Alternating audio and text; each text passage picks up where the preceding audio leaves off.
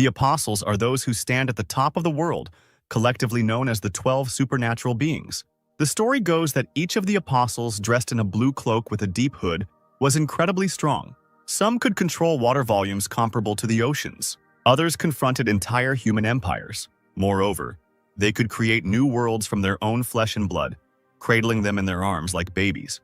Among them is the most powerful apostle named Yulman, who has unlimited power. According to records, his fighting power far surpasses that of other apostles, but its origin is unknown. The highest category of danger is designated as an apostle, but when the apostles themselves disappeared, they gradually began to be forgotten, remembered only in legends. A dark-haired guy dressed in a formal suit and cape sneezed loudly.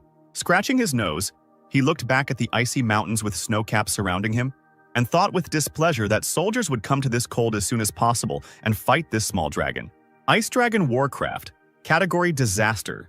The most dangerous category in the existing classification of Warcraft has great destructive power. The brunette watched as the Ice Dragon led the various monsters of the north into the Thunderfield. In order to protect national security, the Empire of Guam immediately deployed its troops to defend. This battle will begin soon. The human warriors talked among themselves. Some asked whether their temporary detachment would be able to win. Others answered that only God knew the answer to this question. Finally, a cry was heard from a warrior at the front, which started the battle. The armored men, waving swords in one hand and holding shields in the other, rushed towards the army of monsters, led by the Ice Dragon with a roar. Huge giants brought down the power of their fists on them. Raising his head and opening his mouth in surprise, the knight watched as birds of prey flew down on him from above with a deafening roar. The human army, like toy figures, flew away from the blows of the enemies. The dragon, with its red eyes flashing, crushed knights left and right with its sharp wings. The guy stood on a high slope and, seeing the squad running away in horror, muttered that these soldiers were not opponents of monsters. Thoughtfully putting his finger to his lips, he thought that the disparity in combat power was too great. Most likely, the humans would soon lose. Suddenly, as if out of nowhere, a red-haired stranger appeared on the battlefield, calling for no panic. The brunette looked around in surprise, hearing a girl's voice in the icy mountains. She continued her speech by saying that if the opponent is stronger, it does not mean that they are losing. Standing on the edge of the ice floe, she released a stream of fire straight from her palm upwards. If she retreated now, everything would definitely end in failure. Lowering her hand, the girl directed the fire straight towards the ice dragon. This fragile-looking stranger's name was Sierra Charlotte. One of the 4 great mages of the Guam Empire, known as the Fire Witch, was appointed to lead this army. The people came to life, joyfully exclaiming that now, thanks to Madame Sierra, they had a chance to win. Pointing her hand towards the monsters, Charlotte loudly gave the order to attack. With their fighting spirit raised, the knights rushed into the attack with renewed vigor. A snowstorm, immediately after the fiery stream, covered the dragon with a huge shaft, and when the snow settled, the predator's eyes narrowed dangerously. The dragon flapped its wings, roared, and rose up. The people turned around in shock, and Sierra, who attacked it with the magic attack Fire Blast, could not believe that it was still moving. The animal released a large ice ball from its mouth, to then, the next second, spew ice and snow onto the human army, burying the warriors alive within themselves, killing them on the spot. The dragon flapped its wings, and the ice figures broke into several pieces right in the air. The Fire Witch, gritting her teeth, watched helplessly as her army perished. Unable to bear it any longer, she took a running start and jumped down, right into the thick of things. Raising her fiery sword above herself, Sierra shouted that she, as a mage of the Guam Empire, would not allow the dragon to win. The monster turned towards the sound, its eyes flashing with rage. The girl's sword landed with a clang on the dragon's icy tail. Their gazes, full of fury, stared at each other. Each one, calling upon magic, attacked the enemy with his weapon. But they were unable to touch each other. Charlotte jumped up, saving herself from the ice attack. The girl landed confidently on the cold ground. She formed a circle of fire around herself, from which flaming arrows separated, ready to fly at the ice monster at any second. He, without wasting any time, released from within another frosty, deadly portion of the blizzard. The witch rushed forward with a furious cry, followed by her faithful arrows.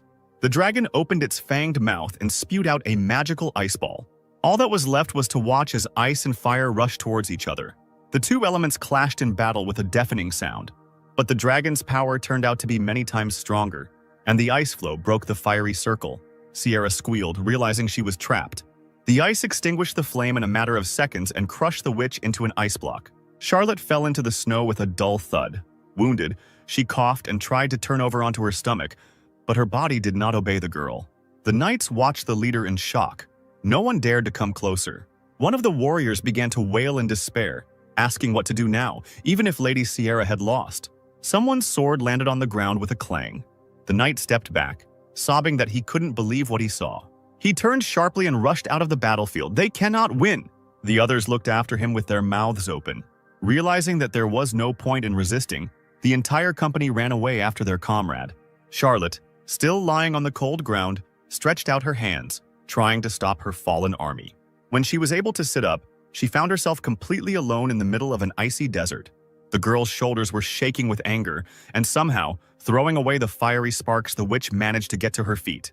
With just her lips, she hissed words of hatred at the cowardly knights. Suddenly, behind her, she heard someone asking her why the witch didn't run away, since there was no chance of winning at all. Charlotte turned around sharply. Who dared to say such a thing? A guy stood in front of her, holding his hands in his trouser pockets and smiling smugly, introducing himself as a man who wanted to earn a few gold coins here. Leaning forward slightly, he repeated the question, still smiling.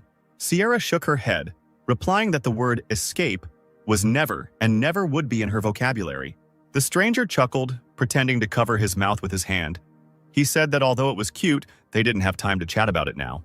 The witch had no intention of stopping the argument and defiantly asked what he was talking about, not seeing what was happening behind her back. Finally, she realized she had been distracted and turned around at the sound of flapping wings. At that very moment, the dragon opened its mouth and attacked its opponents with ice magic. Sierra had no choice but to cover her face with her hands helplessly.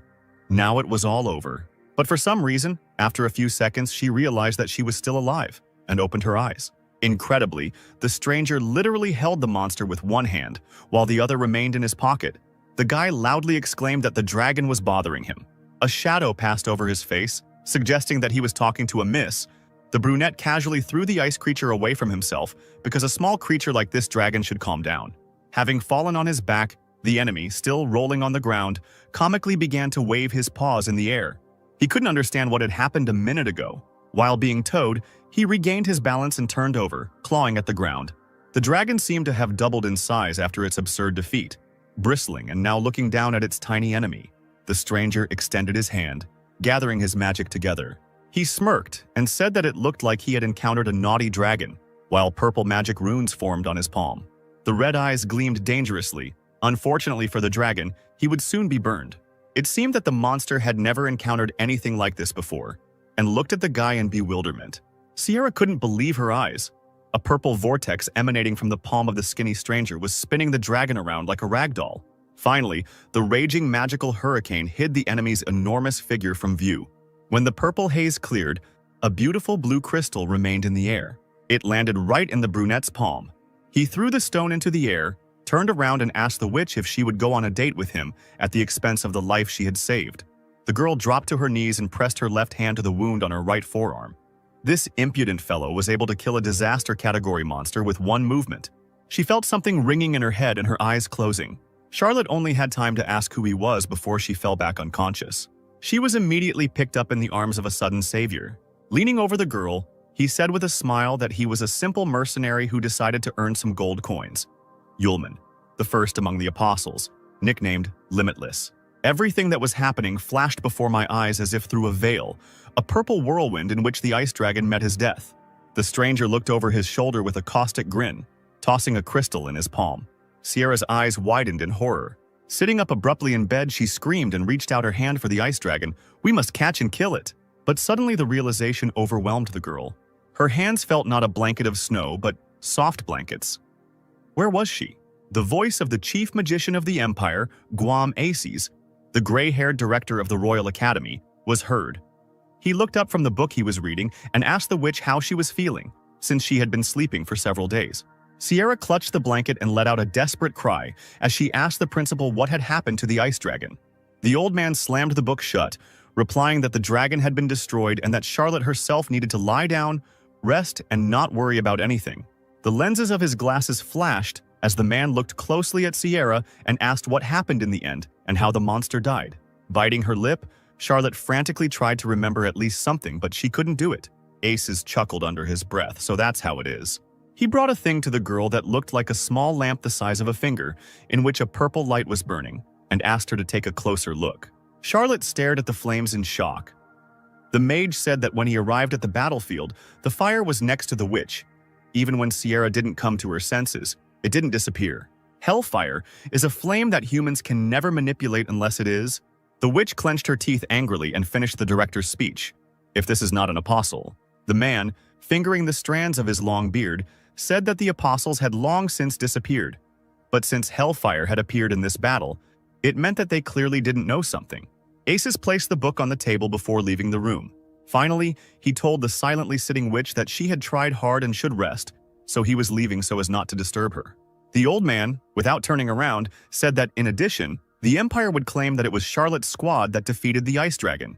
Then he finally turned around and smiled, comforting the dejected Sierra.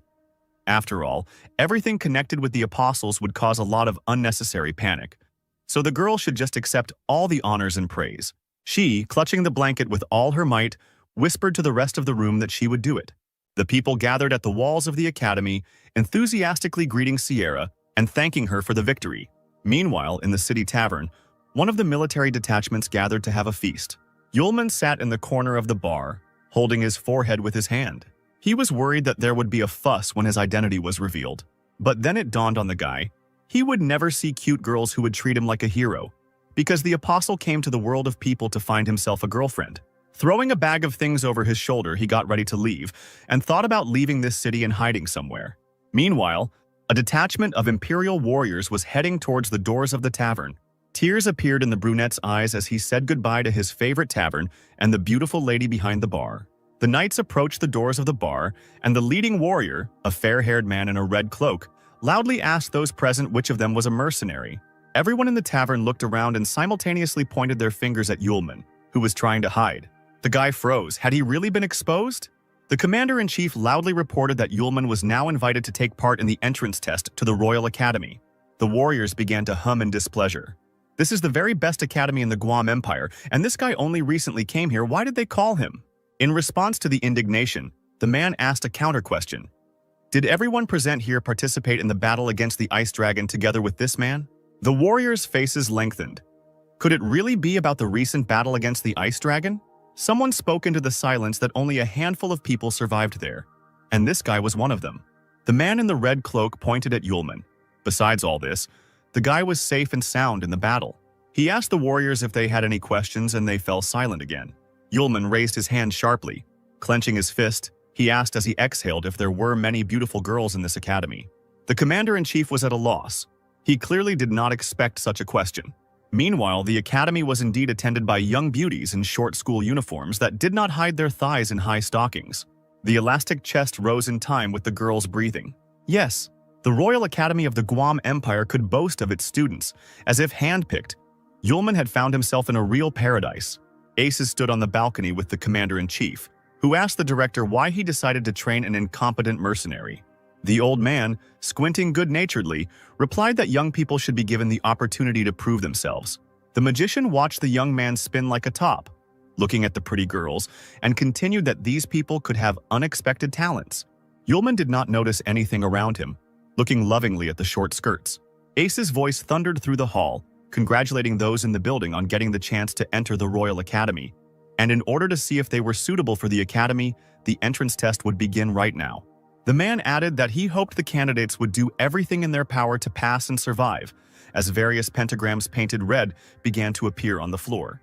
Those present began to talk among themselves with concern. What did he mean? How to survive? Suddenly, huge clawed paws began to appear from the magic circles.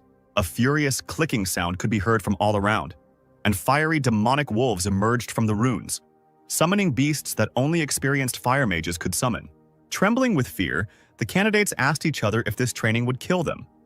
At the end of the hall, Yulman, who had developed a habit of calling all the pretty girls sisters, assured one of them that he would protect her, and that there was no reason to worry.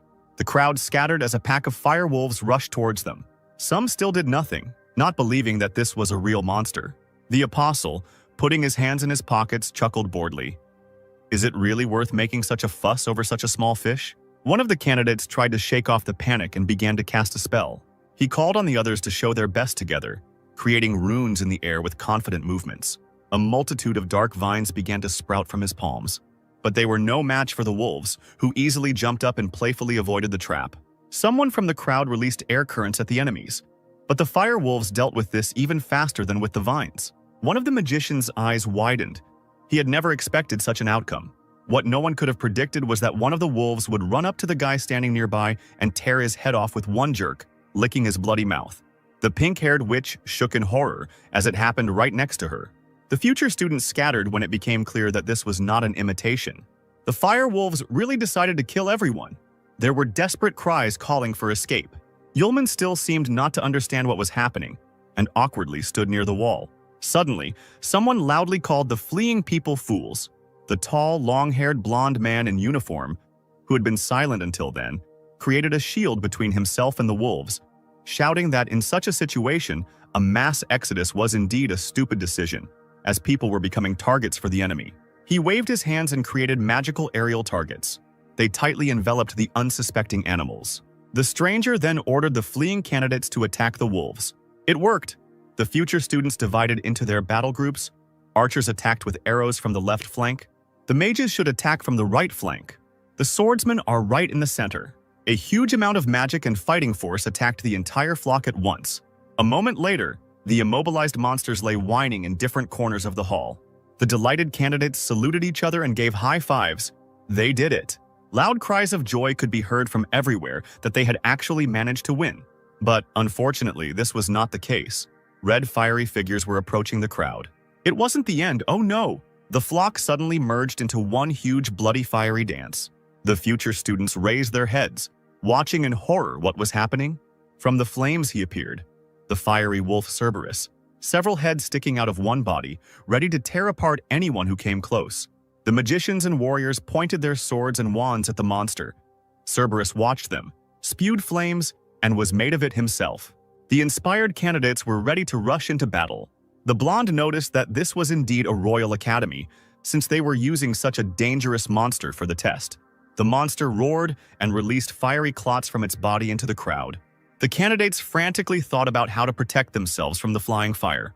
But the force of the attack was so great that it instantly knocked the warriors off their feet. Yulman, who had not moved from the spot since the beginning of the battle, who was watching this, felt one of the clots flying towards him without even taking his hands out of his pockets. He shrugged his shoulders. Such a weak attack, not even worth paying attention to. But the others made such a noise because of this. Suddenly he saw a shadow above him, of someone else's female breast. Yulman raised his head, blushing deeply. The stranger ran straight at him, pushing him away from the burning attack. Still red as a lobster, the boy looked reverently at the stranger lying on him. White hair tied with a bow and huge eyes of the girl, which examined the rescued. She rose to her knees, telling him to be careful because he almost got hit. The girl hung over him and asked if everything was okay. Yulman could only open and close his mouth. Another explosion went off, showering the couple with shards of glass and walls. The girl rose to her feet and walked away from Yulman, but turned around and wished him to be more careful next time. The discouraged boy sat on the steps and watched as the fragile stranger approached Cerberus, saying that the rest should be left to her. The apostle blushed again. She was really worried about him. Thoughts of battle faded into the background for him. Pressing his palms to his face, he realized that some feeling was making his heart beat faster. Meanwhile, the blonde girl swung her arm and created an ice boomerang, and the next moment she threw it at the monster.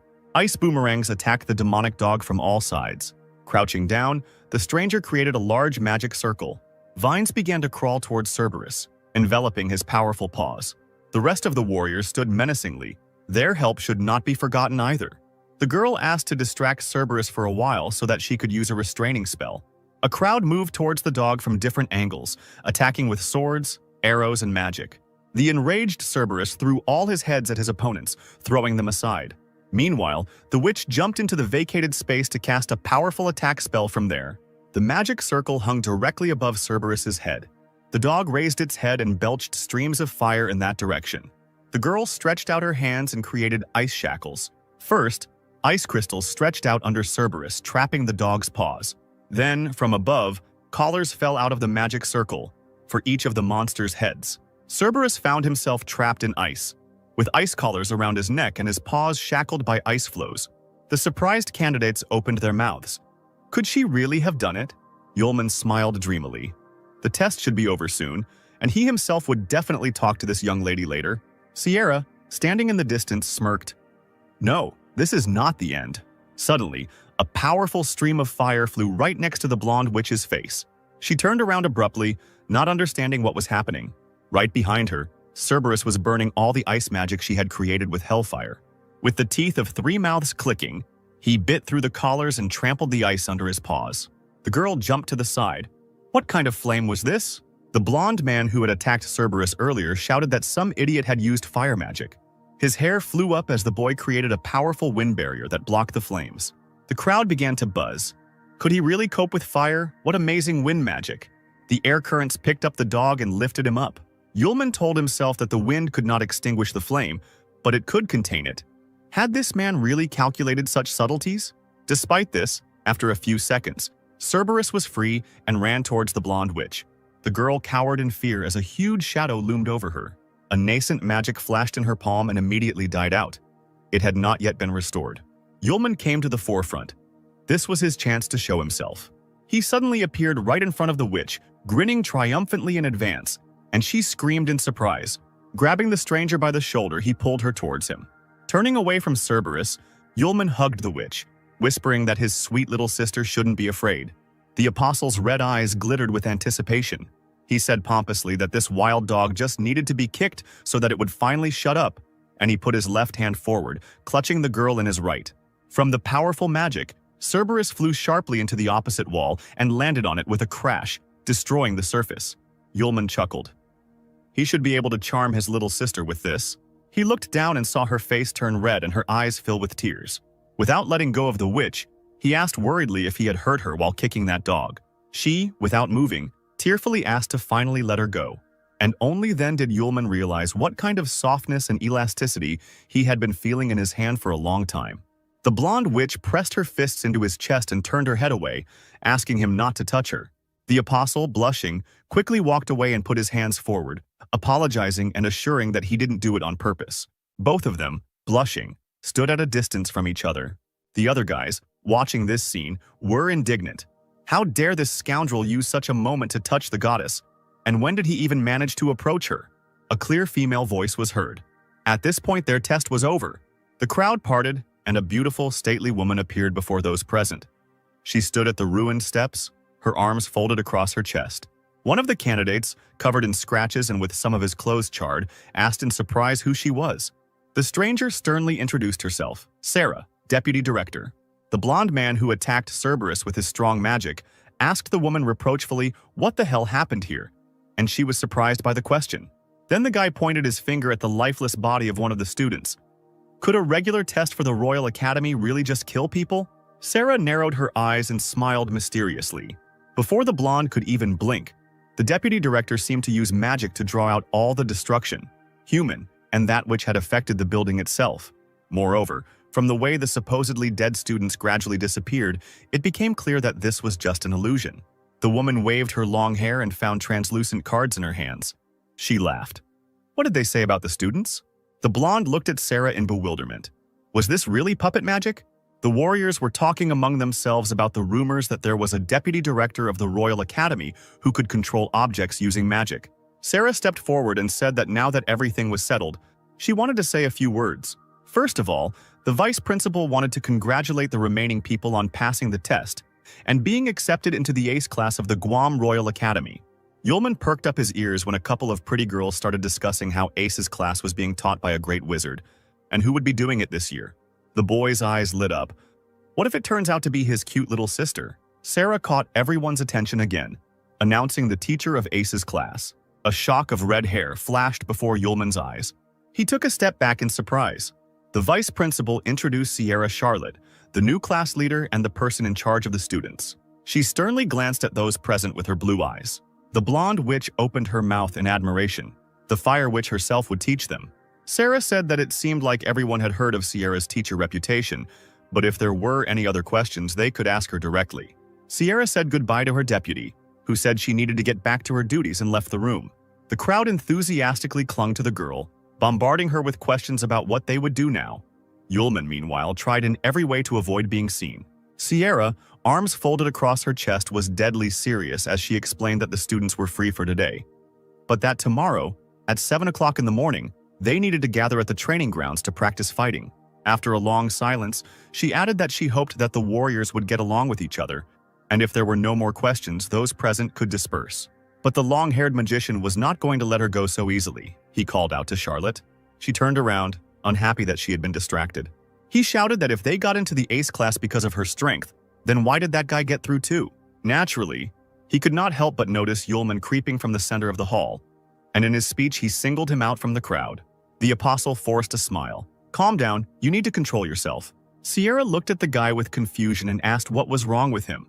Yulman was immediately buried under a pile of accusations.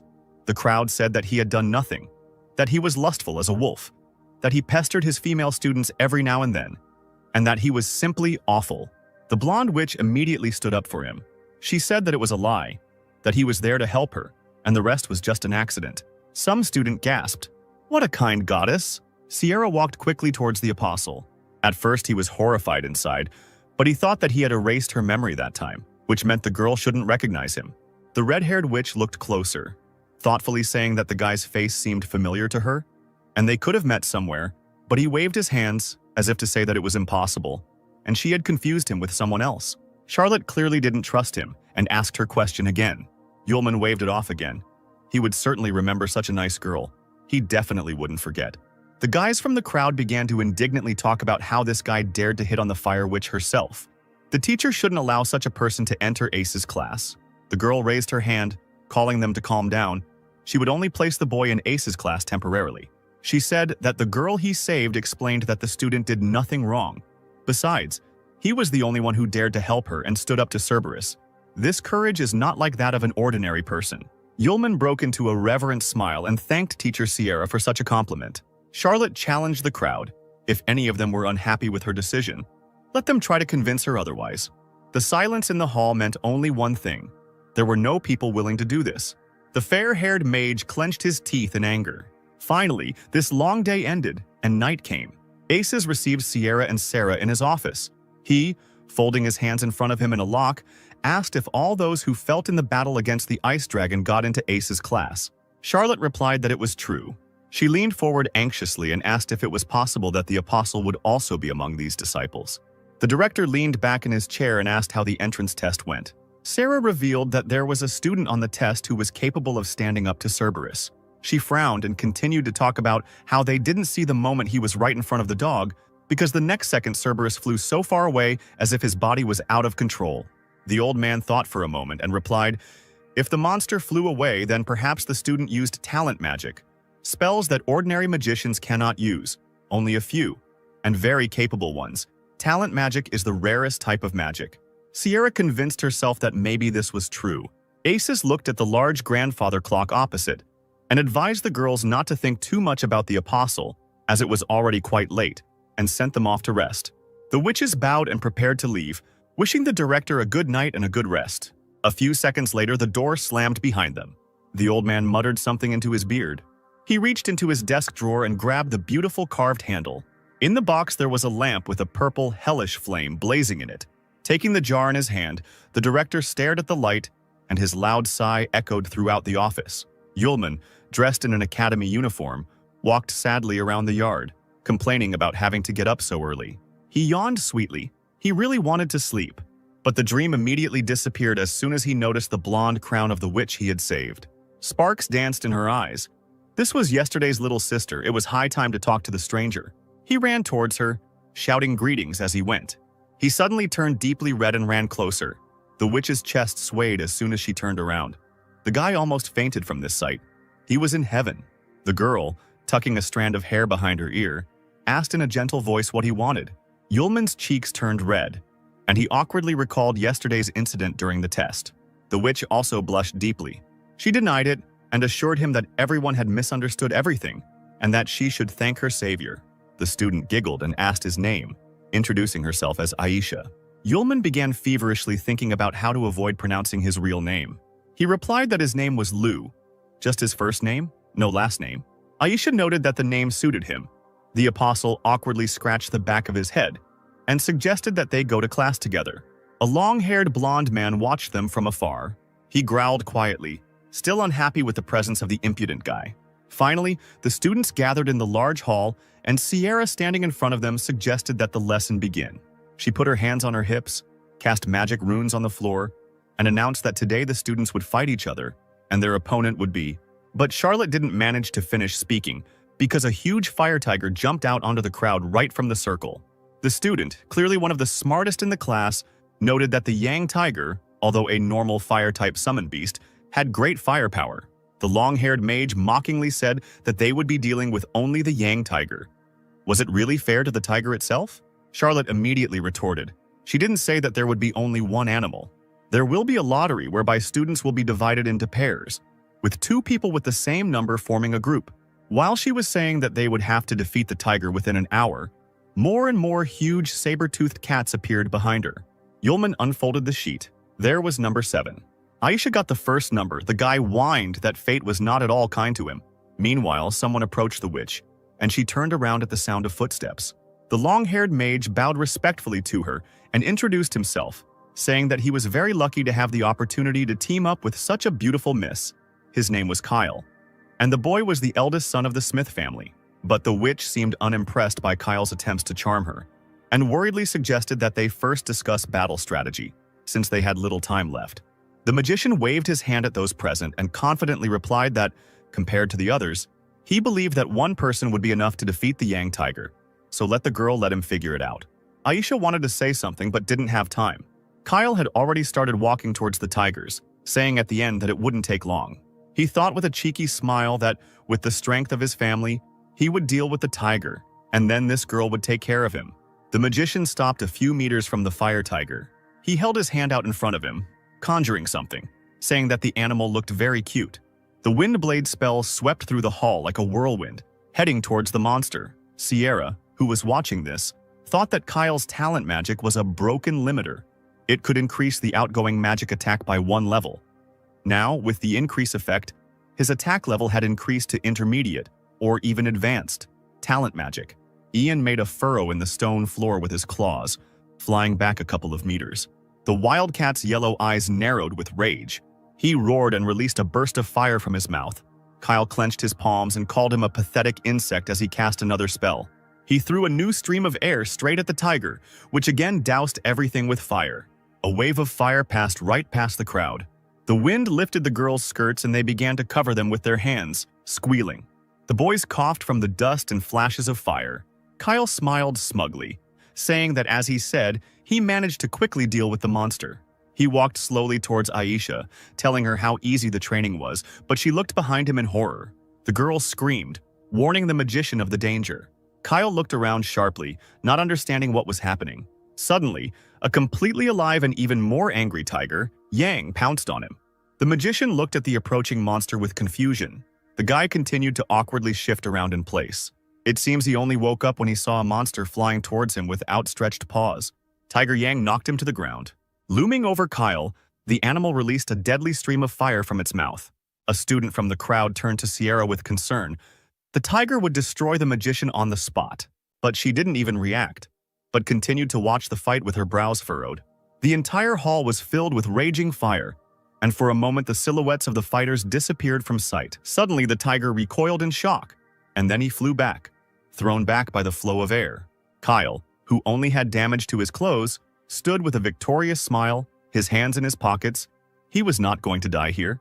The guy approached Aisha, asking her opinion, because their team should be the first to complete this task.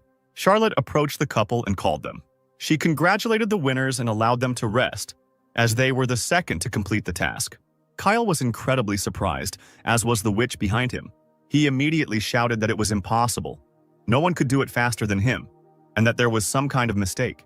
The teacher pointed somewhere to the side, and that's where the team that finished first was located. They had already completed the task and were one step ahead of Aisha and Kyle, the latter of whom kept repeating that it was impossible. When the enthusiastic crowd parted, they saw an incredible picture. The fire tiger, like a house cat, lay on its back, wriggling comically, and Lou and her partner stroked its belly and called it a cutie. This is what happened 15 minutes ago. Still frustrated, Yulman lamented the impossibility of being paired with Aisha. Suddenly, someone came up to him and called out. He turned around, asking who was speaking to him. A warlike-looking student stood in front of him, holding an axe in her hands as if it weighed nothing, and boldly said that they were now in the same group and the guy could call her Arya. But Yulman did not pay attention to her and continued to sigh languidly for Aisha. This made the girl quite angry, and the other students now laughed at the couple. Hissing in annoyance, Arya swung her weapon with all her might and lunged straight at Lu to get his attention. But he seemed not to notice anything around him. Finally, he sighed heavily. Then he stopped the axe flying towards him with 2 fingers. Still looking at the piece of paper, the apostle assured that he had heard everything. Arya's face darkened. This guy, she easily threw the weapon over her back and mockingly said that she heard that Lu was a real pervert, causing him to cry out in indignation. Turning around, the girl threw out one last word that she alone would cope with the Tiger Yang, and that her partner should not cause problems. He watched thoughtfully as Arya, weapon in hand, walked towards the tiger. Could she really handle it alone? The student jumped straight at the animal with a scream. Then she brought the axe down with a crash, but not entirely successfully. Tiger Yang jumped to the side. He roared, opening his fanged mouth. A shadow fell across the girl's face, and her eyebrows drew together at the bridge of her nose. She shifted her weight to her right leg, holding the base of the axe firmly in her hands. Then she suddenly lunged with her foot straight at the tiger's face. But with this, Arya trapped herself. A fiery vine, a tiger's tail, closed around her ankle.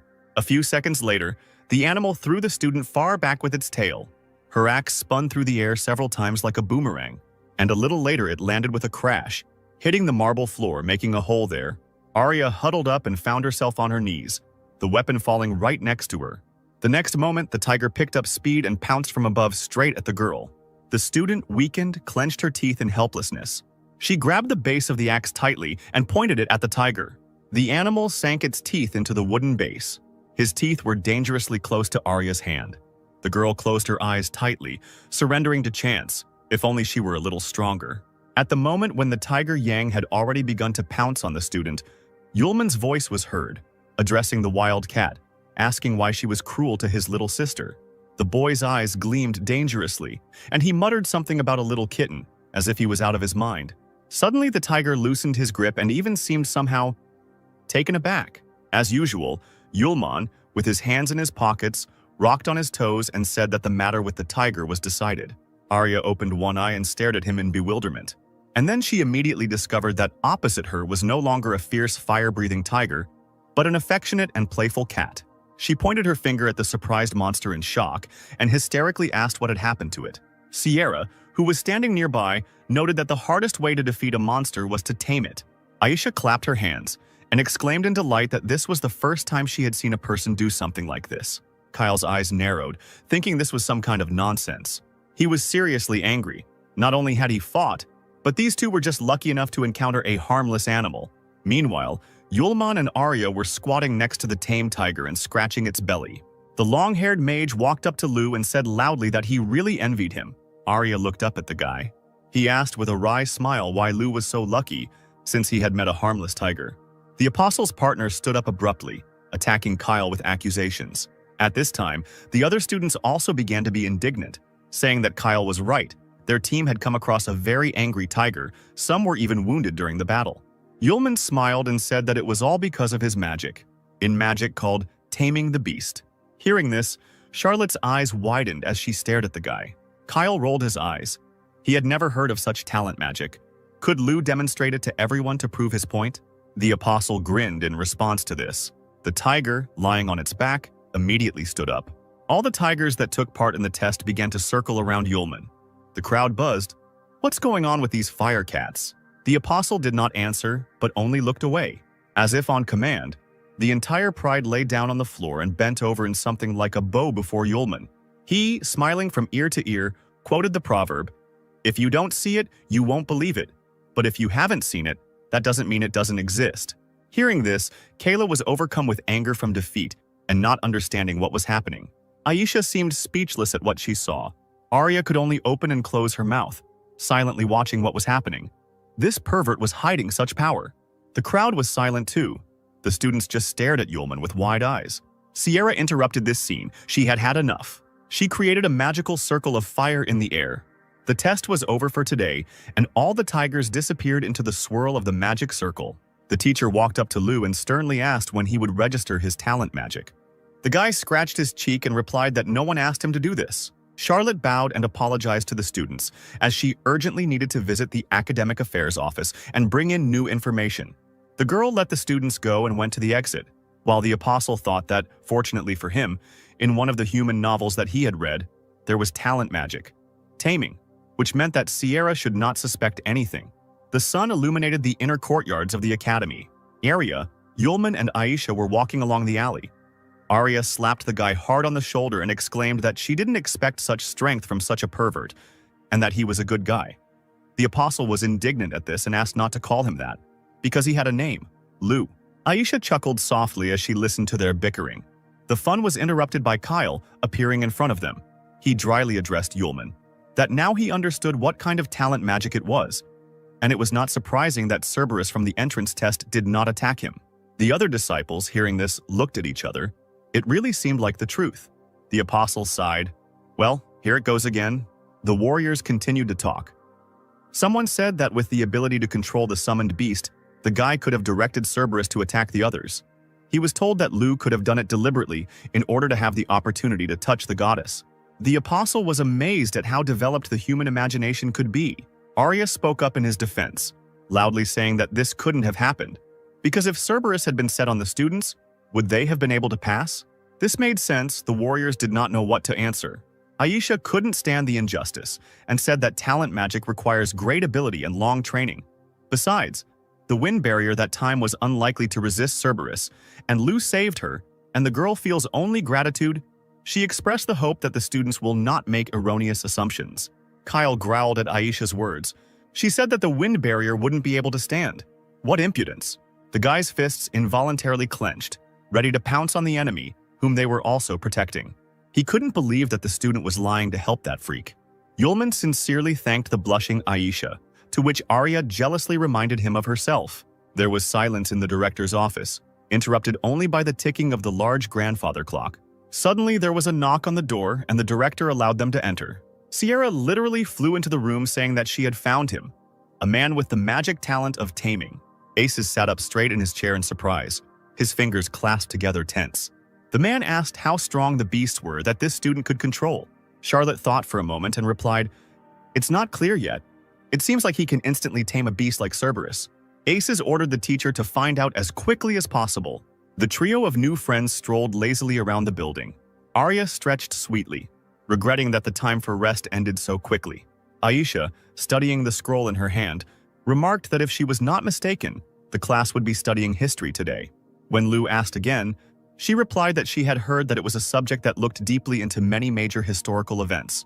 Yulman's eyebrows drew together, and he hoped that they wouldn't talk about the cities he had bombed. Suddenly, Arya saw Sierra and greeted her. Aisha and Yulman exchanged glances. The guy was dejected. He had a bad feeling. Charlotte immediately, without any ceremony, called the student to the court tower. The inside of the court tower was decorated with statues of 4 beautiful maidens on columns, located around the arena with signs inscribed on it. Sierra and Lu found themselves right in the center of the arena. The area was also illuminated by 4 multicolored magic balls on high stands. Yulman smiled awkwardly, wondering why Miss Sierra brought him to this place. The girl replied that she wanted to ask the student a question. Suddenly, a circle of fire formed around the arena, and the teacher herself rose into the air and, warningly, said her name, then said that she would ask her question only once. Would Lu become the Fire Witch's apprentice? The guy was taken aback. It was very sudden. Sierra smiled triumphantly in advance. She was sure that no one would refuse to be a student of the great imperial magician. But her expectations were not met. Yulman crossed his arms in front of himself, apologized, and refused. At first, the Fire Witch did not understand what exactly the guy answered. She smiled and asked to wait a little. But then the realization dawned on her mind. Sierra screamed, pointing her finger at Lu, who stood calmly. She was beside herself and yelled at Yulman, unable to believe that he dared to refuse. The guy rolled his eyes once again. Yes, he is only here to find himself a wife, and he is not going to become someone's apprentice and work hard. Suddenly, his eyes sparkled. Lu thought out loud that there was no rule that prohibited a student and teacher from getting married. But Charlotte did not support this idea. warning the student not to even think about it. The apostle sighed in disappointment. What a pity. He turned around and waved his hand, asking Sierra to forget about it. The witch clenched her teeth in irritation. She asked ironically how Lu planned to find a wife given his status. The girl suggested that he remember how the guy lived before he got to this academy. Yulman lowered his head and indulged in memories of the time when he first came to the world of people. Huge price tags, bigger than the records of the apostles. He walked past the shop windows and was horrified by the prices of ordinary cakes, a large commission that took most of his coins. He vividly imagined Aisha running away from him because he was too poor, and therefore they could not be together. Yulman raised his head to the ceiling and screamed in horror that this would never happen. Sierra smiled contentedly. She had finally managed to appeal to the student's voice of reason. She raised her finger and offered a deal. If Lu became her apprentice, he would gain status and access to her property. She rose up again, and fire began to blaze around her, and fiery flashes also burst from her hands. The witch asked her question again. Is Lu ready to become Sierra Charlotte's apprentice? Without turning around, the apostle's voice was heard, asking Miss Sierra if she really thought she could convince him just by that. He turned around and smiled slyly. And at that very moment, like a child, he ran to the teacher with a squeal. He agreed to become Master Sierra's student. The witch was loudly indignant when she realized that Lu had simply jumped and grabbed her leg. The next moment, they both fell to the floor, Yulman tightly hugging his teacher's hips with both hands. The guy also demanded a reward from the master. At the same moment, various magical symbols and constellations began to appear on the ceiling, shimmering in blue. An immobilized Sierra said that the student might not bow to her, and he should have let go of her already. A completely happy Yulman, without letting go of Sierra, asked what was wrong with the student holding the master's hips. Suddenly, fiery flashes began to burst out all around the perimeter of the circle in which they lay. The apostle looked around in surprise, not understanding what was happening. The flashes grew larger and larger, and now they were jumping around the entire hall like sunbeams. Sierra hissed that Lu was an idiot. Finally, a dome of fire covered them both, and one of the statues on the column said in a muffled voice that the contract was concluded. Yulman felt his forehead heat up as a mark appeared there, looking like a small fire dragon. He slapped his palm. Something strange had happened to his forehead. Sierra, freed from the embrace, was beside herself with rage. She grabbed the apprentice by the scruff of the neck and started shouting that when a contract between a master and an apprentice is made, the contract mark appears at the place where they touch. The boy, embarrassed, quietly noted that Charlotte had not warned him. The witch, realizing that nothing could be changed, sighed and let go of the wayward student. Wearily putting her hand to her face, she said that, in any case, this mark does not appear just like that. Yulman, hearing this, jumped up and down with delight, asking if this meant that Sierra's mark was on her thigh. But the girl ordered him to get lost. A day later in the academic canteen, two students from Sierra's class were talking among themselves, discussing Lu's invitation to the courthouse tower yesterday and how it seemed he hadn't returned from there yet. Ari and Aisha couldn't get enough food, and the girls sadly thought about the fate of their friend. Arya cried out belligerently that in the court tower, the Royal Academy judges and punishes students. Aisha clutched the hem of her dress, nervously protesting that the boy had done nothing wrong. Kyle came up to them and joined the conversation, laughing when he heard what the girls were talking about. He smiled evilly and said that Lu must have lied about his taming talent magic, and it was discovered. And now the lower classes were worried about each other. Raising an eyebrow, he added that he must have been expelled yesterday. After all, scum is scum. Arya jumped up from the table and loudly, screaming, asked him what the hell he was talking about. Aisha tried to calm her classmate down, but she failed. Kyle couldn't stop himself from throwing mud at the student, calling them, like Lu, scum. The blonde witch tried to defend the apostle. She objected to Kyle that he himself saw the magic of Lu's talent with his own eyes, and he would do well to watch his words. At that moment, Yulman's voice was heard. He asked if everyone was talking about him. Kyle narrowed his eyes and looked carefully at the guy who entered. The apostle, as always, was unperturbed and kept his hands in his pockets. He said that he had only been gone one night, and they had already missed them. While he pressed his back against the wall and languidly put his palm to his forehead, the guy had an impressive bag of money hanging on his belt. Aisha jumped up from the table and rushed towards Lu. He clapped his hands. His little sister, as always, remained a cutie. Arya put her hands on her hips and said reproachfully that Lu was still just as lustful. The guy repelled the attack with a smile, calling his partner just as cruel and active. Arya folded her arms across her chest and feigned indifference as she asked Lu to tell her why Teacher Sierra had taken him away yesterday. Kyle, who no one had asked, butted in again, mockingly asking what the student and teacher were doing there. He assumed that Lu had been expelled from the academy. Aisha sobbed. "This is not true." The apostle raised an eyebrow and looked at the offender. Then he raised his head high and said that Master Sierra had made a contract with him. In the dining room, where most of the students were tensely following the conversation, silence reigned. All eyes were on Lu. A contract between a master and a student? The apostle summoned magical streams of fire, and that very mark appeared on his forehead. It would prove to everyone that the guy was not lying. Kyle, pretending not to be impressed, said that even if his classmate had beast-taming magic, he was just lucky that there were beasts on the test, because if it were different, would he have gotten into Ace's class? The guy bared his teeth and challenged Lu to a fight with him, Kyle Smith. Aisha couldn't remain silent when her savior was insulted, so she clenched her fists and replied that even if that was the case, Lu had talent magic, enough to enter the Ace class. The apostle looked admiringly at the girl who defended him so zealously. The long-haired mage abruptly moved his palm, causing a magical flow of air. He, like a knife, rushed towards Aisha and cut off several strands of her hair. Lu and Arya immediately huddled together and ran up to their friend. Kyle shook his hand and sharply told the offended witch not to butt into someone else's conversation unless she was asked to. Arya ran up to Aisha, excitedly asking if she was okay. The girl nodded timidly. The apostle moved closer to Kyle to talk. He agreed to fight the magician. Then a spark flashed in his red eyes as he asked Mr. Kyle in all seriousness to be gentle with him. The wind currents created by Kyle gradually dissipated. He and Lu now stood opposite each other, each gazing at the other. Yulman folded his arms across his chest and asked what the rules and conditions of their duel would be. Smith replied that he would release the maximum of his energy and strike. If Lu held out, it would mean victory, and if he lost, he would immediately leave Ace's class. Arya clenched her fist. How mean this magician is. There isn't a single monster there now. It's not fair at all towards Lu. Aisha, frightened, said nothing, only looked pitifully at Lu. Yulman was not at all scared. He said with a smile that Mr. Kyle looked confident. He laughed mockingly right in his classmate's face.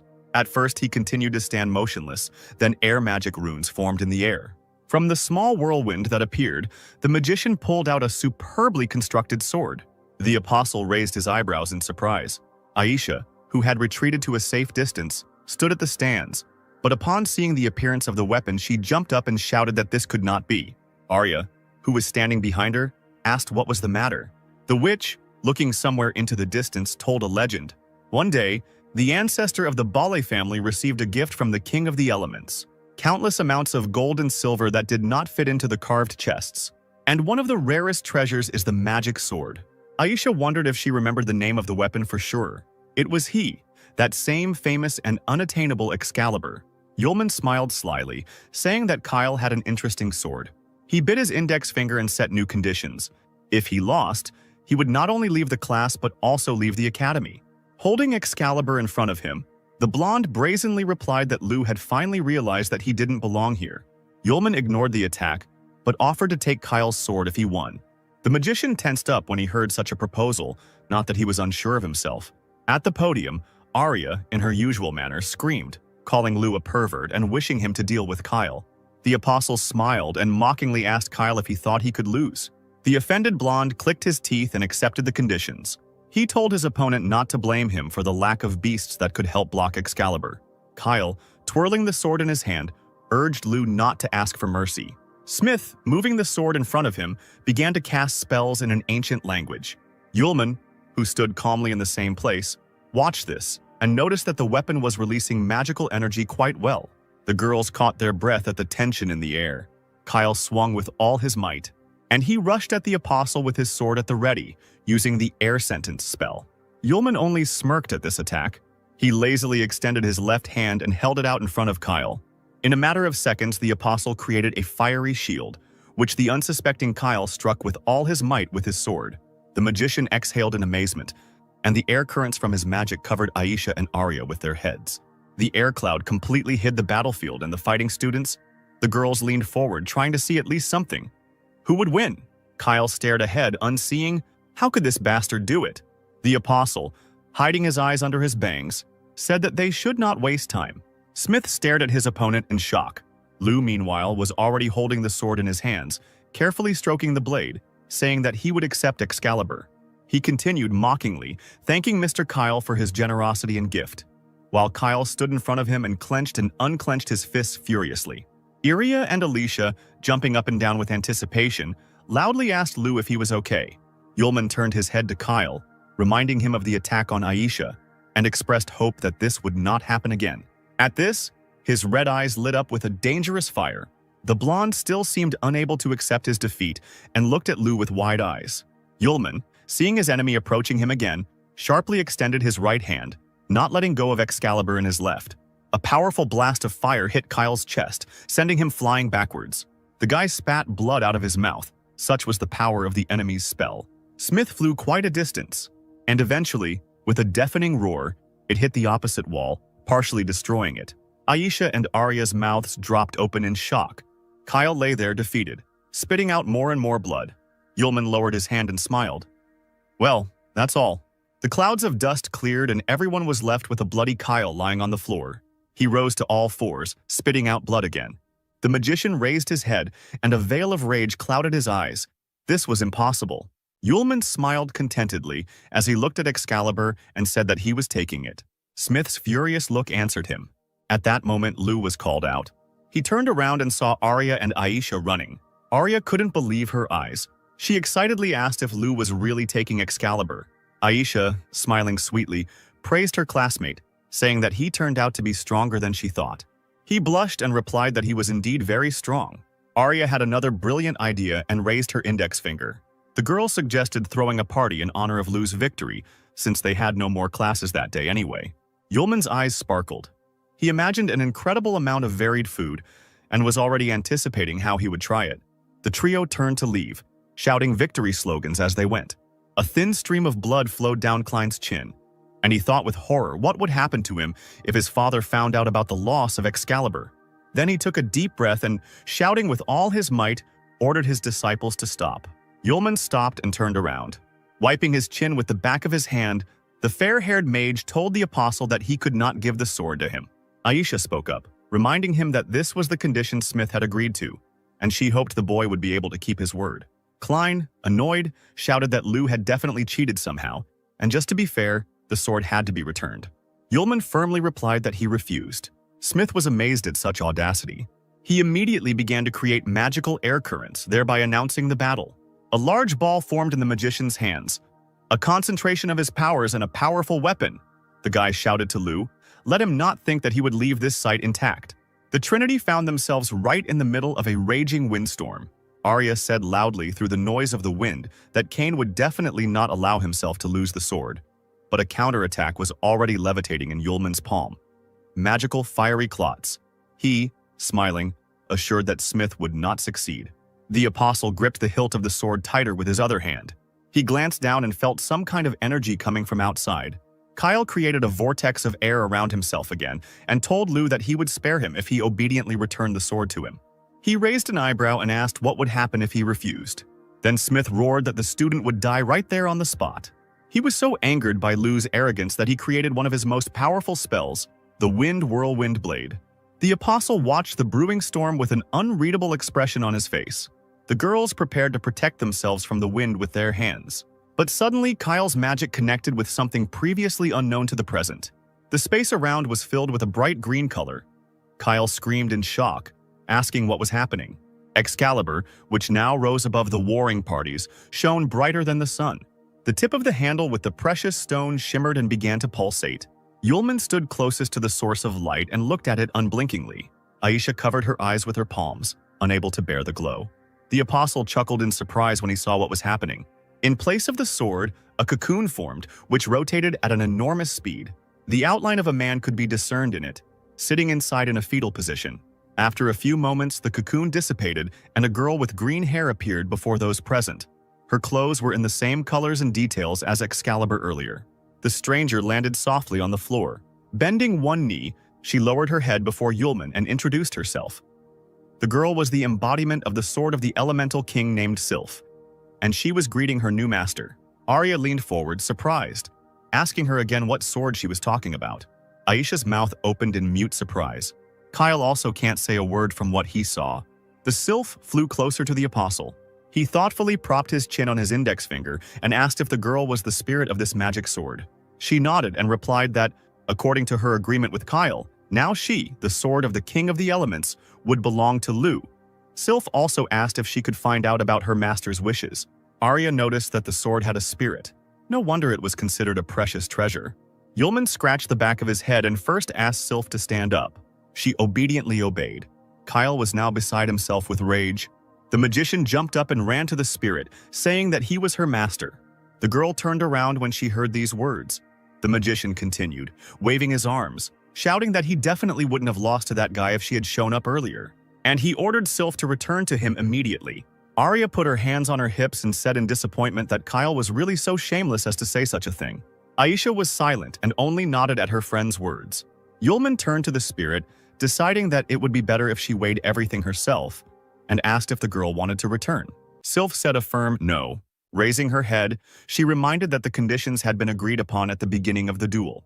Looking straight into Kyle's eyes, the spirit continued that the old owner had bet her and lost.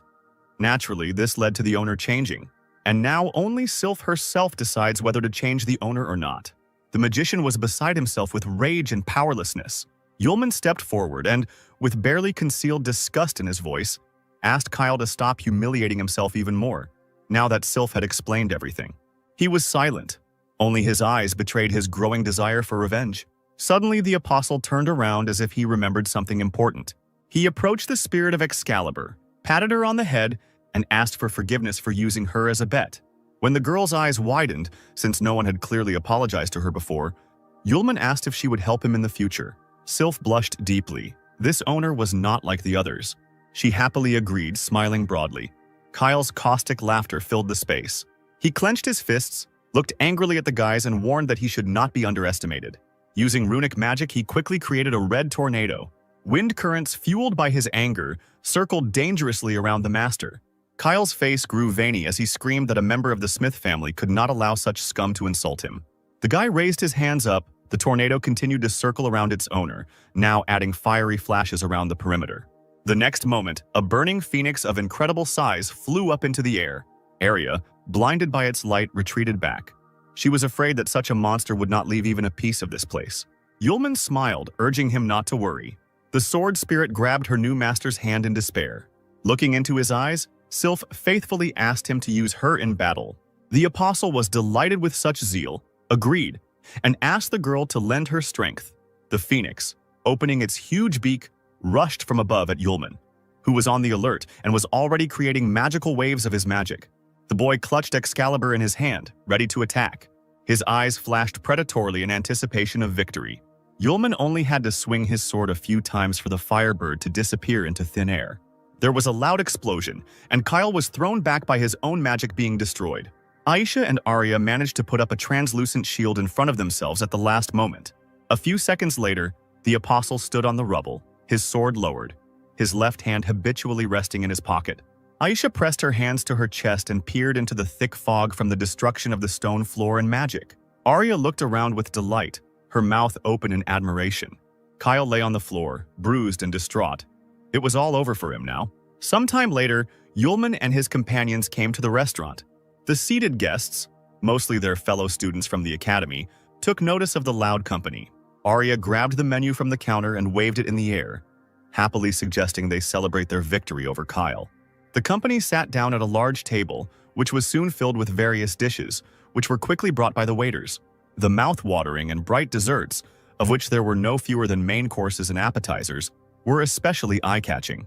Sylph thoughtfully propped her chin on her hand, deciding what to do first. She had never seen such food before. Aisha smiled and told the girl sitting opposite her that the food prepared in this restaurant was very tasty and that it was definitely worth trying. Yulman's hair literally stood on end with delight, and an idea came to mind. Now he would have a chance to win Aisha's heart. Becoming serious, he asked his friend if she knew how to eat so that it tasted better. The interested witch suggested that the dish should be eaten while it was warm. The guy was in awe of his own genius. Directing a playful glance at Aisha, the apostle explained, "The person must be fed with a spoon." The poor girl's face flushed with embarrassment. Arya, distracted from her meal, slowly turned to Yulman and reported that she suddenly felt full. Meanwhile, in her office as the deputy director, Sarah sat at her desk, intensely focused on something. She used magic to make paper figures in the form of people move, and acted out the scene of Kyle and Yulman arguing that she had seen earlier. Taking the small sword from the hands of the figurine, apparently representing Yulman, she thoughtfully concluded that Kyle had ultimately lost his Excalibur to a student named Lou. The little man actively waved his paper head from the table at her. Sarah let out an irritated breath and ordered the figure to report this to Sierra and Director Aces. They would decide together what to do. The deputy was worried. That sword had a spirit, which meant the Smith family wouldn't just let it go. Night fell, and the students returned to their rooms in the dormitory building. Yulman sprawled on the bed with a dreamy look, thoughts lazily replacing one another. At first, the apostle thought about the amazing ability of people to create delicious dishes from simple ingredients. Then her cheeks flushed as the image of Aisha appeared in her head. Today, she was so sweet and gentle. And what would happen if the apostle took her as his wife and they lived in his castle? The fantasy of the strongest apostle, Yulman, drew him Aisha in a cute apron. And with a plate of pie in her hands, the girl innocently asked whether Yulman would eat the food she had prepared, or would he eat his wife first. The level of passion in his blood was off the charts. The guy began to rock on the bed, blinded by such a bright game of the mind. The green crown of the sword spirit appeared at the bedside at such an inopportune moment, emotionlessly stating that its owner seemed to be very happy. Yulman squealed like a girl and crawled under the blanket in surprise. How could Sylph have scared him so much and appeared so suddenly? The girl looked down guiltily and apologized. She suddenly felt strong fluctuations in the emotional state of the owner, and therefore appeared without permission. The apostle felt sorry for the spirit. Looking at the girl's upset face, he said that everything was fine. Then Sylph ruffled his hair and asked him to warn him about his appearance next time, especially in human form. She asked seriously why the owner was happy. The boy looked dreamily out the window. He was happy because spring had come to him, and everything inside him was bubbling. The girl raised her index finger up. This is very similar to the desire for physiological needs that she has heard about. Yulman turned away, drooped, and replied that it was almost the same thing. Suddenly, he felt a spirit tugging at his shirt. The apostle turned around in surprise, staring at Sylph. She looked up shyly and stammered that she wasn't too sure, but maybe she could help the owner with his condition. The question finally brought Yulman to his senses. He blushed and exclaimed that this was not very good, and the spirit again, without unnecessary emotion, reminded him of her purpose, to help her master. Coughing into his fist, the apostle assumed a doomed look, but still allowed himself to help if the girl sincerely wanted it herself. A pair of scissors appeared in the spirit's hand. The guy chuckled in confusion, staring at the object. Sylph, looking bored, snapped her scissors in the air and announced that it would hurt, but she would try to be gentle. Only now did Yulman realize how recklessly he had behaved, and he began to apologize profusely to the girl. At this time, Sierra Charlotte was sitting on her bed in her bedroom with a stack of papers in her hands. She muttered thoughtfully to herself about the discrepancy between the surname of one of the students and the general. Suddenly, the girl's eyes fell on Yulman's personal file. She stared at the student's photo for a long time, wondering how he had beaten Kyle Smith today. The witch decided to ask Lou personally at the meeting tomorrow and put the documents aside. The last one on top was Aisha's case. The next day, Sierra called the student into the office. The sun was shining brightly through the floor-to-ceiling window, its rays playfully jumping across the flasks and test tubes placed around the office.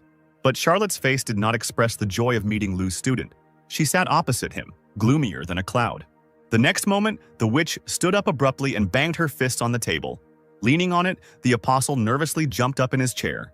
Leaning low towards Yulman, she screamed right in his face, asking why the student had run to the cafeteria to brag about their contract, and later even started a fight with Kyle.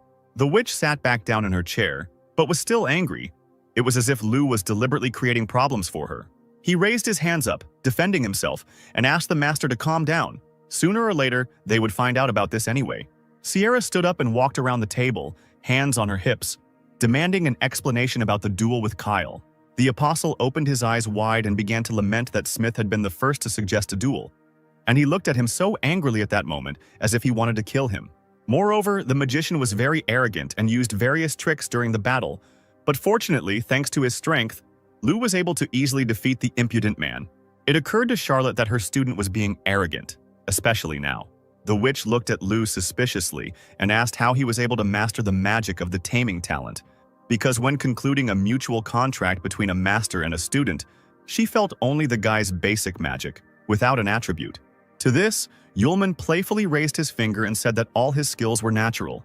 It was painful to look at Sierra. She thought dejectedly about how useless her student was.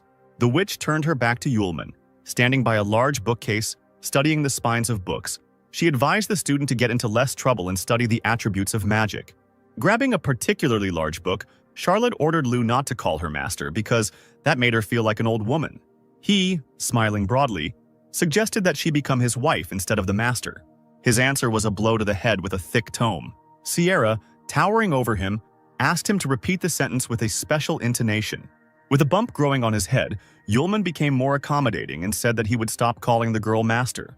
A little later, Sierra met the director of the academy on a picturesque street. They stood under the treetops and talked. The witch thanked Aces for resolving the issue with Excalibur. She said with concern that the Smith family had been unable to find him. The old man said that Kyle's skills weren't that good, and that losing Excalibur was well-deserved. Plus, his family shouldn't think that because they were stronger, they could do anything. He looked at Charlotte seriously and informed her that the Smiths knew about Lou's student status, and that Sierra was supposed to take the boy with her to a magical gathering next week. The witch replied that she would try to improve his skills before that time. Aces stroked his long beard and smiled. The older Sierra gets, the more polite she becomes. He suddenly remembered how she came to him when she was still very little. Having said with affection that now his ward was already grown up and independent, the old man coughed harshly into his fist. The girl immediately ran up to the director, frightened, asking what was wrong with him, but he replied that there was nothing special. It was just the years taking their toll. The witch looked at Aces with disappointment, holding him by the elbow. The old man patted the girl's hand reassuringly and advised her not to worry, but rather to concentrate on the magical congress. After all, it is possible that it is there that the chance to awaken her magic talent will appear.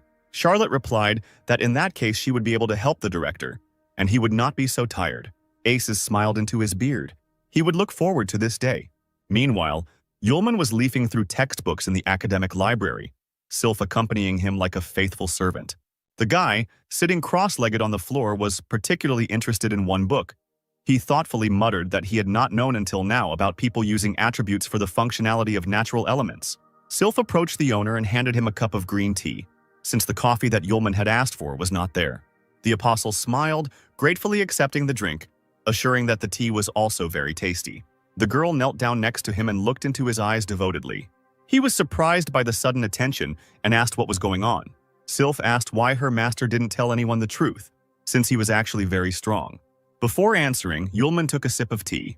He lowered his head and explained with sadness in his voice. When power goes beyond people's understanding, they begin to fear and try to please in every possible way. The apostle remembered the days when he had defeated entire armies of monsters single-handedly, and at that time everyone had stayed away from him. Grateful people fell to their knees, right on the ground soaked in enemy blood, and greeted the first apostle Yulman. One day he noticed a beautiful girl who was bowing at his feet.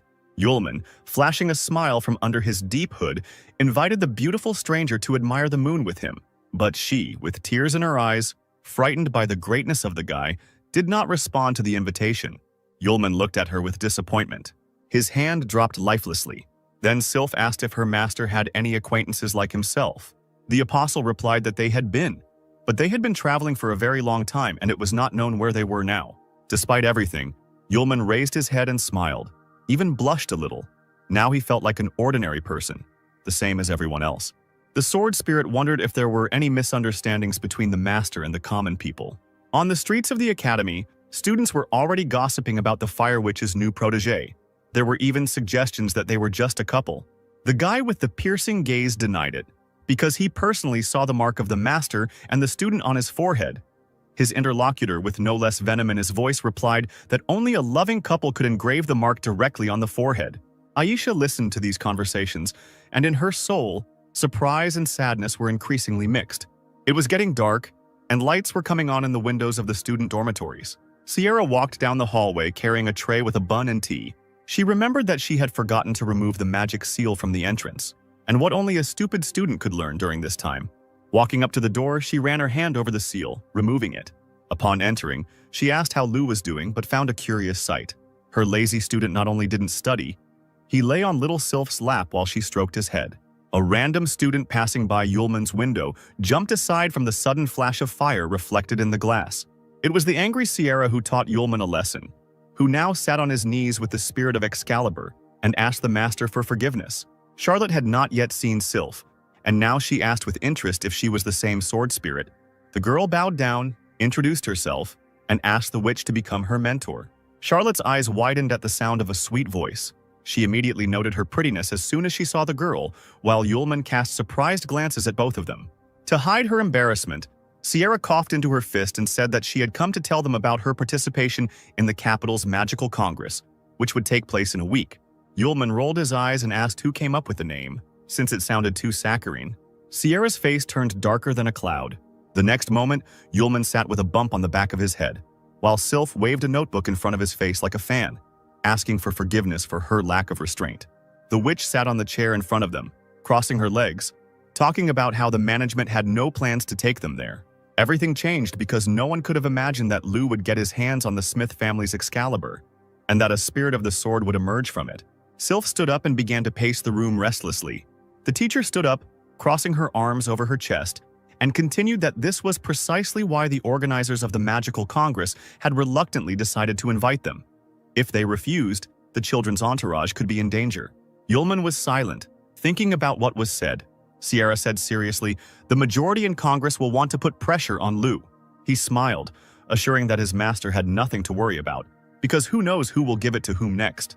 The sound of daggers and various types of weapons that the students wielded could be heard from everywhere. During the training fight, Aisha reliably parried her opponent's blows. She jumped to the side from another attack and grouped herself correctly so as not to fall. The vice principal, who was watching the students, announced the end of the sparring and allowed them to rest a little. The witch stepped aside, wiping her face with a handkerchief. Behind him, conversations began again. Many had not seen Kyle for a long time. A group of guys discussed how it was because of his conflict with Lu, and now Kyle was facing off against the Fire Witch herself. They had no idea that Lu was picking on powerful people. Aisha immediately became sad when she heard gossip about her friend. At that moment, a male figure appeared at the entrance to the training hall. The girl looked in that direction with hope. It was Yulman, who heard all the talk about himself. He looked up at the gossips and said that during his absence from training there had been too many annoying flies here. Groups of students suddenly began to scurry about, as if remembering that the deputy director was calling them and they needed to leave immediately. Sarah was surprised by the sudden appearance of students near her. Aisha ran up to her friend and asked why he came here. He pulled a rose out of his inside jacket pocket and handed it to the girl, saying that he had come to visit his charming and beautiful Aisha. She blushed and lowered her eyes and replied that Sylph and teacher Sierra were the ones who were beautiful and charming. Yulman was very surprised by these words. The witch, having accepted the flower from the boy, sadly explained, she heard the students talking about Lu's trip to the capital's magical congress. The apostle smoothed his hair, nodding meaningfully. Theatrically running his hand over the back of his head, he asked Aisha not to be bored in his absence. Arya, who had come up to him with an axe in her hands, ruined the moment. They hadn't seen each other for only a few days, but no matter how much you feed the wolf, he still looks at the forest. Yulman, putting his hands in his pockets, cheerfully asked his friend if she had already received a scolding during sparring today, to which the girl almost attacked him with her fists. The upset Aisha was still quite amused by her classmates' squabble. On the tower of the academy, the flag of the educational institution fluttered in the brisk wind. Yulman and Sylph stood in the square near a large carriage drawn by several white horses. An angry Sierra looked out of the carriage window and called out to the boys, ordering them not to delay their departure. The apostle turned around and replied that this morning he wanted to have time to say goodbye to his dear Aisha. Sylph added that she checked, and it seemed the girl was not in the room. The boy wanted to say something to the teacher, but she interrupted him.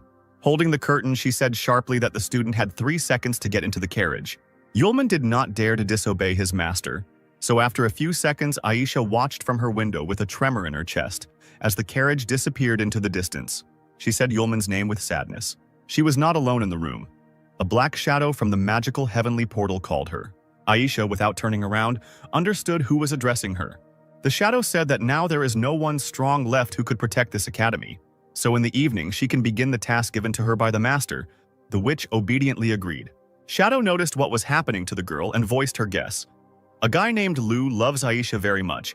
This can greatly anger the master.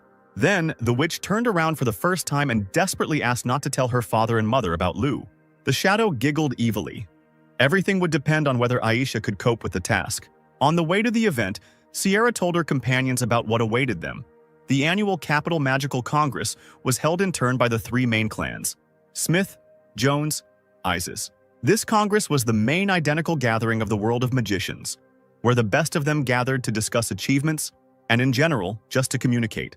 Propping his cheek on his fist, Yulman announced his discovery. It turns out that the Smith family is one of the three main clans, but Charlotte cut him off, warning him not to underestimate them because the Smiths are the descendants of the Empire's founding heroes, second only in status to the Imperial family. Sylph did not participate in the conversation, her head down. She was thinking about something of her own. The witch continued. The Isis clan controls most of the Empire's military forces and has outstanding magical skills. The guy thoughtfully threw his hands behind his head and leaned back on the soft seat, asking what the Jones clan was famous for. His mentor, with the same severity in her voice, replied that this clan had colonized most of the Empire's trade routes and the pharmaceutical industry, and also owned enormous wealth. The apostle chuckled. It felt like the royal family of this empire had no control over anything at all. Sierra urged him to be careful because this time the magical congress was being organized by the Jones clan. Yulman chuckled. What was he afraid of? It was just participation in a banquet. He abruptly changed the topic to something more pleasant, turning to the spirit of the sword. There would be a lot of delicious dishes at the banquet. They would definitely need to eat their fill. Sylph nodded in agreement in response. The witch sighed in disappointment. No changes. Still, she thought, there was one problem with the Jones clan that would be difficult to solve. A few days later, they successfully reached the capital of the Guam Empire. The Congress was held in a mansion in front of which a large fountain was installed. The butler approached the carriage door and bowed, announcing that they had arrived at the Jones clan estate. Sierra was the first to get out of the carriage. She was immediately met by the clan's maid, bowing and greeting. The butler thanked the witch for coming, saying that the owner had been waiting for her at the meeting place for a long time.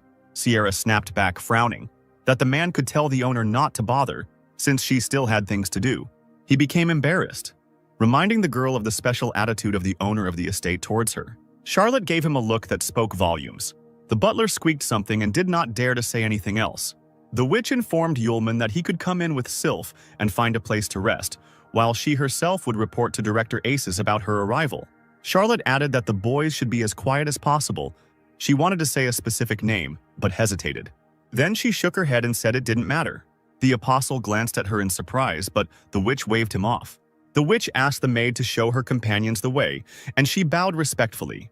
The girl pointed towards the estate and invited the guests to follow her. The student stood thoughtfully as Charlotte walked away. He turned around and looked at the girl's figure, realizing that she was not telling him something. The maid led the guests to the large gates of the estate, inviting them to enter. Inside, everything sparkled and shone. The expensive furnishings screamed about the wealth of the owners. Large tables with snow-white tablecloths were laden with food. Guests in incredibly presentable outfits walked around importantly. Yulman and Sylph looked around, looking for something more delicious to choose from. They were not at all interested in the exquisite furnishings of the hall. A passing lady covered herself with a fan in disgust, complaining that two important magicians from the Smith and Isis families had not arrived, but the city people had managed to get through and were now eating and drinking at someone else's expense. Meanwhile, the couple had already filled their plates with real langousts from the deepest depths, fillet steaks, and were enthusiastically commenting on their catch, loudly chomping. Suddenly, the sound of clattering dishes was heard. Someone pushed the maid right onto the table with desserts, loudly calling her a worthless piece of work. It was the owner of the estate who was taking out his anger on the servants because they had not brought him Sierra as he had ordered. The poor girl's eyes filled with tears. A wound formed on her cheek from the fall. She could not say a word in her defense. The butler gloated and announced to the owner that he had repeated the order to Luina to deliver the girl several times, but she had dared to disobey. The apostle, calmly eating from his plate, commented on what he saw, addressing the spirit of the sword. These manipulations are called playing dice. The man turned around abruptly, hearing unfamiliar voices, and frowned, realizing that he was seeing these guests for the first time. His gaze immediately counted the strangers. Full plates of food, sloppy clothes. This meant only one thing. Commoners had snuck into the estate to eat for free. The man, with feigned politeness like a cat, slowly approached the strangers, calling them dear guests. He introduced himself, indicating that he represented the Jones family, the hosts of today's event, and asked to see the special invitations that would admit guests. The apostle answered directly that they had no invitations. The crowd that had gathered around began to buzz with discontent. Were the guards really eating their bread in vain? It was from young people like these, who didn't know etiquette, that the empire ceased to be what it used to be. The man dropped his feigned friendliness and immediately shouted for the guys to leave the banquet immediately. Sylph, without letting go of the plate, looked at him angrily. It seemed that she was just waiting for the owner's command to teach the impudent fellow a lesson. Yulman gently pushed her away and apologized for the misunderstanding, saying that they came here with Master Charlotte, so they did not have invitations with them. But the clan representative became even more angry, lamenting that this was nonsense, and his Sierra, so beautiful and outstanding, could not take such as they as students. At this attack, the apostle was surprised that the man called the teacher his own. Those present came to life again. A lady from the crowd whispered to her neighbor that the owner Anthony was still pursuing the fire witch. Only it was a pity that she did not reciprocate his feelings at all. A man standing nearby replied that he had heard about Sierra's new student. The owner almost burst with rage after this news. The lady standing next to the maid broke into a sly smile. This brunette does not know who he is talking to by saying that he is her student. He signed his own death warrant. Yulman waved his fork, saying that if Anthony didn't believe him, he should ask the butler who had just met them with Master Sierra. The man immediately brushed off his words, replying that the guy was joking, since Mrs. Sierra was met by the maid Lowena. This caused the owner to have another fit of rage. Clenching his fists, he began to mock Yulman, saying that he was not fit to be Charlotte's student. The witch's commanding voice was heard throughout the hall. She appeared in the doorway and loudly objected to what had been said. The crowd parted and fell silent, letting the guests through and watching her greedily. Sierra folded her arms across her chest, not at all embarrassed by this reception, and confirmed that the boy had become her student. Anthony laughed awkwardly, saying that he had made a mistake in his judgment and that he felt embarrassed. He approached the witch and bowed, saying that he wanted to make amends by showing her the achievements of magic this year. She shook her head and refused. Then Charlotte grabbed the elbow of Yulman, who was standing next to her. The boy shuddered, looking at the teacher with confusion. The red-haired witch smiled and, without letting go of the apostle's hand, blurted out that she and her fiancé would see everything themselves, causing shock in Yulman. Not only the student was amazed, everyone around him began to look at each other in bewilderment. Anthony stuttered and asked the girl what she was talking about. Sierra, still smiling, confirmed that the guy was not only her student, but also her fiancé, tugging Yulman's hand to make him play along. He turned his head towards her and quickly asked in a whisper what was going on. Charlotte answered him just as quietly that the Jones clan had used their influence to marry her off several times, and now that the opportunity had presented itself, the girl would force them to abandon the idea. Yulman didn't need to be told twice. He, like Charlotte, smiled radiantly and agreed with the idea of looking together at the achievements of magic. Anthony, looking gloomy as a storm cloud, blurted out that it was very short-sighted of the witch to get involved with the poor and refuse his advances. The butler tried to bring his master to his senses, reminding him that today was the day of the Congress, and all the eyes of high society were on them. He then looked at the couple with a sardonic expression, saying that he had heard that Miss Sierra had no magical accomplishments to show for this convention. Anthony grinned, pleased to hear this. He tried to defuse the situation by inviting everyone present to try his latest development, a magical medicine. Loud claps from the crowd could be heard from all around. The maids entered the hall in an orderly row, carrying plates in their hands on which stood small glasses with the potion. A bright blue drink splashed in a small container with every step the servant took. Yulman cast an attentive glance in that direction. The guests, having tried their portions, began to whisper in admiration, evaluating the potion. It tasted slightly bitter, but even the smallest sip completely replenishes spiritual strength. Anthony smiled and thanked him for the approval, because this was the result of the Jones family's developments over the course of the year. A concentrated spirit replenishment potion. Then he turned over his shoulder at the uninvited guests, and as if by chance said that some people show up at the Congress, eat and drink, without having any magical achievements. That is the real shame. The man winked at Sierra, asking if she agreed with him. Yulman grinned. An idea came to him. The guy demonstratively knocked over the cup of potion. It spilled onto the expensive parquet floor in front of the stunned crowd. The owner gasped for air, outraged by such an act. At this, the apostle chuckled and apologized. His hand just shook. Charlotte couldn't help but burst into laughter. Anthony, his eyes wide, pounced on Yulman with accusations. He poured out a potion brewed in ideal proportions, and how many rare ingredients were used? The guy, rolling the cup in his hands, calmly listed all the ingredients: shining stone powder, basilisk scales, angelica, and the purest water from under the polar ice. The shocked man stared at Yulman, speechless from what he heard. Yulman didn't stop. He continued mockingly that he could make a box of this stuff in a day, and Anthony also called this potion the latest development with ideal proportions. As if wound up, Anthony shouted that he had worked hard for a whole month to create this potion, had achieved the perfect balance, and the scoundrel dared to say with his dirty mouth that it was swill, then let him make a box of the potion today, as he had promised. Sierra immediately approached the student, calling him stupid and scolding him for his big mouth, but he calmed her down. He whispered that he needed the girl's help in some matters. She listened and agreed. Charlotte then asked how he knew the ingredients and how to make the potion, to which the apostle hesitated for a moment.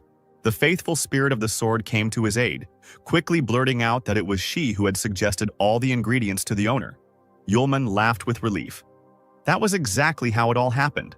The Fire Witch thought for a moment, since the girl was part of Excalibur, it was no wonder that she could sniff out the ingredients of a potion by its scent. While behind Sierra's back, Yulman and Sylph high-fived each other for their teamwork. One of the long tables was cleared especially for the apostle, and ingredients, a knife, a board, and cooking utensils were left there.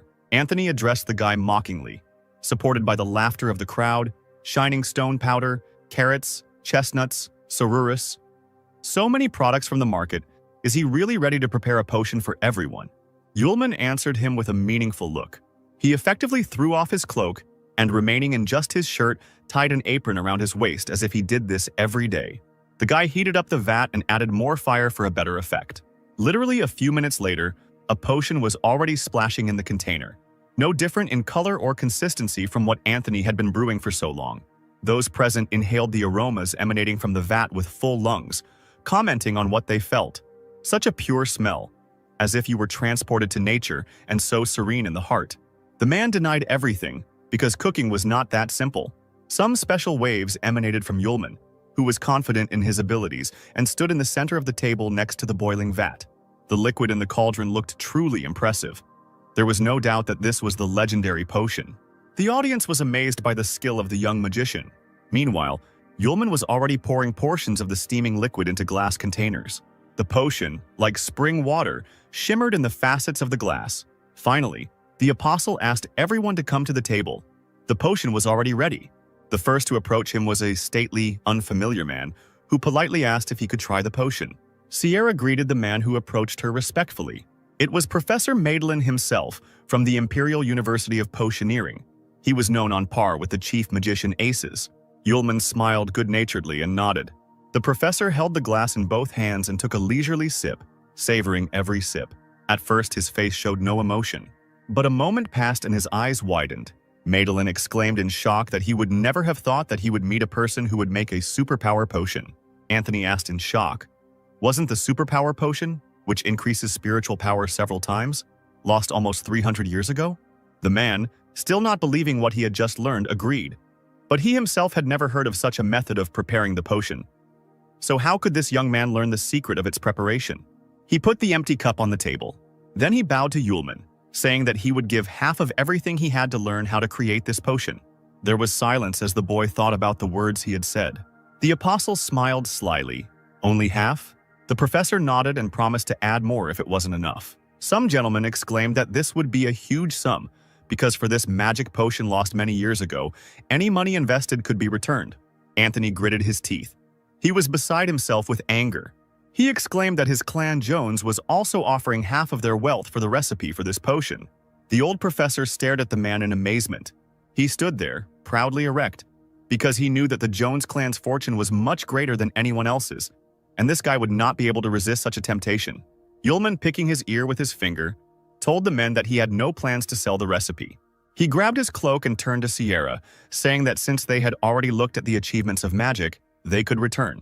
The desperate owner shouted after him that he was adding a share of the potion sales to half of his wealth. The apostle immediately pricked up his ears. Yulman stopped. He really was going to refuse this money. The guy's eyes sparkled with anticipation. There really was a lot of money. Sylph jumped with delight along with him. Charlotte, for the umpteenth time, sighed in disappointment. Well, who would have doubted it? Anthony took them to his office and invited them to a long table. On it stood a box with 3 richly decorated spatial rings. He said that the required amount of money was already placed in them. This could be checked. The servant took the box in his hands and brought it to the guests, telling them that after the potion began to be sold, their share would be transferred annually to the account of these rings. Anthony leaned forward and, anticipating hearing the secret of preparation, asked how the potion was prepared. Yulman took a crumpled piece of paper out of his pocket, casually threw it on the table, and replied that the energy contained in a magic potion was never obtained from the ingredients themselves, but was drawn from the curdling of elements contained in the air. The man, not expecting such an answer, grimaced in annoyance and leaned back in his chair. The apostle unfolded a piece of paper with a drawing on it and explained that a magic circle was engraved in the vat that could curl the elements of air. Using higher fire magic allows one to successfully cause resonance between the magic circle and the ingredients. As for the ingredients themselves, low-level ingredients have a fairly low elemental content. So in the magic circle, they interact with the highly concentrated air elements, seeping through and filling the void. Low-level ingredients not only improve the coagulation results, they also improve the quality of the elements, which would be more difficult with complex ingredients. Anthony, greedily peering at the drawing on the sheet, let out a cry of victory. Sierra, clutching a cup in her hands, said that since the Jones clan had learned the secret of the potion, they had no reason to linger here. The man objected. There was still one more matter they needed to discuss. He asked if Charlotte was aware of the recent eruption of Mount Laertes. The witch nodded, confirming what was said. Just a natural disaster, nothing interesting. But Anthony, smiling, said that he thought so too when the clan sent a rescue team there, until they accidentally discovered traces of a rare magical beast in a mountain cave. A fire unicorn. Sierra hung her head, her eyes wide at what she heard. Yulman knew that fire unicorns did not live in the east, and asked how the beast ended up in the west. The interlocutor nodded, although it is unknown how the unicorn ended up in their area, but it can be said with certainty that it protects the raging fire of a precious stone. Yulman leaned forward with interest when he heard about the stone. Anthony explained that this gem was probably the untold wealth from Eastern myths, so his clan was sending a group to find the stone, so it can be assumed that Sierra would want to join them. The man folded his arms across his chest and offered a deal. When it was all over, the unicorn would go to Charlotte and the stone would go to the clan. The witch surprisingly quickly agreed and asked when the group was leaving.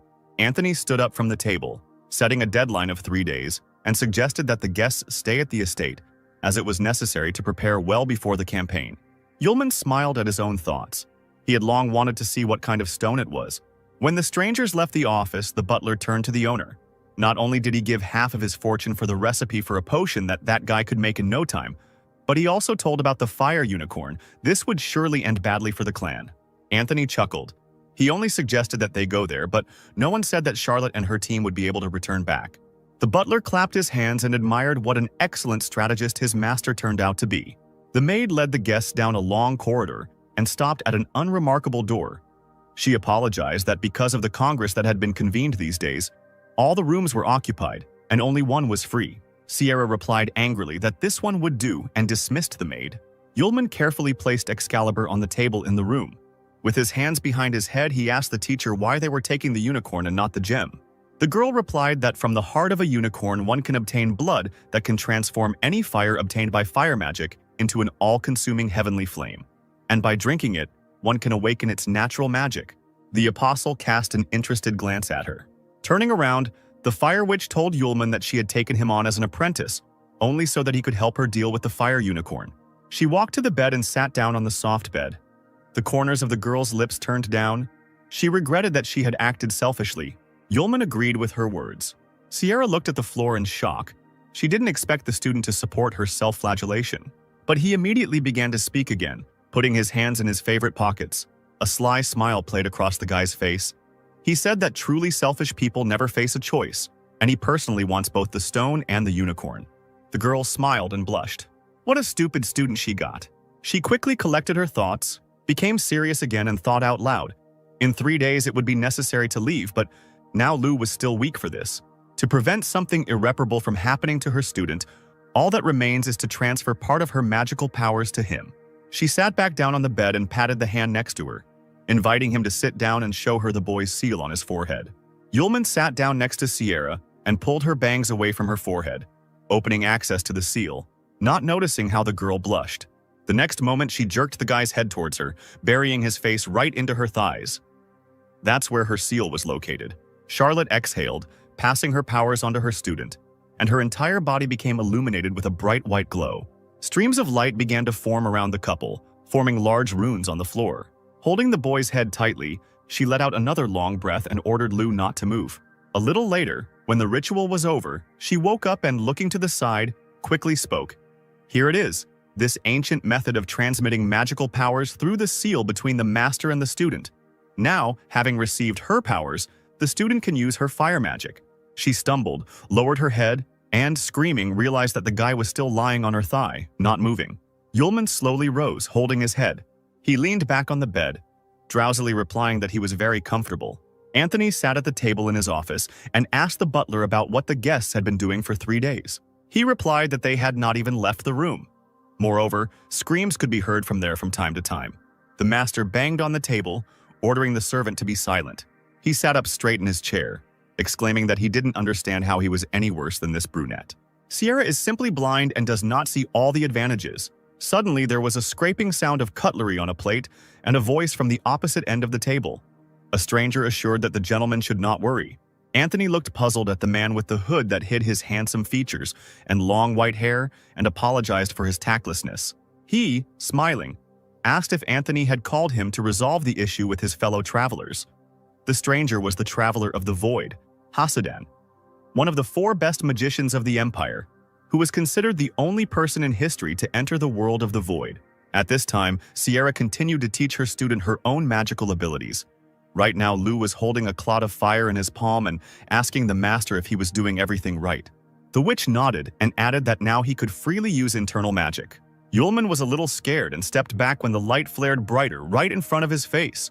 He couldn't even imagine that it was possible to control fire in this way. Now he wasn't afraid that the flame could break out. Sierra thoughtfully rubbed her chin, either addressing her student or calming herself, while Yulman drew hearts from the flames behind her back.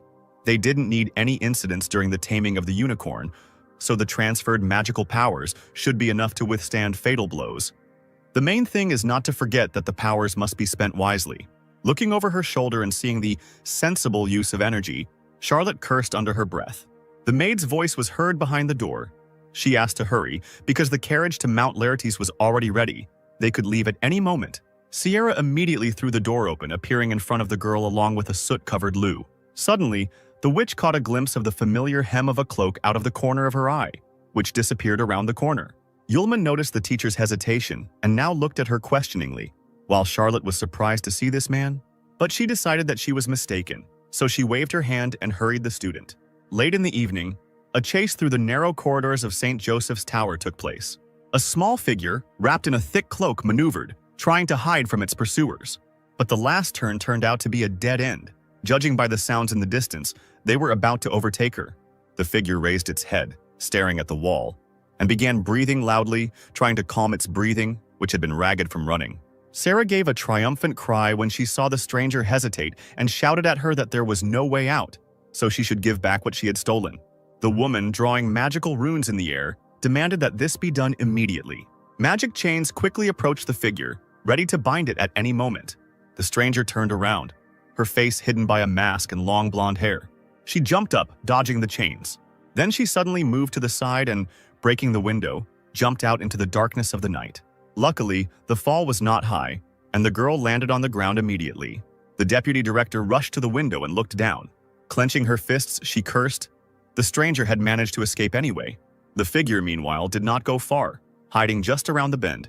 The stranger turned out to be none other than Aisha. She pulled the mask off her face and breathed a sigh of relief, taking a carved white box from her bosom. She finally got it. A few days later, at the foot of the fiery Mount Laertes, a party of Jones and Sierra's men and crew rode forward in wagons drawn by white horses, the drivers urging the reins on every now and then. Suddenly, an order was heard from one of the crews to stop. Anthony growled in his carriage, again. Yulman jumped out of the neighboring cart like a bullet, covering his mouth with both hands. The others had to go outside too. Anthony looked at Sierra reproachfully and said that they could have warned Lu about the condition of the road, because due to constant stops, this one-day trip stretched out into several days. The witch awkwardly scratched her cheek. She herself didn't know that the guy would feel so bad after the trip along the mountain path. The apostle, having emptied his stomach, now walked, staggering, along the road to the carriage, thinking that more than anything in the world he did not want to return there. Suddenly, distant screams caught his attention. Sierra and Anthony turned in the same direction at the same time. One of the clan's team was running towards the company, followed by whirlwind lizards, huge reptiles with many spikes on their backs. Anthony did not move from his place and said authoritatively that there was nothing to be afraid of a couple of monsters, because they had high-class magicians with them. The boy stuttered and objected, because there were too many lizards. Sierra looked closer and realized that this was indeed the case. A whole flock of whirlwind lizards was now running towards them. Yulman perked up and reacted to this news with undisguised admiration. Anthony screamed, convinced that there were too many reptiles. He cursed the mercenaries, shouting that he had called them to kill the unicorn, not to disturb the lair of the whirlwind lizards. The fact was that these terrifying monsters were mid-low-level magical beasts that moved at incredible speeds and sprayed poison from their teeth. The man tried to calm those present. These lizards should not be feared, but now there really are too many of them. Fighting with them would waste a lot of energy. They need to come up with a way to have less contact with the monsters while the hunt for the unicorn is underway. He waved his hand towards the crew, ordering the squad to take their places to escape from the lizards. One of the mercenaries interrupted him, pointing his finger to the side. An incredible scene appeared before the leader of the squad.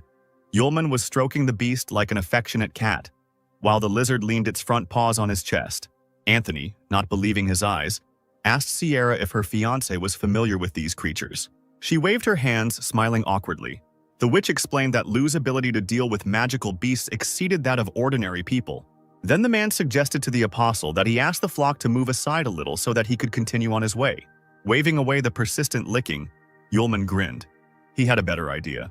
The roar of powerful paws on rocks filled the entire space of the mountain. Now the people have saddled the swirling lizards, leaving the coachman behind to guard the carriages. Anthony shouted irritably at Yulman that this was a dubious undertaking. But the apostle joyfully replied that this method of transportation was very fast and convenient. He laughed, holding onto the lizard's horn with one hand. Sierra, watching him, allowed herself to smile. She even liked the student like this. Finally, the strange procession approached the foot of the volcano Laertes. People jumped off their makeshift horses. Anthony pointed to the entrance to the cave. That's where they found the unicorn.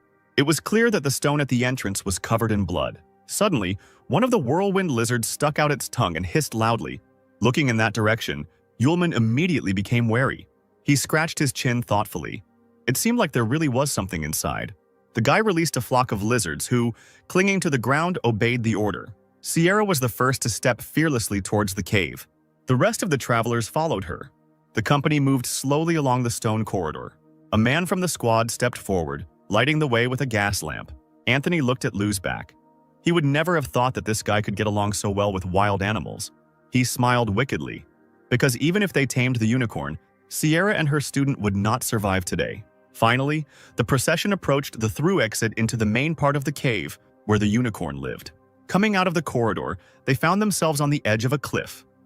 The deadly burning lava was bubbling and seething, trying to spill over the edge. Everyone screamed in unison at what they saw.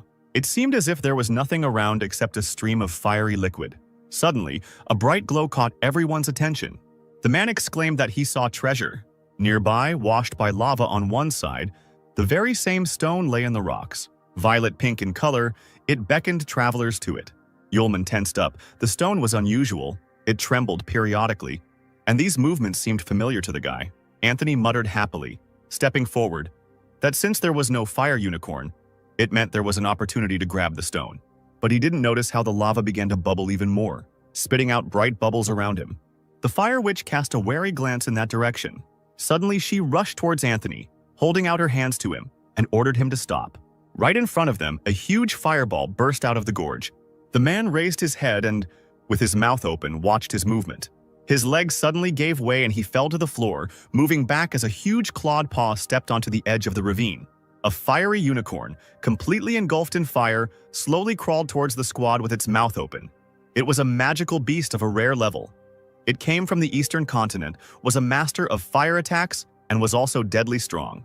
The mercenaries stood in stances, holding their magic wands out in front of them, ready to attack at any moment. Sierra, while creating magical runes in front of her, quickly said that this fire unicorn was a rare magical beast. although its killing power was not as high as that of natural disaster-level beasts, it would not give up easily.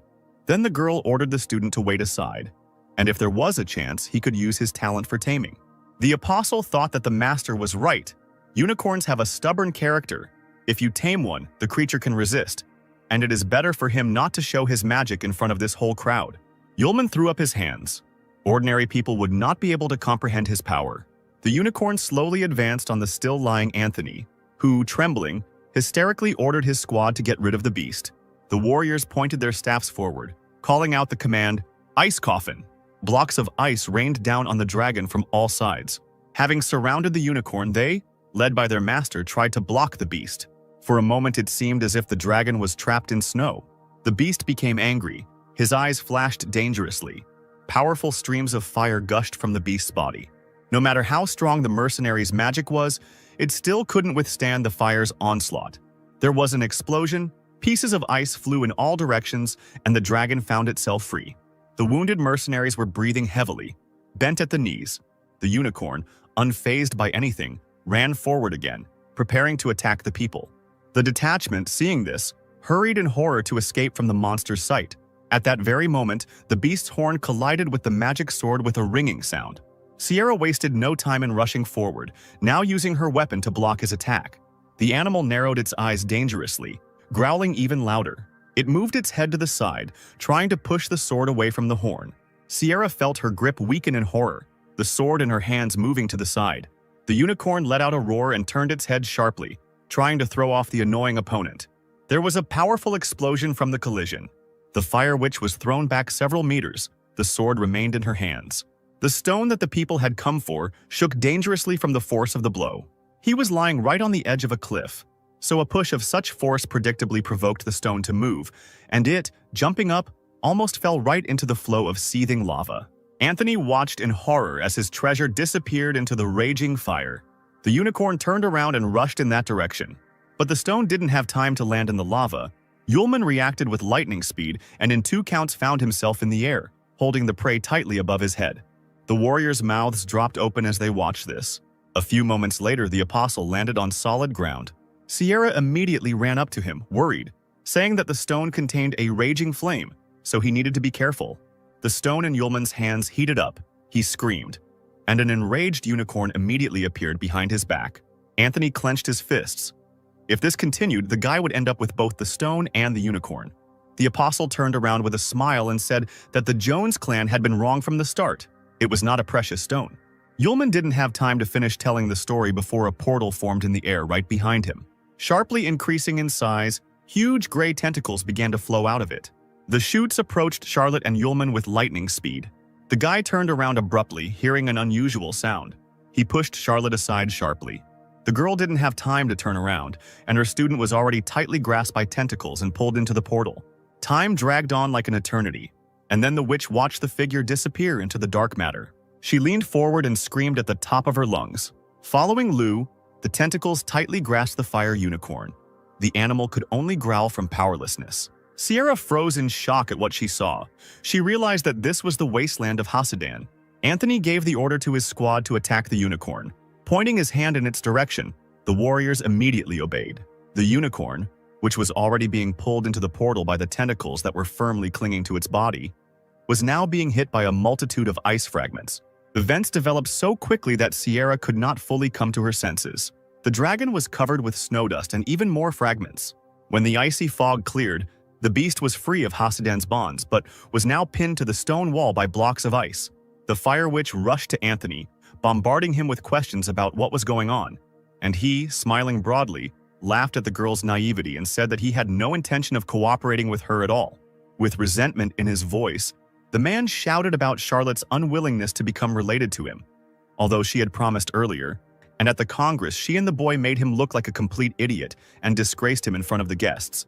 The villain's face twisted into a cruel grin. The Jones clan had already suffered enough from Murderbell. It was time to pay the bills. It was not for nothing that he called the master of the wasteland to deal with Sierra and her student. Charlotte gritted her teeth in anger at herself. She had definitely seen Hasidan in the corridor then. Holding her sword out in front of her, Sierra warned that no one would leave here alive if anything happened to her student. At that moment, the portal moved and separated the witch from the others. Hasidan's voice was heard. He heard what the girl was saying. Then the Traveler of the Void himself emerged from the portal, grinning, replying that her student had already become lunch for the Master of the Wasteland. Charlotte's eyes widened in disbelief. All the ridiculous, sweet, and funny moments she had lived through with Lou flashed through her mind. Grief was replaced by anger. The witch swung her sword and rushed at her opponents, offering to pay them for the dinner with their lives. A magical fiery vortex formed behind her. Hasidan did not move. Putting his hand forward, he directed a portal at the girl. The gates of the wasteland. The whirlwind created by Charlotte for the attack was immediately sucked into the gate. She gritted her teeth, not believing that this was possible. The man ricocheted his own magic back at Sierra. The flashes of fire knocked her off her feet, and the girl lost her balance. However, she landed on one knee, covered in bruises, and now coughing raggedly. The mage stood there, chuckling, saying that the magic of the wasteland existed outside the basic framework of magic. Even the magic of the fire sword could not overcome it. His sharp gaze pierced from under the hood. The man advised not to make unnecessary movements but simply die. The traitor from Clan Jones asked sarcastically if it was too easy to let Y die like that. A trickle of blood ran from the corner of Sierra's lips as she listened carefully to the men's conversation, wondering what to do next. Gritting her teeth in pain, the witch analyzed what Hasidan had said. She had only one way left to overcome this supreme magic. Charlotte ran to the place where the unicorn, still motionless but still alive, was hanging. Anthony panicked when he saw where the witch was heading and shouted that Sierra needed to be stopped before she got to the unicorn's blood. Hasidan calmly replied that she was just wasting her energy. Then he chuckled meaningfully without saying anything. Meanwhile, Charlotte sat on the unicorn's lap, her palms under the wound from which blood was flowing, asking for forgiveness for the fact that she was going to take his powers. The wounded animal growled gutturally, unable to defend itself. The girl took a deep breath and quickly swallowed some blood. Something happened that she never expected. Falling on all fours, the witch began to cough violently. The sensation was comparable to that of her entire body being consumed by a fierce fire. There was nothing to breathe. It was as if my insides were being eaten away by heat. Hasidan slowly approached her, saying that Charlotte was too naive to believe the words of old man Aces, because from drinking blood she would only burn alive. Pressing her hand to her throat, the fire witch croaked that the director would not deceive her. The man chuckled, measuring her with his gaze. It seemed that the girl did not know Aces at all. Hasidan turned to the squad and said that if they killed the witch now, there might be an explosion of heavenly fire raging in Charlotte. So it would be better to leave her here, to die a natural death. The stone was in their hands anyway. The witch understood that she couldn't just let them leave, but how difficult it was to make every movement. But suddenly something changed. An unknown force lifted her above the ground. The space around her literally blazed with fire. The natural magic of the Thousand Lights Master has awakened. The men turned around in shock. This shouldn't have happened. With tears in her eyes, Sierra said that even after awakening her natural magic, she was still very saddened by the loss of her student. And therefore there is no point in expecting mercy. A bright, scorching flash hid the girl's figure from view. The magician immediately created a void field spell. But something was wrong. The Master of the Void did not answer him. Meanwhile, a fire dragon with its mouth wide open was flying towards where the men were standing. Anthony stepped back, not understanding what was happening or how the beast had appeared. It was as if a pillar of fire had burst forth from the depths of the earth, filling the entire space. Then there was a deafening explosion. After a few seconds, it became quiet and the dust from the destruction settled. Sierra's opponents lay on the ground, their clothes burnt, and their bodies covered in multiple wounds. Hasidan, unable to move, could not even imagine that someone could master the magic of heavenly fire. The fire witch landed softly on the ground. She was not at all happy about receiving the natural magic she so desired. Suddenly, claps were heard in the caves, the sound passing through the walls like the moon. The witch looked sharply towards the entrance. To her surprise, the director of the academy, Aces, slowly entered the cave. He stopped, holding his hands behind his back, and asked the girl if she had awakened her natural magic. She nodded, noticing that the director looked strange. Still lying on the ground, Hasidan laughed with difficulty, saying that this old man had been waiting from the very beginning for the day when the witch would awaken the natural magic. All this, none other than the demon kidnapper. Charlotte didn't believe what she was hearing and stared with all her eyes at the director, who was so familiar to her. According to legend, 500 years ago a monster appeared that could steal natural magic from people, and for 200 years there was no one who could defeat it. But the chronicles say that after the battle with the seventh apostle Sarlia, the demon disappeared without a trace. According to rumors, he had already died long ago. Who then was Director Aces all this time? Always so kind and sincere, the old man's face suddenly changed and he turned to Sierra. She said that if she could awaken her natural magic, the girl would help the director with many things. And since this was troublesome, she could think of another way out. The round glasses flashed playfully. The man asked what if he took her talent magic directly. Sierra screamed, not expecting such words from the director. Aces now looked nothing like his former self. He tensed up and suddenly grabbed his charge by the throat, lifting her into the air. It was a blow below the belt. Charlotte did not have time to react, and now greedily swallowed the air that was barely entering her lungs. And the man said such painful words, if he did not feel that she would be able to awaken the master of 1,000 fires, would he have raised her so carefully? He said with a laugh that Charlotte looked incredibly pathetic now. The essence of her existence is to awaken natural magic and allow Aces to take it away. The man was completely illuminated by light, his eyes wide open, as if he was drawing all the strength out of his former student with just one glance. The witch didn't believe that this was happening in reality. She croaked a quiet teacher, not understanding what hurt more, from his actions or from the lack of oxygen. The fire, and with it the power, slowly flowed from her body to the director. When the exchange was complete, the fire arced through the air and finally left the Sierra. Aces waited a few more moments. A second later, Charlotte was lying face down on the ground, easily creating a small cloud of fire in his palm. Aces exclaimed with delight how beautiful natural magic is. He folded his hands behind his back again and glanced at Sierra, saying that there was no point in keeping her alive now.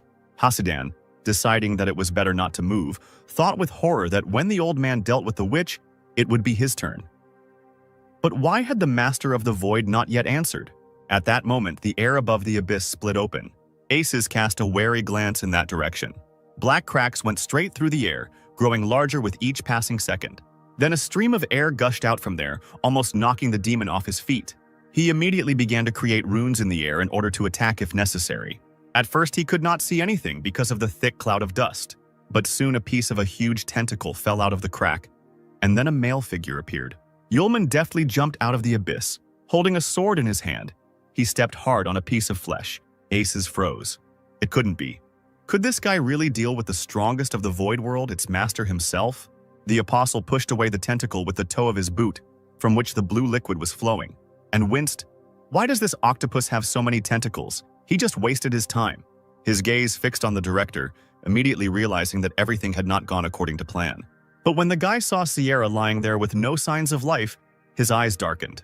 His master, covered in blood, did not move at all. Yulman's voice echoed throughout the cave as he asked who did this. Aces smiled into his beard and replied that it was he. Then he kicked the girl's body aside. The apostle lowered his head, assessing the teacher's injuries. He immediately asked if the director had taken away her natural magic. He agreed quite well and said that the guy should feel proud of his master, because it was she who had a hand in his future victory over the apostle. 300 years ago, in the battle with Sarlia, he realized that ordinary natural magic, no matter how much of it there was, would not be able to defeat the apostle. And so the demon needed even more power. The old man continued, his eyes wildly darting off into the distance, saying that he needed high-level magic and the energy left by the apostle to do this. So he spent his strength to teach Sierra and didn't reveal his true identity in order to obtain the apostle's energy. The man bent down and wiped a tear from the girl's closed eyelids. Then a lamp with a purple flame appeared in his hand, and the figure of the demon itself began to burn. Today was the day when he obtained both the highest level magic, the heavenly flame, and the energy of the apostle, the hellish flame. Aces laughed demonically because now, with many unique abilities, he was ready to fight the apostles again. But before that, he needs to deal with people, real scum. The apostle turned his attention to the unfortunate unicorn. Then he walked up to Sierra and knelt down on one knee, checking her pulse. At this time, Aces was already creating a magical fireball, loudly boasting that now heaven and hell were with him, so he didn't need anyone else. The demon threw a wave of fire into the air. Yulman asked mockingly if the old man really hoped for these splashes. Excalibur in his hands glowed a bright green. The apostle swung his sword and aimed it at the scorching magical waves. A tangible light passed right through them, and the next moment the flame died down. Only streams of air remained when the boy lowered his hand. Hasidan sat down on the ground, muttering that this man was really strong. Could he really be Sierra's disciple? Aces noticed Yulman's unusual abilities and asked who he was. because the guy didn't look like a person from a famous family at all, and could even use sylph. He smiled charmingly and asked to guess. A batch of rocks fell from the ceiling of the cave. Yulman broke loose and ran straight towards Asas, shouting as he went that if he guessed, he would receive a prize. The demon bared his teeth and began to summon the stolen magic. Spell runes formed at his feet. Yulman was already in the air and now swung his sword. The apostle swung, creating a soft green magical line around himself. He crashed to the ground, and space seemed to split into several parts again. A stream of incredible force now emanated from the sword, dangerously lifting up large pieces of rock. Yulman pointed his sword at Aces. The demon spread his arms, trying to hold back the whirlwind flying towards him. Lightning of the highest level magic emanated from the palms. Yulman hissed threateningly, knowing that Aces could hear him. If he doesn't guess, the old man will be punished. The two forces collided with a roar as the apostle ran towards the director. A deafening explosion occurred. Its echoes were of such a scale that they broke through the top of the cave, creating a large hole there. Hasidan looked up in concern. If they continued like this, the volcano might explode. The magician stood up staggering, cursing Aces and his opponent. He didn't care who survived. They wouldn't let him go alive anyway, so he had to run away from here. The demon coughed from the resulting cloud of dust. Yulman once again demanded that Sierra's natural magic be returned, but Aces only laughed. The stolen magic of talent could not be returned. Blood was oozing from his torn clothes, but the demon seemed unfazed. He asked if the boy really thought he could defeat him. The man squeezed his palm and the glass lamp in it cracked, releasing a violet flame. Hasidan recoiled in shock. This was the fire of the underworld, belonging to the mythical apostle. What was the old man planning? Aces laughed madly, looking at Yulman. The flame that had been dancing on his palm suddenly grew to enormous proportions, and now the demon seemed to be burning within him. He spread his hands, controlling the flame, and said that this was the most powerful force left by the apostle, and that the guy was lucky, because he would be the first to die from such a force. The magician directed the flame forward, and it obediently obeyed its master. A destructive fire swept through the bodies of people lying on the ground. Aces breathlessly admired the apostle's strength. At that moment, Sylph appeared. She stood in front of Yulman and created a storm barrier with her magic. It helped for a short time. Her energy was able to hold back the fire of the underworld. The apostle shouted for the girl to take Sierra, and they left there. The sword spirit, holding the barrier, replied that her main mission was to protect the master. Suddenly, she felt a soft stroking on the top of her head, which had already become habitual. Yulman confidently ordered her not to worry because this light could not harm him. The girl looked at the apostle with admiration. The director, standing in a purple whirlwind, watched Yulman. He did not expect that there was a person who cared about his weapon more than his own life. His hand rose, fingers touching the purple haze, kill the guy and then catch up with them. A matter of 5 minutes. Yulman stood casually, his hands in his pockets, listening to his opponent's threats, while the hems of his cloak fluttered from the magical storm. The director's glasses sparkled. His crazy eyes bored into the guy. Having lived in this world for 500 years, he had finally thrown off his shackles and set out on the path to becoming a new apostle. The young man raised his hand. A purple flame danced on his palm. He told the old man that he was using this flame incorrectly. The purple flames that he thought were under his control instantly floated straight towards Yulman. The boy grinned, red lights burning in his eyes as he tossed the collected fire from palm to palm like a soft piece of dough. The director asked in amazement why the apostle was holding the devil's flame with his bare hands. Even compared to the apostles, this power was inhuman. After remaining in Yulman's palm for another moment, the light disappeared, and he shrugged his shoulders. He was just an ordinary student. The guy, like a cat, slowly approached his opponent, asking how the director would pay for what he did to his future bride. The old man chuckled, saying that from the moment he decided to take away the girl's natural magic, she died for him. He suddenly thought about how the apostle controls the hellfire. There must be some ability for this. A spark of madness flashed across the director's gaze, and he exclaimed that he would take the boy's abilities away. He raised an eyebrow and suggested trying to do it. The director raised his hands up, trying to absorb the fire, because in this world there should not be another person capable of controlling the hellish flames. His eyes widened in shock when he saw what was hidden. A figure, vaguely reminiscent of a student, stood at the very top of the mountain, arms outstretched, his mask frightening, but his smile evoking primal fear. Yulman's chuckle was heard. He realized that he had been seen, and said that he had sealed his powers so as not to be discovered. The director couldn't get his head around what he saw, as if it were something forbidden, something for which he would have to pay. The young man grinned predatorily, saying that since the old man wanted to take his powers so much, people needed to be given a chance. He waved his hand to the side, announcing that the first level seal had been broken. Red lightning flashed from the human eyes, and a powerful stream of energy hit the floor. The old man was amazed by the unfolding spectacle and was afraid to even blink. Yulman, still smiling, extended his hand towards the director, and the fiery whirlwind began to spin like a tornado. Streams of energy gathered together and rushed into the chest of the man opposite. The man trembled as if in a fever and let out a hoarse cry. The flame threw him from side to side, tossed him up and burned him, gave him what he wanted so much. When the director tried to croak something, the guy put his index finger to his lips, urging him to be silent. He laughed lightly, saying that he was just a student looking for a wife and a way to make easy money. Drowning out his words, an explosion rang out, engulfing the director and covering his remains in waves of dust. Yulman raised his head and stretched his shoulders. The apostle decided to catch up with Sylph. Perhaps Sierra had already woken up by that time. He looked away, habitually putting his hands in his pockets. There was one more thing to deal with. The dragon was still nailed to the wall with huge crystals. Yulman stood before this spectacle, carefully examining the monster. Reaching out his hand, the boy created a magic spell that was able to give the monster a few moments of life. The dragon sneezed, opening his red eyes and looked angrily at the man. The crystals holding his body together disappeared and the monster fell to the ground. As he fell, he growled helplessly but didn't even try to get up. Yulman, coming closer to him, spoke to the creature. In the last battle, he did not use his powers to the fullest. A scarlet egg appeared in the boy's hands, which the dragon was afraid of harming if his blows were too powerful. The creature, seeing the egg, opened its eyes wide and snorted. Yulman brought the find to the dragon's head, saying that he hid the egg in a spatial ring when he was sucked into the world of emptiness, so it remained unharmed. The unicorn dragon poked its nose into the hard shell. The guy gasped, almost dropping his load from his hands. He smiled and replied that he understood everything. Yulman stroked the unicorn's neck. He didn't know why he came here with his egg. It smelled like the apostles, which meant it was connected to them. Grasping the precious burden with both palms, the man promised the dragon to take care of his property. As if expecting only these words, the creature snorted one last time and fell silent, words of gratitude echoing in the air. The majestic volcano was awakening, preparing to spew rivers of lava, which later flowed down in bloody streams. Sylph carried Sierra in her arms, trying to get as far away from the epicenter of the battle as possible. The spirit of the sword sensed the presence of its master and looked around, finally noticing him.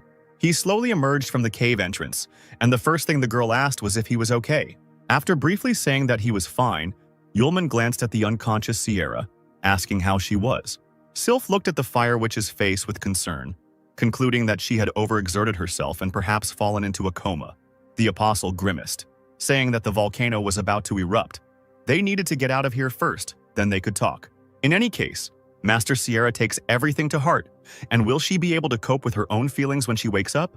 As a child, Sierra spent a lot of time in the hospital and often heard the staff discussing the extermination of the Charlotte family, the work of the apostle's minions. Only little Sierra was left, and every stranger felt immensely sorry for her. With her head down, she heard someone's voice asking if the girl had heard about the villains who killed her family. The little girl looked straight ahead, her head bowed in interest before the stranger. A tall, gray-haired man in long robes offered to become her apprentice in order to take revenge. Smiling affectionately, the man scratched his beard and introduced himself. Aces, the chief court magician of the empire. Then Sierra truly believed that the teacher sincerely wanted to help her get revenge. Who would have thought that the kind old man was actually a demon kidnapper trying to steal her natural magic? She mentally asked her mother and father for forgiveness, because it seemed she would not be able to complete the mission of avenging the entire Charlotte family. It was very cold. The shirt was soaked with blood and now clung unpleasantly to her body. But she still felt someone's warmth. Sylph jumped out in front of Yulman like a jack-in-the-box, bringing important news. The girl exclaimed that she could no longer feel mana in Teacher Sierra's body. The girl in his arms did not move, but the corners of her lips were lowered in unconscious agony. Sarah's life energy was fading away at great speed. The Trinity miraculously managed to find the nearest hotel. Sierra was laid in bed, covered with a blanket, and Yulman, having removed his cloak, stood over her with his arm outstretched, drawing healing spells in the air. Unfortunately, Sylph's fears were justified. Sierra's own magic was not felt in her body, and her power was rapidly leaking away. Looking at the girl's exhausted face, the apostle knew that if this continued, she would never wake up. Sylph carefully approached the master, who was gloomier than a cloud, and asked if he still had the magic that Master Sierra had passed on to him.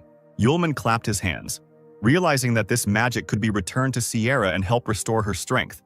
It wouldn't be enough to get her back to her previous level, but it was better than nothing. A book appeared in front of the sword spirit. It was necessary to find out how to transmit energy when it was impossible to use the seal for transmission. The verdict was that the magic had to be transferred through a kiss, which completely puzzled Yulman.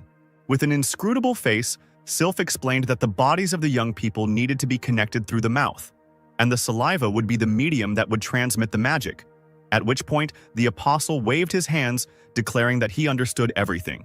He grabbed his head, massaging his forehead, thinking that this was necessary to save Sierra. The guy blushed. It looked like he was taking advantage of her condition.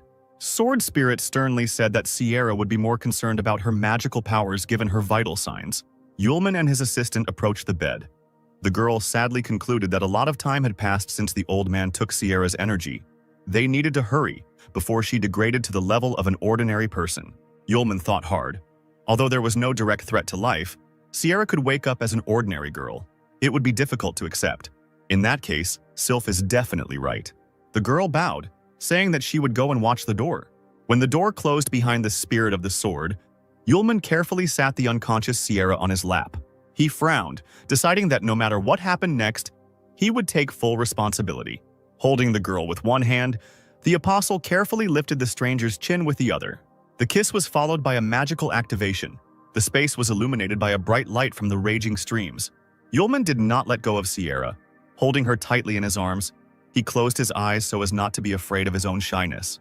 The girl slowly opened her eyes, thinking that she was still asleep, because she felt so warm and comfortable. Feeling the touch of someone else's lips on hers, Sierra was convinced that this was a dream, because everyone was supposed to die in that cave. But the unprecedented reality of these sensations seemed to hit the girl in the most sensitive spots, and she opened her eyes wide. Sylph jumped when she heard something heavy fall outside the door. She timidly opened the door. The owner was sitting on the floor, holding the bump on his head. Sierra was standing right next to the bed, with a red face, the color of her hair. The girl screamed that she couldn't do what he did, even if she had let it slip that Yulman was her fiancé. Something distracted the fire witch, and she asked the sword spirit, puzzled, what she was doing. Sylph replied seriously that she was carefully recording the duration of the kiss and the events that followed. Sylph blushed even more, as much as possible, jumping up on the bed in indignation. She almost attacked the girl with her fists, screaming that it was not a kiss, but an ambulance. The student was giving her strength back, and such events do not need to be recorded at all. Sierra turned to the beaten Yulman, ordering him to forget everything that had happened and was long gone. The apostle put on a guilty look, wiping tears from the corners of his eyes, and nodded. Once everyone had calmed down, Sierra lay back in bed to continue recovering and drank hot tea. Yulman and Sylph stood by the bed when the fire witch asked what happened to those who fought in the cave and how Yulman managed to escape. The student replied that, as he followed Sylph out of the cave, he saw Aces and the wounded magician fighting. It turned out that in the battle, they even broke off an entire cliff. Sierra thought about it, realizing that Yulman was talking about Hasidan. It was hard to imagine that he had the strength to fight the director. Yulman added that everything happened while the spirit of the sword was carrying the girl out of the cave, and no one else came out of it. The student, startled, asked Master Sierra with hope in his voice if her magic had returned. The girl remained silent and clutched the sheet tightly, returning to the sad thoughts of her loss and betrayal of a loved one. She pressed her hand to her chest, staring at the wall. Although the student had returned her powers, the current level could not even be called average. Sierra sat up straight in bed and suddenly broke the silence by calling the apostle's name. He turned his attention to the teacher, looking questioningly. The girl surprised Yulman when she quietly asked him to leave with Sylph. Resentment flashed in the guy's voice when he asked why he had to leave. Sierra replied seriously that the balance of power in the empire, which had existed for the last 100 years thanks to the balance of power between Aces and the three great families, would be disrupted when the other families learned of the death of the director and Capella. The girl lowered her head. Her eyebrows drew together.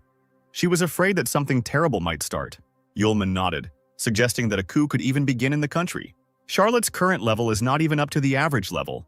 In such a situation, it will be very dangerous for the student and the girl to follow her. Sierra was in a terrible mood and her thoughts were the same. She refused to fight. Not hearing an answer, the girl looked at Yulman, who did not look upset at all. On the contrary, he was shining like a new coin. This made the Fire Witch quite angry, deciding that the guy was not listening to her. She screamed, reminding him that the main clans would never leave them alone after losing Ace's protection. Frowning, Yulman in turn asked Sierra what would happen to her if he left with Sylph. This question really puzzled the girl. She couldn't even find the words, only hesitantly saying, The student smiled softly, assuring her that he had heard the teacher, so now they would definitely not leave her alone. Sierra's cheeks turned red when she heard that the boys would fight together if they couldn't escape together. Crossing his arms over his chest, the apostle added that he was Sierra's disciple and successor, and also her fiancé, so he would not be able to leave her and run away. The girl, forgetting about her fatigue, almost beat Yulman the second time when he spoke about his status as a groom. He shouldn't have taken that statement seriously. Sylph clenched her fists, belligerently declaring that she would support her master and stand shoulder to shoulder with their small team. Sierra felt a pang in her heart, and her cheeks burned at the realization that her true friends would go to the ends of the earth with her. The Fire Witch was not used to showing her feelings, so she turned her head away sharply, muttering that she wouldn't care if the boys were in danger. Yulman told the master that before his death the unicorn gave him his egg. The girl looked at the egg in the student's hands with surprise, because she had previously thought that it was a precious stone. It turned out that Capella was wrong. The unicorn was not guarding a precious stone, but its egg. Sylph raised her finger, saying that since this thing now belonged to its owner, it needed to be given a name. The apostle thought, indeed, one cannot always call it a unicorn's egg. The girls silently looked at the puzzled guy, and he was wondering what to name his new acquisition. Finally, an idea came to his mind. The unicorn came from the eastern continent, and there is a custom there of giving children popular names to make them easier to raise. Yulman raised his thumb and concluded that he would name the child Iron Egg. Suddenly, the egg in his hands began to glow, getting hotter with each passing minute. The apostle yelped in pain, almost dropping the fragile child. Sierra, her face blank, pointed out that the egg had made it clear that it didn't like the name. What followed was an even more unfortunate scenario, and Yulman received a greater dose of fire than before. A wounded man in torn clothes walked along the quiet streets at night, barely audibly. Holding his heart, Kashidan walked limping along the cobblestones. He thought that since the master of the void had died, the others thought that the magician had not been able to escape, but he had managed to use the void field to move through space. Stopping in front of a rich house, Hasadan thought about earning a good sum for the news of Capella's death. A week later, in the hotel, Sierra was reading a newspaper on the pages of which there was news of Capella's death. Apparently, Hassin had escaped from the volcano. The Fire Witch was surprised that the magician did not say anything about their connection with Aces. Sierra asked Sylph, who was holding the egg on her lap, to try to keep anyone from finding out where it was, and the girl nodded. The spirit of the sword said that the owner went out to look at the big city market, and also to find medicine to restore Sierra's magical powers. Yulman walked along the crowded street, looking with interest at the goods he came across along the way. Suddenly he stopped, put his hand to his mouth and burst out laughing. The sun was shining brightly, rare clouds were slowly floating across the sky, and the apostle was in an excellent mood. Moreover, he was more pleased than the good weather by the presence of flocks of pretty girls around. Yulman's dazed gaze fell on a stranger emerging from a neighboring building. He came to his senses because he had almost forgotten that he needed to buy some medicine for the master. The sign on the shop opposite had a red snake drawn on it, and the student decided to see what he could buy for Charlotte there. A friendly, pretty girl greeted a customer behind the counter of Rudel's trading house. She smiled even wider, asking whether the gentleman needed a helmet and armor of high strength or special magic stones. Yulman replied that he would like to buy oriental materials for medicines. He added that the things he needed were very rare. The girl winked, urging the buyer not to worry, because Rudel's trading house was the company with the widest range of goods in the entire empire. Yulman laughed into his fist again. If he managed to buy everything here at once, he wouldn't have to run around other stores and waste time on the wonderful girls around. The saleswoman carefully called the daydreaming guy, and he, coughing, handed her the list. A few seconds passed in silence. Yulman, with his hands in his pockets, watched the girl. The smile gradually slid off her face from what she read on the sheet. 1,000-year-old ginseng, dragon grass, Tianshan bitterweed. The apostle asked if everything was okay. The girl laughed nervously, thinking how to explain that these ingredients could not be obtained even on the easternmost continent for 1,000 coins. The saleswoman was forced to tell the customer that these ingredients were very rare and could not be found in Rudel's trading house. Yulman thought hard. He didn't think that the plants that grow near the palace of the apostles in the human world are considered rare. The apostle propped his chin on his bent fingers, and his fingers came into the girl's field of vision. More precisely, she beamed when she saw a spatial ring instructed by a top-level magic stone on the buyer's middle finger. At that moment, Yulman turned to leave, and the saleswoman ran after him, begging him to wait. When the apostle stopped, she, embarrassed, told him about auctions where he could buy the things the guy needed. As it turns out, once a year, the black market hosts large auctions to sell stolen goods, ranging from ghost slaves to the world's only weapons. The girl, like a magician, took out an entrance ticket from her bosom, hoping to interest the buyer. Yulman froze. Looking at the piece of paper, he wouldn't be able to get to the eastern continent quickly.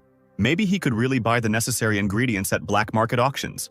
The apostle pointed to the ticket, saying that he would take it. The girl held out the goods with a smile, offering 100 gold coins for them, saying that the auction would begin at 7 in the evening. The saleswoman added, bowing, that the auction would take place in the south of the city in the Imperial Steed Tavern, so it would be best to arrive on time. Having made sure that the customer had left, she shouted the usual farewell phrase. Then she exhaled tiredly and pulled off her work apron, throwing it on the table. The girl relaxed her shoulders and let down her hair, which was tightly pulled into a ponytail at the back of her head. A man came out of the back room, holding out his hands to Miss Linda, asking why she had come since he had already paid the fee for this month. Linda turned around, smiling mysteriously. She had come to catch big prey. Yulman walked through the evening city, trying not to be late for the auction, and with his eyes he was looking for the Imperial Steed Tavern. Suddenly, someone in a dark cloak rushed past him, hitting the guy painfully in the shoulder. The apostle raised his hands up, beginning to apologize to the stranger, but he quickly walked on. Unfortunately, Yulman encountered the wrong person. The cloaked figure was followed by servants, and the fair-haired man attacked the apostle with an axe, calling him cheap. The student, smiling nervously, did not understand what was happening, why the man was so angry. He just bumped into someone. The cloaked figure slowly raised his hand, stopping his guard. He turned around and shouted the master's name in an offended tone. Man called the man to him, saying that he was not hit on purpose, and that they needed to hurry so as not to be late. Yulman's mouth began to drool as soon as he heard a ringing voice from under the hood. There was definitely a beauty with an icy heart hiding there. The guards turned to the apostle, nodded, and said that he should look around better. The group passed by. The apostle looked after them, considering them strange. Finally, Yulman found the place he was looking for. The tavern from the street was welcomingly shining with bright light from numerous windows. Inside it was even better. On the evening of the auction, the building was filled with people of all classes and estates. A tall beer glass slammed down on the bar counter. The tipsy apostle chuckled, praising the local rye beer, and decided to drink another glass before the auction began. Behind him, he heard someone talking. A male voice told his interlocutor that today's main lot was an amazing thing. Covering his mouth with his hand, the other man spoke of important people who had gathered here to hunt for this jewel. He pointed his finger at a man in a white cloak sitting nearby. The cursed King Zeus, practically the best magician, had also arrived at the Imperial Steed. Moreover, Rizarar, Diamondel, Diamondstan, and many others are also here today. Having calmed down, Yulman raised his glass, took a sip of beer, and listened attentively to the men's conversation. The apostle felt something soft touch his hand and almost choked on his drink. That same saleswoman from Rudel's trading house grabbed Yulman tightly with both hands, extremely happy that they saw each other again. Linda winked at the apostle. She couldn't miss the auction that was held once a year. The girl, shining with huge, malachite eyes, languidly asked Yulman to call her by name. A tipsy Yulman scratched the back of his head, hiccuped, and introduced himself. Linda, she smiled slyly. This fool had fallen for the bait so quickly, and when the auction began, he would give her the ring himself. The girl leaned against the bar counter, smiled charmingly, and offered to be Yulman's guide until the auction began. The two men, who had been discussing the people present earlier, turned their attention to the couple, the old man's precious daughter, Louis, and next to her, probably, is some important person, a simpleton who fell for her bait. Finally, after some time, the auction began, and a large crowd gathered in the large hall, eagerly awaiting the bidding. Yulman and Linda took the empty seats, and the guy asked if the organizers were afraid that someone would report the illegal auction to the authorities. The girl twirled a strand of hair, saying that the auction was being held by Old Man Lewis, and no one in the city would dare to anger him, and besides, serious people were buying things here. A silhouette appeared on the empty stage and was immediately hit by a dim spotlight. The auctioneer, a smiling man in a tailcoat, greeted the dear guests. They, waving their arms, shouted loudly and began to drunkenly hoot in response. Alcohol sales in the tavern were on the rise on days like these. A charming girl in a rabbit costume came out to the host with a box in her hands, and the man declared the evening the final one in the auction series. Squinting with pleasure, the auctioneer abruptly pulled the red fabric from the item in the assistant's hands. The first lot is the Hand of Black Magic. The starting price is 50,000 gold. Yulman recognized this hand, the real one, twitching. It is only capable of calling forth black magic, or cursing others, but is not capable of anything else, but is valued here. From all corners of the room, guests began to raise their hands, shouting out their prices in unison. Linda told her neighbor that there were many other things at the auction besides the things he needed, and he shouldn't miss the opportunity. The apostle threw his hands behind his head, indifferently answering that this was so. It was not for nothing that he came here. Then his new acquaintance offered to look at the next lots, but Yulman stubbornly refused. For example, he didn't like the Hanging City ring because of its gloomy name. The guy crossed his arms over his chest, complaining that he didn't buy anything decent, and Linda was angry that he wasn't buying anything. The girl clenched her teeth, expecting something very expensive. Then she would persuade Yulman to buy it and receive the long-awaited spatial ring. The auctioneer announced the last lot, the one everyone had been waiting for with bated breath. This time the man did not quickly pull the fabric off, but continued to keep the intrigue going. For greater effect, the box was filled with smoke to hide the treasure as long as possible, and the audience began to rise from their seats in impatience. When the smoke cleared, everyone saw an ice jade lotus bracelet whose starting price was 200,000. The man in the white cloak, the damned King Suis, jumped up from his seat, offering 300,000. Then came shouts promising 380,000, then 500. Linda clenched her fist, wondering why her new acquaintance was sitting there.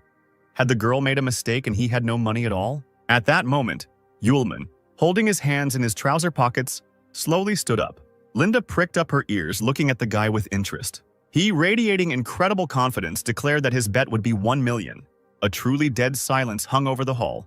The apostle's companion jumped up as if stung, screaming softly, her eyes boring into the young man in disbelief. The auctioneer stuttered as he tried to repeat the figure he had just announced. Yulman, his red eyes flashing, broke into a smile and shouted out his price again. The crowd fell silent. It was like a mass hallucination.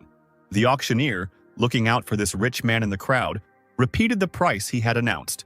The apostle waved his hand, still smiling, and spat out his bet dismissively.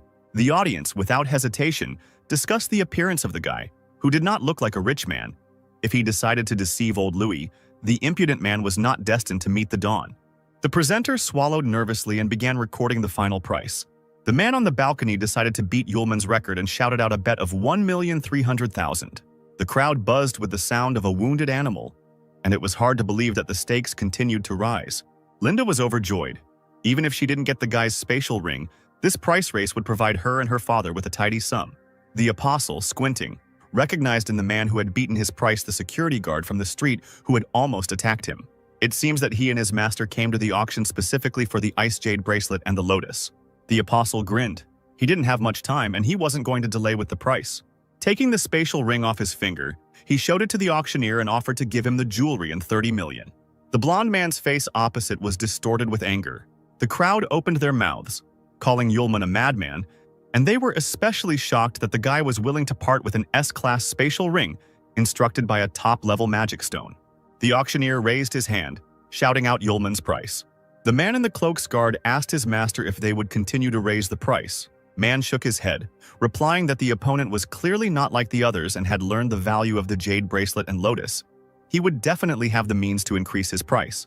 The gentleman ordered the man to wait and see how events would develop further. The auctioneer joyfully announced the new owner of today's auction treasure, asking him to come backstage to complete the formalities.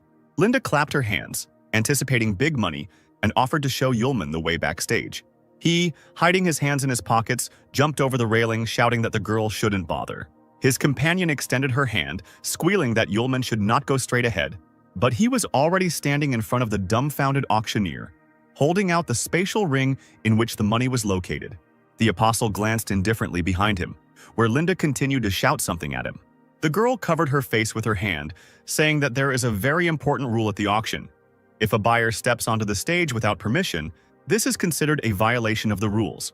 A buyer who commits such a violation must pay for all lots offered at the auction. Moreover, any person in the room can take away what the offender has acquired. Like wild animals just waiting for this, the spectators standing closer to the railing screamed loudly. Those present rushed in a huge flock straight to the stage where Yulman stood with the auctioneer. Suddenly there was a massive explosion, and flames rose up and filled the hall. The box containing the precious bracelet was thrown into the distance. Some man cursed, recognizing the attack as the handwriting of the damned King Suis. He approached the transparent box with an arrogant smile, declaring that the jasper bracelet would soon become his property. But Suis's expression changed dramatically. He saw a tall guard, military personnel, and a looned combat vehicle. Then something happened that no one expected. The floor slowly became covered with a thick crust of ice. The damned King Suis's feet found themselves in an ice trap so quickly that he even realized when it happened. The Ice Lady, in a long, dark cloak, continued to cover the space with her magical cold. Stopping, she pulled down her hood with her gloved hand. Long, dark hair flowed like a river over the girl's thin but strong shoulders. A long cloak hid the slender figure of Manliana Isis, one of the best magicians of the Empire, who was called the Ice Lady. With an inscrutable face, she slowly approached the box and opened it. But suddenly, the hand of the young, sweet girl was intercepted by someone else's palm, not allowing her to touch the bracelet. Yulman, a head taller than the Ice Lady, looked down at the girl, grinning, saying that she was very beautiful, but that it was wrong to take other people's things. The main auction hall was half destroyed by those wishing to get their hands on the trophies. Manlian Isis looked wide-eyed at the one who had so unceremoniously interrupted her. The apostle did not let go of the woman's hand, saying that the girl was taking someone else's thing without even saying hello, and that this was completely impolite. The Ice Lady came to her senses and, frowning, pulled her hand out of the grip of the other's palm. The apostle took out the bracelet and coldly informed the master presenter that he was leaving and taking what was rightfully his. Manlian grabbed the box, which turned out to be empty, and screamed. It was such a hard job for her to get this ice bracelet that could take her magic to a new level. Now, the Ice Lady was not going to let go of the one who stood in her way so easily and created an ice spell in her palm. With a wave of her hand, Manlian caused ice to burst through the floor to fill the path. The crowd buzzed in fear because the technique the girl used was called an ice prison. Linda gritted her teeth, anticipating huge problems in the future. But those present realized it too late. The entrance was blocked. The entire auction hall truly became an ice prison. Ice covered all surfaces, sparing only people. Yulman, looking at what had happened, heard a mocking voice behind him. Isis threatened him with eternal imprisonment in ice. The apostle turned to her, laughing at her self-confidence. One of the warriors cried out in confusion when he saw his sword in the guy's hands, but the guy simply decided to borrow it for a while. The auction visitor, the big guy Diamond Stan, looked at Yulman with disdain. In his eyes, this boy with his rusty sword looked pitiful. The man's eyes turned bloodshot and he punched the ground with all his might with his bare fists, breaking the ice cover. If Stan was counting on scaring Yulman with this, he failed. The guy's figure glowed a bright golden color. He ordered the first level of the seal to open. The apostle swung his sword, creating a magical attack circle around himself. The flames emanating from the dagger melted Manliana's ice weapon. Diamond Stan was thrown far to the side by the blow and hit the wall with a dull thud. Those present were covered by a wave of dust, and ice remained only at the edges, so hot was Yulman's attack. Linda couldn't believe her eyes. She wondered who this guy was. Standing before the best warriors, the apostle clutched his sword, fearlessly urging them to attack at once because he had little time to fight each one by one. Everyone who heard this did not dare to take a step, looking in amazement at the one who had defeated the strongman Stan with one blow. The Ice Lady didn't waste time talking. Raising her hand, she attacked the apostle. Huge, sharp pieces of ice, as if coming from nowhere, flew straight towards the lonely figure of the guy. He stood with his head down in his favorite pose with his hands in his pockets. The ice needles stopped a few centimeters from Yulman's face. Manlian demanded that he give her the jasper bracelet, but the magician decided not to take the lotus of generosity. Yulman grinned and pretended to apologize because he would take both the bracelet and the lotus. The girl shook her head and grimaced, saying that she was giving the impudent fellow one last chance. The ice needles clanged dangerously in the air as they came a little closer to the human body. Yulman lazily waved his hand, declaring that he refused and demanded that they hurry, since they were already waiting for him at home. Isis snorted, asking not to be offended that the bracelet would be taken by force. The huge icicles grew several times in size and continued their journey towards Yulman, intending to pierce him. A mischievous smile played on the guy's lips. He swung his sword and slammed it onto the floor, causing a powerful flame to form that circled around his figure and spread onto the ice. The fireball melted the Ice Lady's weapon, leaving no chance to harm the apostle. The girl cursed. This technique turned out to be useless, but she had already achieved her goal. Linda started and screamed, not understanding what she was seeing in front of her. Several figures appeared behind Yulman, wanting to take the artifacts. An ice dome began to form directly above the apostle's head. Another attack by Manliana. Frowning, she crossed her arms, calling forth the Ice Death Gifts spell. Huge ice boulders began to fall from the ceiling, turning the auction hall into a dangerous cave. As if as a warning, a sharp-edged ice boulder landed on the floor in front of Yulman. Meanwhile, Isis ordered her guard to find the ice amulet, which the guy probably hid in another spatial ring. Yulman quietly said that he had indeed put the ice amulet into the spatial ring. Looking at the back of the self-confident Manliana, the apostle exclaimed that he was still alive and not under a block of ice. The girl, her eyes wide open, turned around sharply. Indeed, the guy stood behind her, smiling mockingly and holding a sword in his hand. The warrior was surprised.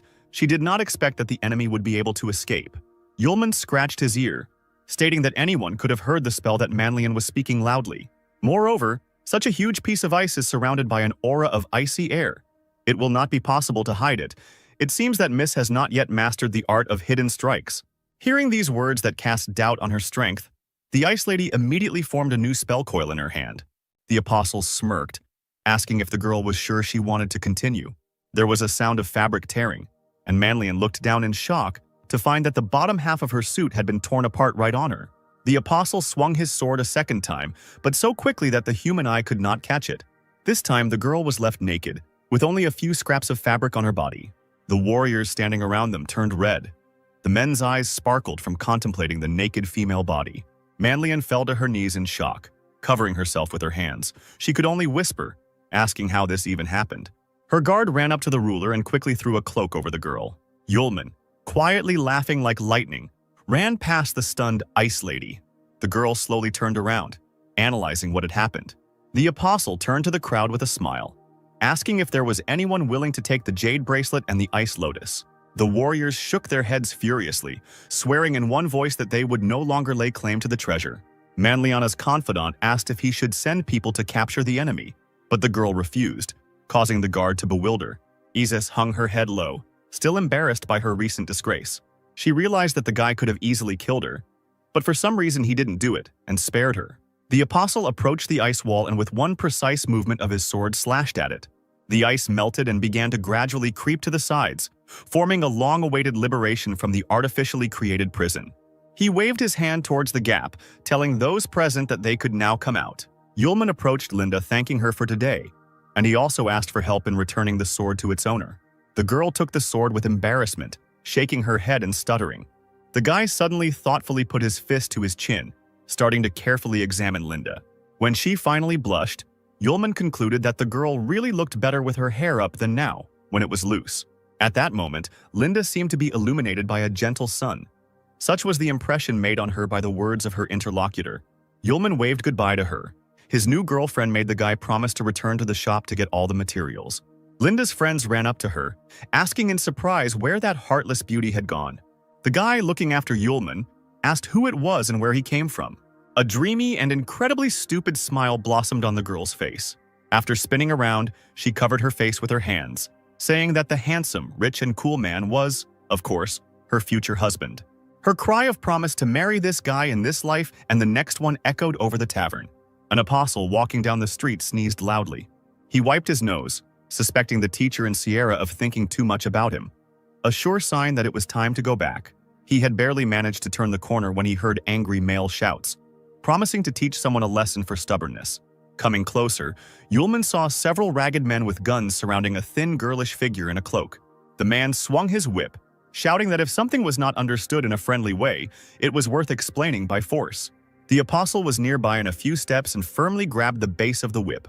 Looking at the other competitors, the guy advised the puzzled man with the whip not to treat the ladies like that, so as not to incur the wrath of God. A group of people, playing with bats in their hands, slowly approached the one who dared to interrupt them, shouting that it was not worth sticking your nose into other people's business. Yulman, frowning, sharply moved his hand to the side without letting go of the whip.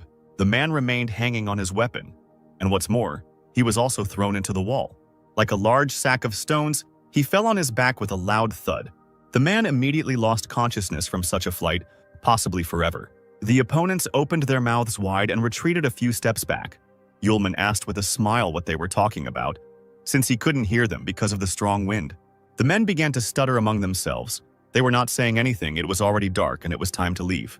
A few seconds later, the crowd ran away screaming, and only a lonely figure sitting by the wall remained in front of the apostle. The guy got down on one knee so as not to scare the stranger, and asked how she was doing. Suddenly, the apostle's eyes widened as if he had seen a ghost, but he had not imagined this meeting in such a light either. Sierra and Sylph had been waiting for the student at the inn for a long time. The Fire Witch was very worried, thinking that something had happened to the guy. Finally, she got out of bed, determined to look for Yulman. The sword spirit nodded. As soon as the girl opened the door, she stepped back, seeing the guests. Arya stood next to Yulman, completely unhappy and wounded. After some time, the table covered with various dishes became empty, as did the plates filled with food. Once Arya had calmed down and had eaten her fill, she revealed that Aisha had gone missing and had not returned from her study leave, which left Sierra stunned. The guest clutched a glass in front of her, trying not to cry. She came to tell the teacher and Lou everything. Suddenly, they could find the missing item. The time traveler asked if something happened before Aisha left school, but Arya remembered that the student left the academy with an infinitely sad face. Yulman gave Master Sierra a potion that she was to drink on her way back to the academy. It wouldn't be possible to instantly restore strength, but it would increase the speed of recovery. Sierra regretted that she wouldn't be able to go on reconnaissance to Aisha's house with her student. Charlotte crossed her arms and asked if Yulman was sure he needed to go with Arya. She looked at the girl playing with Sylph, thoughtfully saying that in their current situation, they needed to stay away from the three great families and the people associated with them. Sierra knew Arya's full name. Her last name was the same as the general's families, which didn't bode well. Yulman interrupted her, saying that even if Arya was one of the general's people, it did not change the fact that the girl was his trusted friend. Sierra smiled. She knew the student would say that. Then the master wished them both a safe journey. Finally, the horse-drawn carriage set off along the forest road. The rocking motion instantly put Arya, who was tired from the long journey, to sleep. The girl sprawled out on the bench, snoring. Yulman sat at the very edge of the bench opposite, already regretting that he had decided to go with the girl. But after thinking again, he decided that he was wrong, because Arya had come a long way from school to find them. The apostle remembered the moment when he found an exhausted girl in a dark alley. When he saw her face covered in small scratches and blood, he asked why Arya was here. She, as if in a delirium, suddenly raised her head, staring unseeingly at her savior. The girl's unhappy eyes filled with tears. She said nothing, only quietly sobbed. Screaming that she had finally found him, Arya threw herself on Yulman's neck. The apostle was taken aback, but quickly came to his senses and asked the girl why she was alone and whether she was wounded. Arya instantly blushed and froze like a statue right next to Yulman's chest. She pulled away from the guy's embrace, burning with shame, and crawled away from him as far as possible. Arya hugged herself and repeated haltingly that she was fine. She had one very important thing to tell Teacher Sierra about. She was silent for a few moments, then, glancing over her shoulder, asked Yulman to take her quickly to the master. The apostle saw a lacerated wound on Arya's shoulder, but said nothing. Only his eyes and furrowed brows revealed his true feelings. And now, sitting in the carriage and looking at this brave girl, Yulman thought out loud that she had worked hard. She definitely needs to get a good night's sleep tonight while she can. A couple of days later, the carriage brought the travelers to the western outskirts of the city of Gorst, to the estate of the Lawrence family. The courtyard of the house was overgrown with thick grass, and the walls looked very untidy. Arya, standing in front of the gate, asked the coachman if there was a mistake. But the man assured her that the house definitely belonged to the Lawrence family. He added that the Lawrence family had been completely missing for 10 years, so the estate was empty. Having dealt with the lock, Yulman and Arya entered the house, half destroyed by time. Arya thoughtfully bit her nails. They looked both above and below, and it really seemed like no one had been here for a long time. But it was obvious that Aisha's family address was this very place. Suddenly there was a loud noise to the side, frightening the girl. It turned out that for some reason a frame with a painting covered with a white cloth fell off the wall. Arya abruptly pulled the interfering fabric away. She leaned over in surprise along with Yulman, greedily peering at the image. The painting depicted Aisha's mother and father, but the painted father's head was missing, as if someone had violently torn off that piece of canvas. Yulman did not know for sure how true this was, but he knew for sure that the woman in the portrait was not Aisha. He offered to stay at the estate for a couple of days. Perhaps that way he and Arya could find out what happened to the Lawrence family estate. Suddenly, Arya remembered that she had forgotten to give something to the apostle. Before leaving, Aisha asked to give Yulman a small box. The couple decided to leave the gloomy house to discuss all matters in a local tavern. As it turned out, before leaving, Aisha asked Arya to give Yulman the ring. Looking at the decoration, the apostle thought, "The drawing on the ring does not belong to the Lawrence family, so whose is it?" Arya propped her head up with her hand, sadly saying that even the city's workshop specialists had never seen this image. The waitress's voice was heard behind the bar. She glanced at the ring and asked if it was the coat of arms of a count. Looking at the surprised faces of the visitors, the woman told about Count Theodore, a very elegant aristocrat. She still remembered the moment when the man entered the tavern. The waitress added that at that moment she was calming her friend down, but that didn't stop her from seeing that very ring on Theodore's hand. Arya and Yulman looked at each other carefully. The girl behind the counter squeezed the glass so hard in her hands that it broke. She screamed, which made the count turn his attention to her friend Lily. Arya whispered to the guy that Aisha's mother's name was Lily, and he nodded. The student cautiously asked the angry waitress if she was talking about the same Lily who had disappeared from the Lawrence estate. But the woman didn't think she had disappeared anywhere. Lily probably ran away with Theodore, falling in love at first sight, and took the child because it is very difficult to raise a child without a husband. The apostle smiled and tried to find out where Count Theodore was now. The woman thought, remembering that his possessions were in the east in the Noni Empire, quite far from here. A guest from across the room ordered a beer, and the waitress responded happily. She promised to bring a drink to the restless guest and asked the guys if they were going to go to that empire, where demons had recently been bred. Yulman thought about it, suggesting that motion sickness during travel could somehow be connected with the influx of demons. Arya looked questioningly at Yulman. The girl wanted the student to teach her a technique for fighting demons. If they really do meet demons, Arya's skills won't be enough, and she will only hinder Yulman. But she also wants to look for Aisha together. The apostle was surprised. He did not know about any reception. Arya explained that this is internal energy that appears during the process of tempering and cultivation. By combining it with natural magic, it is possible to release a huge amount of power. The girl raised an eyebrow, asking why the teachings did not know this technique, since he had previously won in the same way, and natural magic was probably beyond his control. Yulman shook with irritation. He didn't ask Arya about anything at all. The interlocutor's cheeks turned red. She decided to achieve her goal by cunning. The apostle scratched his cheek, promising that he would at least try to do so. At this time, there was excitement in Acis's house. The late director's office was turned upside down. Personal belongings were scattered and lying on the floor. Sierra, hands on her hips in displeasure, looked for the old man's important things, which, in addition to the hellfire, should have been here. The broken desk drawers that Charlotte discovered indicated that someone had broken the rules before her and taken everything. In that case, the girl thought, it was even more impossible to let people know about Ace's death. The Empire could be in serious danger. The fire witch exhaled tiredly. She pulled out a bottle of blue liquid, remembering that the 5 schools championship was about to begin. Sierra didn't even know if Arya and Yulman would have time to find Aisha and return back. The carriage with the travelers was on its way to the Nonya Empire. Inside the carriage, training was taking place on a technique against a demon. Arya was sitting on all fours on a bench and tearfully looking into Yulman's eyes. He leaned forward, smiling maliciously, deciding to try something. The apostle's hands reached out to the girl's waist, touching her. Arya blushed, begging him to stop. The next moment, her boot flew straight into Yulman's stomach. The guy got angry, shouting that he was helping his friend, awakening anger from the outside, and she even kicked. Arya burst into laughter, asking for forgiveness. She found it too funny from the tickling. 2 weeks later, the carriage finally arrived in Nonya. Arya looked out the window and, seeing the half-destroyed buildings, was surprised by the urban center of the empire. The doors of the houses were tightly closed and there was a deafening silence. On other, no less dirty and dark streets, one could see gloomy and exhausted people. The dark-haired man watched the unknown carriage with a frowning look. Arya nudged Yulman in the side, suggesting that they had the wrong address since Aisha couldn't live in such a place. The apostle knew that the cab driver could not have made a mistake. But in this place, even all the shops were closed, and this was very strange. The carriage, having passed several streets, stopped near a noisy crowd. The passengers decided to see what was going on. There stood the building of the Adventurers Guild. Near the house, there were tables and benches set up, and many warriors were celebrating something. Arya glanced around at the people present. Surprised that there were so many people in the guild, the girl entered the building and approached the smiling girl at the counter, carefully asking if there was a count named Theodore among them. The worker said that there was, asking why anyone would look for it.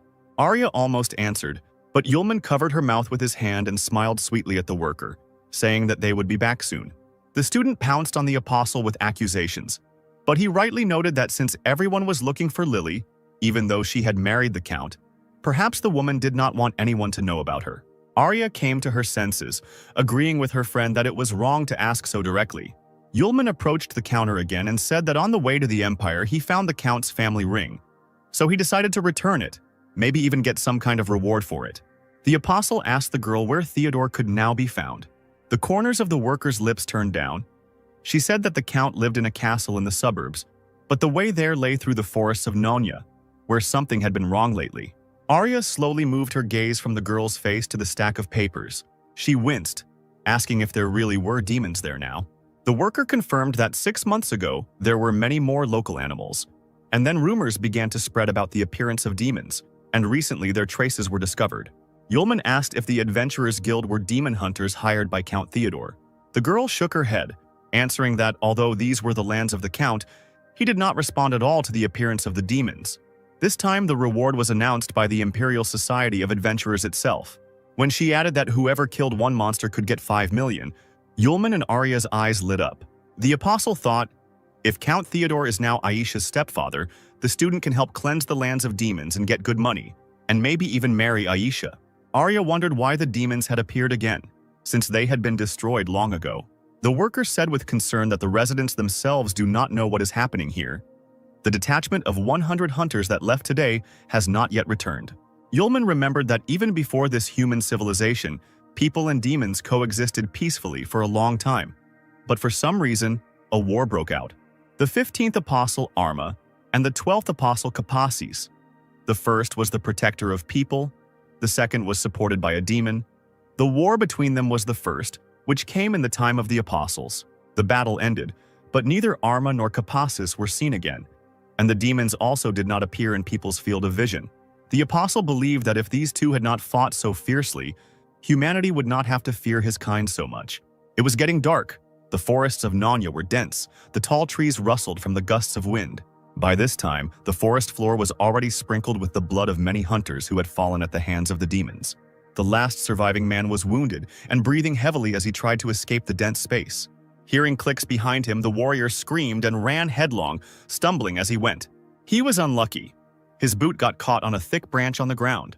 The warrior screamed hysterically and fell face forward. Kneeling, he knew the end had come. The man was surrounded by a pack of devilish panthers. The man sat up and began to back away, covering his face with his hands, begging not to kill him.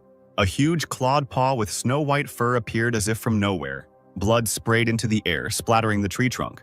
It flowed from the werewolf's muzzle, staining the previously light fur, and in a matter of seconds he tore the man to pieces. Arya gasped when the worker mentioned 100 warriors, but she added that there was only one werewolf demon in the forest. Yulman snorted, saying that with someone like that the conversation was short. One strike of the sword and everything was ready. The girl opened her mouth, asking again what this young man meant. She asked in surprise if the person in front of her was really a gold-level adventurer or higher. Yulman took out his badge, saying that he was only at the iron level. The worker's silence in response spoke volumes. The other warriors heard him. One of them banged his fist on the table and laughed loudly. The worker said that this werewolf is very cunning. His movements are lightning fast. They say that he even has shadow magic and kills gold hunters playfully. The apostle was surprised. He thought that werewolves were stupid demons with slightly developed limbs. Could they really have disappeared for a while and upgraded to shadow magic? A man in a cloak approached the friends and ordered them to get out of here. They probably didn't understand what was happening. Arya quietly asked Yulman if they should change their route since this werewolf was so strong. The guy grinned, advising her to calm down. Because if the monster really did have shadow magic, it would still only take 5 minutes. Arya walked through the night forest, carrying a rapier on her back. She looked back and suggested to Yulman to postpone the expedition until tomorrow. Something rustled in the leaves, and the girl squealed, holding the weapon in front of her. A small snow-white animal jumped out of a small bush. The girl lowered her rapier and exhaled. It was an ordinary hare, but she relaxed too quickly and did not notice the attack from above at all. But Yulman quickly intercepted the other people's movements. He was constantly on the alert. With one blow of his fist, the apostle fell upon the huge panther, knocking it to the ground. The animal's body lay frozen with its mouth open on the dark ground. The next second, the panther literally melted into thin air, as if it were a stream of smoke. Arya opened her mouth slightly, looking at the beast, breathing heavily, recovering from the attack. The apostle told the amazed girl that only a demon could have created such a black panther. As if to confirm his words, a whole army, led by their leader, emerged from behind the thick trees, all growling loudly. Arya screamed again, holding her rapier out in front of her. The lead werewolf approached the couple on his hind legs, his red eyes flashing. Getting into a fighting stance, he suddenly spoke. The demon did not think that anyone would recognize his Black Panther. Not one, but dozens of them slowly and gracefully walked towards the people, thick saliva dripping from their slightly open mouths. The werewolf raised his fist and offered Yulman to join him in conquering the entire continent. Then both he and his girl would be spared. Instead of fear, the werewolf saw joy on the faces of the people who began to mimic him. The apostle started to fool around, saying that he couldn't join because of the terrible treatment of people by werewolves, and he also wouldn't allow them to conquer the entire continent. The werewolf laughed as he looked at the two boys who dared to say they could stop him. He grinned, saying that the entire group of hunters sent out in the morning had already been destroyed one by one. Yulman threw his hands behind his head, replying that the demon was a real fine fellow and deserved to be patted on the withers. This made the werewolf extremely angry. The fur on the back of his head stood on end. Yulman saw sharp teeth in front of him. The entire horde of panthers, without consulting each other, rushed at the people at once, led by their leader. The guy smirked and ordered Arya to go forward. The girl blossomed, clutching the rapier in her hands. Now her time had come. The werewolf clicked his teeth. He had just seen that the girl was scared of an ordinary hare. Arya held the weapon in front of her, closed her eyes and concentrated. After a few seconds, she suddenly opened her eyes. The girl's case burst into flames of magical fire, just as the panthers were attacking her, intending to cut her to pieces. But now, everything has changed. The golden rays of the attacking girl tore the animals in half. Bloody pieces of the creatures fell at Arya's feet. The werewolf stopped dead in his tracks. He didn't expect this from a fragile human creature. Arya patted her chest. It wasn't for nothing that she pretended to be terribly scared for a long time. The werewolf growled, realizing that the humans wanted to lure him out of the forest with their acting. Yulman broke into a mischievous smile, saying that they had been found out. A loud, desperate laugh rang out in the dense forest. The werewolf could not calm down after realizing that people had deceived him. The apostle waved his hand. They hadn't thought of this from the very beginning, but only on the way into the forest. He dreamed out loud about the reward for the killed werewolf from Count Theodore. Maybe he would marry Aisha to the hero. The werewolf interrupted the guy's monologue, scolding him for his bad manners. Not only did they want to kill him, but no one was allowed to deceive the werewolf. The monster bared his teeth. If these people had agreed to join, he would have spared them. But now it was too late. Green energy glowed around his body, and the monster itself rushed at Yulman, wanting him dead. The apostle, with his hands in his pockets, jumped towards the werewolf and kicked him in the stomach with his left foot. Blood spurted from the mouth of the stricken demon. He could not even imagine that such a thing could happen to him. The blow caused the werewolf to fall to the ground, unable to regroup in time. Yulman became serious and asked Arya to wait while he dealt with the werewolf and asked him something. The girl nodded. Slowly standing up, the demon stretched his bloody shoulders. He shook with anger and humiliation, asking if people had angered him on purpose to find a weak spot. The werewolf growled terribly. Rage filled him to the very ends. Now he definitely would not let these people go alive. Raising its head upward, the monster howled loudly and long. The werewolf's fur on his paw slowly began to be covered in a dark haze. Arya leaned forward. She had never seen anything like this before.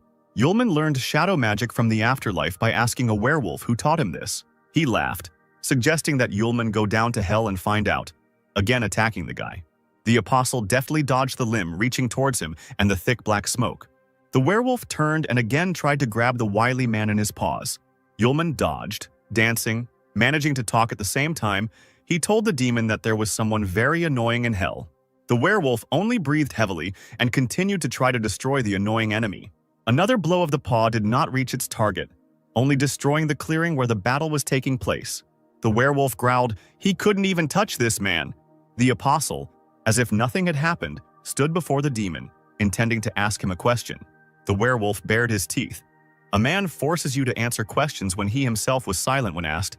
This is unfair. Yulman shrugged, looking the demon straight in the eyes. A sword appeared in his hands and green flashes appeared in the air. Smiling, the apostle rushed at full speed towards the werewolf, who was puzzled by such sudden events. He stood there, his eyes wide open, realizing that he wouldn't have time to do anything. A green beam appeared right in front of the enemy's face, blinding him. The werewolf growled and howled as the searing light passed straight through him. Arya covered her face with her hands. The glow was so bright, and a strong wind arose, carrying sand and earth with it. The forest clearing was illuminated by light. It became as bright as day. After a moment, it was all over. The burnt demon was still standing in front of Yulman. The werewolf's legs stopped supporting his body, and he fell to his knees. The apostle came closer and pointed the tip of his sword straight at the enemy's face, asking whether he wanted justice or not to die. Yulman said that he would spare the werewolf, but in exchange he would carry out all his orders, then asked what he was and where he came from. Still kneeling, the demon said that he and the others planned to recapture this continent under the leadership of the Prince of Darkness Aquila. The prince sent the werewolf to scout out the situation before the invasion. The demons believed that humans were much weaker, so they wanted to first take over the surrounding area and then return and report everything. The werewolf added to himself that he did not expect to meet these two people. Yulman asked where the abode of demons is now. The demon hesitated, but seeing the blade, he continued his story. One gentleman created a small world for them, gave them the opportunity to accumulate strength and improve. Arya was surprised that the gentleman was so strong that he could create new worlds. The werewolf suddenly jumped up, shouting that the master had forbidden giving out information about him, the savior of the demon race, so the filthy humans would not find out anything anyway. The apostle guessed that the new world was the work of Arma, who possessed incredible wisdom and unrivaled magical skills. Seeing Arya swinging her axe at the werewolf, Yulman asked why the master allowed the demons to come out and invade the human world. Suddenly, the guy fell silent, staring at his girlfriend. He asked if the girl was okay, and she looked at Yulman in surprise. The apostle felt that someone had opened the gates of the limit. They connected all worlds with each other. Meanwhile, there was a knock on the door of one of the rooms of the estate. Aisha was sitting by the mirror. Turning around, she saw her mother standing at the threshold. The woman told her daughter about a man with a gift, who was sent by a certain gentleman, and now the girl was expected in the living room. Aisha smiled obediently, saying that she would tidy herself up and leave. She turned around like a doll and walked into the bathroom. The door slammed shut, and there was a single red rose lying on the table. Yulman thought that this was the world where demons were hiding. He had just merged with the human world. But one thing was unclear. That is why this world was emitting a barely perceptible smell. Arya called the guy by name. He perked up, answering that he was thinking a little. He asked the werewolf if he needed to report the situation to Yahello. And that gentleman, surely the demon would also need to open the gates of the limit, and someone would be needed who could send information between worlds. The demon confirmed Yulman's guess, because they could not directly return to their world and needed messengers with a piece of the power of the founders of a world to transmit messages. The apostle demanded to be taken to one of the messengers so that he could convey a few words to the ruler of the demons, but first he needed to go to one more place. The werewolf, without the right to choose, obediently followed the people. Yulman looked at the map. They needed to go straight in a certain direction to get to the castle. The werewolf asked if this was the castle that stood by the coast. It turned out that this was the house of the demon messenger, which surprised Yulman and Arya. The girl hesitantly asked her friend if Aisha was safe in that case. Perhaps that ring was her signal for help? The apostle saw meaning in Arius's words. He grabbed the girl by the hand, and she screamed in shock. Yulman decided that they needed to hurry and picked up Arya in his arms. The boy flew into the sky, ordering the werewolf to catch up with them. Huge waves crashed against the rocks of the cliff. The apostle landed on the ground near the palace, kneeling down to gently lower the flustered Arya. The count's castle really did stand on the very edge of the cliff. The friends turned around when they heard someone's footsteps on the grass. A fair-haired butler came out of the building and greeted the travelers warmly, saying that he was happy to learn of their arrival. The man pointed in the direction of the entrance. The gentleman was already waiting for them. The butler waited for the boy and girl to follow him towards the castle. Arya quietly asked her friend if it was a trap. He shrugged. In any case, they wanted to visit this place themselves, so they needed to find out what was going on there. The man led the guests down a long corridor, saying that the gentleman was waiting for them in the living room. Yulman was the first to enter the room and immediately looked around, freezing on the threshold. The student hid behind his back asking what happened, but the apostle, in his favorite manner, threw his hands behind his head, replying that he was simply distracted. Arya carefully warned her friend about the strange, barely perceptible smell. Both saw a long red staircase. There was a portrait of a handsome young man with blonde hair hanging on the wall. The butler loudly announced to the gentleman that the guests had already arrived.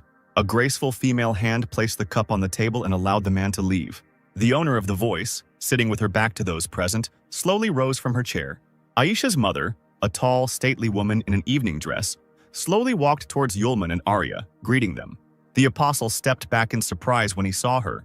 Arya screamed, thinking that it was Aisha herself in front of her. But the woman smiled, winked slyly, and shook her head. She said that she was Aisha's mother and asked to call her Lilith. The student let out a breath of amazement, realizing that the family had actually moved and not disappeared. Lilith approached Yulman, saying that he was probably the one who stole her daughter's heart.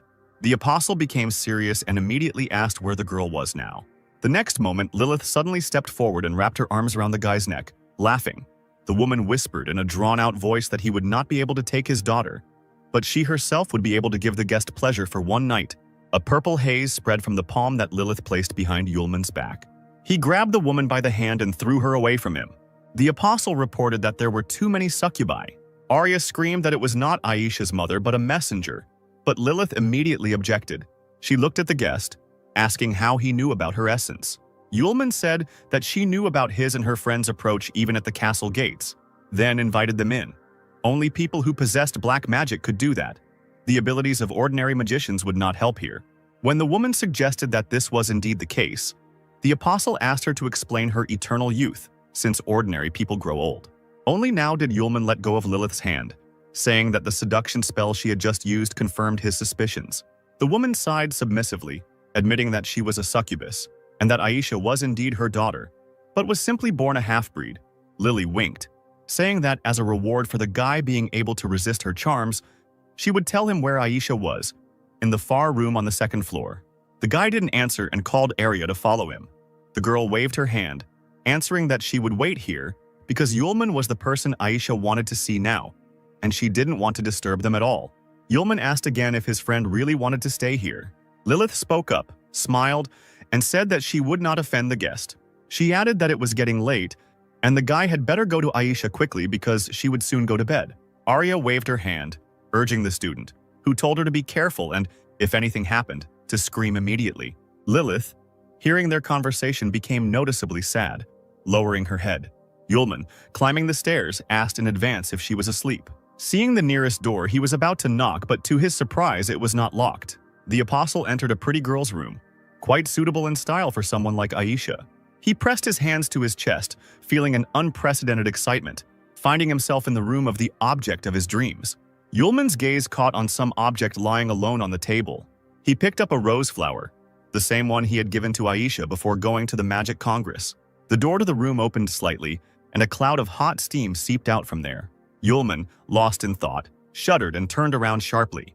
Aisha stood on the threshold wearing only a towel. Drops of water were dripping from her long hair. The girl screamed, not expecting to see a student here. Aisha shifted awkwardly from foot to foot.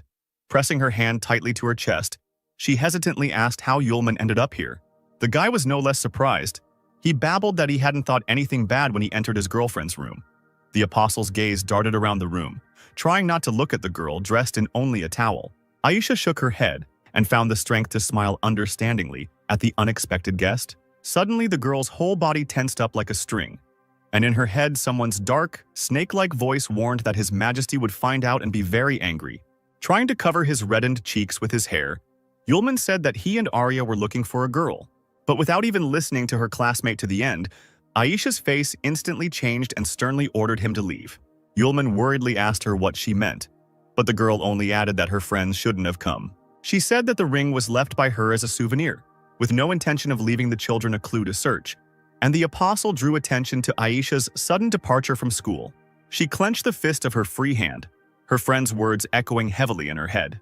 In her mind, Aisha begged her friends to leave, but out loud she said that she would soon marry a rich, respectable gentleman, and then her classmates would no longer be of use to her. However, behind her cruel words, she was unable to hide the main thing: immeasurable pain and despair. Aisha did not even notice how hot tears flowed from her eyes. She realized only when Yulman asked why she was crying.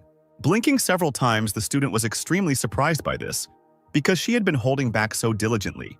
The guy lowered his head and exhaled heavily, collecting his thoughts and looking for the right words. He took a step towards the inconsolable mistress of the room, gently ran his fingers down her cheek to catch a hot tear, and noted that one must first deceive oneself before deceiving others. Smiling affectionately, he scolded Aisha for her weak acting. Squeezing her hand tighter on her chest, the interlocutor seemed to come to life and began to emotionally blame herself for her own carelessness. Arya should not have handed over that ring. Now the gentleman will find out about everything. The smile disappeared from Yulman's face. He looked thoughtfully somewhere at the wall, wondering if Aisha was talking about the Prince of Darkness, the Lord of Demons. Aisha continued to try to convince her friend to leave her house because that gentleman, the real ruler of the demons, was incredibly dangerous and would not leave uninvited guests alive. The girl said that even if he was not there, she would not be able to leave because she was a succubus, a devourer of human lives.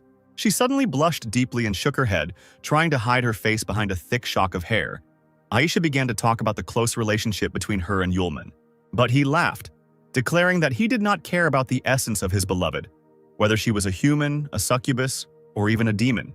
After all, Aisha's personality will not change at all from this. She remains herself. These words struck the girl in the very heart. Yulman carefully extended his hand, as if there was a frightened animal standing in front of him, and suggested that the owner of the room leave this place right now and not worry about the master. Aisha blushed shyly once again, and almost put her palm into the stranger's outstretched hand. At that moment, the large clock on the wall came to life and began to ring loudly.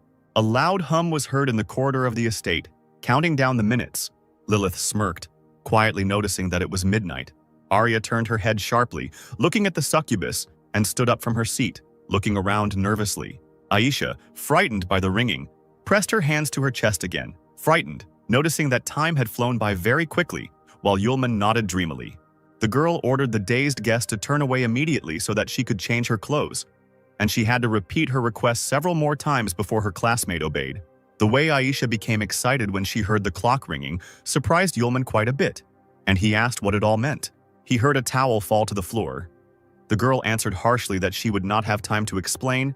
He just needed to know that now they would have to fight a fierce battle. Finally, she loudly announced that she had changed her clothes, and Yulman was able to turn around to look at his classmate. The one who appeared before him did not at all resemble a nervous, frightened girl. Her warlike gaze spoke of many things, including her readiness to fight. At this sight, Yulman blushed and exhaled in admiration, saying that the girl looked wonderful. Aisha smiled tightly and turned sharply towards the door. They had to hurry. Yulman caught up with her and gently grabbed her hand, asking her to wait. He deftly took the jewelry out of his pocket and firmly fastened it on his thin wrist, glad that he had guessed the size correctly. When Aisha asked what it was, Yulman told her about the auction where he bought the jasper bracelet. It, combined with the magic of ice, would probably suit the girl perfectly. Looking at the new thing with admiration, Aisha sincerely thanked the guy, saying that she really liked it. She didn't miss the opportunity to remember the rose she had given him. Now this gift would definitely not wither. When Aisha realized that she was starting to blush again from the proximity of her classmate, she turned around sharply and hurried the guy. She opened the door to the corridor, but froze on the threshold. Yulman crept up silently from behind, examining the area. The entire space was covered in a strange, thick fog. It was impossible to see anything even at arm's length. A heavy silence fell over the corridor, broken only by the couple's heartbeat. Putting his hands in his trouser pockets, Yulman barely audibly asked the girl what had happened. Aisha explained that this is a labyrinth of thought created by Theodore Peer. His natural magic is the change of worlds. Every midnight he can transfer the entire castle to his world. Yulman realized that he could not feel the opening of the gates of the limit when the change of worlds took place, because the estate is the outer shell, and the labyrinth of thought is its main filling. The guy was dumbfounded, feeling himself breaking out in a cold sweat. What would happen to Arya? Yulman knew that he had to find Aryu, and asked his companion if she knew approximately how this labyrinth was arranged. The girl mumbled something incoherently, but the next moment she shuddered when she heard a vague crackling sound in the distance. She slowly turned towards the sound, her whole body still shaking. The corridor was filled with silence again, but the next moment someone's footsteps were heard, and through the haze one could make out a vague silhouette. Aisha swallowed hard and straightened up. An elegant ice sword appeared in her hand. Finally, the fog gradually cleared and Aisha's mother appeared before the couple.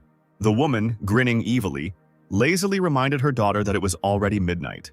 Lilith was now dressed in a revealing costume that matched her nature, and she twirled a strand of hair around her finger, ordering Aisha to return to the room and go to sleep. Otherwise, something irreparable would happen. The girl knew exactly what was being discussed and helplessly lowered her hand. Yulman whispered the name of his beloved, holding out his palm to her. He wanted to help his classmate, no matter what.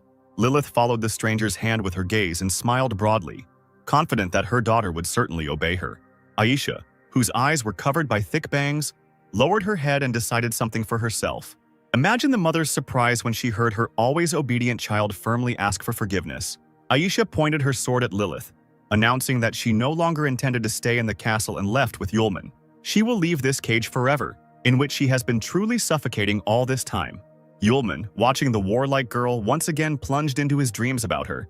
Aisha is a real cutie. She tried to talk to her mother, to explain her actions because Lilith had once done the same to her father.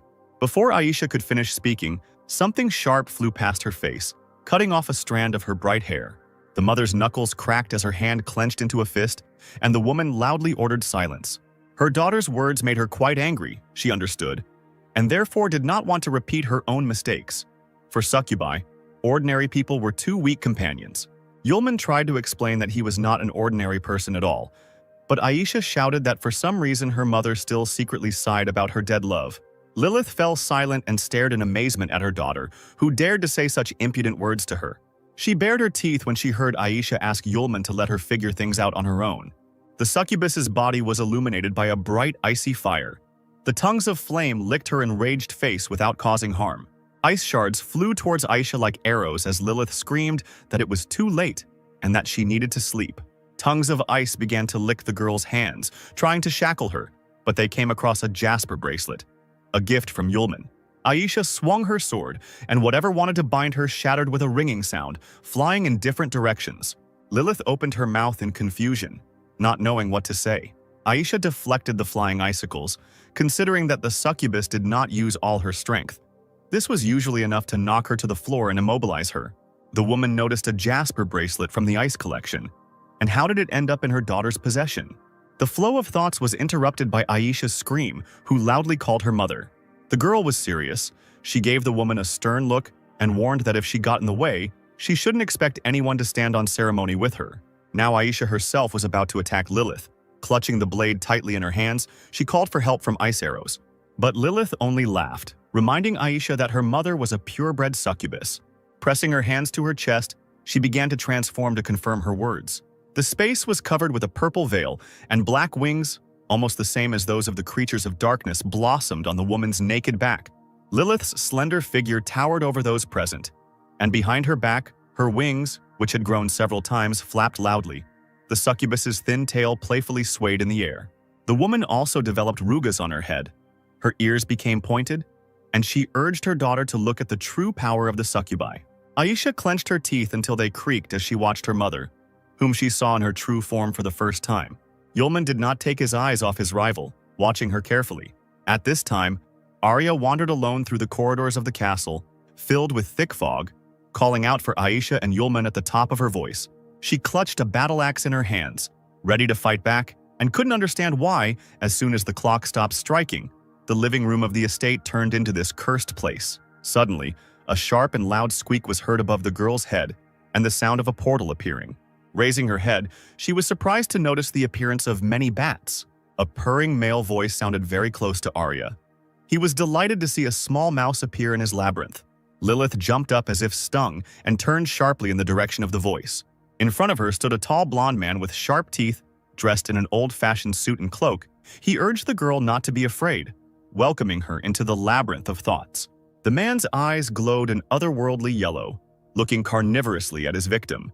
It was the master of the labyrinth, Pierce Theodore. The corridor outside Aisha's room was still filled with thick, impenetrable fog. Lilith, crossing her arms over her chest, flapped her large, sharp wings, looking attentively at the couple. Yulman raised his hands, declaring that the woman had made a mistake, but she abruptly interrupted him, saying that it was too late to beg for mercy. The succubus's eyes flashed dangerously in the semi-darkness, glaring at the guy and promising him quick reprisal. Aisha kept a close eye on her mother, knowing what she was capable of if she wanted to get her way. As if to confirm her thoughts, Lilith suddenly flew up and rushed towards the young rebel, intending to teach her a lesson. The young warrior's ice sword creaked, guided by its mistress, preparing to go into battle. Aisha ran straight at her mother, screaming that she was not going to kneel before her. Yulman tried to bring his relatives to their senses, hesitantly suggesting that they listen to him. But the succubi could not be stopped. Aisha and the mother, radiating completely different energies, were preparing to collide. Lilith stopped and extended her hand, her palm creating ultrasonic waves in the air. A strong, invisible wall appeared in front of the woman, and sharp ice flows flying towards her crashed into the defense with a ringing sound. Aisha pressed her lips into a thin line, realizing that her attack had missed its mark. She jumped high into the air, hoping she could make a hole in the wall somewhere else. With her sword at the ready, she flew straight towards the defense, intending to pierce the barrier with the blade. But something went wrong, and the girl suddenly stopped in midair, her eyes wide open. Her mother smiled widely, licking her lips lecherously. She had no intention of letting her daughter attack. Lilith grabbed Aisha tightly by the neck, lifting her above her. She coughed, trying to grab at least a little air. The next second, Yulman let out a cry of despair as huge wings whipped up the fog and the succubus carried away his beloved.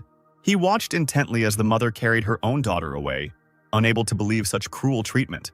Sylph's stern voice was heard. The spirit of the sword asked why the master did not come to Aisha's aid. Yulman suddenly grabbed his head, pulling his hair with all his might. He didn't know how to help, because Lilith was Aisha's mother, possibly his future mother-in-law. And what if he miscalculated his strength and killed her? The guy lowered his hands and looked around. The fog had not disappeared anywhere, and he still had difficulties moving. The tenacious hands were tightly squeezing Aisha, and she, in a half-fainting state, could not understand why they were moving so strangely. My head was spinning, as if it was clamped in a vice, and everything in front of my eyes was upside down, because the succubus was flying up. But in the end, she found herself falling down. However, the woman was clearly amused and pleased by this. She, looking madly ahead, exclaimed that this was called the labyrinth of thought. The girl closed her eyes from the bright light that hit her, then tried to see at least something. Everything was covered in fog again, but now she had her trusty ice sword in her hand. Having waited for the right moment and feeling a momentary weakening of the grip, she pushed herself away from her mother with force. Once on the ground, Aisha swung her sword at the succubus, cutting off its path from herself. Then, without wasting any time, she turned sharply and ran away, straight into the impenetrable fog. As it turned out, Aisha found herself right in a labyrinth, endless and mysterious. Everything was complicated by the fact that these were not just walls. Inside, one could stumble upon amazing plants with sharp teeth, the branches of which entangled travelers. Moreover, the weak-willed knights in heavy armor were just waiting for someone to come near them. Their sharpened swords and axes were waiting for their moment. Lilith cursed and instantly landed on the ground, standing at the entrance to the labyrinth. Looking back, the woman realized that Aisha would not run far, because this was her first time here. Straightening up, the succubus loudly asked into the void where the teenagers would run, even if they managed to break away from her. Knowing that her daughter could hear her, the woman promised her endless suffering and complete despair in the future if she decided to run away. Still, Lilith was worried about her daughter. She thought with concern that the fog was getting thicker, and he would appear soon if the stupid girl did not listen to her. Finding herself among the gray walls covered with small cracks, Aisha began to frantically look around, trying to escape from the insistent voice and presence of her mother. Suddenly she tripped. A dark, long tentacle, which had slid unnoticed across the floor, wrapped itself around her boot. The girl backed away in fear, trying to escape the alien grip, but, raising her head, she realized that she was in a real trap. As if from nowhere, a multitude of long shoots rushed towards her from all sides at the speed of light. Within seconds, Aisha's limbs were trapped in a tight grip. Hanging in the air without the ability to move, the student did not lose hope of getting out, and then she saw someone's boots out of the corner of her eye. She lowered her head warily and jerked in fear when she saw his attentive gaze. The owner of the Labyrinth of Thoughts, Theodore Pierce, looked at his new toy, his hands casually thrust into his trouser pockets. From such an unexpected appearance, the sword fell from Aisha's weakened hands, landing on the floor with a clang. She twitched even more furiously, ordering the blonde to let her go immediately. He looked strangely at the caught mouse and grinned, saying that he couldn't do that. Moreover, he could not simply allow Aisha to escape from his own domain. The girl, trying to distract the man with conversation, tensed her hand, trying to activate the powers of her jasper bracelet.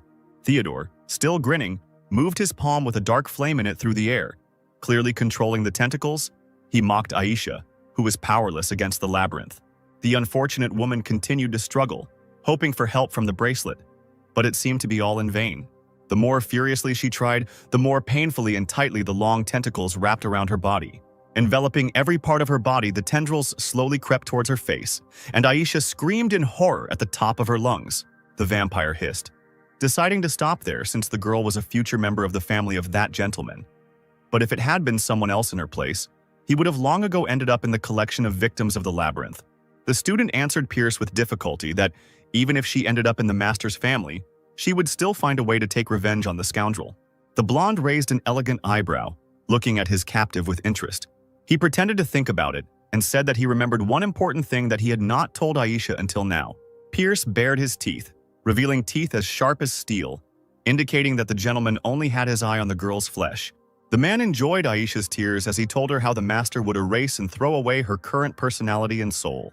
After hearing this, the girl stopped resisting and limply allowed the tentacles to envelop her in a dense cocoon, in which the villain wanted to keep her while waiting for her master. Suddenly he heard a whistle behind him. Cold snow rushed into the labyrinth, bringing a blizzard with it. Theodore frowned and turned around irritably, already knowing who he would see. He looked away from Aisha and held his palm out in front of him to deflect the sharp ice dagger away. Having lost control over the chutes, they fell down.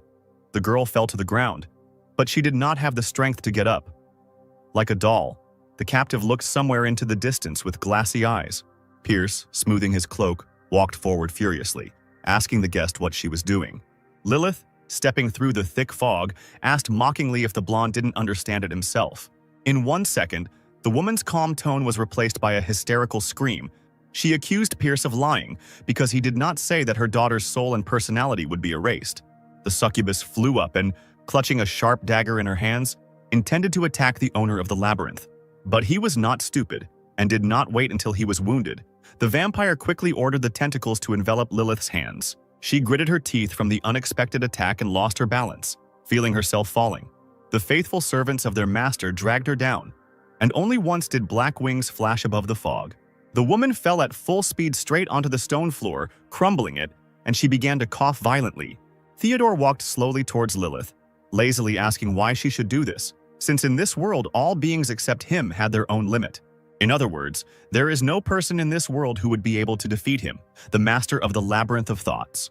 With his strong arms, the man lifted the succubus off the ground and grabbed her by the hair, declaring that it was worth sacrificing one girl to win the favor of the master. Lilith hissed in pain, saying that she gave Aisha to the master to make her future life much better. And now, there is no difference between erasing the soul and death. The next moment, Pierce grabbed the woman by the back of the head and slammed her face into the floor with all his might.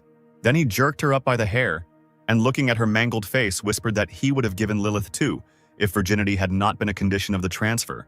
After all, he himself had held on for many years and had not touched the succubus, so now the dark tentacles had tightly wrapped around the body of the frightened woman.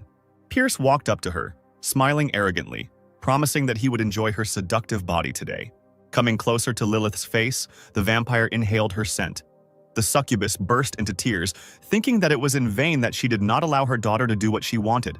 With all her heart, she begged for help, and soon realized that everything around her began to change. The owner of the labyrinth himself felt the same when he saw unusual flashes of purple light above. Yulman, like an arrow, rushed at full speed towards the labyrinth, knowing exactly where the captives and the vampire were. He landed in the right place, and the guy's figure disappeared into the thick fog. Lilith couldn't believe her eyes. She decided that weakness and pain were causing hallucinations before her eyes.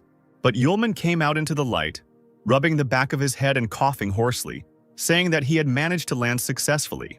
Pierce was as amazed as Lilith, looking closely at the boy's thin figure. His eyebrows shot up in surprise, as no one had ever managed to land unscathed in the labyrinth of thought.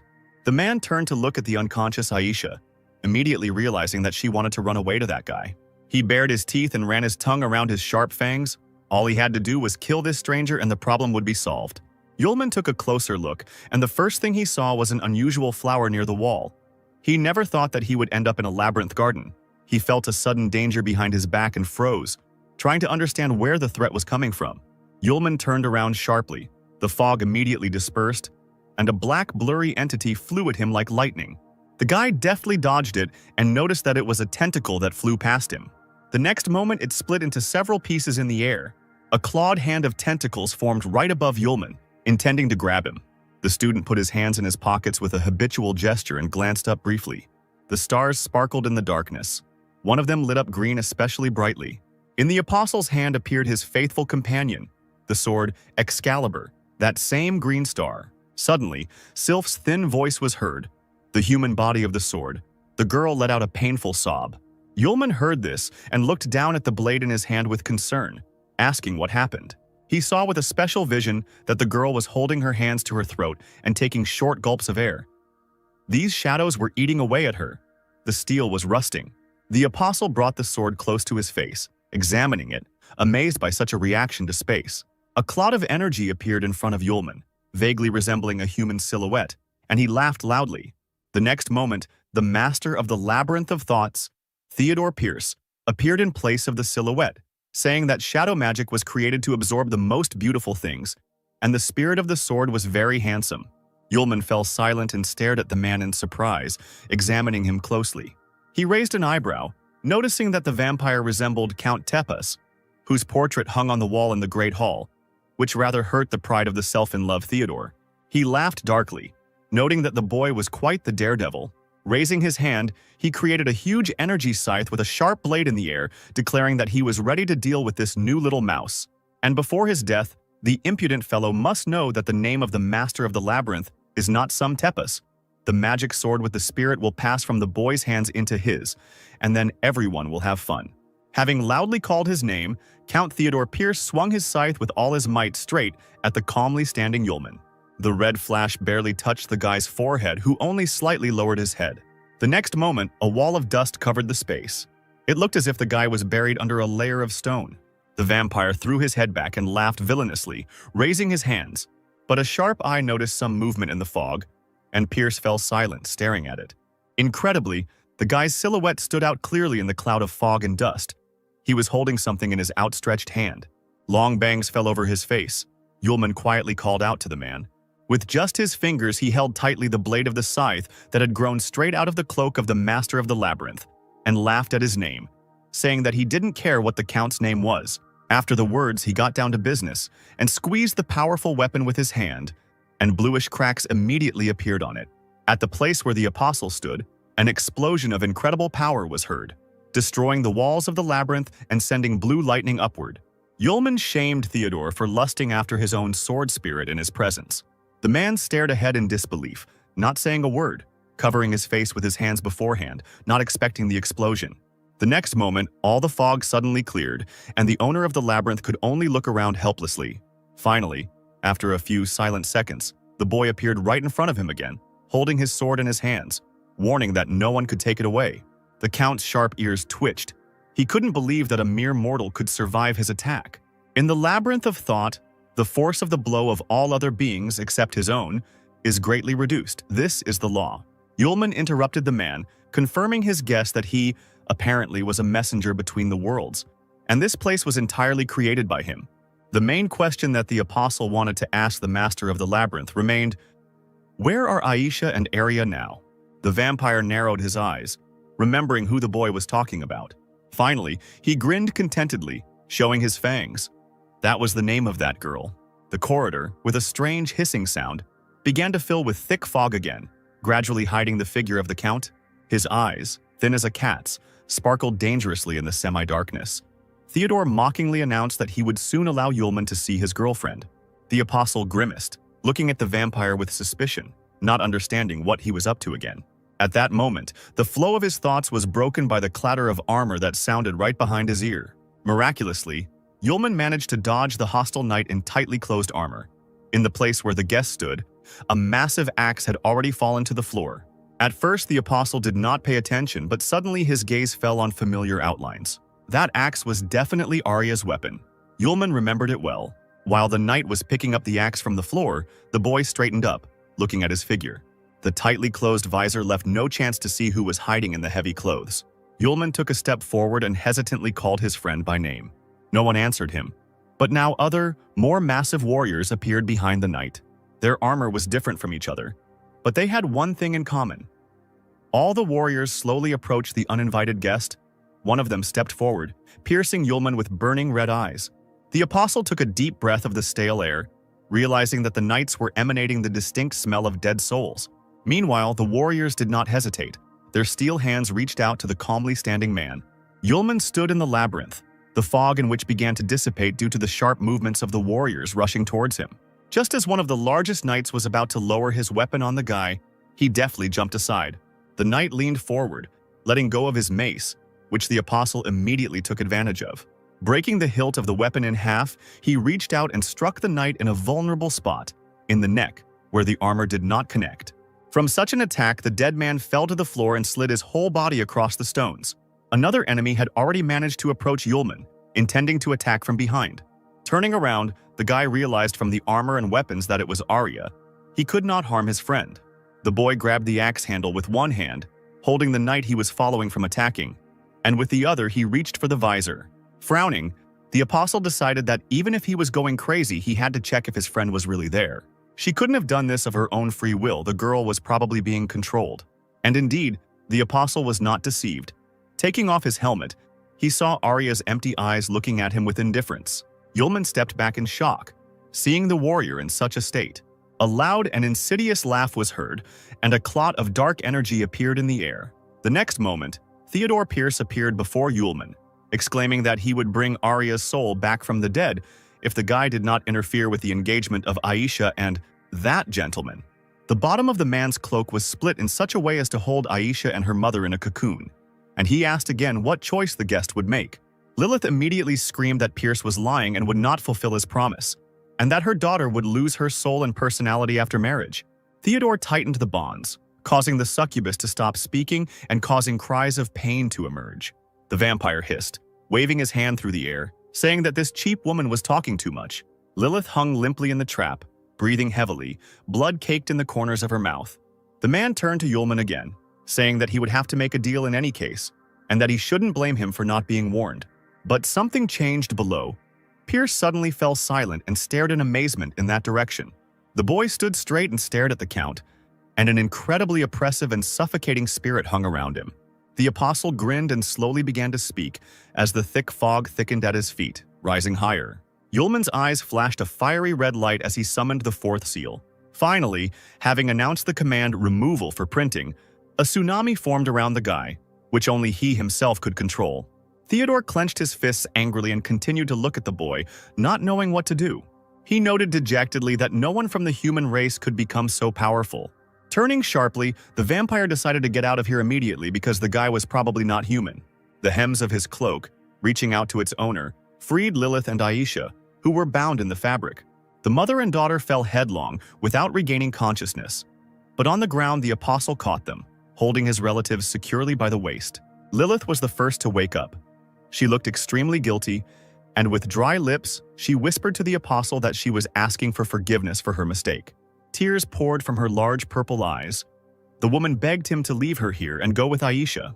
Yulman unexpectedly looked affectionately at the one who so fiercely prevented his communication with Aisha, promising to save her too, so that everyone would remain alive and well. The apostle turned his gaze to his beloved, carefully examining the girl, whose chest was heaving with intermittent breathing. Yulman promised himself that he would make the count regret coming to this world. Meanwhile, the fugitive rushed headlong into a large, round red portal right at the very sky. Having flown almost to the very border, Theodore bared his teeth. When he gets out, he will block the labyrinth of thought forever. The man decided that the guy, no matter how strong he was, would not be able to get out anyway. But his plans were not destined to come true. The vampire felt a burning pain that sharply ran through his entire body.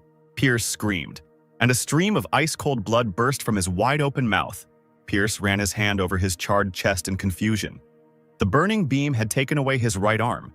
The man knew that in the labyrinth of thought, he was the strongest person. But now, everything was different. But there was one exception. Someone else's power must not exceed the limit. Like a ghost, Yulman's figure slowly materialized in front of the master of the labyrinth, scorching him with just one glance. The vampire's face took on a stupid expression, and for a moment he was completely dumbfounded. However, the next second his squeal was heard in the air. Theodore did not want to put up with his fate, and the shadow split into several parts. If he has 3 of his own shadows with him, a man will be able to move freely to any of them. Moreover, this guy definitely won't be able to handle all 4 entities at once. But Pierce's problem was that he completely underestimated Yulman's incredible strength. Something tugged at the vampire's cloak, and he stopped abruptly, turning his head in irritation. With glass eyes from which fire was burning, the apostle looked at his opponent, tilting his head to his shoulder, asking where he was going. Drops of blood glistened on the Lord's face. He sobbed, caught so suddenly, and began to wail that no one could kill him.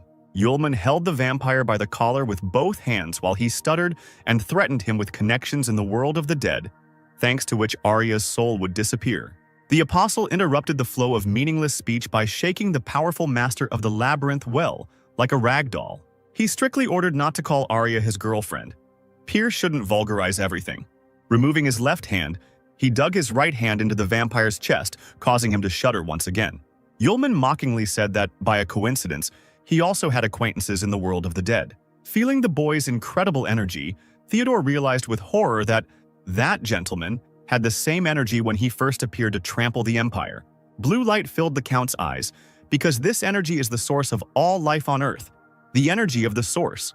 Yulman approached the Count's ear to whisper someone's name to him.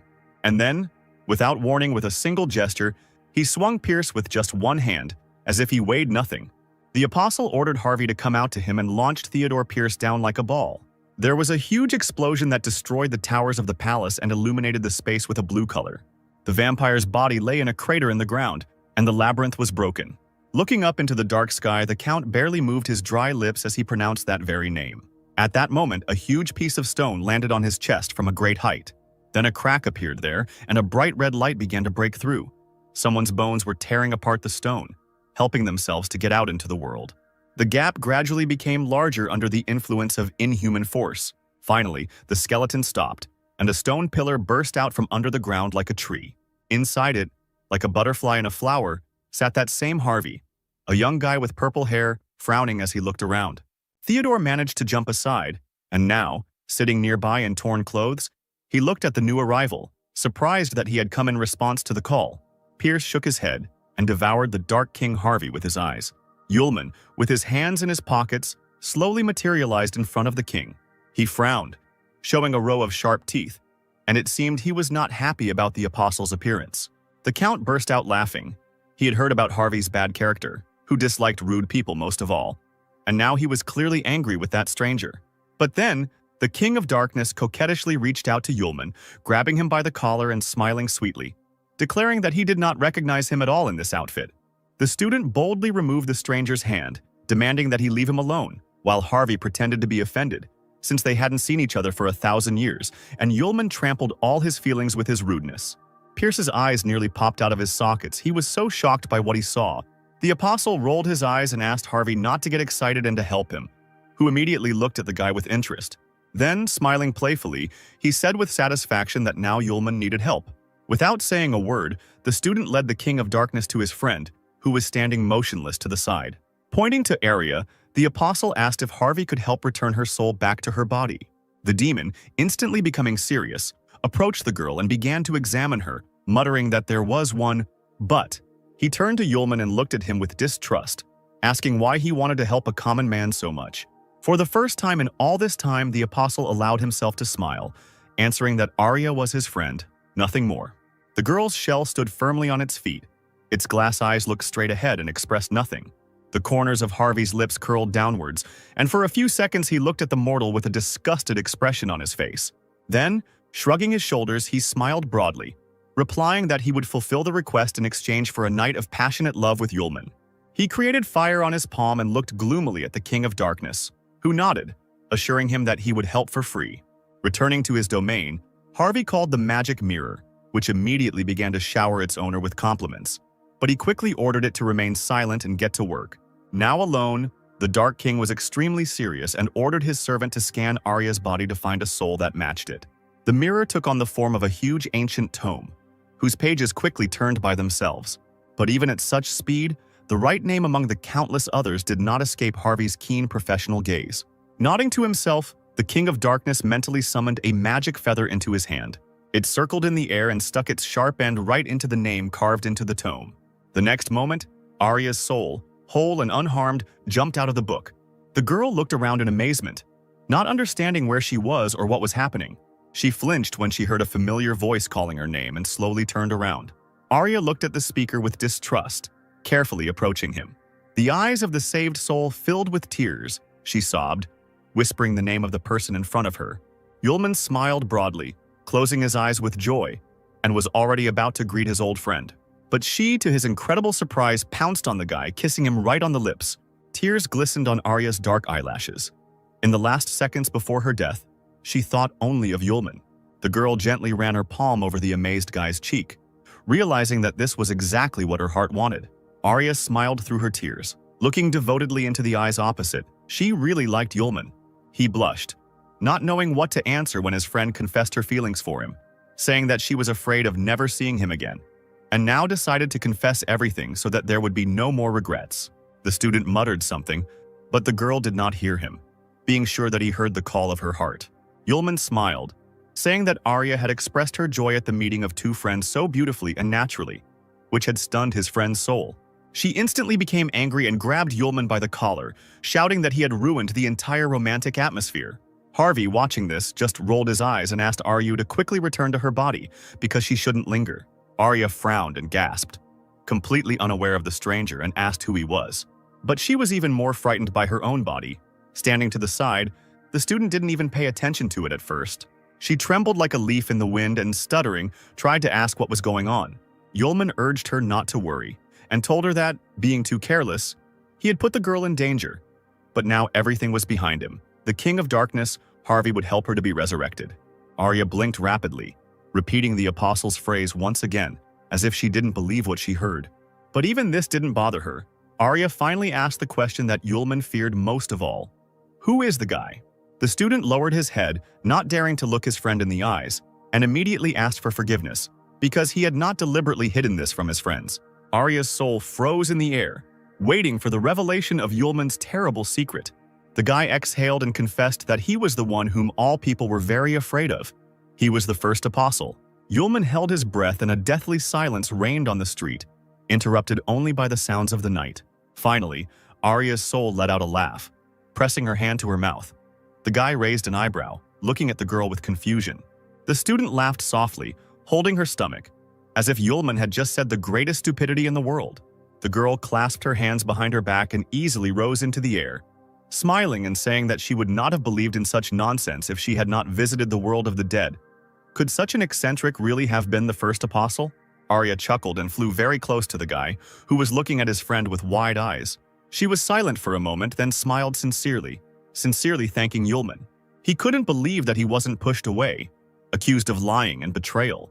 The touching moment was ruined by the King of Darkness, who rolled his eyes once again and loudly hissed, drawing attention to himself.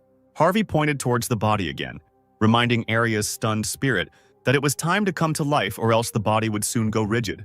The girl nodded and immediately flew up to her shell, looking closely into her own eyes. Before diving into the body, she turned to Yulman for the last time in this state and asked him to wait for her so she could talk about the rest. Arya's whole look said that she didn't care who Yulman was. The main thing was that he was the one she really liked. A second later, the living Arya took a deep breath, all illuminated by a blinding golden light. Yulman approached her from behind, carefully holding her with both hands so that she would not fall. Harvey spoke up, smiling as he concluded that the resurrection had been successful. But that wasn't the only news. As it turned out, the memory of the soul and the brain cannot function at the same time, so after waking up, Arya will forget about what happened while she was a soul. At Yulman's indignant cry, the King of Darkness stretched out his lips for a kiss, offering it as compensation. But the guy only waved his hands at him, saying that he forgave this oversight. Then Harvey turned, winking at the apostle to leave. He still had a lot of things to do. Yulman called out to the King of Darkness, offering to listen to him about an interesting matter. The student glanced sideways at the beaten vampire behind him, telling about their meeting. He was able to use dark magic to summon a spirit, and the Count also smelled of underground grass, the grass of immortality. Hearing Harvey smiling made his face immediately twist, and dark veins appeared on his face. His figure was enveloped in a dark, gloomy, and cruel energy, and the man himself turned black with incredible rage. The vampire's soul immediately flew out, and his body remained sitting on the ground with its mouth wide open. Harvey held Theodore's head with his left hand, barely keeping from crushing it. The deity's eyes burned with anger, and in a voice full of hatred, he asked the count who was paying him with souls for the underground grass. Squealing, the vampire immediately admitted that for reasons unknown to him, those spirits really liked the underground grass from the human world. Pierce exchanged the grass for souls, but never asked their names. Narrowing his eyes, Harvey aimed the deadly light straight at the vampire, causing him to cry out in pain. Theodore kicked in the other man's palm. Blood began to flow from the spirit's eyes, and he began to scream that he knew nothing. Finally, the King of Darkness returned to his previous state and grimaced. Apparently, the vampire really didn't know anything. In an instant, instead of the Count's soul, a small purple light squeaking for mercy appeared on Harvey's palm, for ease of transportation. The deity was going to go with it to the world of the dead for identification. After this, the man began to climb back onto the rock he had arrived on. Hearing Yulman following behind, the King of Darkness turned to the boy with a smile and thanked him. The apostle returned the smile, replying that Harvey had helped him a lot, and this was his gratitude to the king. A few seconds later, the throne, in the form of a huge stone, sank into the ground with a crash. Harvey is a deity born in the world of the dead, but every time he hears about the underground herb, he reacts quite sharply. Yulman thought that he was either out of his mind or had lost his magic. Since there are those in the world of the dead who collect this herb, it means that someone wants to put a seal on Harvey, and that's why he's angry. The apostle thought that it would be better for him not to go there. The King of Darkness would sort it out himself. Yulman, holding his hands in his pockets, looked at the bright sunrise, then headed towards the rocks. Lilith was there all this time. Leaning against a stone, she cherished her unconscious daughter in her arms. Coming closer to the woman, Yulman noticed that, as a purebred succubus, such injuries would not particularly harm her. Lilith, like a cornered animal, looked briefly at the guy without answering. The succubus's face was caked with blood, but despite the pain, she noted Yulman's nobility. She had brought the guy a lot of trouble, but he was still ready to come to his aid.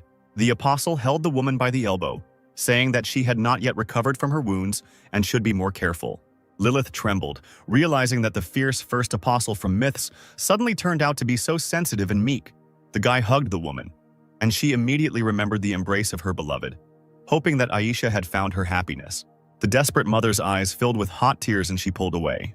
Looking Yulman seriously in the eyes, the once fierce succubus, now just a weakened woman, asked if she could entrust Aisha to Yulman with a calm heart. The guy straightened up and smiled sincerely without answering. Seeing Lilith's puzzled look, the guy promised that he would take care of Aisha, even if her mother did not give him her daughter. The comforted succubus nodded her thanks to the guy, glad that Aisha would not be left alone. Now she won't have to depend on others. She won't have to endure ridicule and humiliation because she's a mudblood. She won't have to be afraid and suffer. But the most important thing is that Aisha will gain the most important thing. She will remain with her loved one forever. Leaving the girl, both approached two pillars with various signs painted on them. Lilith said that the mediator between the worlds, Pierce, was already dead. So if you want to establish contact with the magical world, you will have to wait for someone to open a portal from the other side. The apostle touched the column, noting that previously all hope was in him, but now there was no way to know when the gates would open. The succubus bowed her head and asked for the opportunity to finish the job herself while Yulman left with Aisha. Yulman turned to the woman, asking if she was sure she wanted to stay there. She nodded, saying that she needed to explain to the others what had happened and tell them about Pierce's death. With sadness in her voice, Lilith said that her fellow tribesmen would be very unhappy if she simply left. Yulman understood what she was talking about, so he didn't argue or try to persuade her. Then, as a farewell, he decided to ask Lilith for something, and she looked at the guy in surprise. The apostle took out of his pocket a small but bright purple crystal, from which the reflections spread in different directions, and asked the succubus to convey it to the emperor on his behalf. It must be conveyed that the first apostle Yulman killed Pierce with his own hands. They will understand everything themselves. The woman smiled softly as she accepted the crystal and thanked the apostle again. Finally, a carriage with a coachman and a harnessed white horse arrived for the couple. Aisha's head was a mixture of sleep and reality. Now Pierce was strangling her mother with his bare hands. Now she lay dead, and Yulman reached out to the girl with the last of his strength, begging her to run quickly. The count immediately ran up to him, pulled him by the hair and put a sharp stake to his neck, shouting that all this was a consequence of the fact that Aisha resisted and did not want to belong to the master. The next moment, the tip of the knife plunges right into the guy's neck, and he suddenly opens his eyes, starting to wheeze. Aisha woke up with a loud scream and sat up, breathing heavily, sweating from the horror she had experienced. Opposite her, with his arms folded across his chest, sat Yulman, safe and sound, smiling affectionately. He was glad that Aisha had woken up. The girl's huge eyes filled with tears and she let out a short sob. Then she quickly darted towards her friend and carefully touched his face to make sure he was real. A few moments later, she, still sobbing, jumped straight at Yulman, squeezing him in a tight embrace. Laying her head on top of his, she continued to whisper that it was true, that she was alive, and that her beloved was still alive too. The apostle's nose almost bled from the emotional shock, and he asked Aisha in a strangled voice to calm down. However, the guy changed his mind and also asked her to stay in the same position for a little while longer. Meanwhile, while the couple was leaving the ill-fated castle, Lilith arrived in the magic world. She appeared before the emperor and his warriors in a huge hall, her hands submissively folded in front of her. The succubus told the ruler in detail about everything that had happened to her. He, sitting on a massive throne, was silent for a long time, thinking about what he had heard. The emperor of the dark world, Aquila, was surprised to learn that Pierce was killed by the first apostle Yulman. The woman nodded, summing up everything she had told Aquila. It was impossible to tell from the emperor's face what his emotions were at such news, but it was true. The ruler clutched the skull against the arm of his throne, sharp nails sliding across the smooth surface. The man declared that this was complete nonsense. No one has ever seen the first apostle alive. It is not a fact that he even exists. It is a legend. Why would he suddenly appear to kill Pierce? One of the emperor's subjects accused Lilith of slander, surely. Having learned the truth about her daughter's fate, if she were to be with the master she herself killed Pierce, the truth must be immediately knocked out of this woman. The warriors guarding the hall and the emperor laughed, grinning slyly. The emperor listened to the words of his subject and turned to the executioners. But Lilith exclaimed that she asked them to wait. She immediately declared that she had evidence that would prove her right. Let Aquila first look at it, and then make a decision. The subject narrowed his eyes, asking what evidence the succubus had. Lilith replied that the first apostle himself had asked to pass on one thing to Aquila. The emperor asked his subject to bring it to him, but he doubted it, suggesting that the stone might be a fake. Aquila exclaimed that this was nonsense. How much magic power could one magic stone contain to hurt a man himself? The subject slavishly repented, because the blood of a dragon flows in the veins of the great Aquila. He is the most powerful emperor of the world of magic in its entire history. The man knelt down on one knee and presented the crystal to his master on outstretched palms. Aquila carefully squeezed the shiny stone with his fingers and brought it closer to his eyes, examining it carefully. A few seconds later, the crystal in his hands flared up and lit up with an incredibly bright light. Aquila shuddered, removed his hand, and the crystal remained levitating in the air, casting bright rays of light around it. Whatever was hidden within him possessed immeasurable power and now blinded everyone present. The subject was horrified. He was sweating all over from the tension, and only stood there with his mouth slightly open. The warriors, languishing from the heat, covered their faces with their hands, also feeling the flow of energy from the stone. A few moments later, it was all over, the light disappeared, and the stone behind it, thick smoke hung low in the hall. Looking at the emperor's puzzled face, the subject carefully asked if everything was all right with him. Aquila himself did not know if he was okay, his whole body trembling slightly, and he stared blankly ahead. Without giving up, he realized that this force was more powerful than even that gentleman, and in this state, he had no chance to resist it. He quietly informed her that Lilith had not lied. The first apostle had indeed killed Pierce, and it was not the woman's fault. Since Pierce was dead, from today on, Lilith herself would look after his estate. The succubus nodded obediently and thanked the master. Before the perfect plan can be put into action, Lilith must first be secured. Yulman's caring voice was heard in the carriage. He asked Aisha not to be afraid, because everything she remembers happened in reality. Arya was still recovering from the recent events, but that tone even woke her up. The girl, staggering from the shaking of the carriage, slowly rose from the bench, trying to open her eyes. However, after seeing what was happening, Arya wished to never see anything like that again. Yulman was sitting dangerously close to Aisha and hugging the girl to himself. The warrior jumped up from her seat and grabbed the apostle by the collar, shouting that he was a real pervert and wanted to do something with a defenseless girl.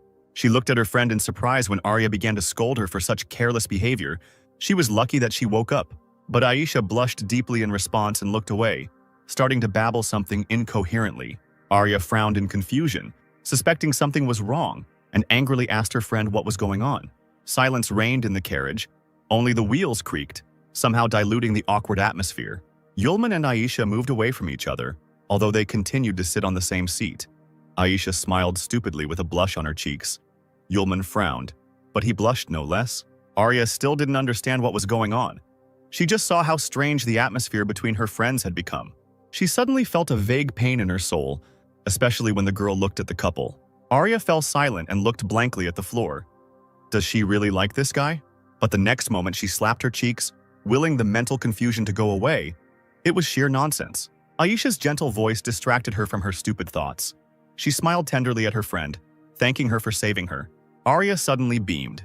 It seemed to her that it was not the pervert who was causing the girl's feelings.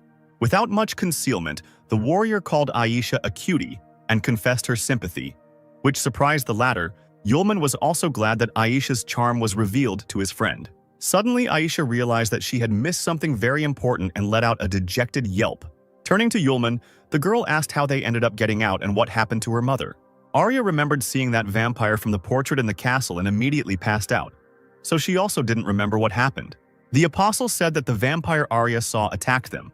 Lilith was fine, and the vampire was already dead.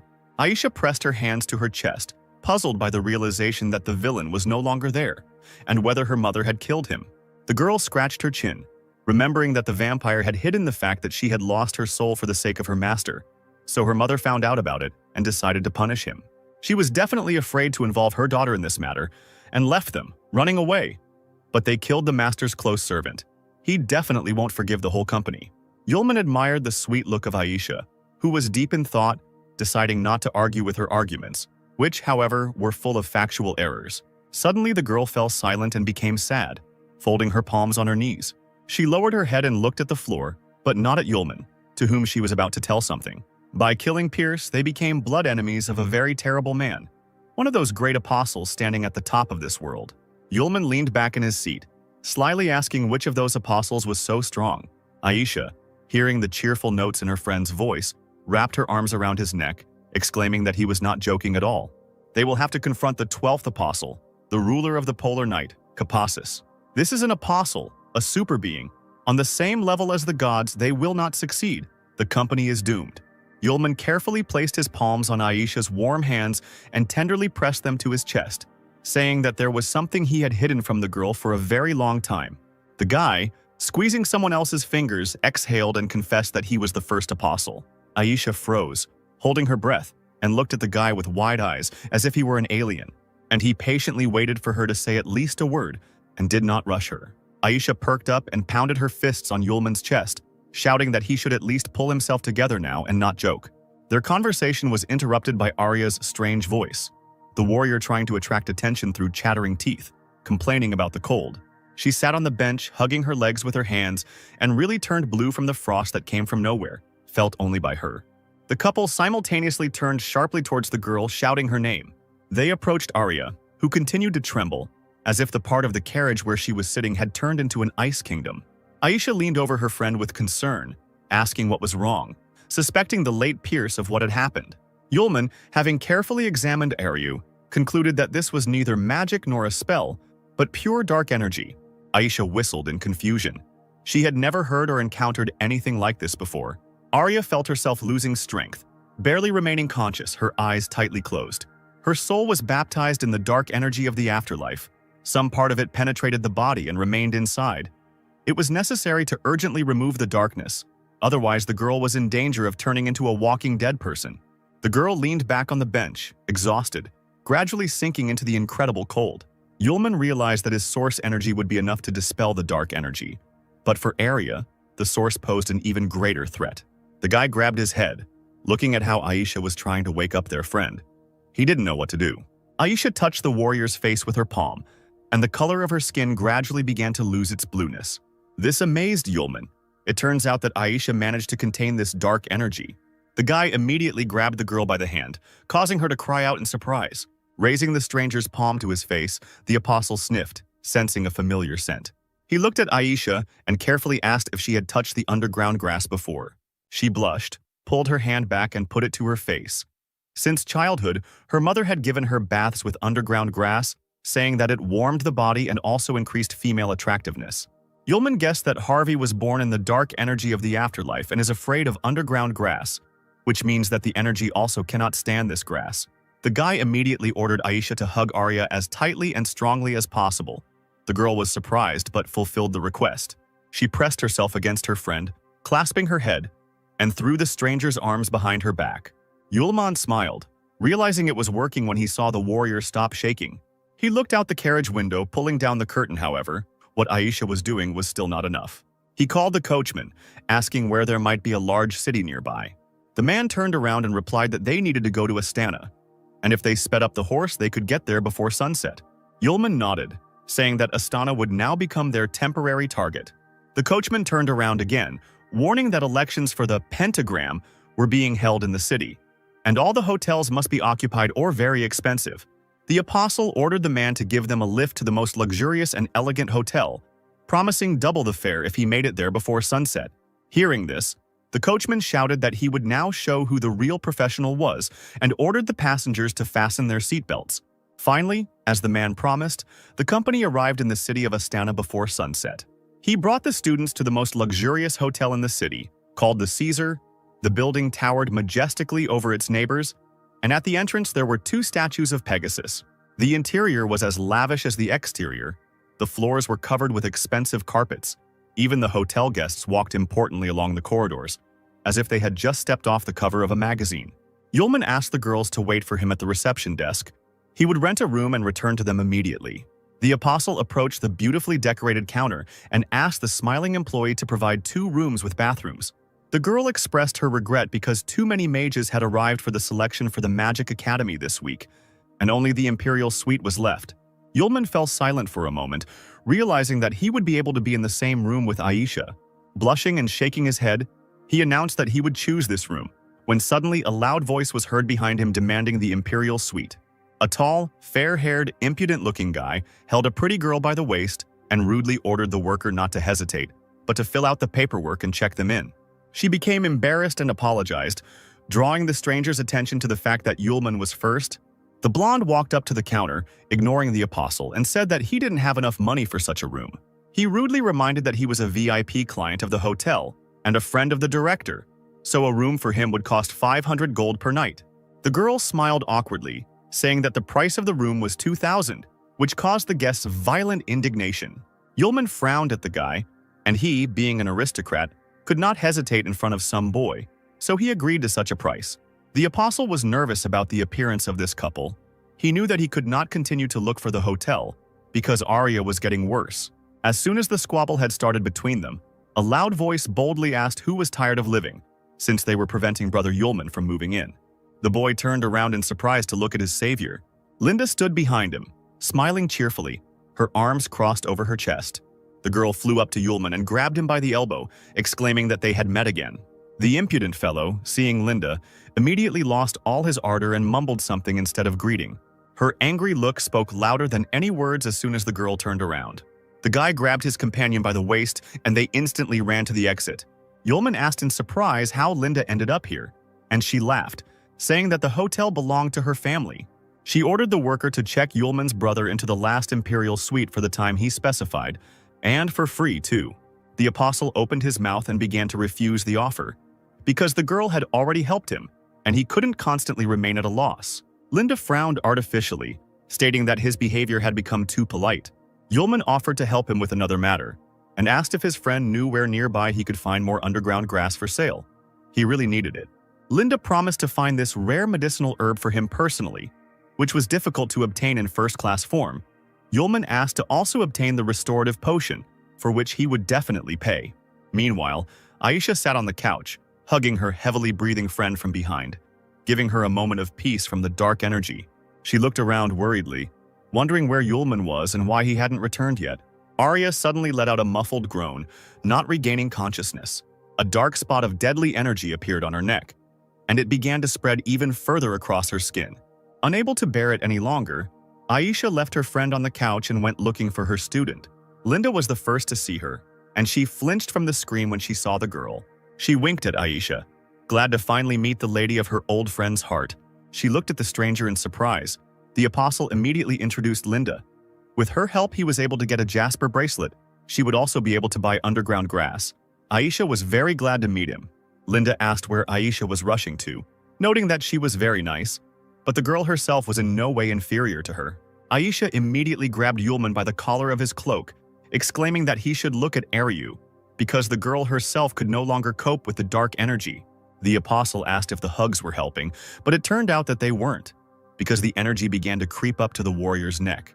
Yulman asked Linda to quickly look for the underground grass, buy it all, and hurry to their room. Linda didn't need to be told several times. She nodded and hurried to carry out the order. The apostle turned to the worker, demanding that she take them to their room as soon as possible. Once there, the couple drew a warm bath with the underground herb they had brought and lowered Aryu into it, hoping that she would feel better. Both watched the girl with concern. Yulman said that the dark energy could not be gotten rid of in one go. Arya would need to spend the next few days in a bath with underground grass. Aisha started and looked at Yulman, remembering something. She said that she would look after her friend, and the student now had to stay with the guest. Linda had settled down in a large armchair in the living room. She was just drinking tea when Yulman returned to the room. The girl immediately asked how his girlfriend was feeling. The guy replied that she was better, thanks to Linda. She, with her green eyes flashing, looked attentively at her adopted brother. Rising from her chair, she asked if Yulman could help her in that case. The apostle nodded without hesitation, replying that he would definitely help. Linda was surprised that he didn't even ask what she needed help with, but he was only too happy to fulfill any wish for the service rendered. Linda felt a pang of conscience because last time she lured the guy to the auction to steal the ring from his hand, and he felt only gratitude. Yulman, seeing his friend's indecision, urged her not to be shy because her problems were his too. Linda barely had time to answer when she heard someone's voice outside the door calling her name. The girl opened the door, and one of the hotel employees was standing on the threshold. He was puzzled by something. As it turns out, Mr. Gilmore has received an invitation from Lord Lewis and is going to the banquet. Linda must leave the area as soon as possible. The girl frowned, muttering that the man had finished faster than she expected. A few seconds later, Linda grabbed Yulman by the hand, shouting that they were in trouble and pulled him along with her. Jumping into the carriage, she ordered the employee to take them as quickly as possible to the banquet that her father had left for. The man tried to refer to her father's order, but she shouted that it was her decision and there was no point in chatting. Sitting in the carriage, which was racing forward at breakneck speed, Yulman demanded an explanation from his friend. The girl insistently asked Yulman's brother to save her father. Linda asked the guy if he remembered the old man Louis she had told him about, and the apostle was surprised that the bandit leader, the organizer of the auction, was his girlfriend's father. She nodded, telling him that his status as the head of the mafia would soon pass into other hands, and without their help he would hardly survive tonight. Linda asked Yulman not to ask questions but to simply listen to all the events and then question her. The area south of the imperial capital and north of Gorstva is traditionally called the Raushan Belt, and Louis is the main mafioso of the belt. He has enlisted the help of one of the three big clans, the Capella, helping them build underground trade routes to gain control. Since rumors of the death of the main Capella in Vulcan appeared, the new head of the clan turned away from Linda's father and began to support the new capital gang. The laws of the mafia are such that there cannot be two tigers on one mountain. When a new one comes, the old one must die. Yulman asked why Louis was afraid of the newcomer. Linda sadly explained that the bandits saw the lack of support from her father and became close to the visiting gang. The girl lowered her head, saying with pain in her voice that the head of the new gang had long been hatching plans to overthrow his father, and this banquet was simply a feast before the subsequent execution. Louis hoped that his daughter would run away, but she could not leave her father. Linda regretted that she had allowed Yulman to participate in this, but she had no help at all. The apostle interrupted his friend by placing his hand on her shoulder and squeezing it. He said that he understood everything and asked his friend to calm down, because while he was here, no one would lay a finger on Louis. After some time, the carriage stopped at a large estate in the suburbs. The hotel employee informed Miss that they had arrived. Linda and Yulman slowly walked out into the street. The girl suddenly stopped dead in her tracks, barely having stepped out of the carriage. A crowd of bandits in formal suits had gathered in the courtyard of the estate, and it seemed they were only greeting Linda herself. She swallowed hard and put on the most menacing expression she could muster. Pretending that she was not at all afraid, Linda clenched her fists and, together with Yulman, walked towards the house, passing the men. Stopping at the entrance, the girl abruptly opened the door, which swung open with a loud bang. In the middle of the richly furnished room stood a long table, behind which sat a dark-haired man. His face was covered in scars, and Louis couldn't help but let out a surprised cry when he saw his daughter. The man ran up to Linda, hissing that she shouldn't be there since he had sent a man to warn her. Yulman looked at Louis, wondering how such a large and hostile man could suddenly have such a beautiful daughter. The guy's gaze fell on the numerous snacks. The dishes sparkled every now and then in the bright light, and the various dishes beckoned with their aroma. The apostle felt dizzy from the abundance of aromas. He had not eaten anything special for a long time while on the road. Linda pounced on her father with accusations, screaming that her own daughter could not abandon him at the most important moment in her life and simply run away. A loud voice was heard, belonging to the man who sat at the head of the table. He was stripped to the waist, covered in scars, with a long red beard. The stranger praised the energetic daughter of old Louis. As it turned out, the man had invited the whole family to this wonderful feast, and it was a good thing he didn't have to send for Linda. The stranger bared his teeth and wanted to say something since the girl had dared to appear in person. He was immediately interrupted by Yulman, who shamelessly grabbed a glass of drink standing on the table, asking Linda why this juice tasted so strange. The girl warned that this was a fruit wine from the Western continent, and that it would quickly make you drunk. The tipsy apostle hiccuped, saying that the wine was simply excellent. Those gathered at the table, watching Yulman, openly laughed at the one who dared to interrupt Gilmore so openly. The apostle, holding a glass in his hands, looked around dazedly. He was so carried away by the drink that he completely failed to notice the big guy's fist flying towards his face. Not expecting such a vile maneuver, the guy lost control of the glass and flew into the opposite wall. Linda perked up, looking at her falling friend, screaming his name. The apostle, still intoxicated by the wine, landed on the ground, hitting the back of his head painfully. Those present jumped up from their seats to get a better view of the unfolding squabble. Gilmore, clenching his fists so hard that the veins stood out, growled that he hated those who interrupted him the most. Linda came closer to the big guy, and a fiery tornado began to form on her arm like a hoop. Seeing this, one of Gilmore's bandits jumped up behind the girl.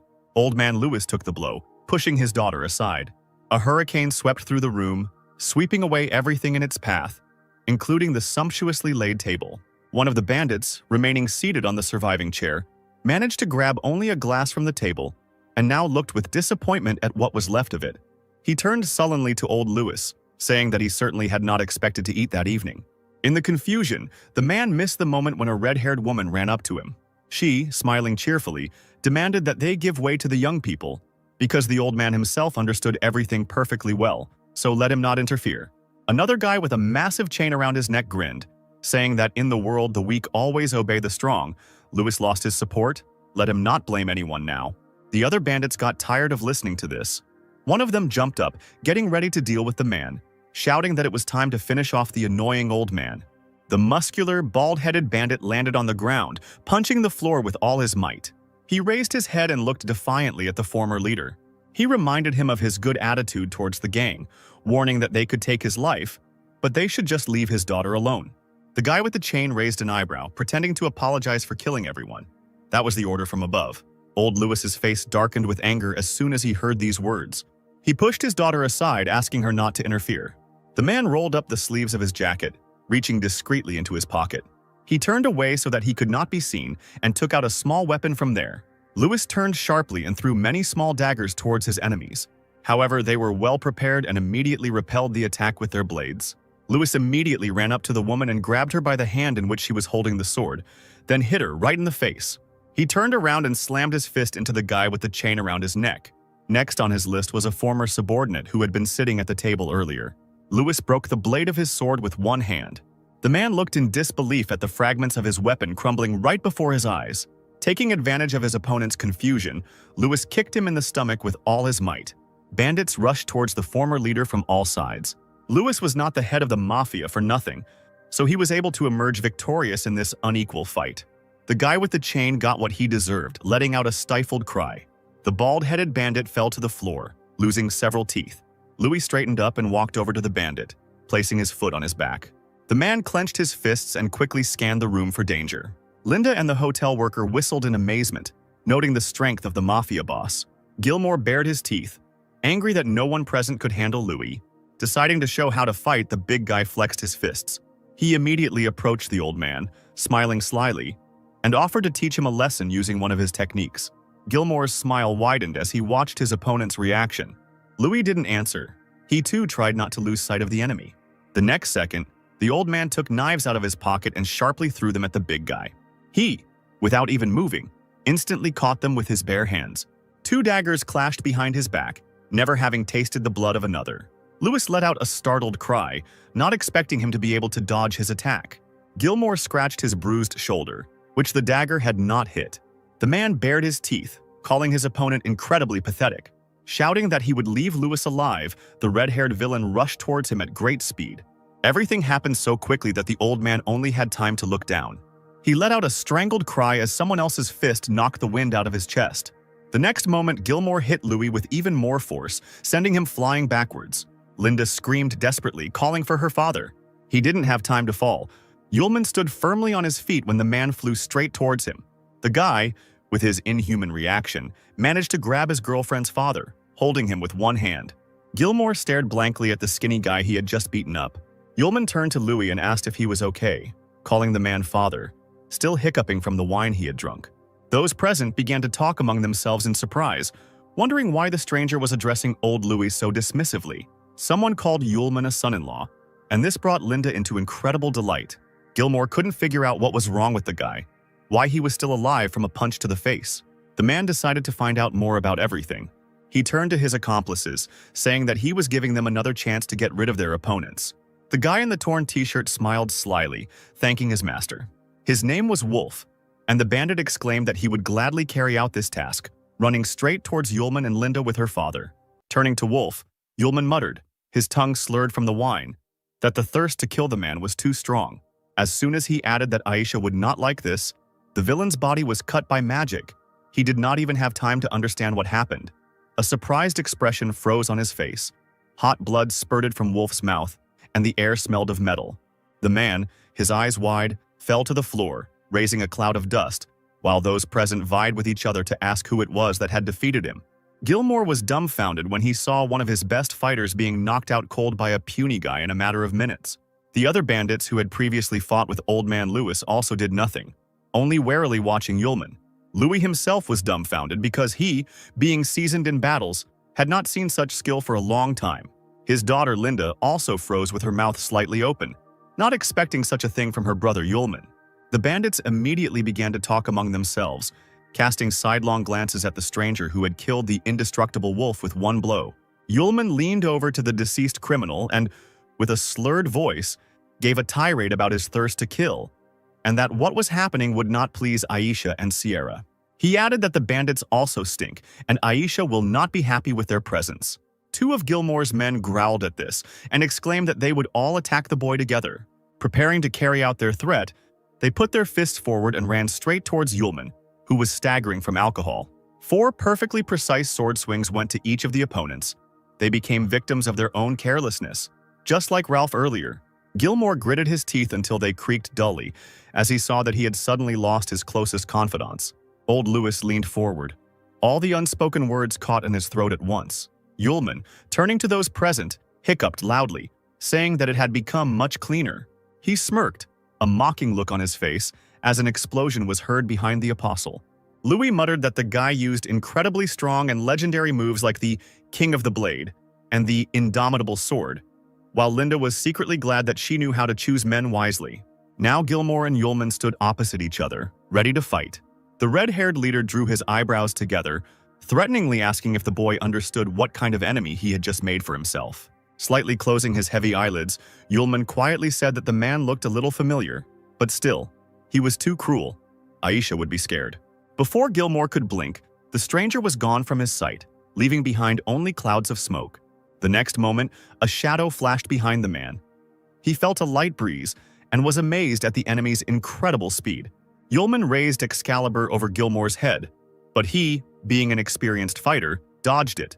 Gilmore deftly caught the second blow of Ullman's sword with both palms, ending up in front of the guy.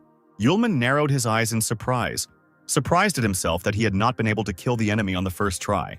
The bandit's hands were shaking, but due to the guy's condition, he was able to hold back this attack as well. The man abruptly lowered his palms, demanding that Ullman not get cocky. He, unable to immediately get his bearings, allowed himself to be dragged down. Gilmore growled and, leaning forward, hit the stranger on the head with his forehead as hard as he could. Taking advantage of his opponent's hesitation, he sharply straightened his arms and pulled the guy towards himself. The bandit grabbed Ullman by the top of his head and slammed the boy's head into the hard floor. Gilmore jumped on the apostle's back, pressing him firmly into the hard surface, shouting that behind him was far from only Mr. Capella, which meant that the stranger would regret his decision for the rest of his life. Confident that the opponent under his strong palm had long since been stunned, Gilmore heard him ask in a muffled voice who was muttering behind him. The bandit's hand trembled slightly. He thought angrily that a normal person's skull would have crumbled long ago. But this boy was behaving normally. He had to be tougher with him. He shouted angrily that Yulman would now have the opportunity to recognize his tormentor. Gilmore's muscular torso was bulging with veins, and his body was engulfed in a magical dark flame. The fire only grew stronger, and soon everyone backed away in fear as the heat became completely unbearable. Old Man Louis immediately created a large red shield in an attempt to protect himself and his daughter. As the smoke began to clear, the man looked in shock to where Gilmore stood, looming over the boy. The flame died out, leaving behind a choking smell of burning, and in its place a new fire flared up. Gilmore's hair had become longer, even brighter than before. The bandit turned into a giant with gray skin. The scars turned purple. The man looked at his hands, exclaiming that he had succeeded. The apostle tried to get up, wheezing that he felt unwell, and the monster towered over him with a victorious grin, assuring Yulman that he was lucky enough to see Gilmore's true face before he died. His head was buzzing unbearably. The voices around him were causing pain. The guy decided to do something. As soon as the giant extended his huge hand towards the apostle, Yulman ordered the first seal to open, and a bright purple light with white veins flowed upward. Gilmore noticed the changes and snapped his sharp teeth. As it turned out, his opponent had also gained strength. The apostle, overcoming his nausea, clenched his fist and pointed it at the enemy. He rose up on one knee, and now the giant, feeling his superiority, tried to push the stranger's hand away. Gilmore noticed too late that the boy's palm was stronger, and his elbow began to bleed. Thinking that he had already become a beast, the man's body, thanks to an unknown force, flew back. Sliding across the floor, he looked at Yulman in shock, realizing that this guy was an even bigger monster. The apostle wiped his mouth with his sleeve, not taking his eyes off the giant, his legs barely holding up his poisoned body. Gilmore decided that while there was still time, he should escape from the unexpectedly strong opponent. But one thought struck his consciousness. Even before becoming stronger, the stranger was already faster. The escape could fail. Gilmore's gaze darted towards Old Louis, and he chose the weaker opponent. The man turned around abruptly and rushed at the mafia boss, confusing him. Instead of hitting the old man, he pushed him away, ordering him to get out of the way, and headed towards his daughter. Yulman's eyes were closing. A strong desire to fall asleep right here was overwhelming him, but he held on steadfastly. The giant, pressing the fluttering Linda to himself, squeezed her neck and ordered the guy to let him go. Otherwise, his wife would be dead. Linda laughed through force, gasping for air, croaking that she was not Yulman's wife at all, and not even a girlfriend, but an ordinary friend. Gilmore shook her, shouting that she was deceiving him, because if the guy didn't save the hostage, both of them would regret it. Distracted, the giant flinched when he heard the stranger's unnatural voice and slowly looked up at him. Instead of eyes, Yulman had frightening red dots, and bowing his head like a doll, he asked if the man was threatening him. Fearful and angry at the same time, the bandit leaned forward, examining the guy. He hissed through his teeth that Yulman was right, and now he was being threatened, thinking to himself that there was nothing left to lose, and there was no turning back. The mighty apostle straightened up and summoned Sylph. Clutching Excalibur in his hand, the space was illuminated with green light. As soon as Yulman raised his hand, a tornado of the same color formed in the air, the glow instantly blinding the monster. The bright flames ate away at his eyes, and Gilmore howled like a wild animal, refusing to give up. Linda closed her eyes and bit her lip, realizing that in Yulman's heart there was only room for Aisha. She herself was a fleeting acquaintance to him, meaning nothing. It was her fault that she met the guy so late. The apostle's sword did not cut directly, but formed a wall of powerful energy directed at Gilmore. In a moment, the room was destroyed. The bandits outside saw smoke and debris, while hearing the screams of their boss. The surviving soldiers, shielded from the fire, stood in a room filled with smoke and could not believe their eyes. Old Louis, not believing that his daughter would survive, now looked at her, safe and sound, calling her by name. The girl responded in confusion, standing at the epicenter of the explosion, green circles hovering around her body. Startled, she began to look around in fear, seeing only destroyed walls in front of her. She had not yet fully realized that she had survived, and Louis realized that Yulman had used the sword to perform the Heart's Desire act, killing Gilmore without hurting his daughter. Yulman, drunkenly hiccuping, slowly approached his friend, asking if he had scared her.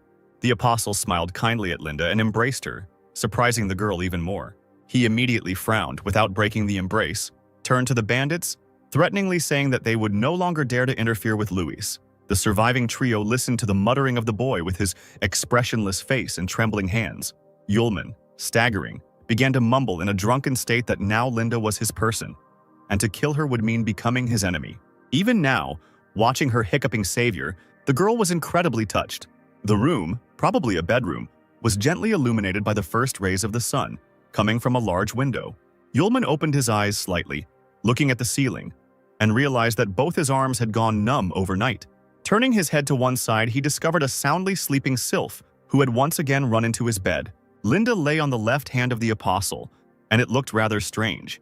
The guy's eyes widened and he sat up in bed, completely unable to remember what they had been doing there last night. Memories of yesterday's feast in a rich house began to appear in his head, where, together with Sylph, Yulman tried to convince the leader of the bandits to let the girl's father go. Then he drank a glass of strange juice. But Linda warned him that it was not juice at all, but a fruit wine from the mainland, which quickly makes you drunk. At that moment, Yulman's friend raised herself on her elbow, blinking sleepily, and greeted the apostle. Sylph also woke up, rubbing her eyes, asking her master what he had been muttering since early morning. Yulman sat in bed, hunched over, and was very unhappy, asking to be given time to think. The apostle stood up and went to the window, deciding to put his memories in order. Yesterday, if he was not mistaken, he got pretty drunk. The guy leaned both hands on the windowsill, gazing out at the busy street. He breathed a sigh of relief, realizing that everything was fine with the city, since the last time the situation ended badly. Yulman shuddered and froze in place, feeling the touch of someone else's hands from behind. Linda hugged him tenderly from behind, whispering whether the apostle remembered the words he had spoken yesterday. The guy went cold, asking in a trembling voice what he could have said. Linda smiled and blushing replied that her friend called her his person. Sylph opened her notebook, noticing without emotion that these words were accurate. She wrote everything down. Yulman abruptly stepped aside, waving his arms. He had drunk a glass of juice yesterday and didn't remember anything else after that. The apostle looked at the girls with bewildered eyes. Linda put her finger to his mouth, gently telling him that he shouldn't say anything. She knew that the guy would take his words back, and it was a pity that she had already believed them. Then the girl waved her hand in front of Yulman, saying that she would not insist on his responsibility for this, but would simply wait for the day when he himself wanted to accept her. Meanwhile, workers were restoring the destroyed mansion, carting away pieces of walls and scattered furniture. Old Louis and his assistant turned around sharply, surprised by the arriving guests. Louis joyfully greeted yesterday's group of rescuers, immediately asking Yulman if he had rested well. The guy felt very awkward and scratched the back of his head, smiling and replying that everything was fine. The man sincerely thanked the apostle for his help, who laughed sheepishly, replying that he was glad of the good results, thinking to himself that he did not remember anything. Louis announced that the remaining people had recognized Yulman's strength, so after the discussion, it was decided to make the guy the head of the Zhaoshan Mafia. The apostle's eyes widened and he waved his hands. Managing the mafia would not be interesting to him. It would be too much trouble. The old man immediately offered to become the organization's secret guard and not deal with his direct duties. Yulman froze in indecision. Linda immediately grabbed his hand, urging him to agree. The girl's cheeks turned red. Tears glistened in her eyes. She sighed and quietly said the words that her friend had told her. She was under his protection. The apostle rushed to console Linda, asking her not to cry. He could not stand it when young girls cried. His girlfriend immediately perked up, jumping around Yulman like a puppy, and he wanted to leave here, thinking that he had once again gotten into another mess. 2 weeks flew by in the daily chores, while changes were also taking place in Baimo's castle. In front of the wide gates, decorated with white and blue ornaments, stood 2 figures. The fair-haired youth removed the hood from his head, which covered his entire face, when his interlocutor asked if the job was done. The blonde nodded. He did everything as his uncle, the imperial sage Chester Bollet, ordered. The thing was already with Princess Luna. She didn't suspect anything. The man extended his hand so that the messenger bird flying towards him could land on his palm. He told the boy to stay in the laboratory and work hard on the experiments. Chester squinted and pushed his round glasses up the bridge of his nose as he began to read the letter. Hasadan noticed that his uncle's mood had changed and asked what had happened. As it turned out, it had become known that Gilmore was dead. The blonde's eyes widened, afraid that the Capella clan, who had secretly covered up his and his uncle's affairs, had sensed something. Gilmore was a test subject with superpowers, and now he's been killed in a one-on-one fight, and it's still unclear what kind of person did it. The Imperial Sage burned the letter with a snap of his fingers. A small flame that appeared in his hand incinerated the paper. Chester was not at all worried about Gilmore's death, calling it a manufacturing defect. Hasadan gritted his teeth, noting that now it was necessary to follow his killer. He would soon end up on the altar of 5 stars. The boy asked his uncle when they could return Sylph, the Bollet family's crown jewel, but Chester blamed Hasadan for the loss of the sword. His eyes gleamed slyly from behind his glasses. The man reminded him that Aces was protecting this impudent fellow, and they didn't need to rush into this matter. There had been no news from the old man lately. The search was ongoing. Bali had heard that Sierra Charlotte was acting as the director of the academy. The man chuckled, saying that very soon Aces would realize that he could not protect anyone. Charlotte stood on the mountain rise, looking ahead tensely, her arms crossed over her chest. The assistant informed the director that everyone had had enough rest, and she nodded, ordering him to inform them that the hike was continuing. The newly appointed head of the academy has not had a moment of peace since the students left. It's been a month since stupid Yulman went looking for Aisha, and there has been no news from him since then. At this time, the apostle fell into the strong grip of the warrior Arya, begging her to stop. The girl had been in the water for an eternity, and now she wanted to check how much her strength had been restored. But Yulman couldn't last a minute in the fight, and had already begun to choke. Sierra helpfully wiped away a thin stream of blood under the owner's nose with a handkerchief. Arya irritably asked what kind of cold it was that covered her entire body. Aisha joined the conversation and said that it was the dark energy of the afterlife. Pierce was also familiar as a vampire from the afterlife. It was probably he who left all that nastiness in Arya's body. The warrior remembered her feelings. During the fight, her body became colder and colder. Apparently, he had already used his skills on the girl. Yulman, having looked at his friend, concluded that since her body was almost cleared of dark energy, they needed to return to the academy. But Arya didn't want to leave so easily because the company had spent so much time here and still hadn't had any fun. They needed to walk the streets before leaving. Yulman raised an eyebrow and snorted in displeasure at this suggestion. Arya winked at Aisha, assuring her that the walk wouldn't keep the boys long and wouldn't affect the travel time in any way. She used a strong argument. She asked if Yulman wanted to go on a date with Aisha, since the hotel guests praised the local evening market. Having heard just one word, the apostle's face quickly changed and he nodded in agreement, which greatly surprised Aisha. After some time, Yulman was already walking along a noisy, bright street in the company of Aisha, assuring her that Arya and Sylph were very busy and would come later. Of course, it was the warrior's idea to leave the couple alone, because Aisha had been upset lately and needed to relax properly. It seemed that her idea was a success. The girl smiled for the first time in a long time when she saw the sweet shops. There was a festive mood all around. The lights and noise of the market lifted the spirits. Aisha laughed heartily, and the apostle, seeing this, felt much better himself. But the small details never escaped the perceptive guy. The corners of his lips crawled down. He decided to find out from Aisha what was bothering her, what heavy thoughts were occupying his beloved's head. The couple settled down and stood by a tree lit by small lights. The apostle said that everyone was worried about Aisha, who walked everywhere alone and was sad. But the girl, tucking her hair behind her ear, smiled, assuring him that everything was fine. However, she looked away and admitted that she thought a lot about the appearance of the 12th apostle, who would come for them to answer for what they had done. After all, the company is too weak against the revenge of such a legendary apostle. Yulman turned Aisha towards him and put his hands on her shoulders, squeezing lightly. The guy asked me to trust him. Instead of worrying about the uncertain future, I need to enjoy the joy of today, especially since it is very weak for me. Aisha raised her eyes, framed by trembling eyelashes, and looked at Yulman with hope. He was right. The main thing is to be with a loving person, and even if she has to die for this, she is not afraid. Aisha stood close to the apostle, clasping her palms together at her stomach and closing her eyes. Yulman shuddered, noticing that the situation had changed dramatically, and even the surrounding world had become quiet. The girl slowly reached out to him. Perhaps this was the very moment the guy had been dreaming about. Trembling with anticipation, he reached out to meet her, but the magic was destroyed by a strange voice that sounded very close. Aisha jumped back, covering Yulman's mouth as someone exclaimed that running away together to have fun was a wise decision. A group of guys in school uniforms looked at the couple with smiles. Their leader introduced himself, Humble Servant Groot, Imperial Academy of Magic, 4th year, Class Capella, and asked permission to spend time with Aisha. Yulman was still trembling, but now not from tenderness, but from rage, when Aisha embarrassedly asked again where the guy came from. Confident in his irresistibility, he looked at the girl with a slight smile on his lips. The apostle slowly turned to the impudent man, threatening to kill him with one glance, and said that they were also students of the Imperial Academy of Magic. Groot frowned when he heard Yulman's words. He brazenly demanded the guy to step aside, calling him a fool because he was talking to a beautiful girl.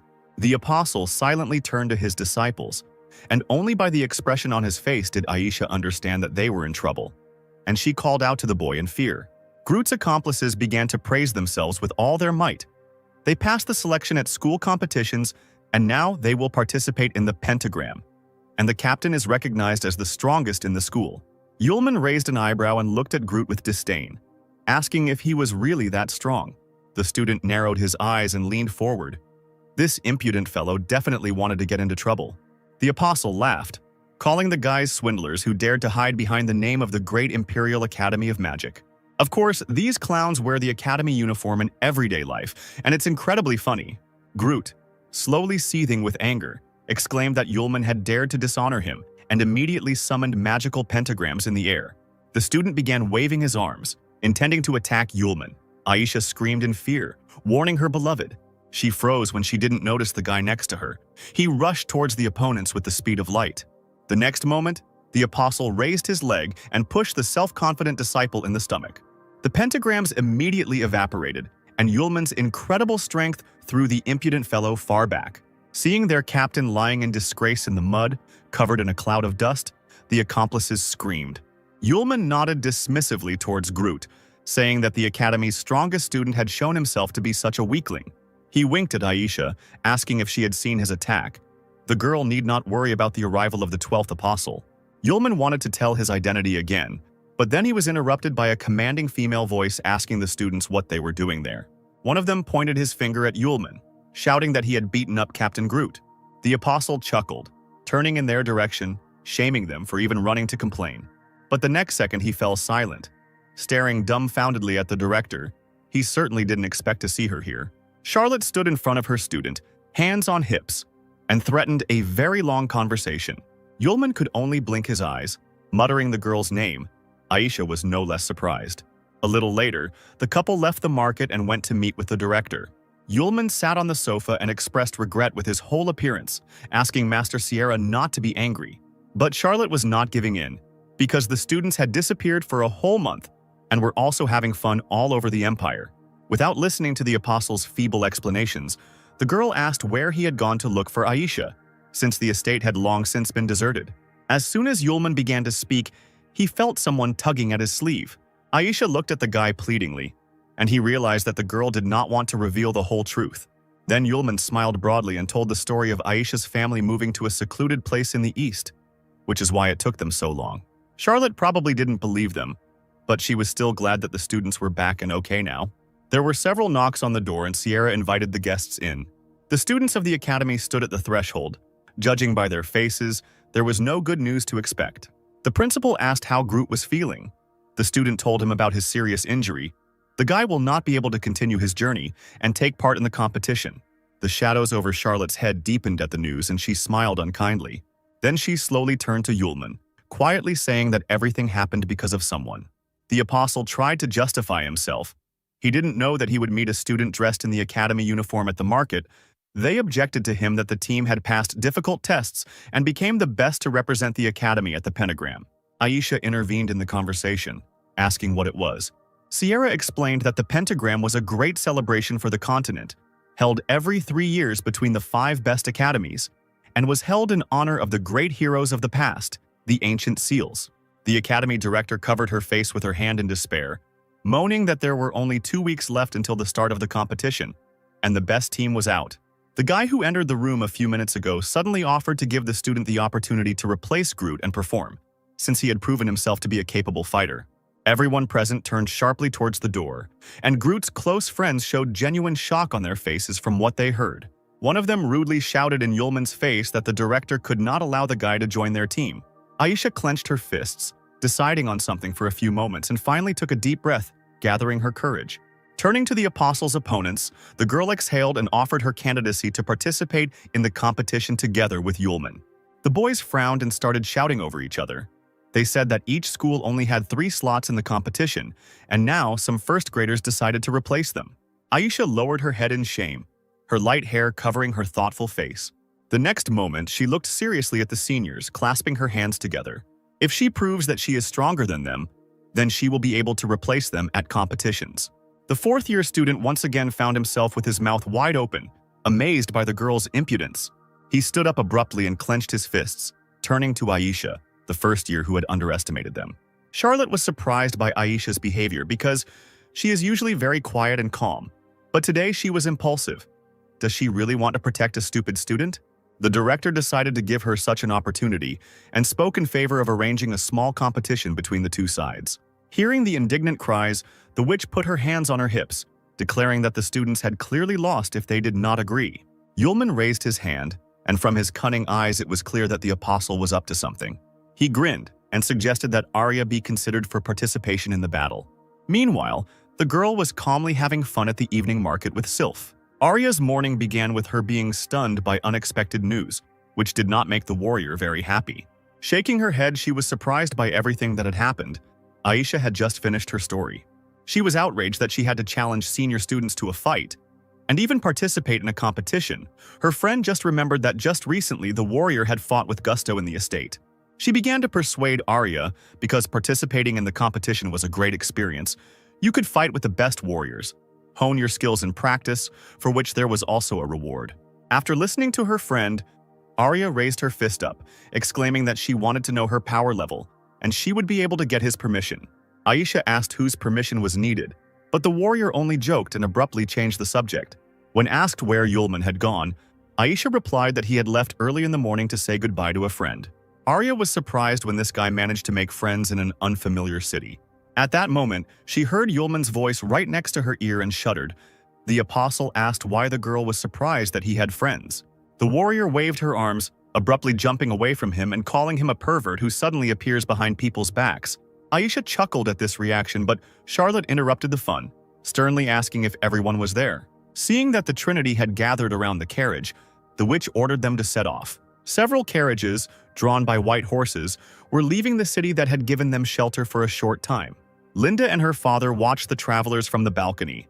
The girl thoughtfully noted that she had probably caused so much suffering to other people, and now she had to pay for it with her own sorrows. Hot tears for the love that had left glistened in the corners of her eyes. Linda whispered to Yulman not to forget her. After a short silence, the girl told her father that she wanted to leave everything she had done before behind and that she would resolve her affairs in other ways. The man calmly accepted his daughter's decision, replying that she could do whatever she considered necessary. Meanwhile, the carriages had already left the city and were now driving along a rough road framed by green meadows. Charlotte suggested that the three ask her questions about magic, since Fenmo was a long way away. Yulman shrugged, replying that he didn't have any such questions, but he wanted to ask about the strange legend about the magical seals in Fengmo, and whether the pentagram appeared because of them. The witch was angry that her student did not know such basic things, but since they had time, she would tell a story. At the point of contact between the Empire and the kingdoms of Kenis and Maiduan, there is the city of Marta, also known here on the mainland as Fenmo. According to legend, around the 2000th year of the existence of the human race, a monster with incredible intelligence appeared here, and it almost managed to send humanity into oblivion. Frightened people called this creepy, super-powerful creature a demon. Yulman pretended to be deep in thought and asked if the demon really existed and which of the apostles destroyed him. Arya exclaimed that that time people dealt with the demon themselves. Aisha asked in surprise if the girl knew this legend. She laughed. Her mother told her this story when she was a child, but she didn't remember the details, only vague memories. Charlotte, crossing her arms over her chest, continued her story. At that time, the 5 most powerful mages on the continent united to cast the pentagram entangling spell and ended up trapping the demon underground. After that, the 5 mages agreed to meet in Fengmo every 3 years and check if the pentagram was intact. After their deaths, their children continued the tradition. Now it has turned into a celebration and competition. The apostle spoke up, concluding that somewhere under the city a terrible demon was now imprisoned in fetters. The witch reminded that this was a legend, and it was unlikely that the truth would be found out, but now the guys needed to start preparing because there was no time left. It was a clear day. The sun was jumping on the brightly tiled roof of the hotel. A tall blonde girl asked the employee if the Imperial Magic Academy had arrived, but she was told that there was no news yet. Her Highness nodded, asking not to worry, as it was a completely normal question. At that moment, the doors swung open and a noisy group appeared on the threshold. Arya was admiringly examining the room. Yulman was holding the sleeping sylph in his arms. Aisha was going to the reception to get the keys. The blonde girl asked the strangers who they were, because the hotel provided services to 2 Imperial Magic Academies. But as it turned out, the hotel allocated 2 floors for the competition participants, and the other floors were for ordinary guests. Her Highness looked around the company, and it seemed to her a bad sign that there were many girls around. Yulman, still carrying baby Sylph in his arms, suddenly sneezed loudly. He narrowed his eyes, wondering who was remembering him now. The apostle just happened to be passing by Her Highness and the girl assistants, and could not help but look in surprise. Arya noticed this and pounced on the guy with accusations, believing that one Aisha was not enough for him. And now his friend was looking at every beauty passing by. He shuddered and shouted that this was nonsense. Couldn't he just look around? But the warrior laughed into her fist. Aisha approached the reception desk and addressed the employee, saying that she was a participant in the competition from the Fram Empire's Imperial Magic Academy, and asked for the keys to the room. The employee hesitated and did not answer, beginning to turn around excitedly. Charlotte appeared behind Aisha, frowning and asking if something was wrong. The girls smiled respectfully, barely seeing the stern witch, and deftly took out the keys, handing them to the guests. Sierra twirled her keychain on her finger and smiled at her students, asking them to unpack their luggage and then join them for the welcome dinner. These words had a magical effect on Yulman and Aryu, and they opened their mouths in delight. Aisha looked at her beloved in surprise, asking why he was behaving like this. Sylph, who had already woken up by that time, did not lag behind her master, and saliva flowed from the corners of her mouth from the words about the banquet. A little later, crowds of competition participants and city guests gathered at the hotel walls. The whole company, led by Charlotte, sat at a large round table. The witch did not expect that they would spend half a day in line at the canteen. The hotel staff had good reason to recommend this place to guests.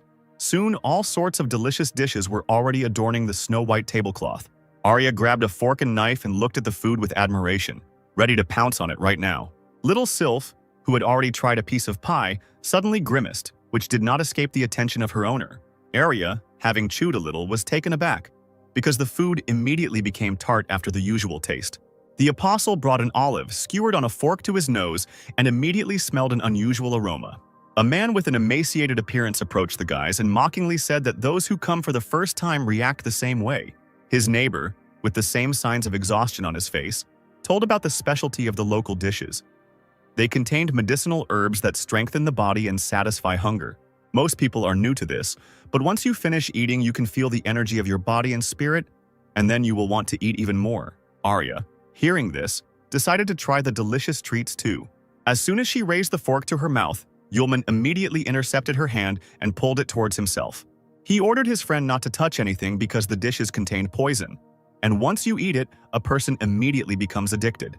The man sitting at their table opened his mouth in surprise, while the warrior smiled timidly, carefully placing her fork on the table. She clutched her throat, screaming that she had just swallowed a piece. But Yulman consoled her, saying that it was not a poison that would cause death. A stranger immediately approached the company, drawing their attention to himself, and politely asked permission to disturb them. Having sat down in a free chair, stern-looking men immediately stood on either side of him. The stranger said that he had accidentally heard about the poison in the dishes, and asked to explain why the guests had come to such a conclusion. Yulman slowly stood up from the table, looking closely at the man. He smiled and said that it was simple.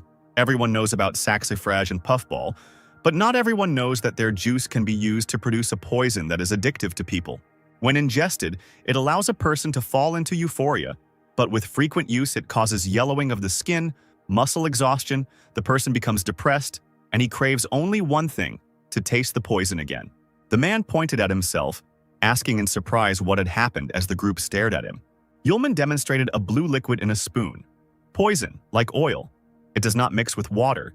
If you go to the kitchen right now, you can find a lot of interesting things there. The guests suddenly jumped up from their seats, shouting that people were being poisoned here and demanded that the chef be brought. A plump man immediately came out into the hall, frowning and asking what was going on here and why there was a row in his establishment. He suddenly fell silent when he saw the long-haired stranger with his guards. The poisoned guests attacked the host, shaking their fists, accusing him of adding poison to the food, from which everyone present could die. He stepped back, shocked by what he had heard, declaring that it was complete nonsense. The man pointed his finger at Yulman, ordering him not to listen to him. Surely this scoundrel also wants to open a restaurant and is jealous of his business, using all means to harm him. Arya screamed furiously that if she heard another word, she would rip out the impudent man's tongue. And indeed, large jars of poison were found in the kitchen, and they were immediately carried out into the hall by those same guests. They rushed at the owner, ordering him to explain what had happened and not try to justify himself by saying that this was not the property of the canteen. The man began to mumble something, and the deceived guests had already crowded around him, telling the guards to seize the deceiver. The owner looked imploringly at the long-haired stranger, asking Mr. Lazar to help. He silently turned his gaze to the side, barely nodding to his guard. Faster than lightning, a tall confidant of Lazar flew up to the man and sharply struck him under the neck. The owner grabbed his throat, foam poured from his mouth, and frightened screams were heard from all sides. The man stood up and smiled broadly at the guests, asking for forgiveness for his family having invested in this dining room, not knowing that the fat man would do evil behind their backs. Sierra looked closely at Laser, asking if he had arrived from their kingdom of Kennis. He nodded and looked at Yulman, saying that he was pleasantly surprised by his knowledge of botany. Smiling even wider, he declared that he wanted to invite the boy to the kingdom with him, but the apostle sharply refused. Yulman dismissively reported that the man smelled of the same muck. The main witness was destroyed. If you put it all together, Lazar was the very person who started all these poisonings. Lazar bared his teeth, looking down at Yulman, asking if he was afraid to refuse the invitation and say something he shouldn't. As soon as he added whether Yulman was afraid that he would never leave this dining room again, a dagger flew towards the apostle. But he did not reach his goal, being shot down by something literally a second into the flight. Aisha and Arya didn't even have time to react before everything happened, and only screamed in fear. Lazar turned around angrily, realizing that his plan had failed, and demanded to know who had done it. A female voice answered him, informing him that the city of Marta was now under the jurisdiction of the Fram Empire. That same imperious blonde girl from the hotel looked angrily at the man. She didn't think that the representatives of the Kingdom of Kennis should make a scene here, much less kill people. Narrowing her blue eyes, she pushed her hair out of her face, asking Prince Lazar again. Yulman's eyes widened in surprise when he heard the man's title, and he was quite astonished. He grinned and replied with irony in his voice that Her Majesty Luna was absolutely right. Arya rubbed her chin. She didn't know that the second heir to the throne of the Empire had arrived here in person. Although he was second, there was no particular difference with first place. Everyone has long known that the first heir, Prince Mars, is not capable of anything. Luna strictly ordered the man not to curry favor with her, because the guests had come to defend the honor of the Empire at the Pentagram, and he was letting his hands go. Did he really want to start a war between the two countries? Lazar smiled, saying that the princess was quite the joker. He came to watch the competition, and their wedding had already been announced. Sierra protested, screaming that she didn't know about any wedding, that it was completely insane. She clenched her fists, addressing Luna. She was the recognized heir to the imperial throne. She could not marry King Kennis. The girl looked calmly at the witch, saying that she would explain everything to her later, because there was no time to warn her. Charlotte barely wanted to say anything else when Yulman intervened in the conversation, asking the master not to worry. Glancing towards the prince, he calmly informed him that the man would not live long. A couple of days would pass after the wedding, and Luna would already be a widow. Hearing this, Lazar defiantly asked what he meant, and his guards immediately leaned forward. The moon's defenders also did not stand still. One of them almost pulled her sword out of its sheath. Laser raised an eyebrow, telling Yulman that he had just taken pity on him in the presence of Princess Luna, and did not take his life. The guy was just a crazy suicide. Let him blame himself for what happened. The apostle turned his head slightly and advised the prince to be a little calmer. He began to creep up on the man like a wild cat, asking if he often woke up in a cold sweat from nightmares, when there was not enough air and his heart beat much faster. Lazar shuddered in fear, losing all his confidence, and asked how the guy knew this. Yulman said that the prince smelled very strongly of medicine, and every medicine, as we know, has side effects. A drop of sweat ran down Lazar's face, but he tried to justify himself, exclaiming that he was not so stupid as to take incomprehensible drugs. He was just very tired, that's all. He thought to himself that his test mice were trying out different drugs, so if there was poison anywhere, it certainly wasn't in this. Yulman grinned, objecting that all drugs have side effects that do not act immediately, even if it is sediment from the ingredients used, dust raised during the creation of the powder. Everything contains a share of poison. The danger of some poisons does not manifest itself in the first minutes, but it accumulates in the body, and only then do symptoms appear, and then the grave is already very close. For the first time, Lazar thought about it, accepting the bitter truth he had heard. He himself had created thousands of drugs, and now he didn't even know which of them was the problem. To Yulman's complete surprise, the man, with a hint of hysteria in his voice, demanded that he be saved.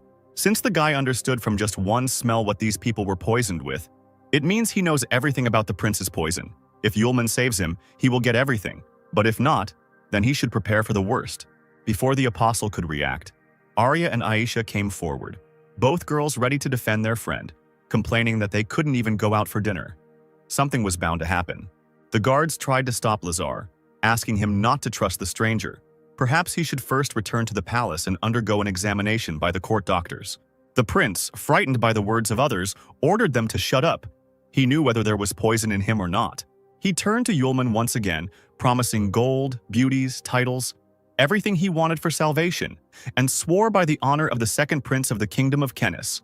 Glancing at Aisha and Aryu, the apostle thoughtfully asked again if he could get everything he wanted.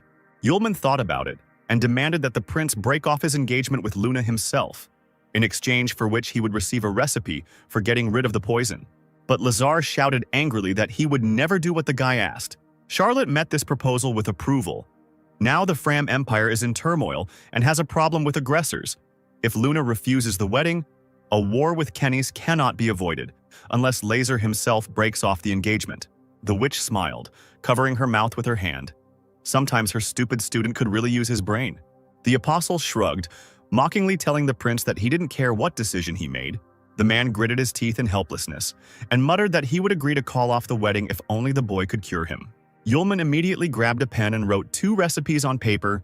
One would help Laser get rid of the poison, the second for all the visitors of this eatery who had managed to eat. The guests accepted the valuable notes from the hands of the apostle with sincere gratitude. Yulman turned to the prince, giving him another recording. The remedy will help get rid of the poison, but will hit some internal organs. As soon as the engagement is officially canceled, the apostle will give the second part, a recipe for a medicine for internal organs. Lazar was indignant. He expected the guy to give him everything at once. Did he really not believe the promises of the prince himself? Yulman smiled sweetly, replying that he was doing this for his own safety. The prince snatched the piece of paper from someone else's hands, promising to cancel the wedding. And as for the events that took place in the dining room, he would compensate for all the losses caused to the citizens of the empire. A group of students, led by Charlotte, watched as Laser and his guards left the establishment. The man turned around one last time, asking Yulman's name and whether he was the Fire Witch's apprentice. He warned that his medicine had better help. Otherwise, the boy would find out how the deception of the royals ends. By the evening, the city was already decorated with colorful garlands. Preparations for the competition were in full swing. Luna stood on the balcony of her room. She knew that the idea of marriage came from her helpless brother, who found a strange gentleman who offered to marry Prince Laser in exchange for refuge in the kingdom of Kenis. She told Sierra this. She knew that the 3 clans had already secretly joined forces. Father Luna had only a part of the power in her hands. General Isis controlled the country. The royal family was now in danger.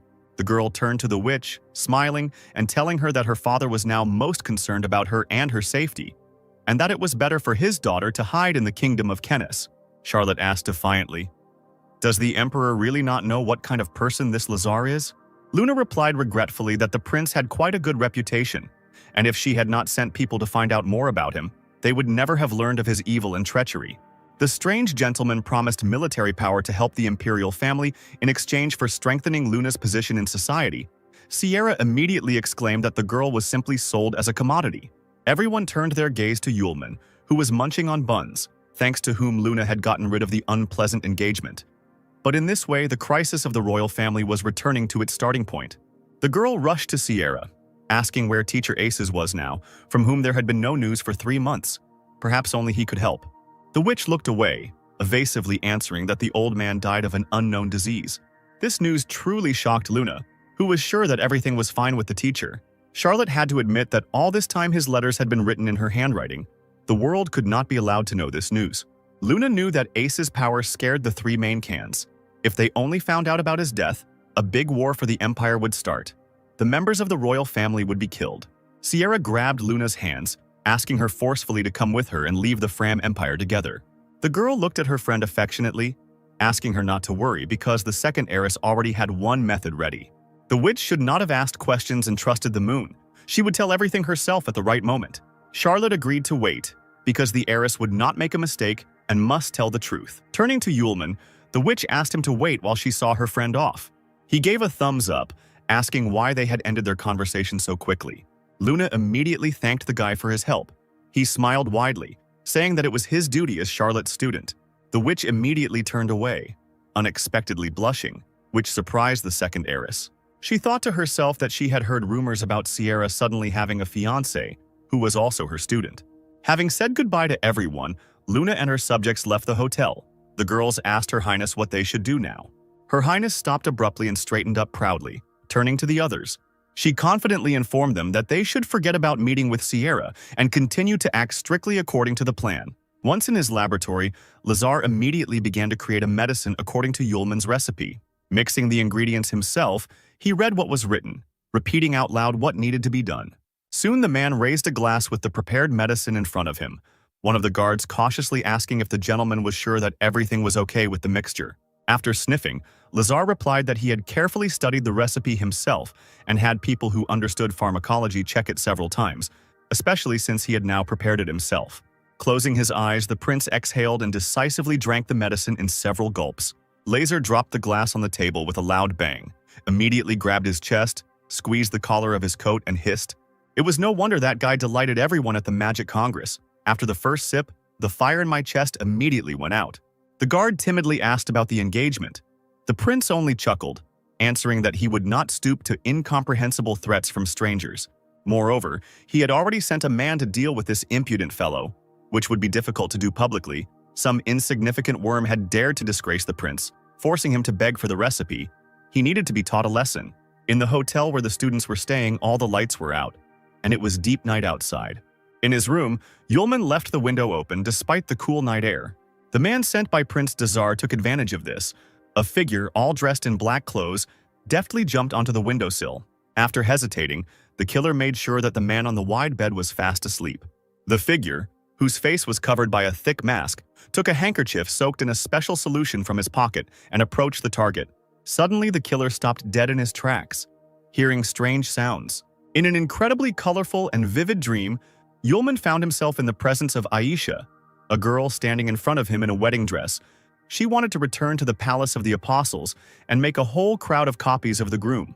Aisha slowly approached Yulman, dressed in snow-white wedding clothes, and adjusted the veil that had fallen on her shoulder, then took her future husband by the hands and asked if he agreed. The apostle, unable to feel his legs from happiness, smiled broadly and nodded. Of course he agreed.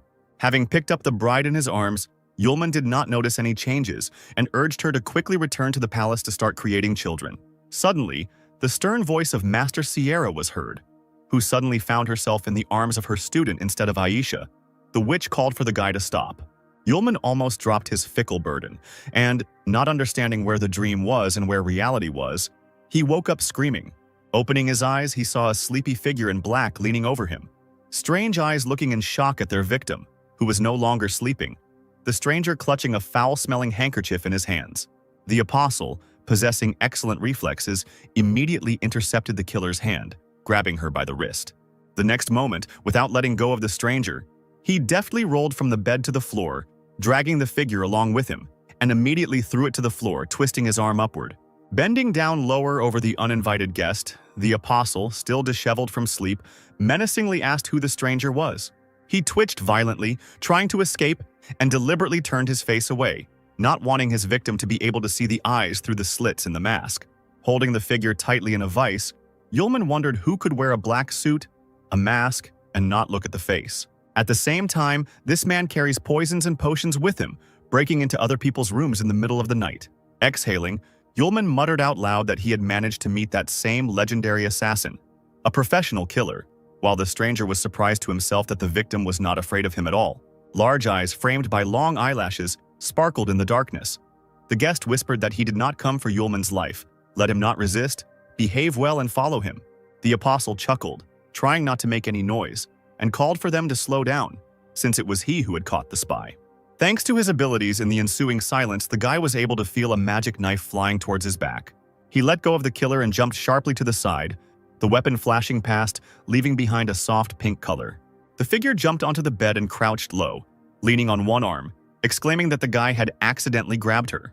The stranger in black clothes looked closely at his order, noting its impressive abilities, but, as he was told, the victim did not know how to use magic. Therefore, running up to Yulman, the assassin, with the help of a few movements, created a magical pentagram of the same pink color called the blink of an eye. The killer held his head high and opened his eyes wide, illuminated by the spell. Without lowering his hands, the figure shuddered in amazement when Yulman, with his mouth slightly open, admired his magical abilities, because for the first time he saw a real professional killer in real life. The assassin, however, did not share his joy, and was perplexed as to why the blink of an eye had no effect on this guy. The apostle whistled and reminded that the unexpected guest had promised not to kill him. Then, seeing that several swords were already rushing towards him, he asked why the assassin was going to grab him, and who he was after all. Yulman straightened up and slowed down, allowing the sharp blades to come closer to him. Not a muscle moved on his face as the apostle deflected the weapon with a single wave of his hand, never breaking eye contact with his killer. The assassin clutched the knife handle in his hands. It seemed there were mistakes in the information about the guy. His abilities were incredible. It was better for them to part ways on good terms before there was a ruckus. Yulman created a blue glow in his palm, which did not symbolize anything good for the enemy, and advised the figure to behave well and tell everything. He raised his hand higher, silently threatening the killer, and he, moving further and further towards the wall, did not know what to do next. Suddenly, the guest's eyes widened as he realized that this was not magic, but a long-lost martial art. A few seconds later, Yulman suddenly jumped up and literally flew towards the assassin, hitting him in the neck with the edge of his palm. A bright white light blinded the stranger, burning his clothes without harming his body. And it was then revealed that there was a girl under the mask. The apostle waited for the cloud of dust to settle, mockingly asking why the assassin was silent and did not tell about himself, so that he would not be angry if Yulman decided to act by force. Soon, having looked more closely at the girl, the apostle, who was greedy for beauty, was taken aback. Standing before him was Anka, assassin number Z231, and she was indeed incredibly beautiful, left naked by the explosion, covering herself with the surviving scraps of clothing. As soon as the apostle asked her to get dressed, the door to his room swung open and Sierra entered the room in her nightgown.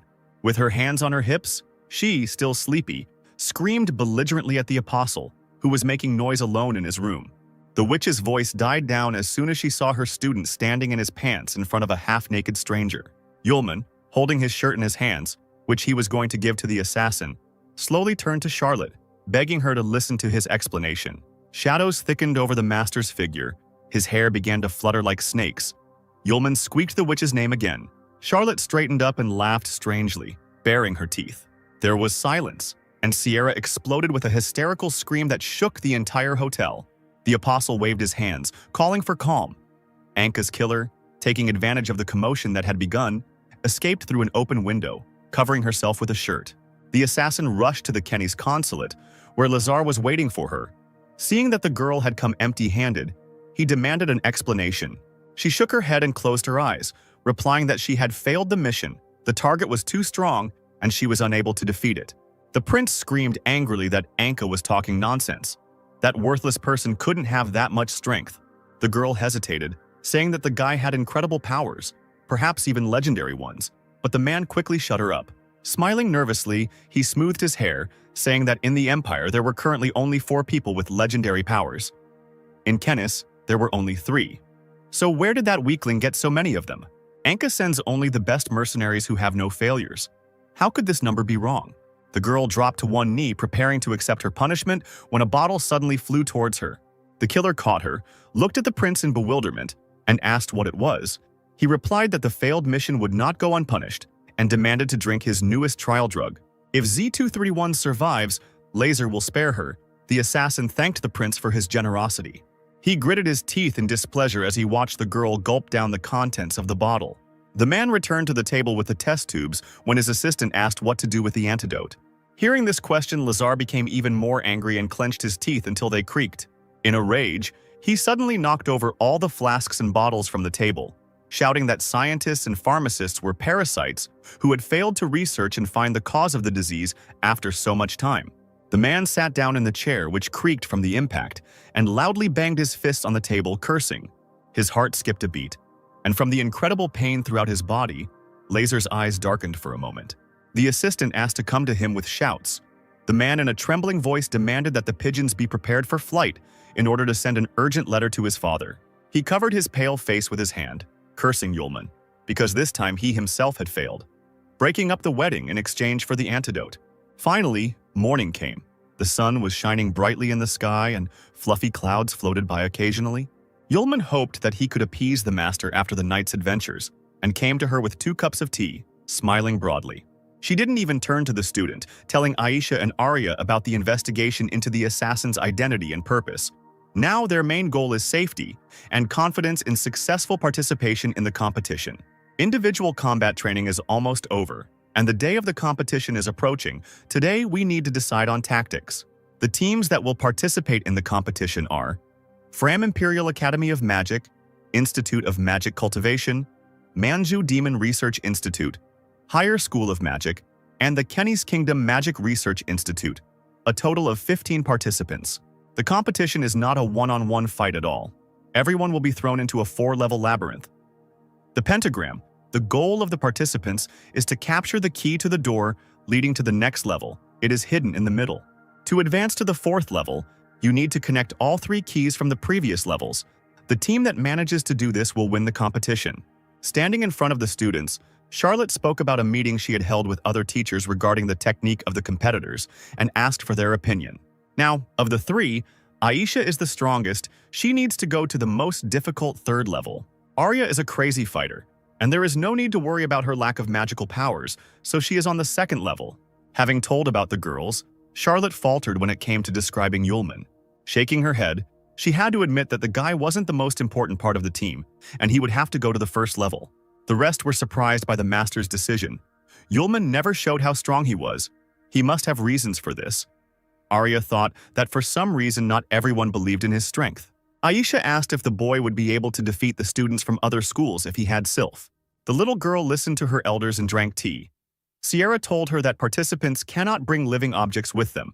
There was a test before the start, and now everyone knows that the Ballet sword has a soul. Aisha, embarrassed, wanted to suggest something else, but the witch asked her to relax. Turning to Yulman, Charlotte glanced at him, saying that there was one way to make the boy stronger. The apostle winced and scratched the back of his head, smiling awkwardly. The silence of the corridors was interrupted by some kind of rumble coming from one of the rooms. Blushing, Charlotte weakly asked Yulman not to twitch and be patient, because everything was being done for his own good. The languid student, whose nose was already bleeding, muttered something. His head rested on Sierra's lap as she slowly poured her power into her student. She breathlessly said that she had done a lot for him thanks to her powers. Finally, the day of the competition at Pentagram arrived, and many spectators gathered around the huge arena. Near the main entrance, teams have already arrived at the scene.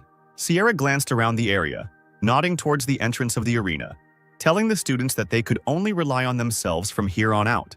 Arya suddenly asked Yulman if he had given Prince Laser the promised antidote. The apostle replied that he had given the antidote, since Luna had already received notice of the breakup of the wedding. The warrior waved her fist, exclaiming that her friend had done this in vain, because the man had wanted to kill him, but Yulman had only waved it off.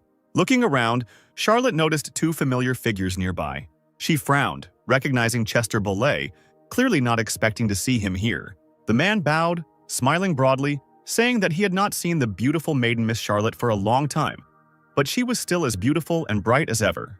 The witch did not accept the polite greeting, and rudely reproached the sage for spending his time at an entertainment event instead of immersing himself in research. Aisha's mouth dropped open in surprise when she saw Chester Bolet himself.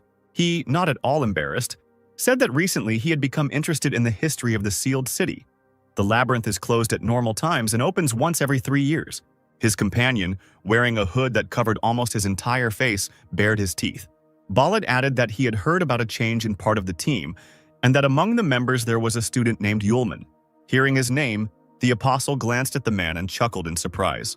The same one stood with his head bowed to his shoulder and looked at the student with an incomprehensible smile.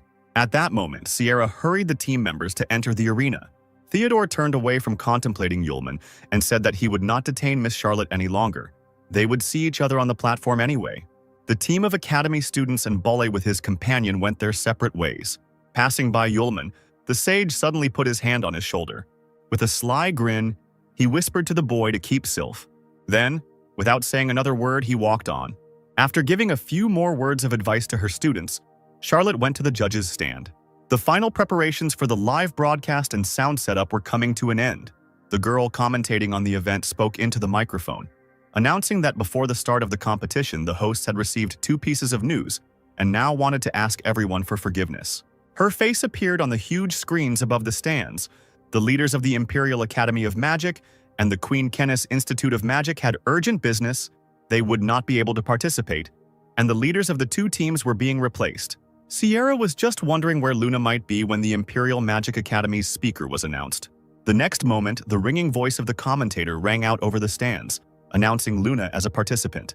The witch screamed in shock when the second heiress's face was shown on the screens. The spectators could not contain their surprise when they saw their princess, who was participating in the competition for the first time. Charlotte grabbed the director of the Imperial Academy of Magic, Decker, by the collar and shook him, asking how this happened. He, having unhooked the witch from himself, said that something had happened to the previous host's health, and Luna, as a fictitious school student, had the right to speak. Sierra narrowed her eyes, not believing that everything had happened by mutual consent. Soon the new leading institute of magic of the Kingdom of Kennis was announced. It was Prince Kennis, His Highness Laser.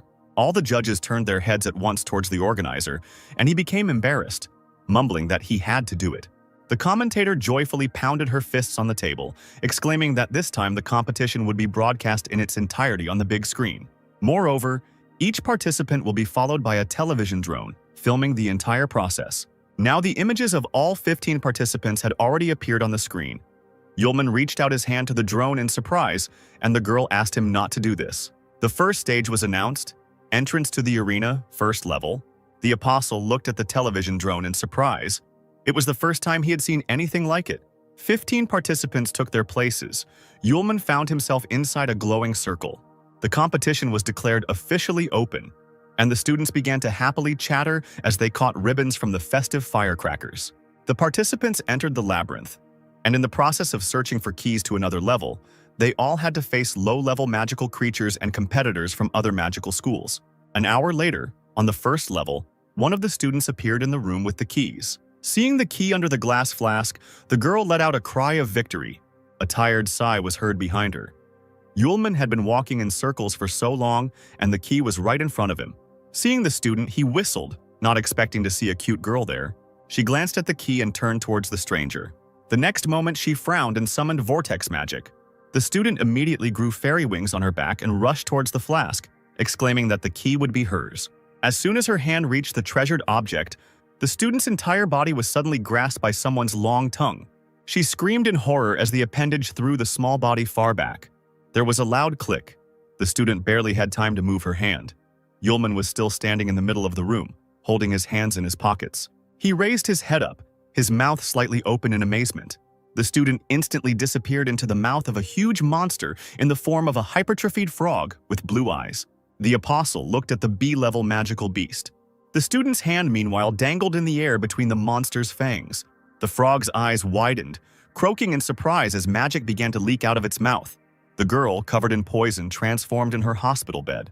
Doctors rushed to her, shouting that the giant frog's saliva was poisonous and that they urgently needed an antidote. As the events were broadcast on large screens, the commentator sighed.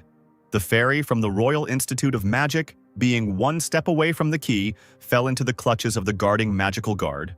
Each participant must create a special sign, kindly provided by the school, and they will be evacuated if they can no longer continue the competition. Sierra's neighbor told her to relax. Her wayward student would be caught before his oxygen ran out, taken to the hospital, and he would be as good as new.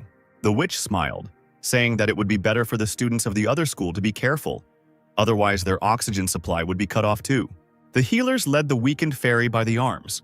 The director of her school advised Charlotte not to let the student take part in the competition.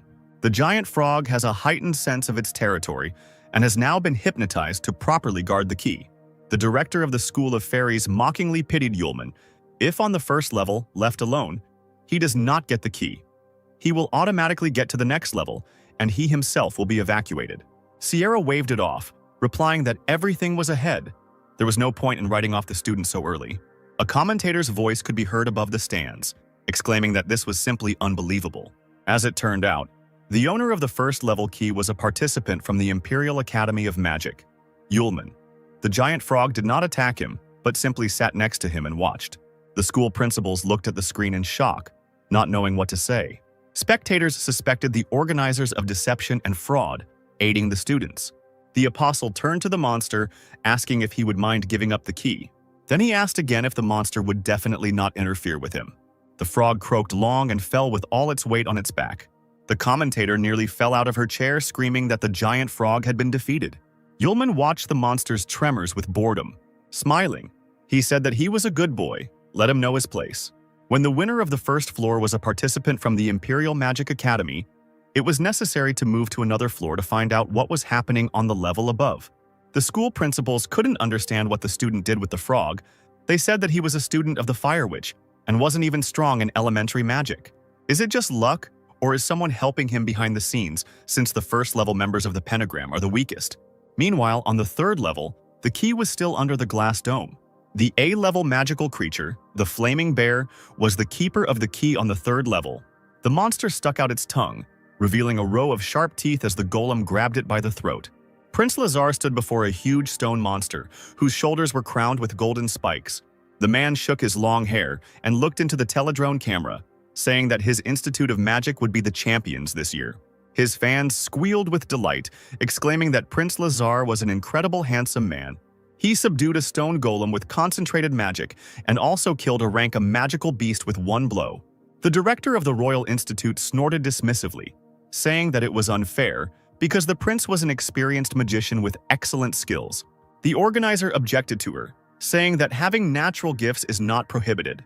Meanwhile, Lazar was already reaching out his hand to the glass cover. At that moment, the space was illuminated by bright flashes of fire. There was an explosion that destroyed one of the walls. In the room, there was a stone golem covering its face with a huge hand. He sat on one knee right in front of the prince, who turned around and said that he had not expected to meet. A female figure appeared at the entrance to the room. It was Princess Luna. She entered the room clutching her sword tightly in her hands. Sierra leaned forward, watching her on the big screen, asking what she was doing. On the second level, in the room with the key, no one has yet reached the main item. The long tentacle split into several parts. As soon as the pieces fell, new ones grew in their place. The students began to quarrel. This thing, as they said in school during the subject about magical beasts, could not be cut. Fire had to be used. One of the students stubbornly shook his head, disagreeing with his interlocutor. He had already created fire in his palm, directing it towards the monster. His friend watched as Arya militantly cut the monster into pieces and asked in bewilderment why she was doing this. The organizer, observing Sierra's student, asked what kind of magic the student was using. The witch replied that she only had basic wind magic, but the girl had some berserker blood in her blood, and it seemed she was using it. The gray-haired man's eyebrows shot up. He didn't think he would see something like this with his own eyes. Meanwhile, the students on the second level were trying to escape from the long, snake-like monster, throwing flashes of fire at it and its remains with all their might. The sharp teeth almost closed over one of the boys. Arya turned towards the loud scream. The participants she was fighting with disappeared, using a special signal in case of danger, because the tentacles almost grabbed them. Sighing, the warrior concluded that she was left completely alone against the strong shoots. There was nothing to do. Arya pounced on her enemy with a war cry, cutting through the flesh with her axe. Losing her vigilance for a second, the student felt sticky touches on her elbow and grimaced in disgust. She cursed loudly and gripped the axe tighter as monstrous tentacles surrounded her in a tenacious ring. Having encircled Arya's body, they slowly directed their victim straight into the monster's huge open mouth. The girl looked enchanted straight into the abyss when a bright flash of fire flashed before her face. The next moment, the flames went straight into the creature's stomach and tore it into small pieces. The room filled with smoke. The tentacles around the warrior disappeared, and she coughed loudly, finding herself free. Raising her head, the girl saw Yulman, wheezing that he had arrived on time. After greeting the guy, unflatteringly calling him a pervert, she smiled at the apostle, who returned the smile. Spectators immediately noted the power of the attack. considering that, according to general information, this participant got into the competition by accident. Sierra stared at the screen in shock as her colleagues began to accuse the witch of giving false information. Charlotte shook her head. She had taken all of the students' void rings, and the guards at the entrance had checked everything thoroughly. She hadn't taught Yulman intermediate-level magic and was surprised by what was happening, but now the guy was calmly helping Arya bandage her injured leg. She didn't even thank her friend, calling him an arrogant bastard. Suddenly, rustling sounds were heard from the other side of the room, and the students saw that the tentacles began to move. The apostle cursed, exclaiming that they were not dead yet. After his words, the monster's head rose into the air, clicking its teeth. Yulman decided that this was an excellent opportunity to avenge Aryu. A few minutes before this, more large-scale events took place on the 3rd level. Every now and then, they tried to pierce the huge stone with a sharp blade. Luna attacked the barrier unsuccessfully, cursing loudly. As it turned out, the stone was not ordinary. The next moment, a huge stone hand flew towards the heiress. The girl was thrown aside, raising a cloud of dust, and the golem rose to its full height in the room. Luna managed to regain her balance and was about to attack the monster. She felt the weight of the sword in her hand decrease significantly. As it turned out, the blade had simply broken. The commentator pounded his fists on the table in concern as he said this. The treacherous ex-fiancé was slowly heading towards Luna. Assuming that the princess had already realized the difference between them, he advised the girl to get out of the pentagram on her own. Smiling, Lazar said that he did not want to hurt the lady. His fans clapped their hands, trusting in the prince's wisdom. Luna did not share their delight and only clenched her teeth in anger. Straightening up, the sword in her hands burst into a bright flame. With its help, the blade began to restore itself. Right from the bright fire, Luna pulled out a new renewed blade. As it turned out, it was the long-lost legendary lightning sword Asia. Sierra remained silent, watching the princess intently. Lightning Asia and Sylph were two magical weapons of the legendary King Yuansu. But Asia did not have a soul, so this blade could be taken into the arena. Charlotte remembered what Luna had told her. Asia was probably her secret, but even with such a sword it would be very difficult to fight the 3 major clans. The huge stone golem was attacked by a sword and fire. The moon fearlessly attacked him again and again. Soon the monster's figure was engulfed in flames, obscuring Lazar's view. He covered his face with his hand, watching the fight from the sidelines. A few seconds later, Luna's voice was heard inviting the prince to fight. The heiress stood right on the remains of the defeated golem. Laser smirked, hissing that Her Highness was very bossy. A strange sound like a click was heard at the girl's feet. At that very moment, the princess's legs found themselves in the steel grip of a stone that gripped the human ankles like quicksand. The girl growled and began to hit the stone with her sword, trying to get out. But at some point, the blade remained right in the sand, firmly stuck there. Luna suddenly realized that nothing was changing. The sand was only rising higher, enveloping her body more and more. The prince only scoffed. Standing to the side, the stones could absorb magical power, and Luna's attacks only made them more powerful. And even legendary weapons won't help in this case. Lazar said that the princess should be a good girl and not make unnecessary movements when preparing to attack her. He didn't notice how a small portal formed above his head, which grew larger with each passing second. Finally, a huge block of ice fell directly from it into the room. Luna leaned forward in surprise, not understanding what was happening. 3 small ice floes separated from the block and floated up to the girl, asking her to give her hand. She couldn't make up her mind, and they hurried the princess. Realizing that there was no other way out, Luna hesitantly extended her hand. The next moment, her palm was grasped by someone else's, which appeared literally out of nowhere. From the small ice floes, as if from a veil, a girl's figure emerged. Luna looked at her savior in bewilderment. Laser roared in anger, realizing that he had been deceived. He gritted his teeth as he watched the figure of Luna disappear from the stone's grip. In its place remained icy traces unknown to the man. He looked around the room, not understanding where the princess had gone. A few seconds later, he shuddered and opened his eyes wide. The sharp end of a dagger was sticking out of the prince's chest. It appeared from the ice behind him, piercing Laser through and through. The man turned around slowly, losing his last strength. The announcer loudly announced that Mr. Lazar had been killed with a single blow to the chest by Princess Luna. A participant in the competition from the Imperial Academy of Magic, Aisha, helped the princess escape from the prince and successfully attack him from an ambush. The audience stood up from their seats in shock, seeing the death of the prince and surprised by the appearance of the stranger. Sierra smiled, looking at her student with admiration, while the organizer saw ice crystals that could absorb light and reflect it. Aisha was able to limit the spread of magical powers using crystals. No one would be able to sense it. He asked Sierra if the girl was a first-year student. The witch confirmed it. Aisha is a very hard-working student. Laser, meanwhile, slowly turned into sand. He knew that the girl blocked her magical powers so that he could not feel them. The prince stunned Luna by saying that this was not a final victory. His sand figure crumbled and crawled in different directions. Now several living figures of Laser appeared in the room. More than 100, as the commentator reported, Aisha and Luna were surrounded. The prince's fans squealed with delight, showering the man with praise. Sierra panicked, worried about Luna and Aisha. The last one cursed when she saw a whole crowd of doubles. Luna didn't think the prince would be so prudent. The doubles immediately followed the man as soon as he entered the labyrinth. The girls stood back to back, preparing to attack.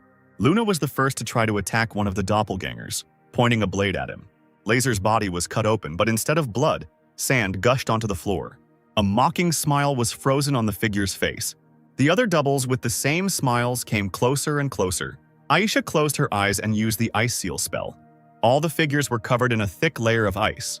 She shouted to Luna that they needed to take advantage of the moment and find the real one. Then she added that she wouldn't last long. The commentator stated that contestant Aisha was able to use her ice magic to freeze Prince Laser and all of his doppelgangers. One of the students became interested in Aisha, who controlled ice magic over such a large area. But not everything was so simple. All the doubles contain a piece of the prince's magic, and it is almost impossible to find the real one. The girls simply didn't have time to check each one. Unfortunately, the competition participants had no other choice. The majestic blade of lightning Asia soared into the air. Luna clutched it tightly in her hand, determined to destroy all enemy double bodies. Bright lightning bolts stretched from the weapon. Her Highness did not lower Asia. The all-consuming fire surrounded the thin figure in a dense ring, incinerating the clones. The flames spread faster and faster with each passing second, and lightning continued to strike at the right points in the room. The dangerous flint was so close to Aisha that the girl closed her eyes tightly and covered her face with her hands. Charlotte watched the situation tensely along with the others. It seemed Luna had used her sword at full power. The commentator trembled, her mouth slightly open in surprise, peering at the screens of the teledrones. Until this moment, no one had seen the abilities of the blade and its owner. The spectators froze in their seats in amazement. A ringing voice echoed across the stands as the fire slowly began to fade, leaving a thick wall of fog. Not a single one of Laser's doubles had managed to escape. Luna looked around warily, and this did not escape the commentator's attention. The girl assumed that the warrior had overdone the blow. Luna smelled an unusual smell and realized that the fog that surrounded her was not fog at all. This was what the prince was most strong in: poison, a thick wall of poisonous fog. The heiress heard someone else's footsteps behind her and turned around sharply, her blue eyes widening. Laser himself, whole and unharmed, emerged from the veil with a mad smile, raising his blade over her. Thin tentacles of poisonous fog slowly reached out towards the moon, entangling it. But the girl, despite this obstacle, turned her whole body and blocked the blow with her sword. Lae'zel bared his teeth, hissing that the princess, fortunately for him, had not managed to repel the attack. Otherwise, he would have definitely lost. The prince slowly but surely lowered Asia closer to Luna's throat, and she realized that the man had gotten rid of his magical powers to avoid being blocked. After a few seconds, the heiress's hands weakened. Lazar managed to emerge victorious, and he pushed Luna away with a loud laugh. Seeing the princess disappear into the poisonous fog, Aisha hysterically screamed her name. She, beside herself with anger, raised her hands to use her own icy power. But something was wrong. The body suddenly weakened. The blood pounded in the temples like loud drums. Aisha felt herself suddenly lose all her strength and began to slowly sink to the floor, enveloped in toxic fumes. Kneeling, she slowly raised her head. Laser smugly advised not to try to fight, because his poison had already penetrated the student.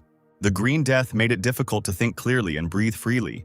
Aisha bared her teeth, only now realizing how much they had underestimated the prince. Luna, finding herself in the epicenter of the fog, bit her lip, barely remaining conscious. The prince, who was not afraid of the fog, looked up, hearing a buzzing sound. Now all he has to do is deal with those annoying, interfering machines.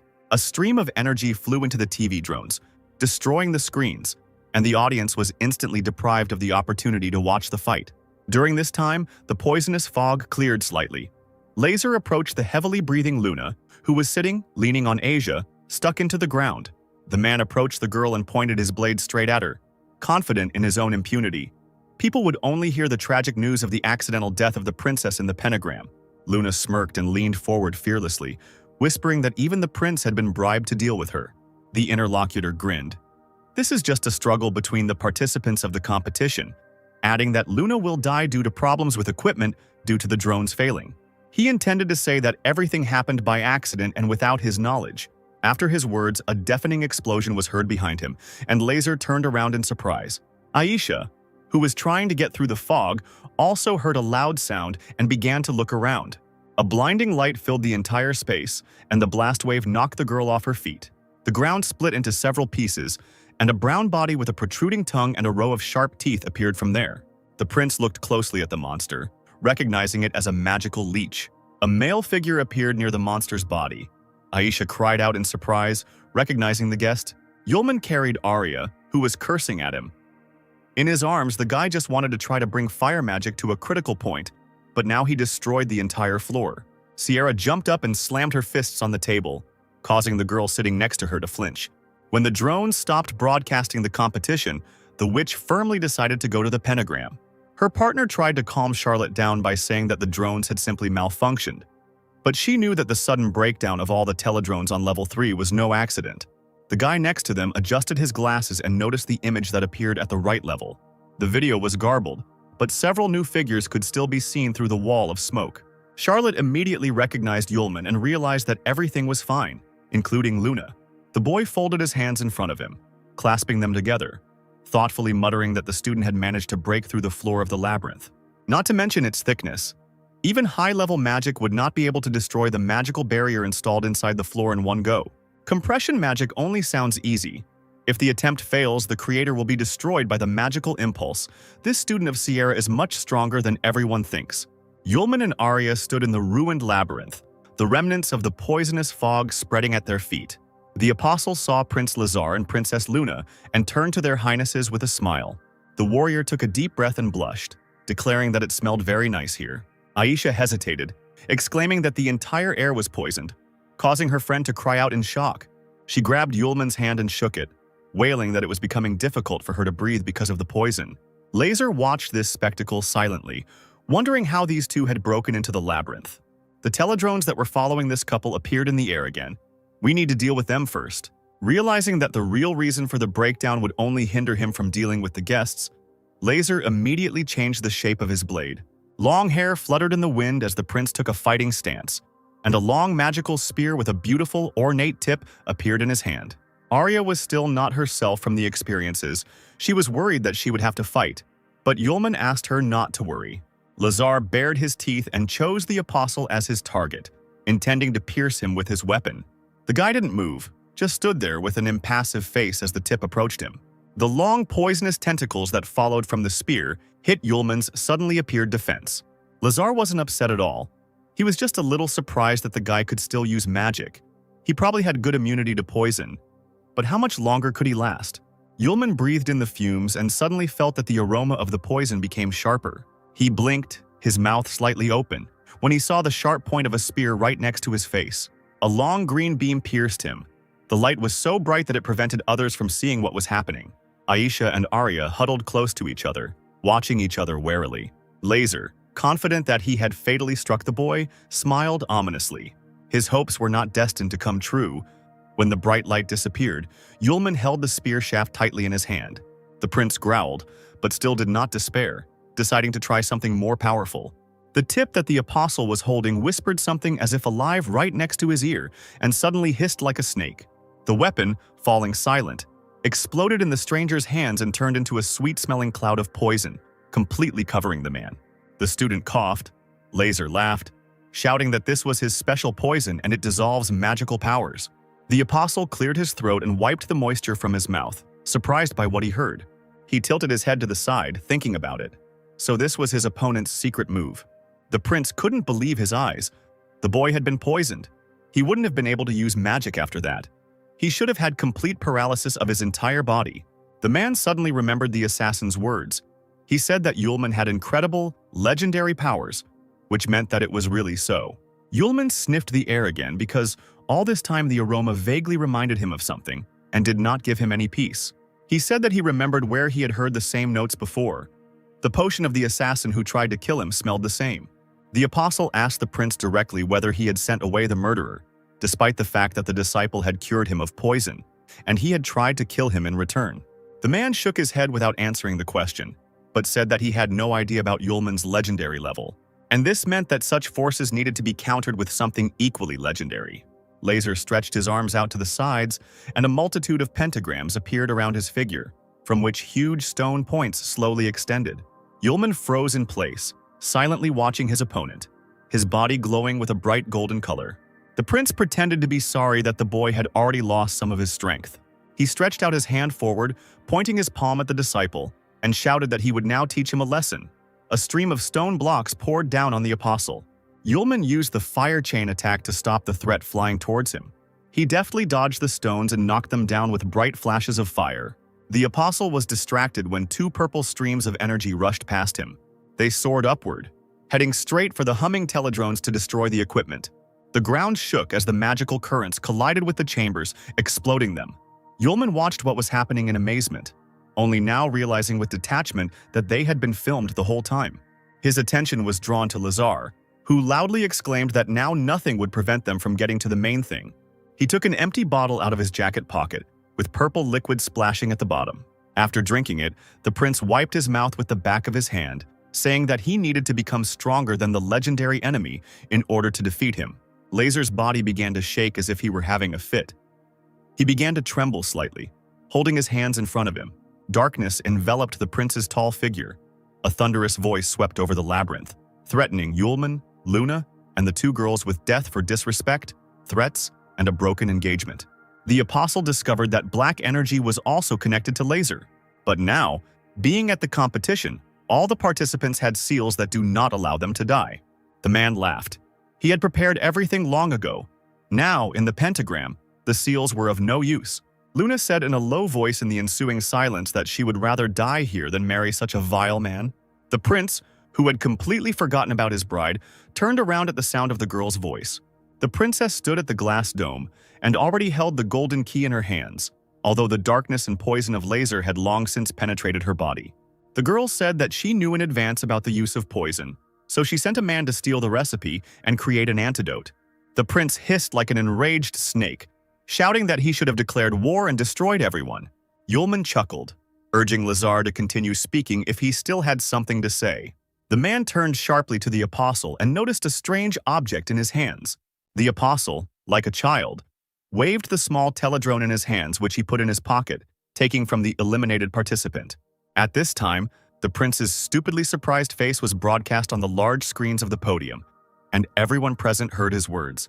The audience looked at each other in disappointment when they learned that he turned out to be a real scoundrel and had deceived everyone. The founder of the competition declared the end of the competition and ordered his men to evacuate all the students from the pentagram, as well as check the magic circle to ensure that the seals of the participants were intact. The commentators screamed furiously into the microphone that the situation was simply outrageous. The second prince, Kenis, famous for his virtues, turned out to be a scoundrel. When Lazar heard the ringing voice announcing the end of the competition, he bared his teeth, cursing Yulman. He slowly approached the student, who urged the prince to come closer, shaking the teledrone in his face. Luna looked at the student and mentally thanked all of Sierra's followers. She walked up to the great golden gates and placed her hand on the carving of the star, knowing that this result was not enough for her to change the fate of the empire. The gates began to open slowly. A bright light poured out from there. Luna asked Sierra for forgiveness. Because what the heiress is doing is necessary for the future of the empire, she has no other choice. Now the structure of the pentagram labyrinth began to change rapidly. The room where the organizers were sitting began to shake, and everyone was suddenly pulled to the side. The witch, holding onto the table, asked if the mechanisms on the fourth level could make such a noise. The organizer faltered. A drop of sweat trickled down his cheek. The man muttered that the sound was not related to the labyrinth. It was the seals. In fact, it is impossible to get to the fourth level of the labyrinth. A person will be thrown out of there when the doors are opened, but not if the magical barrier of seals is opened. Seeing the glow, Laser screamed. The gate led to the demon that almost destroyed humanity, and he would be released. The prince shook his head and grimaced when he saw the exit from the labyrinth. He shouted that the opponents must not escape. Their fate was to die here, and he rushed headlong towards the moon. He pulled his fist back to hit the girl with all his might, as she was already enveloped in white light. Hearing the screams, the princess turned around sharply, but there was nothing human about her anymore. Empty eyes, glowing golden, looked at the man. The sight was so terrible that Laser froze and stepped back. Yulman watched in surprise as the fist raised over the princess disappeared into flames, a stream of blood splashing onto the brown ground. The prince began to thrash about in hysterics, crawling back and clutching the rest of his hand. He whispered that a demon had crept onto the earth. The man's teeth were grinding as he clenched them, trying to ease the pain.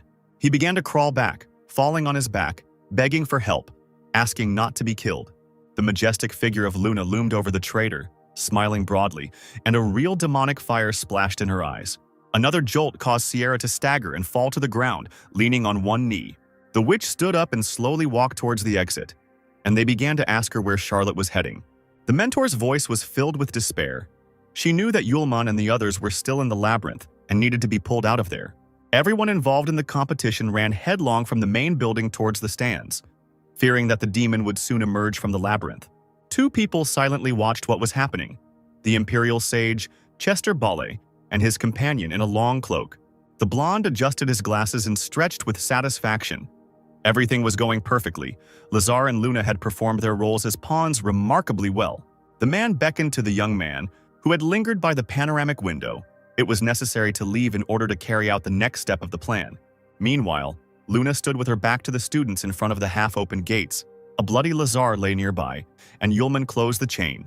Aisha assumed that something was wrong with the princess. Arya warned the apostle of the danger. Luna turned around sharply, her eyes darting from one student to another. The guy assumed that she was looking for someone. The moon demon's gaze stopped right behind Yulman, and he belatedly realized who the girl had noticed. The heiress grinned and rushed towards Aisha, carrying a stream of blue air behind her. The apostle cursed, remembering that there was still poison in the girl's lungs and they could not move.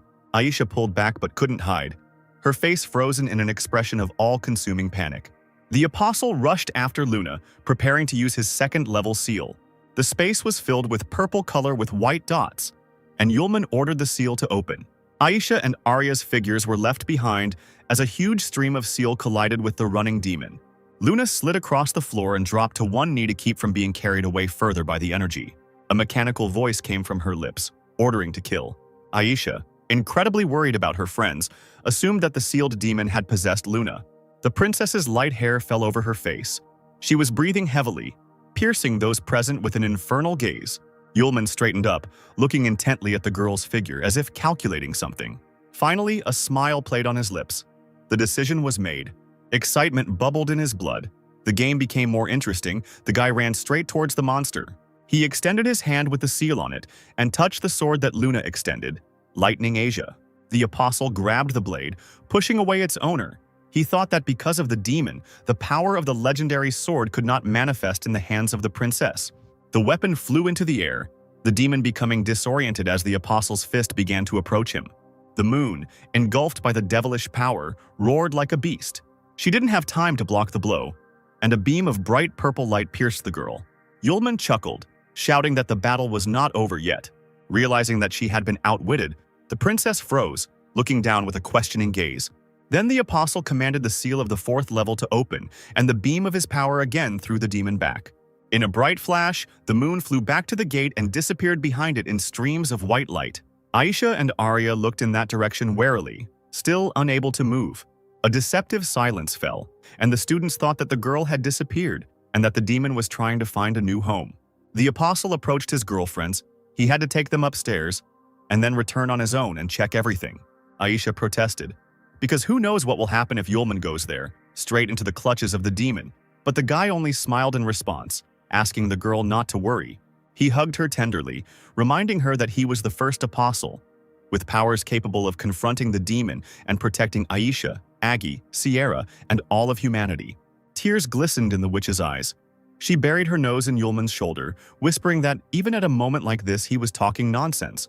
Gently pushing the silent Aisha away from him, the guy called on everyone to get out of the labyrinth, but Arya reminded them that the teleporters were broken, according to Laser. The apostle shrugged. This is just transfer magic. Now he will create new teleports, and the problem will be solved. Just as he was about to remove the poison from the girls, the prince's plaintive howl was heard from the gate. He extended his stump of an arm towards the students, begging them to save him and take him with them. Yulman turned around abruptly and said that they had almost forgotten about their brother Lazar. Sierra ran to the entrance to the labyrinth and ran into two employees. As it turned out, it was impossible to enter inside. To the witch's indignant cries, one of the girls stuttered and replied that the shaking had completely destroyed the entrance to the labyrinth, and all the seals leading inside had broken. She pointed to the side where the wounded participants were gradually gathering. They had already safely gotten out, except for those who were on the third floor. Charlotte clenched her fists and bit her lip in despair. It turns out that now in the labyrinth, there are only Aisha and the others. Suddenly, a magical fire lit up in one of the seals, and the employee rushed in that direction. She screamed that someone had gotten out again, attracting the attention of the others. Seeing her students, Sierra ran towards them to make sure they were okay. The girls stood at the seal, slightly stunned by the events that had just taken place. The witch breathed a sigh of relief, realizing that the girls were alive and well, having found themselves here without any injuries. A groan of pain was heard. Turning in that direction, Charlotte saw a beaten and wounded prince hanging in the arms of the employees. The girl hissed, dismissively waving her hand at Lazar, and asked Aisha where Yulman and Luna were. Fearing Sierra's reaction, the student timidly said the boys' names, starting to stutter. Finally, having collected her thoughts, the girl told what had happened to the princess. The witch scratched her chin, realizing that this was the princess's secret. The resurrection of a demon that would help stop the crisis in the empire, in her opinion. And the stupid Yulman decided that he could defeat the monster. Sierra covered her face with her hand, exclaiming that they were completely careless and did whatever they wanted, and nothing could help Yulman at all. While the teacher was lamenting, her student, casually putting his hands in his pockets, walked through the gate and found himself in a dark cave. Walking along the narrow stone road, something rang and glittered under his boot. Lowering his head, the apostle discovered under his feet a golden ring of the moon with an emerald. Yulman raised his head, hearing a strange sound, as if a fire was burning nearby. Very close to the guy was an arena surrounded by high cliffs, and above it, right in the air, was the moon, illuminated by a red glow. The apostle gasped, his mouth slightly open in amazement, and his head tilted to the side with interest. The girl seemed to be trapped in a whirlwind of symbols that stretched around her body. Yulman whistled. It looked impressive. In front of the moon was the demon himself, of incredible size. A monster with a goat's head and several pairs of eyes, a devilish star shining on his forehead. The devil's head jerked, approaching the princess's figure, and his mouth opened slightly. The moon shook. Multicolored flashes filled the space, and a deep alien voice spoke phrases in an unknown language through the girl's lips. But the apostle knew that these were spells in the language of the Nagas. It seems that not only 5 magicians but also 1 Naga participated in that legendary imprisonment rite. The mad gaze of the demon-intoxicated princess darted towards Yulman. The girl was ready to open the seals. She slyly asked if the guest wanted to interfere with them. The guy grinned, replying that he would wait a little longer after all, until he could see Luna's body in all its glory. The demon laughed. Mortals are sometimes very funny. Perhaps the student will later regret his stupidity. The princess's naked body went into convulsions, and a translucent red dome covered it with a thin film. A long black hand with sharp claws emerged from the thickness of the stone and reached out towards the apostle. The heiress, deprived of essence, began to fall on her back. Her eyes were tightly closed. The apostle rushed towards her, taking off his jacket as he went. He pressed the girl to himself, threw clothes on her, and looked angrily at the demon. Right around the 2 human figures, the arena began to explode, as if a terrible monster was crawling right underneath it, breaking its way into the air. A few seconds later, the demon came out to freedom. He was laughing loudly and gutturally. Thin, pulsating veins were visible through his muscular body. The beast's wide mouth opened. He thundered that from this second no one in the world would be able to stop him. Every creature on the planet would pay in full for their attitude towards the beast.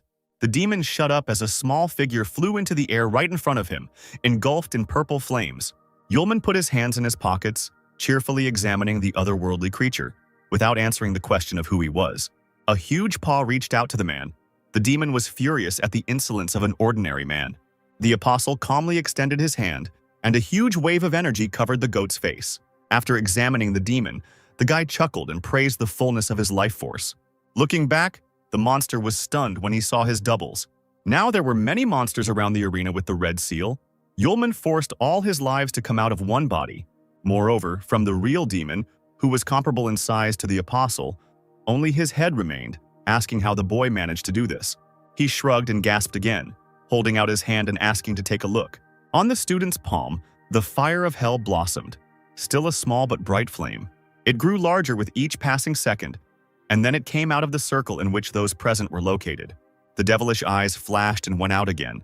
The head shook, exclaiming that in front of him was the apostle himself. This was completely impossible. Yulman leaned over the demon and gently touched the back of his head, sympathetically asking if he had already fought with the apostles, and the monster began to resentfully tell his story of imprisonment. Hearing about Garos's blood prison, the boy was interested in how the demon escaped from the blood prison and what happened to Garos.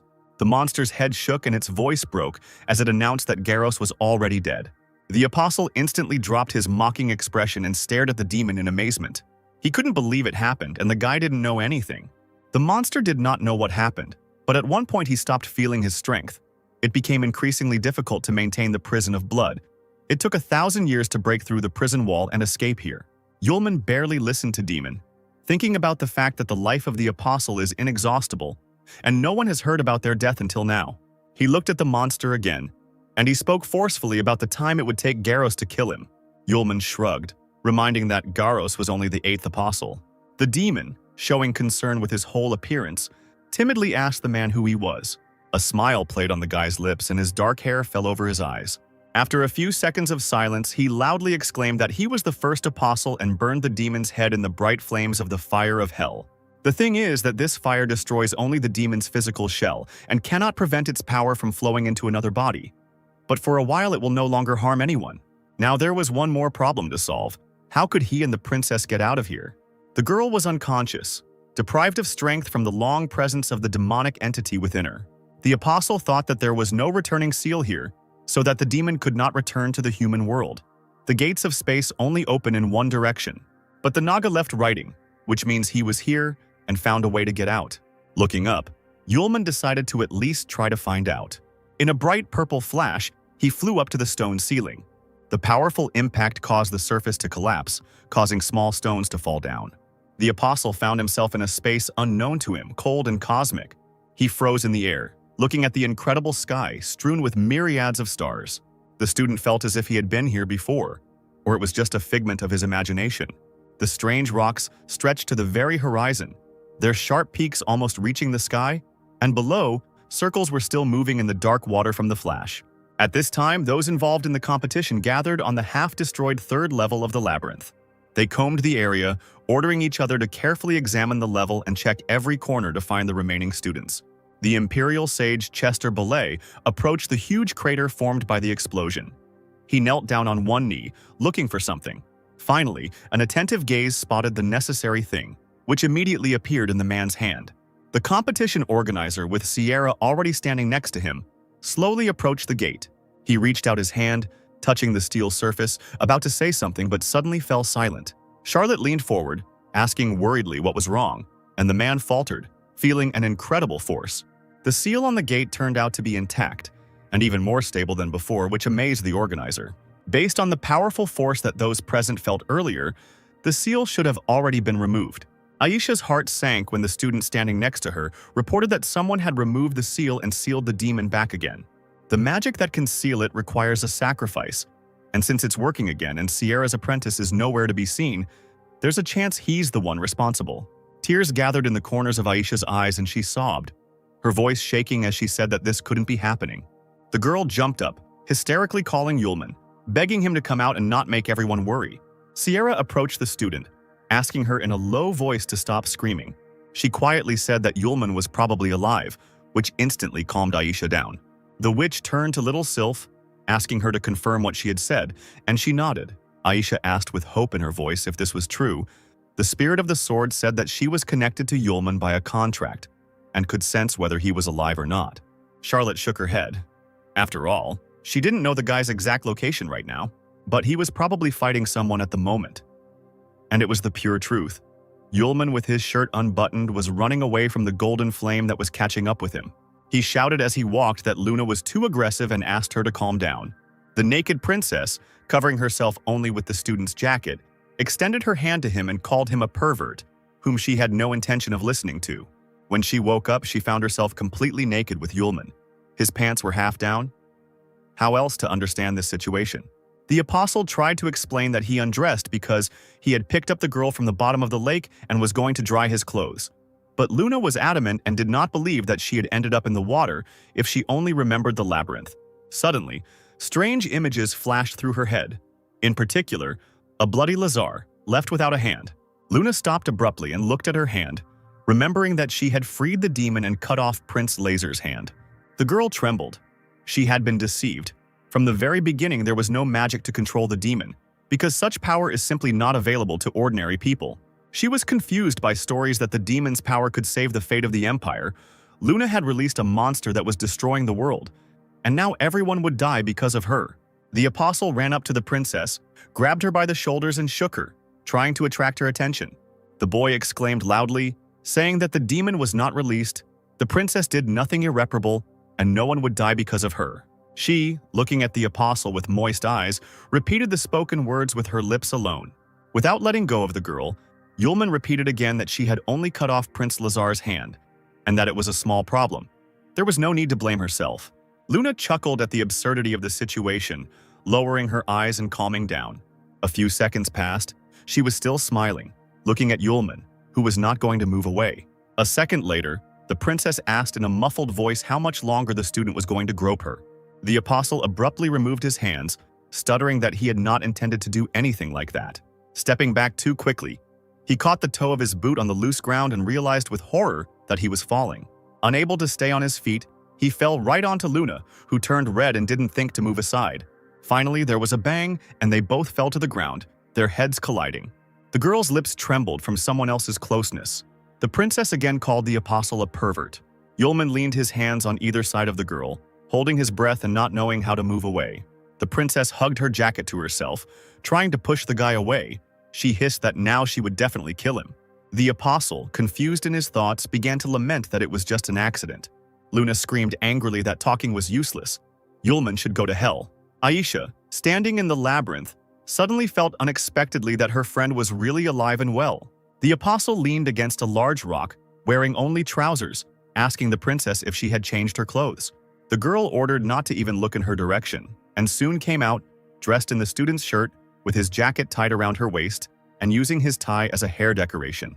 She looked around, thinking that she needed to solve the main problems first, and then deal with the pervert. Luna didn't understand where they were, asking Yulman if they were still in the labyrinth. The apostle himself did not know, but he assumed that they were now on the continent of a completely different world. Luna clicked her tongue indignantly, thinking that she had ended up in the east, but that even sounded like nonsense. At that moment, a rustling sound was heard in the bushes nearby. The heiress and the apostle turned around warily, and a small green man appeared in front of them with a toy, to a human eye, club in his hand. Luna hid behind Yulman's back and squealed when the monster pointed his finger at them and exclaimed something in his own language. The guy asked his friend not to worry, because it was not a demon, but an ordinary goblin. This explanation did not really console the heiress. At the end of the last human civilization, most of the demons moved to the magical world. Only a few of them remained on the mainland with people, so the moon did not recognize this goblin. The creature beckoned to the travelers, urging them to follow it, while muttering something under its breath. The apostle shrugged and called the princess to follow him when she was surprised that the boy wanted to follow this strange creature. Yulman shook his head, saying that they had no other choice. They were not familiar with the people or the area here. They needed to find someone, establish contact, and find out the situation. He gave Luna a mocking look, adding that it was time to find her something suitable. She couldn't wear his clothes forever. The apostle played with his eyebrows, asking if the girl really liked walking like that. But she almost hit him and demanded that he hurry. The unknown road was not very diverse. The desert landscape remained practically unchanged. Only a small fortress appeared in the distance. Wooden gates reliably hid the small settlement from prying eyes. In front of them, like a warning sign, skulls were strung on stands. When the travelers approached the settlement, Yulman whistled, seeing a small village. The goblin shouted something in his own language to the guard who was observing the situation from a special guard tower. He bared his teeth and shouted something in response, apparently agreeing to let the guests in. The goblin walked forward, leading the guests. They were met by the villagers, watching the newcomers with genuine interest and wariness. Luna felt very awkward as she carefully asked Yulman if it was dangerous to just follow their guide. Postal urged the girl to relax and not worry, because he was fully responsible for her safety in front of Sierra. A few minutes later, The goblin led Yulman and Luna to the central square where the elder and heads of the village had gathered. He approached the elderly goblin with a staff in his hand and loudly said something to him. The villager said with pride in his voice that he had brought back 2 runaway slaves from the beast-eared people. But it seemed to him that someone had cut off their ears. The elder asked something in surprise, and the goblin pointed his finger at Yulman, who did not understand the modern magical language that the creatures spoke. He only knew ancient magical. Having carefully examined the travelers, the old man shuddered in surprise. He suddenly raised his staff and hit the resident on the back of the head, calling him a cretin, because they were not animal-eared at all. Long ago, in his travels to foreign lands, he saw creatures with such an appearance. The goblin recognized these noble creatures and mistook Yulman and Luna for succubi. The crowd gasped in shock when they heard the elder's words, as they had only heard about these creatures before. The goblin nodded. In their family, all the men are majestic, and the women are beautiful. Male succubi like to bare their torsos to attract the other sex, and the woman next to him has no underwear, so she achieves greater popularity. Several young and brightly made-up goblin girls sighed dreamily when they heard the succubi dressing up, calling Luna a dirty girl. The princess saw the confused looks directed at her and said that they were looking at her strangely. The goblin asked the elder if the wanderers were really succubi, since they didn't understand a word. He replied that some of the succubi still insist on using the ancient magical language. It was necessary to try. Then the elder goblin addressed Yulman in the ancient magical language known to him and introduced himself as Siavakita, settlement of the Vukunda goblin tribe, sage. The apostle's face lit up. He was glad that now, finally, he would have someone to chat with. Without further ado, the disciple turned to Siawakita and asked if he knew where the emperor was now. The goblin looked down and thought that the succubus would immediately find out about the emperor. But he replied that the emperor was currently in Gaocheng. The apostle immediately asked how far this Gaocheng was from the village. The elder timidly said that if the guest wanted to go to the city, he would have to go through the lands of the beast-eared ones. If he did not object, the goblin would send a ranger with him. He would guide the travelers. The apostle thought for a moment, and Luna raised an eyebrow, asking her friend what the creature meant. He shrugged his shoulders, replying that they weren't discussing anything special. They were just talking about the road. At that moment, the same goblin who had found Yulman and Luna ran up to the elder, shouting about the trouble that had happened. Sweating from excitement and running, the creature warned that an ogre had broken into the village. The elder let out a startled cry. This was what the villagers feared the most. And indeed, a huge monster with red eyes and large fangs destroyed the gates, bursting into the fortress, and goblins ran away from him who did not even reach the ogre's ankles. The monster clicked its teeth, lisping something, emitting an angry growl, and steam was coming out of its mouth. The goblins tried to defend themselves and their property. A small figure tried to jump on the monster from above, swinging a small axe. But he didn't even have time to touch the ogre. He punched the small warrior away like a ball. The monster roared, scattering what was left of the gate around, and the goblins rushed at him from all sides, calling on him not to be afraid and to fight for the tribe. The ogre bared his teeth, opened his huge mouth, and roared again. He began to hit the ground with his strong fists, and stones flew into the air from his blows. The tiny goblins dropped their weapons and began to fall as the ground shook beneath them. One of the defenders found himself on his knees, coughing violently from the dust that had risen into the air. The ogre licked his lips carnivorously and scooped up the earth beneath his feet with his fist, collecting the goblins as if they were mushrooms in a forest clearing. Luna opened her mouth in amazement, sympathizing with the goblins, asking Yulman what kind of terrible monster it was. He answered, "A real ogre." The princess trembled as she watched the monster, sitting on his knees, pull one of the villagers into his mouth. Holding the small figure, he opened his mouth wide, preparing to snack on the goblin. The apostle noted absent-mindedly that now the goblins would certainly not provide them with a guide. So when he suggested going, Luna was surprised that the student did not want to help the tribe. Shrugging his shoulders, Yulman said that this was the resident's business. He had no reason to voluntarily interfere in all this, but then Siavaketa fell into the student's lap. He grabbed the succubus's trousers and, with tears in his old eyes, begged him to help and save the village. Yulman looked around the area and fell silent, deciding what to do. Luna, not understanding what was being said, assumed that the elder was asking for help, but the apostle stroked the old man on the head. He was simply seeing them off on their hike. Even though the princess saw tears, Yulman deceived the girl, answering that the headman was very gentle and kind. He turned sharply and walked in the other direction, leaving Siavakita on his knees. The student was glad to help. But now they were in another world. It was worth staying away from troubles. Before he could finish speaking, a large cage appeared to the side. A strange girl sitting there was crying and asking for help. As soon as he heard the sobs, Yulman stopped abruptly and became alert, like a hound. He began to carefully examine the area, wondering if he had heard a girl's voice. Meanwhile, the ogre was slowly walking towards them and had already approached that very cage. Roaring terribly, he struck the bars with his claws, tearing off the top of the cage. The creature sitting there was a man with cat ears, dressed in a light dress. A terrifying ogre's mouth appeared in front of the girl. The captive's ears trembled slightly from what she saw. She shook her head, sobbing. The monster slowly approached the creature, clicking its teeth and noisily sniffing the air. The girl screamed at the top of her lungs, begging for help, closing her eyes tightly so as not to see the horror. Her eyes widened when she heard a soft male voice right next to her ear. The space was illuminated by a bright light, and a ray of hope appeared in the captive's soul. Yulman could not stand the girl's tears and immediately changed his mind, deciding to come to her aid. Luna couldn't believe her eyes when Yulman's figure instantly evaporated, and she was left alone. Shawakeda stopped crying and looked at the succubus, who was returning to them in bewilderment. In the blink of an eye, with a movement of his hand, the apostle cut the ogre's huge face into two parts, clasping the girl's shoulders with one hand. He looked at the stunned captive with a smile, asking if everything was okay with her. The ogre's heavy body fell heavily to the ground in front of the villagers, raising a huge cloud of dust. The wounded goblins, rubbing the back of their heads, looked in disbelief at the enemy who had been defeated in 2 counts. Joyful cries were heard from everywhere. How wonderful! Finally, the residents were safe.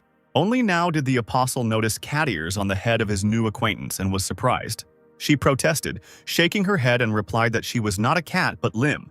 The student smiled, asking if that was her name, and Luna hissed that the guy was a real pervert. Having suddenly found herself next to her friend, she declared that she had not yet managed to deal with him, as he was already reaching out to another girl. Yulman rolled his eyes, replying that he had no intention of using his hands. A still shaking Sayavakeda ran up to the trio, warmly thanking the succubus for saving his people from the ogre. Smiling timidly, he added that he also thanked her for saving the beast-eared slave. The goblins caught this girl to present her as a gift to the green sorcerer in exchange for a source of water. If something happened to her, they would have to start hunting for a new victim. The girl, hearing someone else's words, pressed herself against the apostle's chest, lamenting that Lim did not want to be given to the green sorcerer. The tips of her sharp teeth showed as she clenched them, shaking violently with fear. Yulman frowned and shook his head, turning to the elder. He raised his hand and gently stroked Lim's head, saying that they were just missing a guide to get to Gaocheng, and now he was taking the girl with him. Shawakeda extended his clawed hand, muttering that it was completely impossible. But seeing the expression on his savior's face as he asked if there were any objections, the old man immediately took his words back. Smiling again, the student turned to Lim, asking if she agreed. The girl blushed, whispering that she agreed, her little ears trembling slightly. She suddenly exclaimed that she agreed to do everything for the sake of the master, which caused undisguised surprise in the apostle and Luna. The princess, narrowing her eyes, slowly turned to her friend, accusing him of excessive licentiousness, but he shook his head furiously. The elder, scratching his nose, told the gentleman about the tradition. When the animal-eared creatures rub someone's ears, it means a marriage proposal. Yulman cried out in shock, not removing his hands from Lemur's head. As it turned out, if a stranger rubbed the ears of the animal-eared one, he would not mind. This was considered a request for recognition as the owner. Sighing, the elder allowed the girl to be taken away, since the succubus liked her so much, despite the fact that the apostle waved his hand because he didn't mean anything like that. After a few seconds of awkward silence, Lim's thin voice could be heard continuing to call the student her master. The apostle timidly lowered his head to look at the little girl, who was almost crying, thinking that she was no longer needed by her master. The guy hesitated and began to make excuses, not wanting to hurt Lim's feelings. The princess, watching this scene, shook her head sadly. She clicked her tongue and loudly, once again, called her friend a scumbag. As the boys had agreed, they asked the elder for clothes, and they provided them to the travelers, making them from what they had, since the goblins didn't have any that were the right size. Having dressed, Luna and Yulman sighed with satisfaction, looking at themselves in simple suits. It was better than running naked through the desert. The Lord Apostle was even given the tribe's only cart. But because the ogre had eaten all the cattle, there was no one to harness except people. Shawakeda pointed to the bandaged villagers, offering to provide some of them to pull the cart, but the student refused. Very soon, Yulman regretted his decision, because he was the only one pulling the cart with the girls, and it was not easy to walk like that through the desert. He couldn't even wipe the sweat from his forehead, because both hands were busy, and the sun was mercilessly beating down. Luna noted with sadness that so much time had passed, and they had not even met water once. Even the trees had all dried up and died. Lim sighed. For 6 years now, they have been suffering from a terrible drought here. The lakes and rivers have evaporated, the trees have also died. In order to get to the water, the beast-eared ones often entered into fights with the goblins. The princess looked at the girl with concern and asked why her people didn't move to another place if everything was so bad. She shrugged and sighed. The whole area here is one continuous desert. They simply have nowhere to move. The apostle listened to the conversation in silence, and when the girls fell silent, he asked Lim how about leaving the desert altogether. The girl looked at the gentleman and Luna, asking if they had ever left the house, assuming that they came from a wealthy family. As it turned out, the territories are separated by huge chasms full of terrible predators. Even with wings, they cannot be crossed. Gauchin is connected to 4 zones, each of which borders 2 more territories.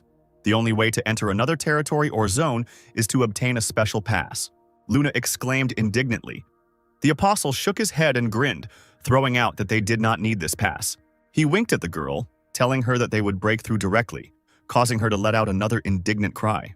While the travelers were making their way through the desert, all of the green sorcerer's warriors gathered in the main hall of the cave. A huge fanged mouth gnawed juicy meat from the bone, chewing it with disgusting chomping sounds. The sorcerer clamped the bone in his mouth, muttering to his subjects that the Vukunda tribe had not brought offerings this month, but had also allowed the precious captive to escape. He sat on his crystal-studded throne, his legs spread wide, and croaked that it was time to get rid of this tribe of useless creatures. The monsters, their eyes glowing red, all bared their teeth at once when their leader announced that this was how they would test the combat readiness of the fighters. They, licking their lips carnivorously, approached one of the cages filled with animal-eared creatures, because it's better to eat well before work. There, clutching scraps of fabric to themselves, 3 girls with cat ears looked at the monsters in fear. The ugly monsters laughed, coming closer and closer to the captives, saliva flowing from their mouths. Streams of blood splashed onto the wall, and the fighters promised the lemurs that they would thoroughly enjoy them. A cold night fell on the desert, bringing long-awaited coolness to the tired travelers. The rescued girls suddenly came to life and approached Yulman, shouting to the master that ahead was the land of the Lim tribe. The apostle, who was completely exhausted from the whole day's journey, breathed a sigh of relief. They had finally arrived. But, as it turned out, travelers were not very welcome here. Armed, animal-eared men blocked the way for uninvited guests. They screamed when they saw the people. That these were magicians who came from the goblin tribe, there was definitely nothing good to expect here. The warriors were joined by several more armed creatures, who were ordered to detain the strangers. Lim appeared at the edge of the cart, covering Yulman and Luna with her hands. The girl ordered her fellow tribesmen to stop, because these magicians saved her. The men, desperate to see one of their tribe again, stared at her in surprise, as if she had returned from the dead. The beast-eared ones surrounded the girl, exclaiming that they were glad to see her back, because they had already lost hope of seeing Lim when the goblins caught her. The travelers were taken to the fortress, to a large tent, where they were warmly greeted, thanked for saving Lim. At a large table laden with food sat the head of the beast-eared tribe, Maggle, a humanoid man. He was missing one ear. He said that their relations with the goblin tribe were disgusting, so that anyone who came from them could not avoid suspicion, and they immediately apologized to the master. The apostle, however, was not offended, and replied with a smile that he understood everything. Magul asked if Yulman had proposed marriage to Lim. The girl blossomed, and confirmed that the man had scratched her ear. The student felt Luna's sharp glances behind him, and seemed to hear the harsh words she called him. The head of the tribe laughed, saying that it was a young matter. He understood everything, and if Lim agreed, there would be no objections. He instantly became serious, saying that the girl had returned just in time. There was an important matter that needed to be discussed. The man was silent for a moment, and then exhaled and said that Arlie had fallen ill with the rot virus 19. The girl jumped up from the table and clenched her fists, screaming that she didn't believe it. She rushed headlong out of the tent, sobbing loudly. Yulman reached out to Lemur with regret. Maggle shook his head, saying that the girl's mother had also died from the rot virus 19, and now Arlie, whom Lim had cared for so long, had also become infected with the disease. When the apostle asked what it was, the man replied, "The putrefaction virus appeared 4 years ago, and the disease is very contagious. The infected person first develops a fever, shortness of breath, a strong cough, and then rapid aging begins. The vital forces disappear from the body, leading to death. The tribe's best doctors are trying to find a cure for this disease, but in order to avoid infecting the entire tribe, all those infected and those who have been in contact with them are required to self-isolate. Yulman asked again if he understood that all the sick and those in contact with them should leave the tribe. Magel nodded. The apostle reminded the man that he had told Lim about Arlie's illness, and that she, even knowing how contagious the rot virus was, would still run to visit her. Magul's words fell upon those present like a punitive guillotine. This is exactly what he intended. The feigned good nature instantly disappeared from the beast-eared man's face, and he muffledly announced that the girl had come from the goblin tribe and had brought with her 2 magicians who could guarantee that she was telling the truth. Lim ran headlong into her dear friend's tent. Despite the danger, the dwelling was already surrounded by their fellow tribesmen with weapons in their hands. Exhausted and suddenly aged, Arlie asked Lim with dry lips to leave and not think about her, because she would also have to leave the tribe, but the girl, choking with tears, insisted that she would definitely cure her. The beast ears were talking outside, not knowing what to do, but they had to obey Magul's order because the disease would spread and everyone would die. The leader, meanwhile, reacted very evenly. He could not sacrifice the entire tribe. There was no other way out. Yulman and Luna looked at the man with incredible anger in their eyes. The girls were taken out into the street, and not far from them the tribe and the leader gathered, who ordered them to obey him.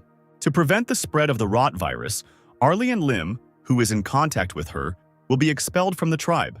This was the verdict of the head of the beast ears, and no one dared to disobey him. Lim frowned as she supported the back of Arlie's head, who was lying on the ground and slowly dying. Magel demanded that she take the magicians that the girl had brought from the goblins and leave immediately, but Lim was not going to give up so easily. She agreed to leave the tribe, but asked to take with her the raw materials for the medicine.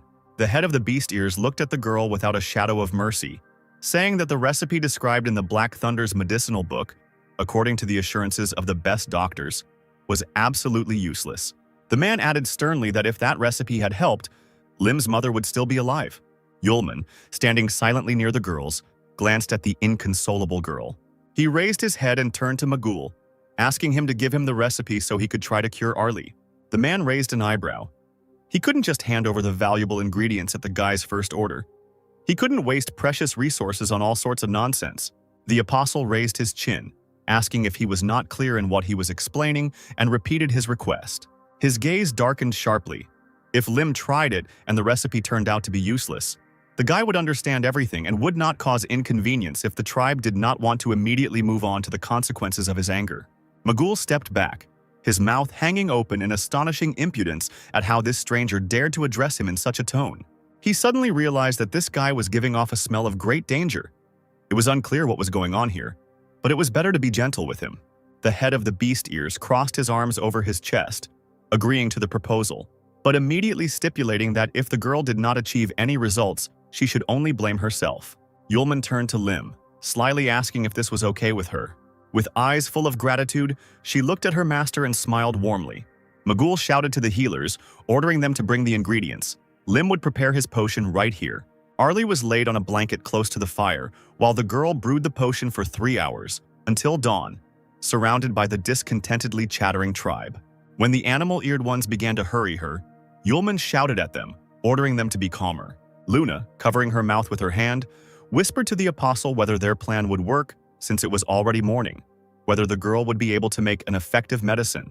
The student grinned, replying that they needed to wait a bit longer. Maybe Lim would succeed. The princess cursed when she heard that her friend also had something in store. Another hour passed when Lim stood up abruptly, holding a bowl of prepared medicine in her hands. Yulman silently lifted the dying Arlie to help the girl give her medicine. The friend opened her eyes with difficulty and smiled through force.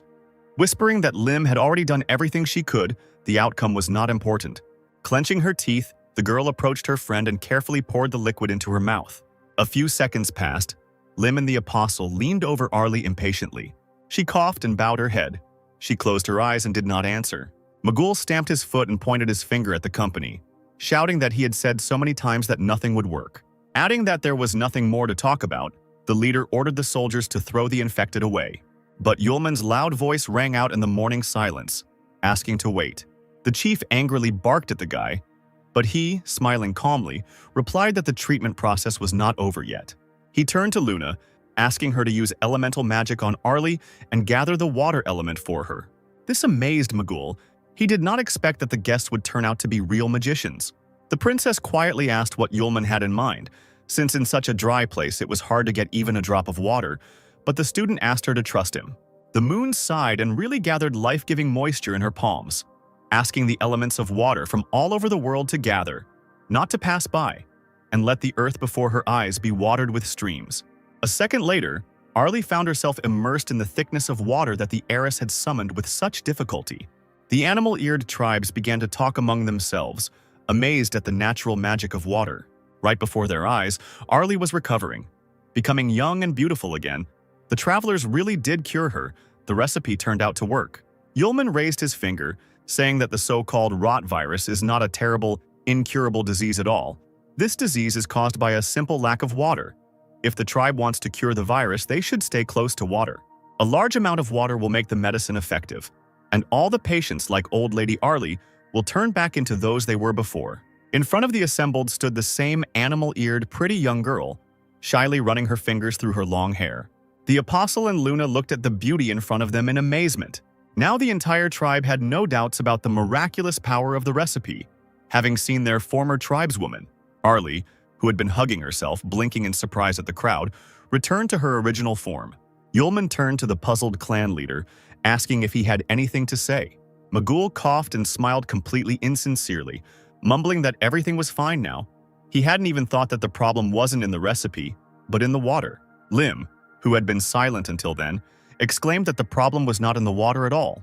She fearlessly pointed her finger at the chief, saying that he simply did not give it to the sick, and because of this, the prescription became useless. Magul stared in shock at the girl who accused him of killing all the sick. Those who lost their loved ones fell to their knees. Their legs could no longer support them from what they heard. The young man desperately screamed that his father had also been treated with this recipe and had not survived. The rest of the animal-eared ones cried, realizing that they had missed a precious chance to save their relatives. Some had driven their own mother and sister out of the tribe. A crowd of enraged animal-eared people slowly advanced on Magul, who had killed their relatives. He was now unworthy of the title of elder. Stones flew at the man, hitting him right in the head. The man didn't even defend himself. He growled, turning towards Lim, who had attacked him first. Sobbing, the girl, red with anger, screamed desperately, demanding that her mother be returned. Magul bared his teeth, demanding that the significance of the tragedy not be exaggerated, since the tribe itself was to blame for everything. Realizing that he had no more excuses, the chief exclaimed that he was not the only one who decided to throw people out. Everyone agreed with this. The patients were old. Now the saved drops of water would help them to hold out for a couple of days longer, where Magul could get water for treatment as well. In this world, the strongest survives. People here are clearly not from kindergarten, so as not to understand such truths, the tribe got rid of those who dragged them back. Now the resources will be used for more useful people. Magul slowly stared back from his fellow tribesmen, shouting that the water they drank was taken thanks to the sacrifices of other people.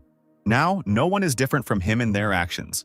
The man pressed his hand to his chest, saying that it was harder for him than for anyone else, because the tribe had no idea about it, and that he, as the main one, had to act in the interests of the entire tribe. The beast-eared ones stopped. Sympathy for the suffering of the leader appeared on their faces. There were loud claps. Yulman praised Magul for bearing all the hardships of the life of a headman. Well said. The man rolled his eyes and turned to the boy, asking what else he needed. The apostle shrugged, saying that he had nothing against it, but the goblin elder told very interesting things. A wide, predatory smile appeared on the student's face. He continued to say that water for the tribe of beast ears was exchanged by their headman with the sorcerer for special offerings, and also that the kidnapping of Lim was not at all a random attack by the goblins. The head of the tribe himself exchanged her for resources. The people who heard all this gasped. They didn't even know about the offerings in exchange of fellow tribesmen for resources. Seeing that Lim had returned from the goblins, Magul was afraid that all his dirty deeds would come to light, so he came up with the idea of taking advantage of Arlie's illness to drive her out of the tribe. The man screamed hysterically that this was complete nonsense. The foreigner did not understand anything, because the leader did everything for the sake of the tribe. Lim clenched her fists, adding that Magul was doing everything only to protect his established position as the head of the tribe. Someone who is unable to protect the tribe should not be its leader. This beast-eared one is the most useless person here. The apostle approached the girl and put his hand on her shoulder, praising her for the excellent speech she had given. Luna extended her hand to the man. A stream of water burst from her palm. The girl exclaimed that a man who does not value the lives of his fellow men should not be a leader. The beast-eared one froze, mumbling that he was the boss and no one had the right to touch him. With a stream of water attack, the princess simply washed away the unfaithful beast-eared one. Only his screams could be heard in the distance. A tsunami of life-giving moisture rose into the air, spinning like a top. Once high in the sky, a saving and life-giving rain poured down to the earth. He watered the desert. Exhausted by the heat, the animal-eared ones ran out into the streets, dancing with boundless joy, and put buckets under the water. Someone called on his fellow tribesmen to look at the sky. There was something there that had not been seen for many years. A multicolored rainbow appeared high in the sky, and people stood there, mesmerized, looking at it. Tears came to Lim's eyes because, after the drought ends, you can see a rainbow after the rain. A ghostly figure of her smiling mother appeared before her eyes. The girl looked at the rainbow and sobbed briefly. Lim clasped her hands together and cried quietly, keeping her head down. Luna and Yulman stood, watching the cheerful animal-eared creatures with smiles on their lips. The apostle sighed, saying that the rainbow looked great despite being artificial, and the princess immediately ordered him to remain silent. Now the tribe had collected water for a long time. They would not have to worry about drought. Everyone sincerely thanked Mr. Yulman and his companion. Lim was pulled out of her lingering memories by a fellow tribeswoman. The young girl waved her hand, saying that they needed to discuss something. After hesitating a bit, the animal-eared one finally asked if it was possible to ask Mr. Yulman to become the new leader of the village. The girls watched as the rest of the beast-eared ones repaired the broken gates, since Magul himself created the problems and could not cope with them. Now a new clan leader is needed. Mr. Yulman is so strong, he can even use magic. He is not at all lacking in intelligence, but he has no tail or ears. Lim was very excited at first, but immediately became depressed because the owner's destination was Gaoqing, and he wouldn't be able to stay here. Her interlocutor thought for a moment, but after a few seconds she beamed, exclaiming that she had an idea. Everyone already knew that the gentleman rubbed Lim's ears and proposed marriage. Since he could not stay, let his children stay, the child would become the leader of the tribe. Lim said in confusion that the magician had no children, but then her fellow tribeswoman, with joy in her voice, suggested a solution. All that was needed was to give birth to one or even two children. Covering her mouth with her hand, the girl giggled.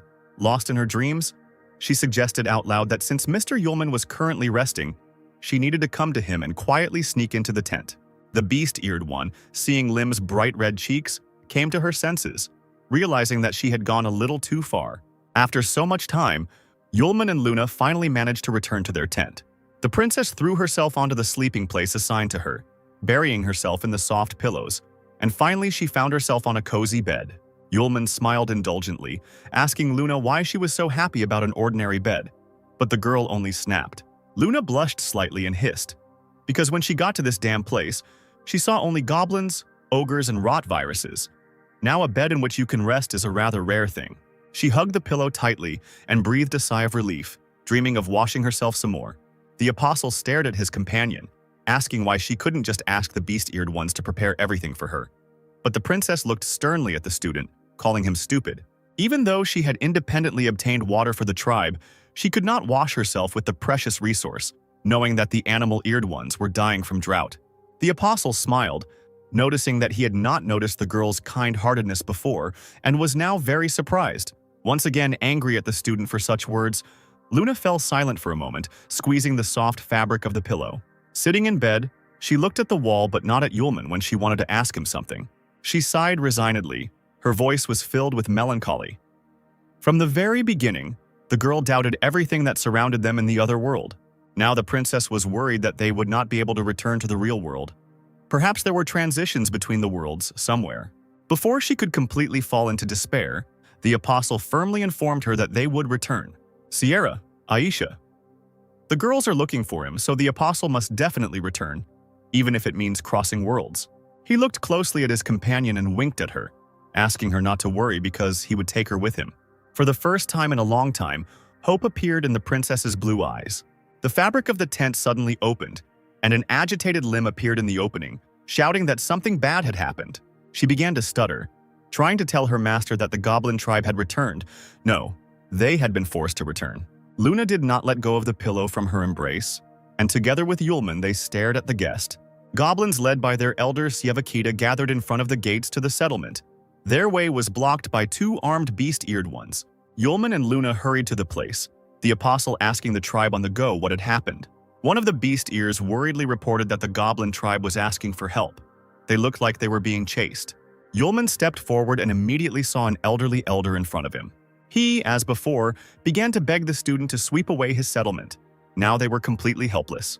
Shawakaita's lips trembled as he tried to say that the green sorcerer had attacked the tribe. One of the goblins, looking around all the time, saw something in the distance and immediately attracted the attention of the elder, squealing that the sorcerer had caught up with them. The old man shook, leaning back when he saw the monsters. Transformed goblins, created by them to intimidate the beast-eared and other tribes. The grinning faces with red eyes really did look like they had been recut like dolls to create the perfect weapon. Fierce and cruel, with a very bad trait. A thirst for flesh, that's what these creatures were. A whole army of ferocious monsters gathered against a small tribe on the mountain cliffs. The animal-eared ones trembled with horror when they saw the full scale of the disaster. They couldn't even imagine what to do now and how to defend themselves against such a number of monsters. One beast-eared one ran up to Sievakita and grabbed his clothes, shouting that the goblins had deliberately brought hordes of monsters to a foreign village. The old man muttered that he simply wanted to ask Mr. Yulman for help. But the beast-eared one became even more agitated, declaring that one magician could not cope against such a number of mutants. The apostle, looking at the army, shrugged his shoulders, saying that it would take a long time to fight such freaks. But overall, there were no problems. The beast-ear stopped shaking the elder and looked questioningly at the magician, who nodded, saying that he could fight. Their conversation was interrupted by Lim's desperate cry. She demanded to stop. The girl ordered to stop bombarding Yulman with annoying requests. He looked at Lim in surprise and said that there was no problem. Lim warmly thanked the apostle for saving herself from the goblins and the entire village from destruction. Even the fact of meeting the owner makes her incredibly happy. The owner did so much for Lim, the girl didn't know how to thank him. And now the green sorcerer with a whole army has come for the beast-eared ones and the goblins. The owner doesn't have to put himself in danger for them. So Lim asks him and Miss Luna to leave here as soon as possible. The girl stumbled and burst into tears, asking for forgiveness for the fact that she could no longer be Yulman's guide. Her fellow tribesmen looked at the master with sympathy, listening to their conversation. Even Sievakita thought about it, and admitted that it was shameless on his part to use impossible methods against a benefactor who had already saved the tribe. He nodded to himself, demanding that they leave quickly. He would need a little time. The goblin tribe would hold off the monsters. The princess silently watched as the creatures conversed with the student. Lim also fell silent, biting her lip and waiting for the inevitable. The little goblin swallowed hard, a bead of sweat rolling down his cheek. Suddenly, completely unexpectedly for everyone, Yulman grabbed his head and burst out laughing, exclaiming that he and Luna were not respected at all. He informed Lim that if he wanted to leave any place, he would do so of his own free will, and there was no force that could force him to do anything. And the problem he talked about at the beginning was just from an empty stomach. It's worth spending effort on fighting monsters to get hungry. Yulman smiled, looking affectionately at Lim. He turned towards the army, saying that the beast-eared ones needed to go cook something tasty and wait for victory. A few seconds later, the apostle and Luna found themselves alone on the battlefield. The mutants grinned carnivorously upon seeing their victims. The apostle suggested that the princess step aside if she was afraid, but the girl angrily replied that after such a speech, she could not simply hide. However, she looked away uncertainly. Then she asked if the guy had some kind of trump card or if he was just trying not to lose face with the tribes. Watching the monsters approach, the girl asked if Yulman would be able to deal with them. He immediately said that he would do it without any problems. Luna screamed at the guy in despair, wondering if he had really mastered some kind of incredible magic. The princess looked at Yulman with a puzzled expression, who nodded in response. It wasn't forbidden magic. Sierra's student had reached such an incredible level. It turns out that Charlotte has been teaching these legendary tricks for a long time. With a heavy sigh, the princess said that she would help the student buy time. Although she didn't have everything that Yulman had, performing such complex magic charmingly took a lot of time. The girl knew that for sure. So the princess will hold off the goblins while the apostle concentrates on his magic. He promised to take her with him when he returned to their world. Yulman couldn't be allowed to die before that moment. He thought that no time was needed for preparation but remained silent. Luna summoned Lightning Asia, ordering her to imbue her with her power. A clear voice was heard. The sword replied that the princess's strength was not enough to subdue the blade, but Asia appreciated how she was looked after. So be it. Holding the sword out in front of her, Luna saw the ghostly human form of the weapon next to her. The green sorcerer also noticed her, surprised. Was the soul of the sword going to fight his army? He bared his teeth when he saw the beautiful young girl and licked his lips carnivorously. The sorcerer, sitting on a wooden throne, immediately ordered his monsters to take the soul alive. At that moment, the fighters rushed towards the princess. Asia informed Luna that using the sword's powers would speed up the consumption of a person's magic. Judging by her condition, the heiress could only hold out for about 10 seconds now. A bright golden light illuminated the mutants' ugly faces. The princess loudly objected that she had enough strength. The thin figure was surrounded by a horde of hostile army, clinging to the girl from all sides. Brandishing their swords, they tried to attack the princess, pushing their way through each other. But the next moment, they were thrown back by bright lightning coming from the sword. The light multiplied, cutting through the bodies of the monsters, littering the ground with their remains. The green sorcerer bared his teeth and leaned forward. He felt the power of the sword's soul on himself, calling it worthy. But compared to his power, it means nothing at all. The sorcerer screamed furiously, creating waves of powerful energy around himself. The princess, embraced by her, clenched her teeth from the bright flash of pain. She barely remained conscious even after using the sword's soul powers, and in the end she did almost nothing. The weapon fell from the weakened hand. Every cell of the body was filled with pain. But suddenly Luna was surprised to find herself in Yulman's arms, and he praised his friend for her good work. The girl asked with regret in her eyes and hope if she had helped buy the apostle a little time. He nodded with a smile. Luna did everything that was required of her. Lightning-fast Asia softly lay in Yulman's palm. He, holding the princess with one hand, asked her to rest. The green sorcerer noticed the man's appearance, shouting that another fool, not knowing respect, would be killed by the Green King's soldiers. Now the apostle and Luna were surrounded by a huge army. The guy glanced at the monsters, whistled mockingly, repeating the sorcerer's words. He threw the blade over his shoulder, asking his soul about her affairs. Asia regretted that Yulman was not her owner, so he would not be able to use the powers, but the apostle did not need that. The soul was surprised, because the king of the elements forged it with the purest lightning. Nothing can harm it. Yulman asked if it could withstand the lightning magic of other energy sources. Instead of an answer, the sword rattled from the bright streams. The apostle understood everything and smiled. A red energy arrow immediately struck the sword. Seeing her, the green sorcerer retreated back in fear. This amazed all the observers of the tribes. The blade's soul protested, asking what kind of thunder Yulman was introducing into the steel. Not hearing an answer, the little voice squeaked that she needed to stop. There was no more energy left in her. The soul writhed from the power that overwhelmed it. It could not bear it any longer. The apostle was surprised by the small capacity of the magic sword, although Asia was able to cope with its lightning energy. Luna looked at the sword engulfed in flames that Yulman calmly held in his hand in confusion, wondering if it was powerful enough for his techniques.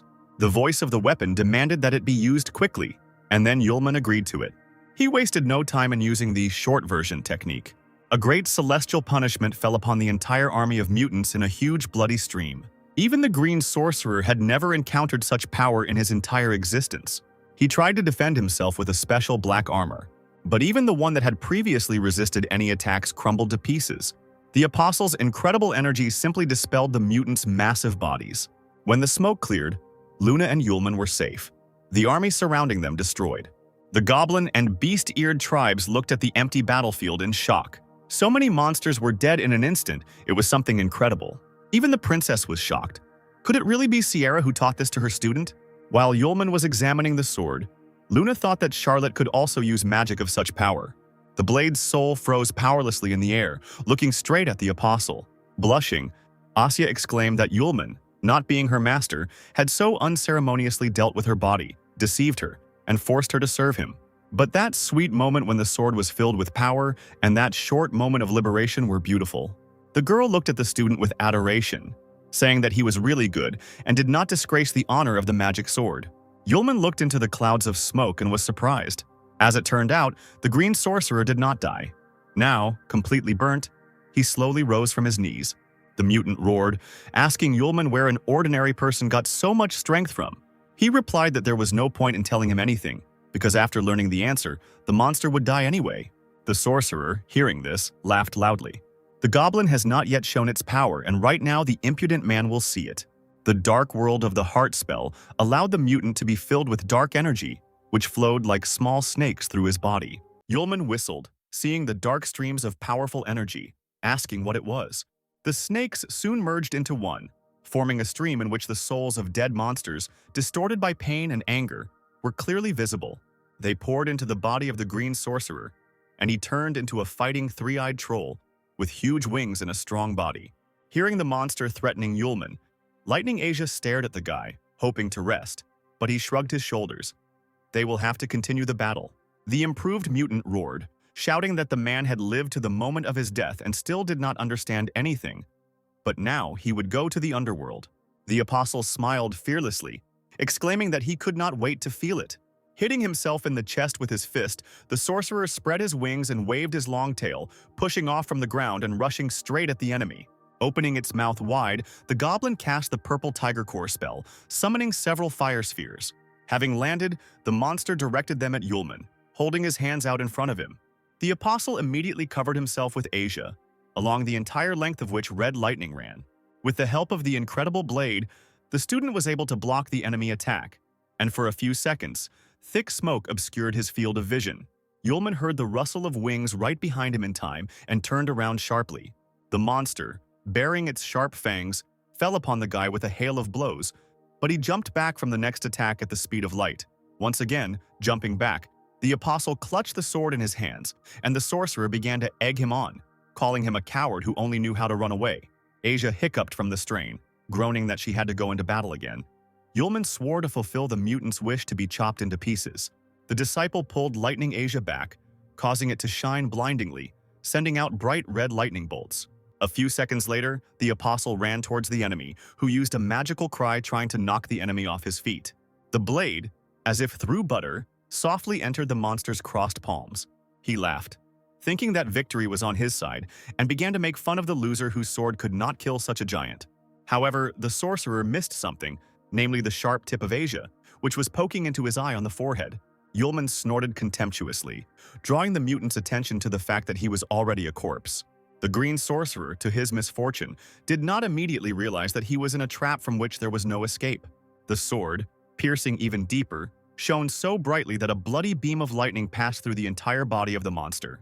The apostle leaned forward once more, then abruptly pulled Asia away. The sorcerer howled and found himself thrown back. He hit, the sheer weight of his impact creating a hole in the loose earth and sending clouds of dust into the air. The red devilish eyes flashed once more in the wall of dust, then went out forever. The villagers, among whom was Lemur, opened their mouths as they looked at the defeated killer. At first, hesitant, and then increasingly loud cries were heard about Yulman's victory. He was alone, against everyone and the green sorcerer. The cat girl's fellow tribesmen began to ask her one after the other how the man she had returned with had managed to survive. The apostle shook himself off and walked up to Luna, handing her Asia. The princess blinked in amazement, not understanding what the guy wanted from her. Yulman casually scratched the back of his head, muttering that, having fought his fill, he was quite hungry. Clutching the sword in her hand, Luna silently looked at his soul hovering nearby. She, not paying attention to anyone, blushed to the tips of her pointed ears, recalling out loud the wonderful feeling of being filled with energy, the sweet moment of concentration, and the explosion at the end. Finally realizing that she was next to her mistress, Asia fell silent, staring into surprised eyes. She sighed dejectedly and smiled, throwing to Luna that, with her magical abilities, such a thing would, of course, never be achieved. The princess and the apostle approached the gates of the tribe, where they, together with the goblins, greeted the victors. Several residents, who had temporarily taken over the management of the settlement, shifted awkwardly from foot to foot, not knowing how to thank their savior. Yulman coughed, looking at the residents with a smile, and asked what they were trying to tell him. He, throwing aside all ceremony, cheerfully asked if they had prepared some delicacies for him, since he had asked for this to be done by the time of his return. The people with animal ears looked at each other in surprise, not expecting such simple words. The lemur jumped up and down, looking adoringly at her master, who had just saved 2 entire tribes from certain death. Finally, the silence was broken by joyful cries from the tribe and goblins, who called for the table to be set and a feast to celebrate the victory. In the town square, the magical creatures gathered together, shouted toasts and loudly clinked wooden mugs of beer. In the very center, they built a huge bonfire around which they danced, holding hands. Numerous tables were laden with all sorts of delicacies, and smiling waitresses, flirtatiously waving their long tails, carried drinks. The hero of the evening sat at a small table in a separate tent, along with the goblins and representatives of the tribe. The temporary leader of the tribe shook his head. He never thought that the day would come when he would drink at the same table with goblins. Shawakeda nodded, smiling and replying that he too could not have imagined that such a thing would happen. This all happened thanks to Mr. Yulman. Those sitting at the table supported this idea. The temporary leader decided to ask the apostle about his plans. Perhaps he would still be the elder of the tribe. Yulman shook his head. Nothing would work out. He had other plans. Tomorrow he and Luna were setting off on their journey. His interlocutor scratched the back of his head. Because such a great man as Mr. Yulman would not be able to remain in a rundown village, it would be a real waste of talent. Shavakeda added that since the guy had already decided so, there was no need to rush, because there was one place that the gentleman would be interested in looking at. The Green Sorcerer's Cave probably contains treasures that the mutants have stolen. The gentleman should go there before leaving and look for something interesting. The apostle thought that he needed to do this for the sake of the moon too. She had helped the disciple a lot lately. Yulman agreed to wait until tomorrow. The princess would rest, and they would see what was left in the sorcerer's cave. Lemur's thin voice was heard. The girl looked into the eyes of her owner, asking if he would take her with him. She wanted to be the master's guide to take him to Gaocheng, but her speech was interrupted by Yulman's apology. He had to report with a heavy heart that he would most likely not return to the settlement, which meant he would not be able to deliver Lemur back. Moreover, the goblin elder drew a map for the student, and now he and Luna will not need a guide. The apostle looked at the table, smiled sadly, and asked the girl to stay with her family. Lemur's lips trembled when she heard the disappointing answer. Her fellow tribesmen called the girl's name in concern as she hung her head low. The young goblin woman looked silently at the animal-eared woman who slowly stood up from the table. The lemur leaned heavily on the floor with her hand, stuttering that she would not have the opportunity to repay her master for his help.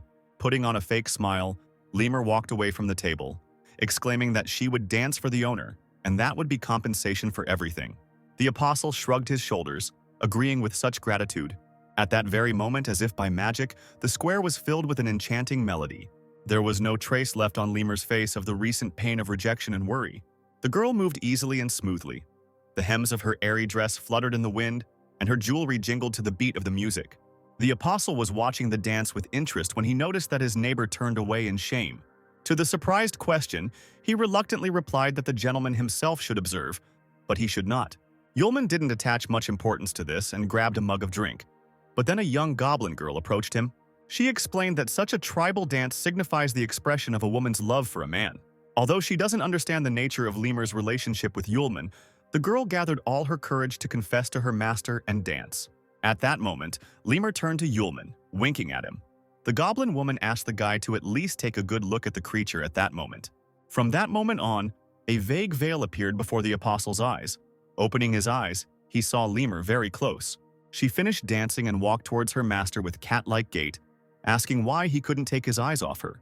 The apostle was taken aback, not immediately realizing that the two of them were alone and in a different location. He looked around in shock and found himself sitting on a bed with a large red canopy.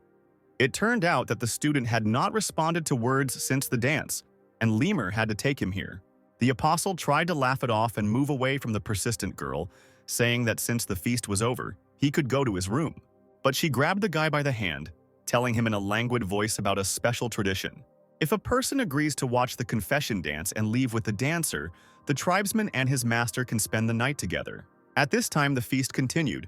The streets of the settlement were filled with the noise of the celebrants. The lemur turned away and became sad. She knew that the owner could not stay, and the girl would not demand to take her with him either. So the two of them only have tonight to spend together. The next moment, Lemur began to undress, shocking the apostle. He tried to look away and, stuttering, asked the girl to stop. Quickly throwing the top of her dress over her, Yulman sat down on his knees, demanding that she listen to him. The student was very happy with this attitude, but such things should only be done by mutual consent, and the guy cannot stay precisely because he needs to return to one very important person. There will definitely come a time when Lemur meets a man who will love her as much as she loves him, but until that moment she needs to take care of herself. While Yulman was speaking, Lemur's eyes rolled back and she simply lost consciousness from excitement. After holding the thin cloth on the girl's shoulders for a few seconds, the apostle realized that she had fallen asleep while sitting. Finally, a slight smile touched the student's lips. He was glad that everything ended this way. Having somehow thrown some clothes on Lemur, he laid her on the bed and covered her with a blanket. Having made sure that the girl was lying comfortably on a soft pillow, the apostle lay down next to her, propping his cheek with his palm. He allowed himself to indulge in dreams, completely drowning in his own thoughts. Lemur's chest rose and fell in time with her breathing, and the girl sank deeper and deeper into a deep sleep.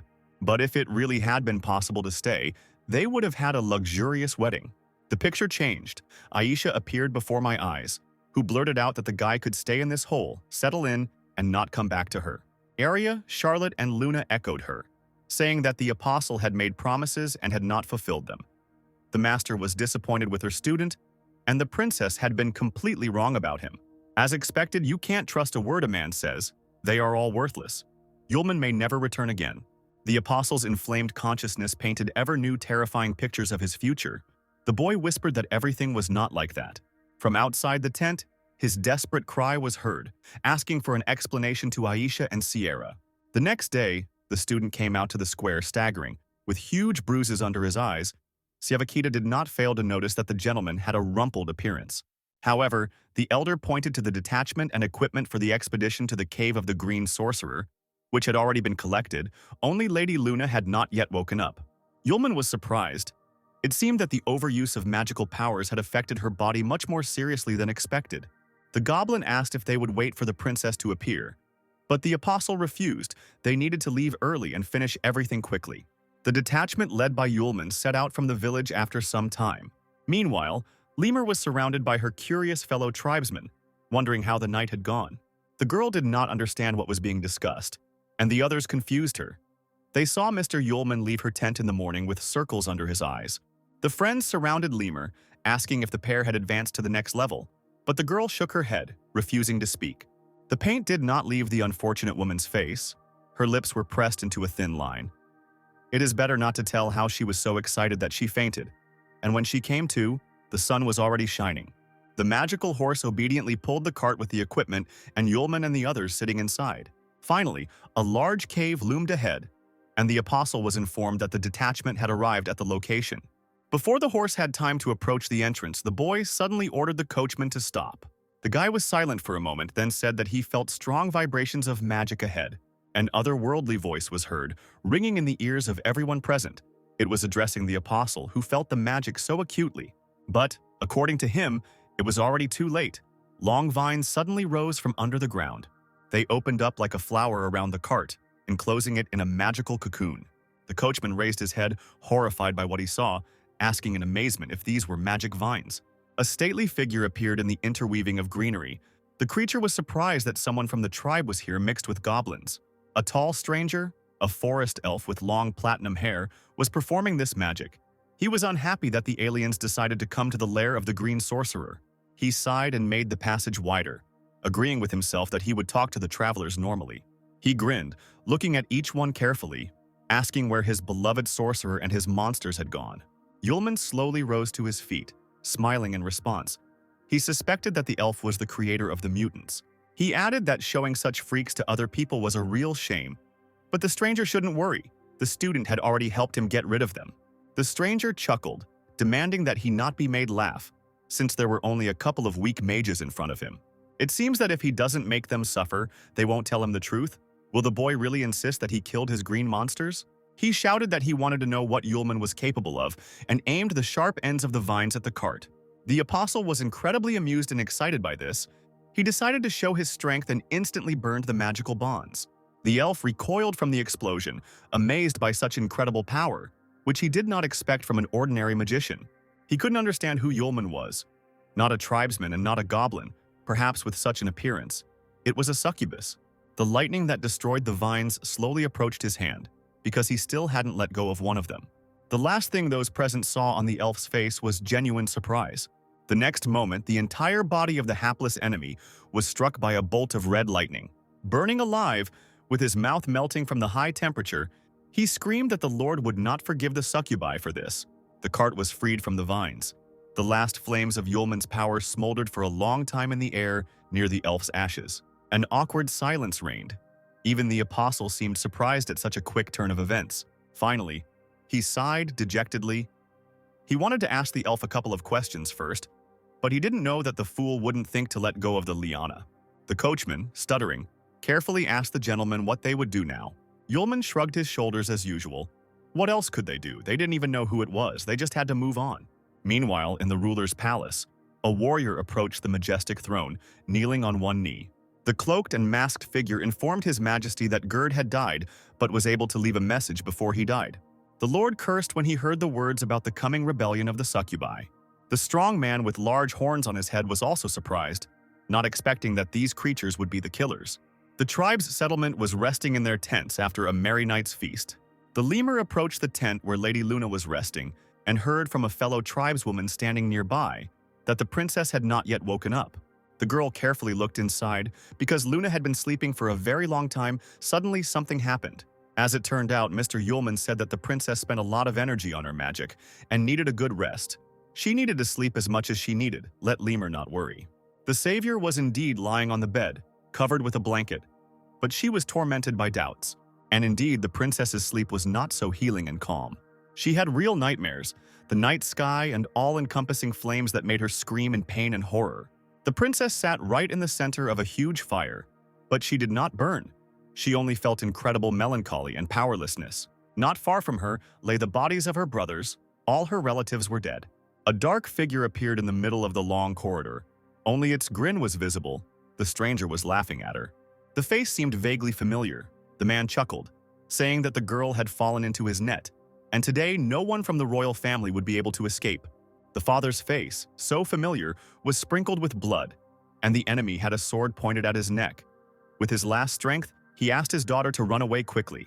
She jumped to her feet and screamed furiously, tears in her eyes preventing her from seeing clearly.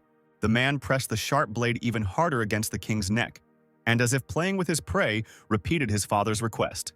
Horrible images filled Luna's head. Huge faces leaned over her one after another, asking where the little princess wanted to run away to. They laughed, mocked, and egged her on, pushing her in the back. A sword appeared in Luna's hands, and despite the flames and soot, she tried to attack the killer, who hissed that she could not hide from him. The girl screamed, asking Lightning Asia to give her at least a little of her power. But what Luna had always feared happened. The braided hilt of the sword began to slowly disappear right in her hand. The girl couldn't believe it. A terrifying face appeared in front of her, saying that even a magic sword could not avoid a miserable end. No one would save or protect the princess. All her close and dear ones were all dead. Even this sword was doomed to perish. Luna squealed that this was nonsense and nonsense. The fiery face slowly transformed. Now the princess seemed to be looking at her reflection, which echoed her, saying that it knew everything. It grabbed Luna by the cheek, hissing that while she was having fun in other worlds, she didn't even realize what her country and people were going through. A stupid, selfish girl. In Luna's huge eyes, a face smiled like a creepy doll, demanding to see its agony. Until then, the monster will wait patiently until the princess turns into the same monster. The inflamed consciousness could no longer endure the torment, and Luna suddenly opened her eyes. Worried girls were already leaning over her, happy about the awakening of their savior. The lemur smiled at the girl, greeting her. The princess immediately asked how long she had been sleeping. They answered her that the whole night and day had passed. Luna quietly repeated what was said, not noticing the guest's confusion, and asked if she wanted to eat, since she had slept for so long. But not hearing her, the heiress grabbed her head, wondering if it was a dream. But even in that case, there was no more time to waste. It was time to return home. This dream, the dead visions of her relatives and the scary eyes opposite her, all this brought a bad feeling. Luna shook her head, immediately asking where Yulman was now. Before she could finish speaking, joyful cries were heard from the street. The squad had returned from the campaign with a lot of food, resources, water, and precious stones. The entire tribe gathered around the huge amount of provisions, discussing that this would be enough for them for several years. A companion on Yulman's campaign asked if he was sure that he wanted to give all this to the settlement. The apostle was surprised by the question, especially since almost everyone had previously brought provisions to the green sorcerer. Moreover, these resources are heavy and bulky. The most important thing is that all the tribes need to unite and work for the benefit of the common cause. Only in this way will they avoid all disasters. The temporary leader's eyes filled with tears and he nodded. and Siavakita declared that the goblins were now one tribe with the beast-headed ones. They started talking again about how great it would be if Mr. Yulman became their leader. But the student apologized again. He couldn't stay. Luna approached the guy. The apostle greeted her, asking her to look at the amount of provisions found in the sorcerer's cave. But she didn't even turn towards the cart, and in a lifeless voice demanded that they return. Looking angrily at her friend, the princess again demanded that they leave immediately, because the sooner they left, the sooner they would find a way to return home. The apostle tried to persuade the girl to rest some more, but she assured him that it was not necessary. Because while she was not in the kingdom, anything could happen. Did the disciple really not care about Sierra and the others? Waving his arms, Yulman assured that they would leave soon, and then he saw Lemur nearby. Hearing Luna's words, the girl shuddered, realizing that her master would soon leave her. He beamed at Lemur, shrugging his shoulders and saying that they had business to take care of. The others heard these words and immediately began to cry. It was unbearable that the gentleman was going to leave immediately. Wiping away his tears, the leader asked to at least have a farewell feast, but the apostle flatly refused, gently saying that they really needed to hurry. Lemur's friend gently pushed her towards Yulman, instructing her to say goodbye to the master properly. The girl approached timidly, not daring to look at the one who had been so kind to her all this time. The apostle leaned over Lemur, trying to cheer her up by asking if she really wanted to see him off with that expression on her face. Tears were already gathering in the girl's eyes, and then the apostle carefully placed a pendant with a precious stone around her neck. To the girl's surprised question, Yulman replied that he had found the decoration in the cave of the green sorcerer, and added a little protective magic to it. In a moment of danger, the stone would protect her. The apostle added that he would try, if possible, to find a way to return and visit them. But until that happened, let the post of head of the clan be with Lemur. She didn't care about the high appointment. In her soul, there was a trembling hope that the master would actually return. Yulman had to say that he would do everything possible so that Lemur would not be sad. And so they all together saw off their saviors on their long journey, waving after them for a long time. A gray wolf sat proudly on a high rocky mountain, but as soon as he saw a huge flash of lightning in the distance outside the clear sky, he almost lost consciousness from fear. Lightning Asia, bashfully covering her eyes in her human form, glowed a shade of red, begging him to continue. Yulman absorbed the lightning of his power into the sword, training it, but the soul of the weapon perceived it somewhat differently. Luna, watching this scene, rolled her eyes and could not stand it, demanding that her two companions stop with such perversions. The apostle looked at Asia slyly, saying that it didn't matter to him, the sword itself required him to continue. Asia indignantly shouted that what they were doing was called training. She, being an electric sword, suddenly for the first time in her life encounters a type of lightning that she cannot control, even though the princess says what she wants. But she must master this lightning. Luna raised an eyebrow. She didn't think it was a big problem in this situation. Few people could tame such power. Asia stamped her foot, declaring that she couldn't come to terms with this, and her soul groaned long and hard with a new discharge. The gusty wind on the mountaintops played with the fluffy fur of the werewolves. A small pack stood on the very edge of the cliff, waiting for something. Finally, a subject approached the commander, sat down on one knee. The wolf told about the people he had discovered ahead, who were about to cross the border, judging by their route. The snow-white werewolf, the leader of the pack, turned around sharply and bared his teeth, hearing that human beings had suddenly appeared here. He was told that one of them was surrounded by lightning magic fluctuations. He must have been a mage. The leader turned again towards the mountains surrounding them, and crossing his paws on his chest began to think. After a few seconds, he growled nervously, because of these filthy people, Carrick became so weak and pathetic. This magician, or whoever he was, would definitely not pass. Having decided that the aliens needed to be stopped, the werewolf ordered the others to set out to stop them, and they unanimously agreed with the commander. Meanwhile, Luna, Asia, and Yulman gradually climbed the huge mountain steps, making their way up the rocks. Asia, whose soul was hovering next to the apostle, suddenly abruptly covered her palm with her hand, begging the guy to stop because the energy was already overflowing her. After twirling the sword in his hands, the student agreed and said that he needed to find something to chop, causing Luna's indignation. The princess asked her friend if he was going to use spells in the mountains, but she didn't know that werewolves had been watching them for a long time. Two gray werewolves silently and vilely attacked Yulman from behind. As soon as he answered Luna that he wanted to find something and wave his sword without spells, he turned around abruptly and pointed his sword with his lightning at his opponents, calling them dogs who had appeared out of nowhere. The warriors dodged the attack, deftly running back and crouching on their hind legs to gather themselves for the next jump. Yulman blinked in surprise, surprised that there were real werewolves in the mountains. They did not get up from their place, raising a pile of dust which soon cleared away, and a white werewolf came out to the people. He immediately praised the apostle's dexterity. But the next moment he bared his teeth in a menacing manner, shouting that both men would die here today and let them blame themselves for it. The werewolf's snow-white body was engulfed in bright fire, and he was turning into the king of flame. Yulman was not afraid for a moment, measuring the fiery werewolf with his gaze, and only asked if the werewolves knew Carrick. The enemy clicked his sharp teeth and called Yulman a cheapskate who shouldn't talk too much and dare to name werewolves. The guy shrugged, replying that he understood everything. Such behavior did not add honor to the wolves. The werewolves surrounded Yulman and Luna. The apostle put his sword in front of him, realizing that only by putting the leader on his knees could he make him listen. The student put one arm around the princess's shoulders, pressing her to himself, and with the other he grabbed the hilt of the red-hot sword. The girl asked him urgently what he wanted to do. Yulman didn't answer, and with all his might thrust the sharp blade into the ground. The earth opened up, describing a perfect circle without touching the apostle and his companion. Red lightning bolts spread like fire across the clearing where they were attacked. The wall of fog and smoke gradually dissipated along with the smoldering embers of lightning. The werewolves lay on the ground, scattered in different corners, breathing heavily. Their flaming leader remained conscious, the fire protecting him by surrounding him with smoke. However, he did not hide his surprise at the stranger, even wondering whether he was human. Luna stared at the scorched earth and the unconscious bodies of the wolves, while Yulman grinned, making a forced yelp, saying that he had gotten a little carried away. He looked slyly at the leader, who was clenching his fists in anger, asking if he wanted to continue the fight. The werewolf shook himself like a big dog and cursed, deciding what to do. Something hissed loudly, and the werewolf almost fell off his feet. The ground shook noticeably several times. Luna began to look around, fearfully asking Yulman what was happening. The wolf was terribly frightened, howled loudly, and shouted that now it was the end for everyone.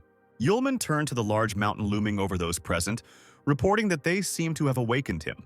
Luna patted the guy's hand, hysterically asking who they were talking about, because the apostle seemed not to see the girl. The jagged mountain peaks shook violently, then began to crumble as the long neck of a huge dragon stretched out into the air.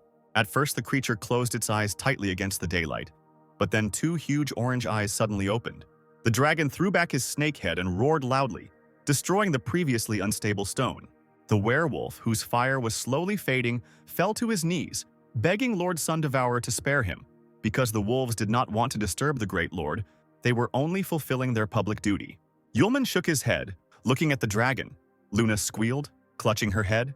She seemed not to notice the small stones flying onto her head, completely absorbed by the sight of the size and power of the monster, from which even the entire Imperial army would not have saved them. She trembled slightly, and then she heard the apostle's voice, smiling and saying that the girl needed to relax because she was not alone. An extremely joyful soul burst out of the sword. It was time to show everything that he and Yulman had learned in training. This was a great opportunity to say goodbye to excess energy. The dragon closed his mouth when he saw a huge bloody cloud high in the sky. In an instant, he looked like a small, frightened snake as a column of lightning rushed towards him. A waterfall of deadly energy fell directly on the spot where the dragon appeared. Even the werewolf, without rising from his knees, was shocked by this sight, raising his head. Huge flashes were visible from behind the high mountains, even in the tribe's settlement. The monster, whose dwelling was almost covered with small stones, was in a trance, swaying smoothly in the air. He decided to return to where he came from. When the head with spikes disappeared among the stones, Yulman enthusiastically praised the good kid, who immediately left. He added that the little obedient animals were as cute as ever, and Luna shook her head sadly. Taking a deep breath, she attacked the apostle with the accusation that he was still using forbidden magic. The student tried to justify himself, then remembered his opponents and slowly turned around. The three opponents sat obediently on their hind legs and trembled, looking at Yulman, who asked if they still wanted to continue. Not hearing an answer, the student demanded that they take him and Luna to the camp, and the wolves immediately agreed. Passing the mountains, the travelers after some time reached the werewolf settlement. The leader led two people along small corridors. The wolves, looking at them, asked out loud if these were Larla's prisoners. The white werewolf laughed awkwardly, apologizing to the great Lord Yulman for his fellow tribesmen, but he simply asked to be taken to Carrick. Finally, the werewolf, still trembling with fear, led the people to a large, bright tent. He loudly warned his brother in advance about the arrival of guests, sharply opening the curtain. A werewolf of the same color met them, sitting on the pillows with a bottle in his hands, drunkenly ordering his brother to tell the Lord that he would no longer come into this damned world of people. Yulman's guide ran up to the wolf and began to hit him in the face, forcing him to come to his senses, because the conqueror of the Sun Devourer, the great Yulman, had come to him. He seemed to sober up in an instant, his red eyes shining, as soon as he heard the name of the apostle.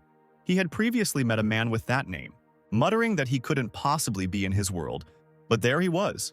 The apostle stood before the wolf with a smile on his face. Finally, having sobered up completely, the werewolf howled joyfully. Yulman again greeted Carrick, whom he had not seen for a long time, and asked how he was doing. The werewolf almost lost consciousness from excitement and the realization that he had actually met an old acquaintance. The older brother grabbed Carrick by the shoulder, saying nothing, but threatening to kill him on the spot with just one look. Then, taking him by the head, he pressed him low to the ground, and he himself fell to his knees, shouting that it was a great honor to receive Mr. Yulman in their lair. And if his brother had managed to offend him in some way, let him magnanimously forgive the idiot. Luna was surprised by such a meeting, and asked her friend how he knew werewolves from the magical world. He answered that Carrick had already been to the human world. He winked at Carrick, remembering that there had been a small fight there, and that was how they had met. The princess, sighing heavily, asked the werewolves to tell her the latest news from the magical world, so that she could then ask a few questions of her own. As it turns out, thanks to the death of Count Pierce, Lilith took his place and now owns a coastal castle, and the ruler of the magical world has a plan to invade the human world. The wolves nodded, also reporting that all zones had received orders for full combat readiness. The king of their zone also sent a messenger to inform the werewolves that it would soon be time to get ready for the campaign. The apostle asked if the wolves were ready to invade the human world. Carrick waved his hands, stating that the werewolves would not obey such an order. The student nodded contentedly, saying that the human world has him. A big man. Even though this world is weak, Yulman liked him, and he will not allow things that he loves to be spoiled. The apostle expressed hope that the werewolves understood him, and they nodded, realizing that attempts to invade the human world were useless as long as Yulman existed. The apostle scratched his chin, assuming that their lord had not fully understood this. Lilith had probably told him everything, and he still dared to have views on the human world. Luna was once again surprised by Yulman's connections, who not only knew the magical world but also did not value its ruler at all. The princess looked at her friend carefully. Such a person definitely could not be a simple student of Sierra, so who was she? But this was not important. The most important thing was that with his help, the issue of the military weakness of the empire would be resolved. Yulman turned to the princess, asking why she kept staring at him. The girl immediately turned away and blushed, ordering Yulman to stop talking nonsense when he suggested with a smile that Luna had finally discovered the depths of his charm. However, the princess continued to think of Yulman as the source of fantastic powers with which he kills green monsters and drives out the Sun Devourer. With such help, any problem ceases to be a problem. It is worth paying any price, just to get him as an ally. Suddenly, a completely different picture appeared in Luna's head, where she and Yulman were standing close to each other. Here it was, the special price. The princess sharply pinched her cheeks under the apostle's surprised gaze, driving away stupid thoughts, because Yulman was Sierra's student, maybe even her fiancé. Shrugging his shoulders, the apostle asked Carrick if he knew of any ways to move from the world of magic to the world of people. As it turns out, if the master wants to leave the magical world, he needs to get to Gaocheng and open the magical gate. But without the master's permission, he won't be able to enter. He needs to get hold of the seals from the magical barrier. A shadow appeared on Yulman's face, and he asked threateningly whether he could leave if he first ran around all the zones and collected all the seals. This seemed too complicated to the apostle. He assumed that he could go straight to the barrier and break it, but then he would also be able to destroy this small magical world. The werewolf, horrified by this idea, quickly reminded Yulman of his acquaintance with Miss Lilith. Perhaps she could suggest another way to enter Gaocheng. Carrick breathed a sigh of relief when Yulman abandoned the idea of going ahead and agreed to find Lilith. The apostle said that he would go to the woman and ask her about the quick way. Maybe something would work out. The werewolf waved his fist, promising his master that his wolves would take care of everything. He just had to wait. Carrick fell silent, and then suddenly praised Mr. Yulman, who even defeated a purebred succubus. The first beauty of his world is Miss Lilith, although she is rumored to have a child. But for 1,000 years she has been stirring the minds of men, remaining young and the best flower of the magical world. Luna slowly turned to Yulman with an unreadable look, repeating the wolf's last words. The apostle groaned quietly, shaking his head. He suddenly moved close to the princess, covering her mouth with his hand and whispering right next to her ear that Luna should not tell about all this in the human world, because Lilith is Aisha's mother. While the student asked not to reveal the truth about the relationship between the succubus and her classmate, Luna silently begged not to move closer to her, remembering her recent thoughts. Finally, unable to bear the close contact, the girl pushed the stranger's face away from her with a flourish, convincing him that she was not going to say anything, again calling Yulman a pervert. While she was trying to hide her blushing cheeks from everyone, Carrick informed Mr. Yulman that everything was ready and they could leave. Luna pretended to be terribly angry, but in reality she herself did not know what she felt, looking at the stupid student. Coming out of the tent, the princess and Yulman saw a luxurious carriage drawn by 4 wolves. The apprentice noticed that Carrick had tried to find a good carriage, and he expressed hope that the pack leader's carriage would be comfortable for the master.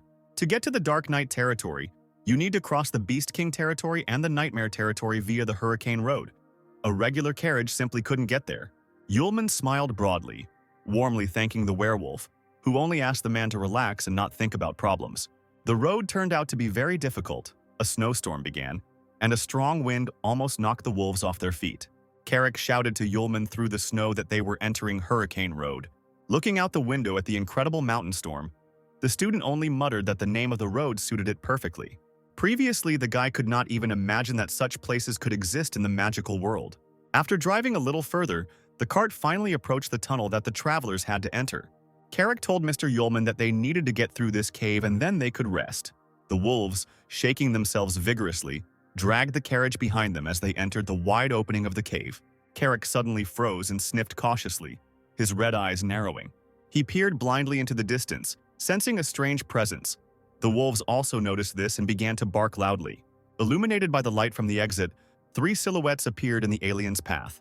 One of them was sitting on a stone and talking to Carrick. In the large mouth there was a row of fangs, more powerful than those of other werewolves, and the fur was much thicker. The stranger knew the name of the werewolf. The golden crown and armor flashed in the semi-darkness. This king reported that Carrick had betrayed the magical empire, judging by the reports, and had gone over to the people, and was even ready to cause trouble to the ruler. The werewolf stepped back, shocked by the sudden appearance of the king of beasts himself with his warriors. Yulman was also surprised by the new meeting. Luna hid behind his back, looking warily at the lions. The king nodded. He was here to find out the truth of the rumors of treason. Apparently, Carrick came with a man whom he was happy to obey and betray the empire with the emperor. The huge werewolf, without waiting for an answer, turned directly to Yulman and challenged him, asking if the man would dare to accept him. The apostle thought for a moment, but then replied in a bored tone that he was not interested in duels. The king rose from the stone, saying that the animal world lives by the principle of survival of the strongest. Animals respect strength, because if a man forced Carrick to obey, then he definitely has strength. If the man emerges victorious from the battle, the king will not prosecute Carrick for treason, and will even give the man the throne of the king of beasts. Yulman was surprised by what was said. He did not want to get the throne of the king of beasts at all, but he finally noticed the king's crown and praised it, then offered this decoration as a trophy for his victory. The lion, more like a bear, standing behind the king, almost rushed at the vain man who did not like the throne, but coveted the crown. The white werewolf was not offended, but clarified that the crown is the main symbol of the king of beasts. Whoever has it is a real beast. He agreed to fight. He walked forward with wide strides to the exit of the cave. It was very narrow here and it would be inconvenient to fight. Luna grabbed Yulman's hand, reminding him that their goal was to return to the human world. And why would he need the throne of the king of beasts at all? The apostle smiled, looking at the princess. He didn't need the throne. He just really liked the crown. Earlier, he promised his friend that she would be able to choose the thing she liked in the cave of the green sorcerer. Luna instantly blushed when Yulman promised to give her a beautiful crown. She screamed that the princess of the human world does not need the crown of the king of beasts. Completely embarrassed, Luna added that she did not want to accept any gifts from the apostle. All those present were outside the cave in a few moments, engulfed in a snowstorm. The king of beasts moved away from the man a short distance, menacingly asking if he was ready. The apostle grinned and playfully demanded that the bull be released from the pen. The werewolf frowned. A shadow fell across his face, and it was said that the lion hunts the hare by tearing it apart. The lion extended a paw with long, sharp claws, pouncing on the man with a deafening roar. The beast's fist of the second paw was rapidly approaching the calmly standing Yulman. But as soon as the werewolf approached, everything around was covered by a thick wall of fog. The apostle was already waiting for him, and with one hand stopped the king's fist, grinning. As it turned out, the werewolf had confused the concepts. Yulman was definitely not a hare. The king's eyes immediately widened. His teeth clenched nervously as he experienced the incredible power of human resistance. He laughed, carried away by this hunt and the power of the enemy, deciding to ignite. The king's figure increased several times. He roared and used the flaming golden lion spell. Yulman wondered why all the animals were so fond of changing their appearance. But compared to others, the king was still holding up well. The apostle had a gift. It would allow him to see what is called real power. Without taking a single step, Yulman caused the air around him to become electrified and glow red-hot. The king of beasts opened his mouth in amazement, finding himself thrown back while the man did not even raise his hand. The apostle grinned again, asking the lion with enthusiasm how he felt.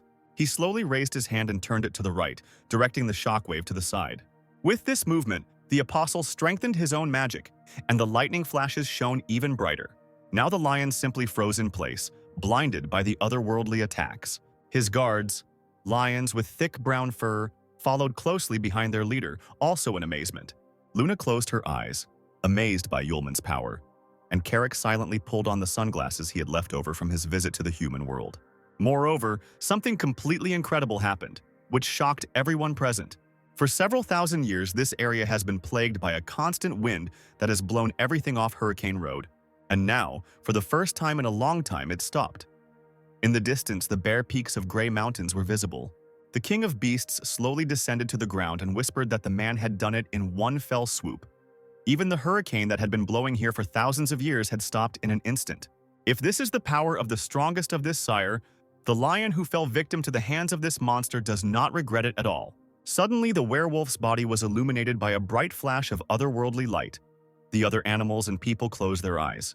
Yulman shouted at the beast, not understanding whether it was preparing to continue its metamorphoses or wanted to explode. Imagine his surprise when the light dissipated, and in place of the huge king of beasts sat a small lion cub in smaller armor. Even Carrick had never seen anything like this in his entire life, let alone guests from another world. One of his warriors immediately ran up to the werewolf baby, almost crying, seeing his master in such a state. He fell to the ground in front of the lion cub, begging the master not to be upset. And he, standing up, stroked the beast on the nose, asking Lunert to calm down. Carrick told Luna that this was the real body of the king of beasts. He was still very young, and the image of a formidable lion was maintained with the help of magical powers. The princess nodded, but was still surprised that the king of beasts was so young. She turned to Yulman, asking whether it was a fair fight, or whether the guy simply beat up the baby. The apostle rushed to justify himself by saying that it was the lion who had called him to a duel, and he did not care who would fight. But the lion cub asked him not to worry. He would definitely not use excuses to avoid a sacred duel. Taking the crown off his head, he approached the man, saying that of all the creatures he had met, he was the first to possess such incredible strength, and the former king of beasts considered it an honor to fight and lose to him. The kid, rising on his tiptoes, handed Yulman his crown of the king of beasts, as agreed. Lunert covered his eyes with his paw and began to sob. Asking if a man would really become king, the lion cub immediately ordered the warrior to close his mouth. Yulman looked closely at the baby's concentrated face, making up his mind. However, he nodded, realizing how important this was for the little king, and decided to accept the gift. The apostle called Luna to him. The girl's eyes widened, asking what her friend had in mind. Without wasting any time, the apostle placed a crown on the girl's head, saying that he would give her a gift as they had agreed, adding that it suited her very well. Right before the eyes of those present, the crown shrank, adjusting to the size of the princess's head. Yulman noticed this and admired such technology. Lunert howled, shouting that the female human had become the king of beasts, and the lion cub again demanded that the warrior shut up. The apostle asked with a smile if there was a problem. The werewolf replied that the crown already belonged to them, and people could use it as they wished. Then Yulman decided that it was time for them to continue their journey, and together with Luna and Carrick, he got into his cart. The former king of beasts and Lunert immediately sat down opposite. The apostle, raising an eyebrow, asked if they would go with them. The lion cub nodded, because now that Luna had become the queen of the beasts, it was their sacred duty to follow the new king everywhere. At that moment, Lunert tried to object again, but he was quickly shut up. Luna felt very uncomfortable. To tell the truth, she no longer wanted to own this crown. Some time passed, and Carrick's ringing voice was heard from the street. He informed the gentleman that the carriage would soon arrive at its destination. Just ahead, the night mosquito zone was already visible. A long road led to the city illuminated by lights. The gates slowly opened in front of the carriage, and silent guards let the travelers through. The lion cub crossed his arms over his chest and looked out the window, saying that the nightmare zone was a place that would truly make anyone shudder. Luna adjusted the massive decoration on her head and asked the former king of beasts in surprise what it meant. He informed Her Majesty that this city was a grave for the weak, and the princess nervously asked him not to call her that. As it turns out, in this place the weakest go to another world. The girl only needs to look out the window. Indeed, on the distant streets, right on the ground, with their backs against the walls, lay a multitude of creatures, their bodies entwined with thin vines. Luna was horrified by their condition, asking if all these strangers were still alive. Some of the creatures moved, but slowly, as if they were delirious. They were already close to death. The night mosquito zone weaves magnificent dreams for them, in which people slowly weaken or die, because the zone sucks out all their life force in return, receiving energy for existence. Anyone who sets foot on this land will immediately become a victim of the incubi. These vile creatures are always looking for an opportunity to take possession of the weak, but if a person's faith is strong, he will never fall into a trap. Yulman shook his hair and smiled, saying that he would still like to meet them. The princess, however, did not share her friend's delight, but thought that she had already seen these creatures in a dream. Although there was no need to worry ahead of time, perhaps she was simply very tired after overexerting herself in battle. A few minutes later, the carriage pulled up to a large building. The lion began to maintain its previous appearance with the help of magic, notifying Her Majesty that they had arrived. The werewolf helped Luna get off the carriage stairs, saying that today everyone would rest here, and tomorrow they could move out into the dark night zone. At the threshold, the travelers were met by a hotel worker, a polite elf in a work suit. He bowed to His Majesty the King of Beasts and his retinue, welcoming them to the zone of nightmares. He suddenly straightened up and perked up, immediately recognizing people among the animals. The first one he saw was Luna. She stood frozen in the carriage doorway, looking questioningly at the elf. Seeing his gaze, the girl immediately asked if there would be any problems with the placement of people in the hotels of the nightmare zone. The employee shook his head with an apologetic smile. He turned to the lion again, saying that his companion's crown was very similar to the crown of the King of Beasts. The werewolf confirmed that this was the very same crown. Luna is the new King of Beasts. The elf was stunned by this news, but the werewolf abruptly cut him off, saying that this did not concern the worker. Let him quickly prepare the rooms for the guests. At this time, the gloomy building of the night mosquito zone was in full swing. An elegant male voice was heard. Its owner was very interested in the new guests of the city. A tall figure in a long cloak stood by a glowing, elongated flask. The man he did not want to see at all and the one he was looking forward to meeting the most suddenly came together. The elf standing behind him asked cautiously if the master meant the King of Beasts. The incubus girl next to him, a charming brunette with a pair of dark horns on her head, called the elf a fool who didn't realize that these pawns were of no interest. Isis adjusted the hems of her open dress and clapped her hands. The owner was talking about those two people, especially about the guy who, although he disguises his power, it is clear that he has an unusual lair. The owner's voice was heard again. Tired of the chatter, the man ordered Isis to be responsible for catching Yulman. When the girl asked if the guy could expose her, the figure said that there was nothing to worry about. The main thing was that her owner was not discovered, especially since that man quickly became infatuated with women. The elf, whose name was Lanti, was supposed to tell Ramir and the Lord that the King of Beasts had betrayed them. The owner, without turning around, continued to look at the sphere, whispering that Yulman had surprised him very much. If you looked closely, you could see inside the object a naked girl with long hair. For her, for Somali, the man had finally found the perfect container. And this time, looking at her long eyelashes, he definitely won't let her leave him. A dark shadow nimbly made its way through the streets and finally, with a barely perceptible noise, slipped under a tightly closed window. Isis arched her back and spread her membranous wings, leaning over Yulman's bed. She looked at the young face with interest, remembering the feelings of the owner, who felt that this guy could interfere. It was for this reason that the incubus was promised a responsible mission, to find out what kind of person Yulman was. Taking a deep breath, Isis invaded the man's sleep, diving in as if into the depths of water. The apostle blinked his eyes sleepily, trying to understand where he was and what was happening. Finally, he looked down in surprise and realized that he was standing chest-deep in the water of some kind of pool. He looked around again, wondering out loud if the succubus had come to him in his dreams again. The student froze and saw two female figures not far from him, painfully familiar to him. Sierra and Aisha, wrapped in nothing but towels, asked the guy to stay with them longer. They were bored and wanted Yulman to stay. The guy closed his eyes, then opened one eye, thinking that the succubus's special ability was fantasies created from memories pulled out of his subconscious. Isis cursed, clenching her fists. This guy had figured her out instantly. He really was something. A shadow crossed Yulman's face, and he loudly said to someone that, unfortunately, the real Sierra and Aisha did not behave like that. A trickle of blood flowed from the guy's nose from the thoughts that were disturbing him. The guy abruptly added that they could stay and chat. Smiling viscously, Yulman asked what else succubi could do and whether they could change their surroundings and clothes. At this time, Luna was fast asleep in her room at the end of the corridor with checkered tiles on the floor. Not a single muscle twitched on the girl's face, while the night brought less than peaceful sleep. The princess and Yulman fought against an entire army of soldiers wielding sharp swords. Luna skillfully and professionally killed her opponents, aiming at them with sharp weapons. One of the enemies was breathing heavily, exclaiming that Yulman had single-handedly defeated his squad. Luna approached the apostle. The boys smiled at each other, but no one knew how the princess knew this man. Suddenly the guy grinned and turned his head sharply, greeting General Howard. He placed the huge sword on his back and told the man that as long as he was around, his vile plans would not come to fruition, so he should capitulate quickly. The student turned to Luna and smiled at her again, seeing his friend's eyes glowing with happiness. Luna's double, the vile incubus, growled in anger as she saw Yulman and the princess disappear into the portal. The monster didn't understand how the guy appeared in the dream that she created and controls. It's just a chimera, an illusion. Why the incubus's powers are not enough to interfere. Someone's voice was heard from behind.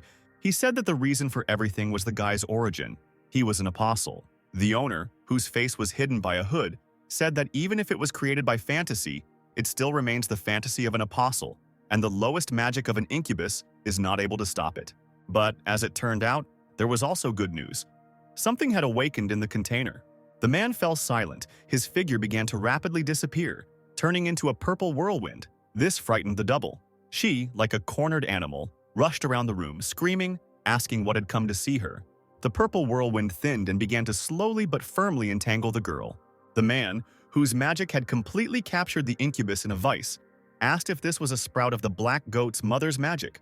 He raised his hand and a small flame appeared on the tip of his index finger. Then, without warning, the man pointed his finger towards the girl's forehead. Luna's memories flooded out. The man saw the princess from the human world, trying to save her empire. And before entering the demon world, she was possessed by the black goat's mother, and the demon seed remained in the princess. Having seen Yulman's power, Luna hopes for his help.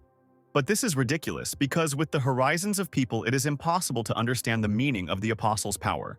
The man promised that he could also help wishes come true. The incubus chuckled. She would be surprised if the figure succeeded. Covering her face with her hand, the girl hissed that she still would not give the receptacle of Somali to Yulman. The apostle and Luna felt something trembling, and someone's huge hands appeared above their heads.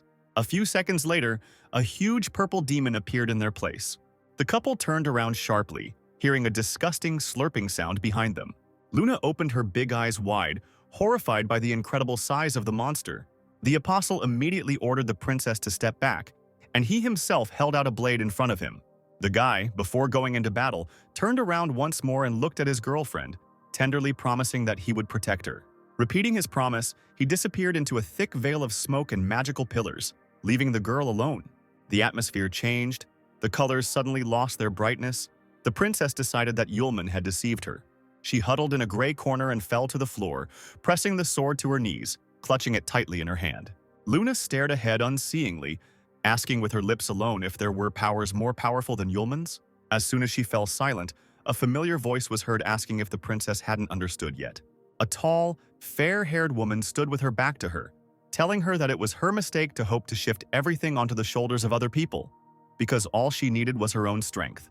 Luna lifted her head weakly, asking what she would have to pay for her power. Did the double really want to take possession of her, and the path to salvation lay through entering the darkness? The woman smiled softly, assuring the princess that no one would dare to possess her. After all, power by its very nature is not divided into light and dark. Everyone decides for themselves how to use it. People who have not discovered their power do not even have the opportunity to choose between good and evil, whether to rely on the help of others, to give one's fate into the hands of others, or to control everything with one's own strength. It is up to the moon to decide. The woman disappeared, and Luna was left alone again, reaching out to the light that had appeared ahead. Something has changed once again. Perhaps the princess herself has changed. She clenched her fists hard, jumped up and ran headlong straight towards the flash. The girl punched, and dark purple magic spread out in circles through the air. She said loudly that she didn't care whether the magician was good or evil. Luna would use this power relying only on her will. The princess raised her palm, on which the magical multicolored seal was adorned, knowing that it must be preserved. Yulman woke up in the morning in a good mood, rubbing his stiff shoulders. It had been a long time since he had gone so deep into the space of his own consciousness. Going down the stairs, the guy heard Luna's voice. The girl was asking why he was sleeping for so long. The student was surprised by the girl's early appearance, and even in a new outfit. The girl was dressed in an elegant blue dress appropriate to her new status. Luna objected. She had already managed to take a walk and go shopping, since they had been in this world for so long.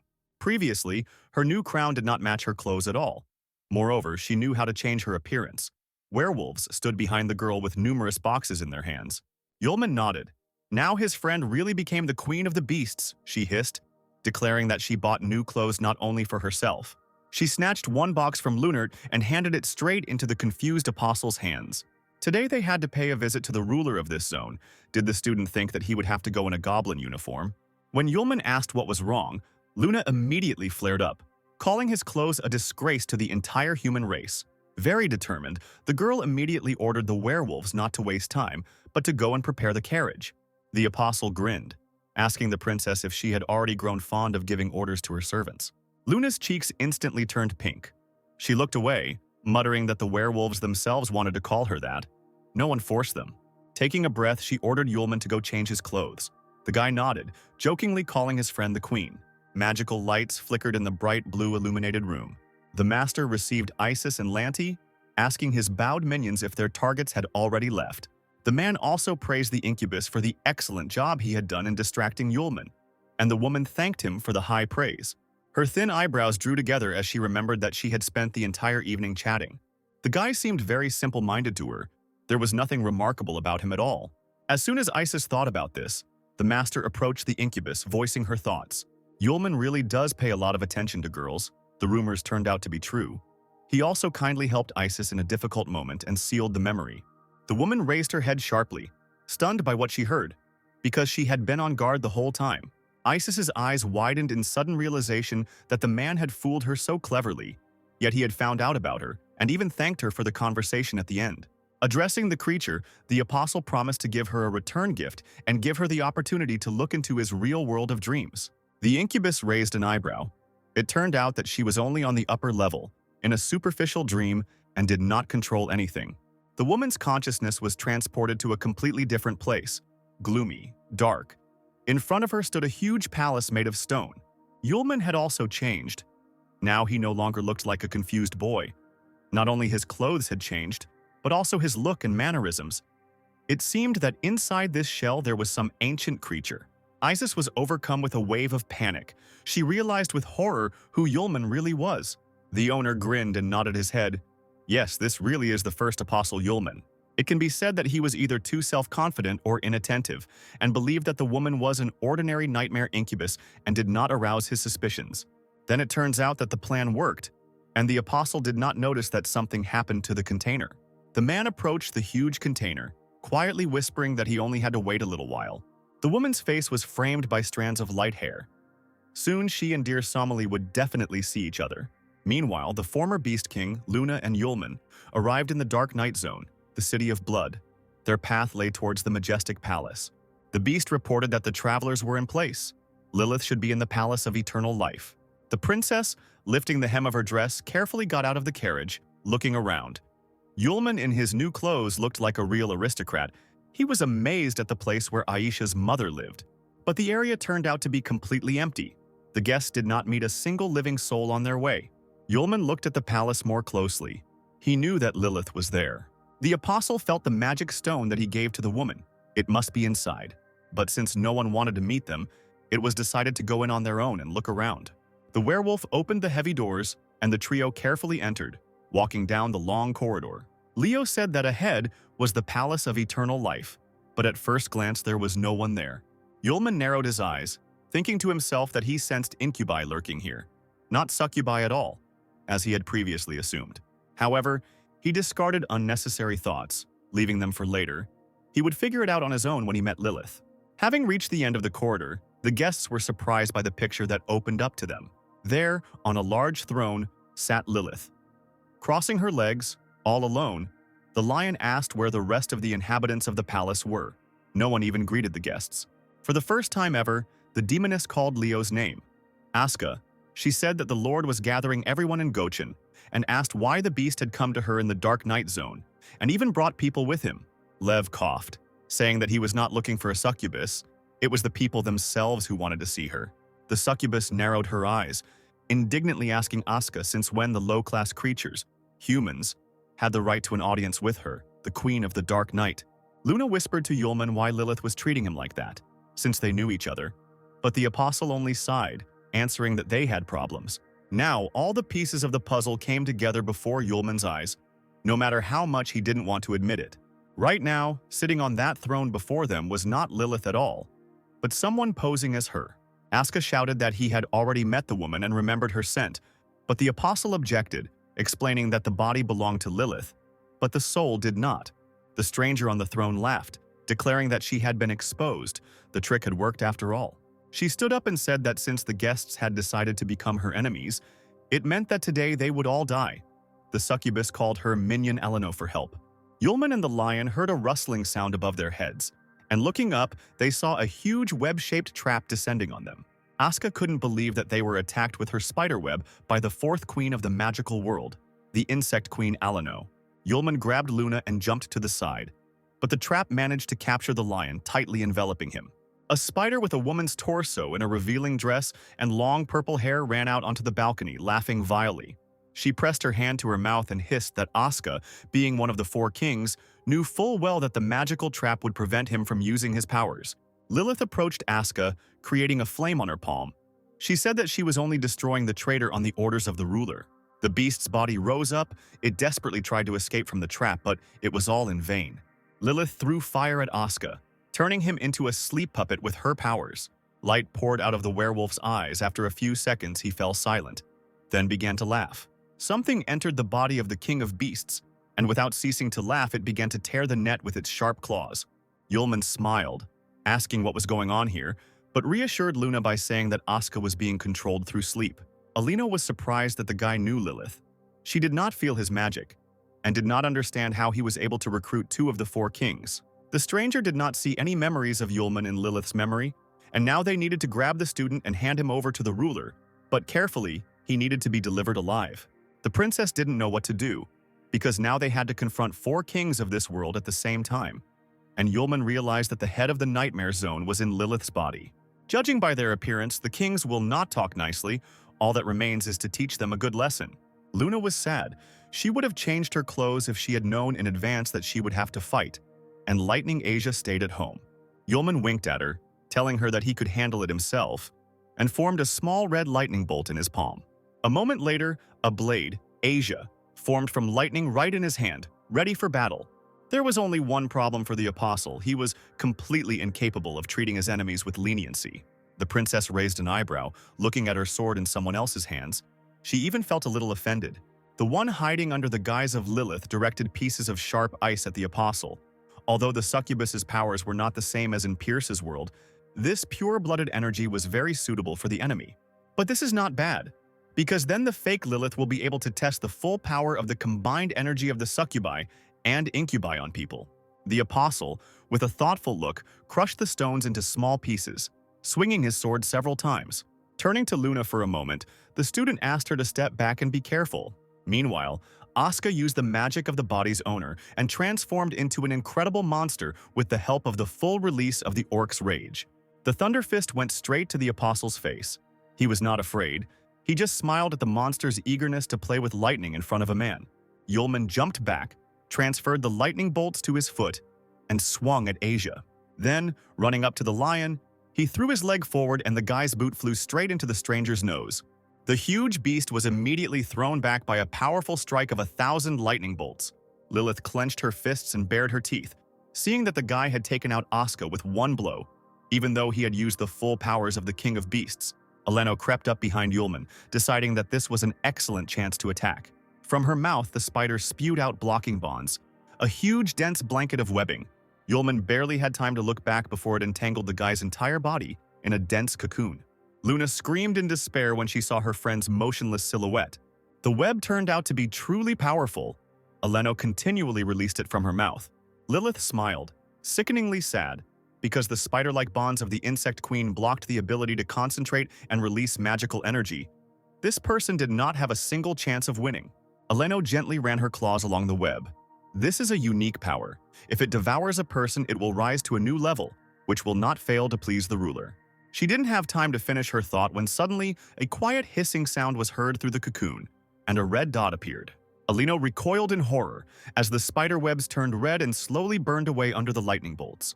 She let out a strangled scream as, moments later, the cocoon disintegrated into tiny webs.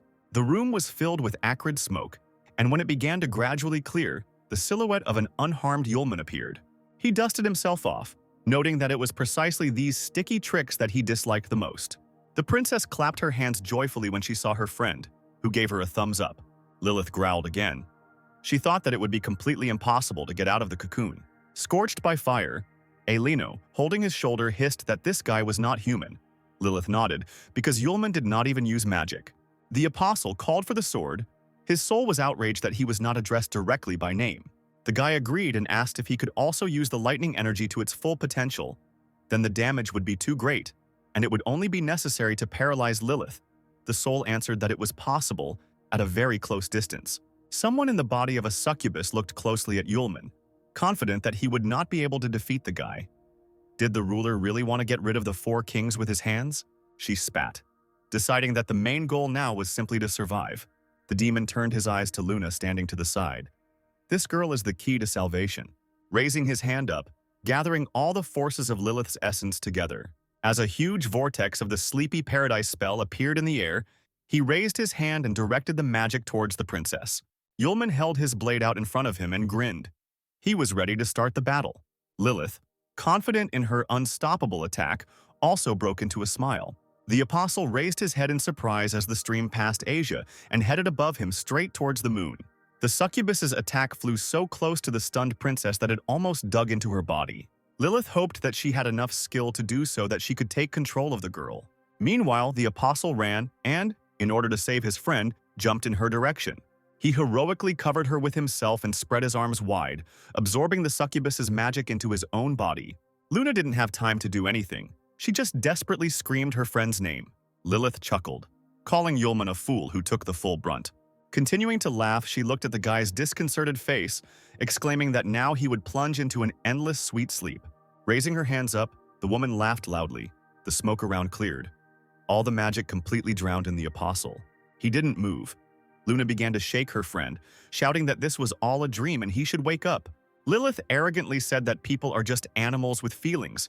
Even if they had incredible strength, he has temptations. Then the succubus called her toy. She grabbed Yulman by the chin, whispering that with his terrifying power, the unification of the magical world was only questionable. How discouraging it was for her that the apostle smirked in response, saying that the demon would not succeed and called Asia for help. While Lilith was screaming about how it was that Yulman wasn't tempted, the soul of the sword deftly appeared behind her, creating lightning discharges in its palms. Still smiling, she aimed her hands at the succubus's back, whose body arched from the incredible attack. Trembling slightly, Lilith barely managed to turn her head towards Asia, hissing that she couldn't move now. The girl smiled and winked at the demon, replying that she had blocked the flow of the succubus's magic. The apostle patted the lightning-fast Asia on the shoulder, saying that she had done an excellent job. Although immobilized, she still smiled broadly, challenging Yulman as to what he wanted to do with Lilith's body. Approaching the settler, Yulman almost whispered into his lips that it was not a problem. He would pull the stranger out of someone else's body. He raised his hands and slowly began to bring them closer to Lilith's face, as if he wanted to hug her. A bright light blinded the succubus, and she lost consciousness. The sun was shining brightly in the blue sky. The trees rustled their green leaves softly in the wind. Yulman, with his hands in his pockets, was heading somewhere, thinking that in the magical world there really was no need to be too afraid of everything. He fell silent, accidentally looking down at his feet, and realized that he was walking right through the air, and below, in the middle of the forest, stood a solid village house. The apostle's boots landed softly on the lush grass. The guy scratched the back of his head and looked around, realizing that he didn't feel any incubi here. He approached the house cautiously, deciding to find out where he had ended up. Having climbed the stairs, the apostle approached the door. Yulman hesitated for a few seconds but still grabbed the round handle. Slowly opening the door, he quietly asked if anyone was home. But the large, well-furnished room greeted the guest with silence and solitude. The apostle looked around, thinking that things were not as he had expected. He put his hands in his trouser pockets again, and the apostle noticed the photographs on the wall. One of them depicted a family, a man and a woman, who was holding a baby in her arms, tightly wrapped in a blanket. The apostle immediately recognized Lilith in the image. In her hands was Aisha, and the man, therefore, was his future father-in-law. The apostle's thoughts were interrupted by a quiet child's voice asking something. Yulman turned around and saw little Aisha in front of him. His classmate was about 5 years old. The girl was holding a bouquet of flowers in her hands, asking who the stranger was. The apostle wondered why Aisha suddenly appeared in the world created by Lilith's consciousness. The girl turned out to be very sweet even as a child. There was no incubus energy in her. The girl tilted her head to the side, waiting for an answer. The guy decided that he needed to check everything first. Now we need to find out what happened in the human world a month after Luna and Yulman opened the seal and entered the magical world. The Empire stopped search and rescue operations and announced that Princess Luna had died in the magical world, and a full funeral was held. At the Academy, students wondered why His Majesty the Emperor organized a funeral. Aisha and Arya sat among a pile of scattered books. Aisha was reading something enthusiastically, and her friend, stretching, wondered why the Emperor gave up so easily. Aisha's big eyes filled with tears and she whispered that a whole month had already passed. The girls looked through all the materials they could find, but still could not find a way to enter the magical world. Sierra, who was sitting at the table, spoke up. The witch said that someone had clearly hidden the materials well, or destroyed everything, which could have concerned the gates between the worlds and ways to open them. But even Sierra didn't believe that Luna and Yulman were dead. The seal of the teacher and student has not disappeared yet, so the guys will definitely be able to return. The secretary looked into the office with a sheet of paper in her hand and called the director. She reported that an urgent message had arrived in the capital. His Majesty was summoning the witch to court immediately. Charlotte immediately arrived at the imperial palace. The emperor was already waiting for the witch, standing on a large balcony. Approaching, Sierra dropped to one knee, greeting the lord, who noticed how the girl had grown over the years. After remaining silent, he finally asked directly whether Aces was dead. Sierra winced, asking how His Majesty knew about this. The man replied that he knew about the real evil that Aces hid within himself, but he still remained the emperor's teacher. Ordinary people only see the good and the bad. But you need to look deeper. For the head of the empire, this person was the one who had value, so the motives are quite natural. All these years, thanks to his power, the three clans maintained mutual balance.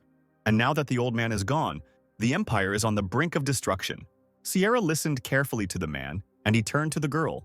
He named her the new principal of the school in his own name and demanded that she make every effort to ensure the maximum safety for the students. Sierra could only nod, obey, and listen. The emperor never turned around, afraid to show his emotions. He said that from the very beginning he was sure that his beloved daughter could not just go and die in a strange world. Unfortunately, time is running out. A huge storm is approaching the empire. The man was afraid that he would never hear the voice of the moon again. Meanwhile, in the residence of one of the three large clans of the Bale Empire, they celebrated the victory. Chester Bale looked at the prince surrounded by his court girls, asking if he was finally at peace. The guy chuckled, saying that stupid Luna had disappeared into the magical world. The sage noticed that the princess had died. The emperor was getting old, and it seemed that nothing more threatened the prince's ascension to the throne. He pointed at the man, saying that he would do everything he promised the Bale clan if he got the throne. But Chester also understood what the guy really wanted. He replied that the prince need not worry when the time came. Charlotte would be safe and sound in his bed. The prince chuckled. There was nothing in this world that he couldn't reach. Yulman swallowed hard and asked the girl her name. She answered, putting flowers in a vase, and asked if the stranger was a friend of her parents. The apostle stroked the little girl's head, saying that this was indeed so, and he would come by later. If he wasn't mistaken, Aisha's father died quite early, As he was leaving the house, the guy saw a young happy couple, the girl's parents. The man asked his companion if she was tired of it, but she replied with a smile that she didn't care. Puffing out her cheeks, she slyly said that her back hurt and asked to be carried. Yulman immediately realized that it was Lilith with the man in the photo. He chuckled and allowed his wife to climb onto his back. The man walked past Yulman without even looking in his direction. The guy watched the couple go. Lilith was happily humming some song. The apostle was surprised that he remained unnoticed by anyone. He turned away from the house, remaining on the threshold, and gazed at the forest. Now it could be said for sure that those incubi were locked and separated from this world, which was very strange. As a succubus, Lilith has no control over the dream world. But this world is psychic. It is fixated on the endless reproduction of memories of a certain period of time. The only real one here is Lilith. If it weren't for her, there would be no one to create this world. Yulman walked up to the window and looked inside. The whole family was gathered around the set table. Lilith was discontentedly wiping Aisha's dirty mouth. Her father was laughing heartily. The little girl suddenly started talking about Yulman, but her mother quickly interrupted her, reminding her of a well-known proverb. The apostle was touched by little Aisha. He didn't care who created this world, since his friend was here. Finally, the bright sunny day gave way to a windless and cloudless night. Aisha asked Lilith to sleep with her today. She grumbled a little that her daughter was already an adult, but still took the baby to her room. Yulman was still standing at the window. He thought that by breaking into this world, he could harm Lilith. The apostle wondered what to do. At that moment, Aisha's father came out into the street, coughing loudly. Having drawn level with the guy, he suddenly turned to him, saying that he had kept him waiting.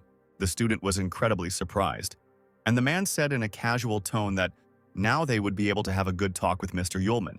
Not realizing everything at first, the apostle asked if Aisha's father could see him, and he nodded. He invited the guy into the house because they had something to discuss. When they sat down at the table, the man suggested introducing themselves first.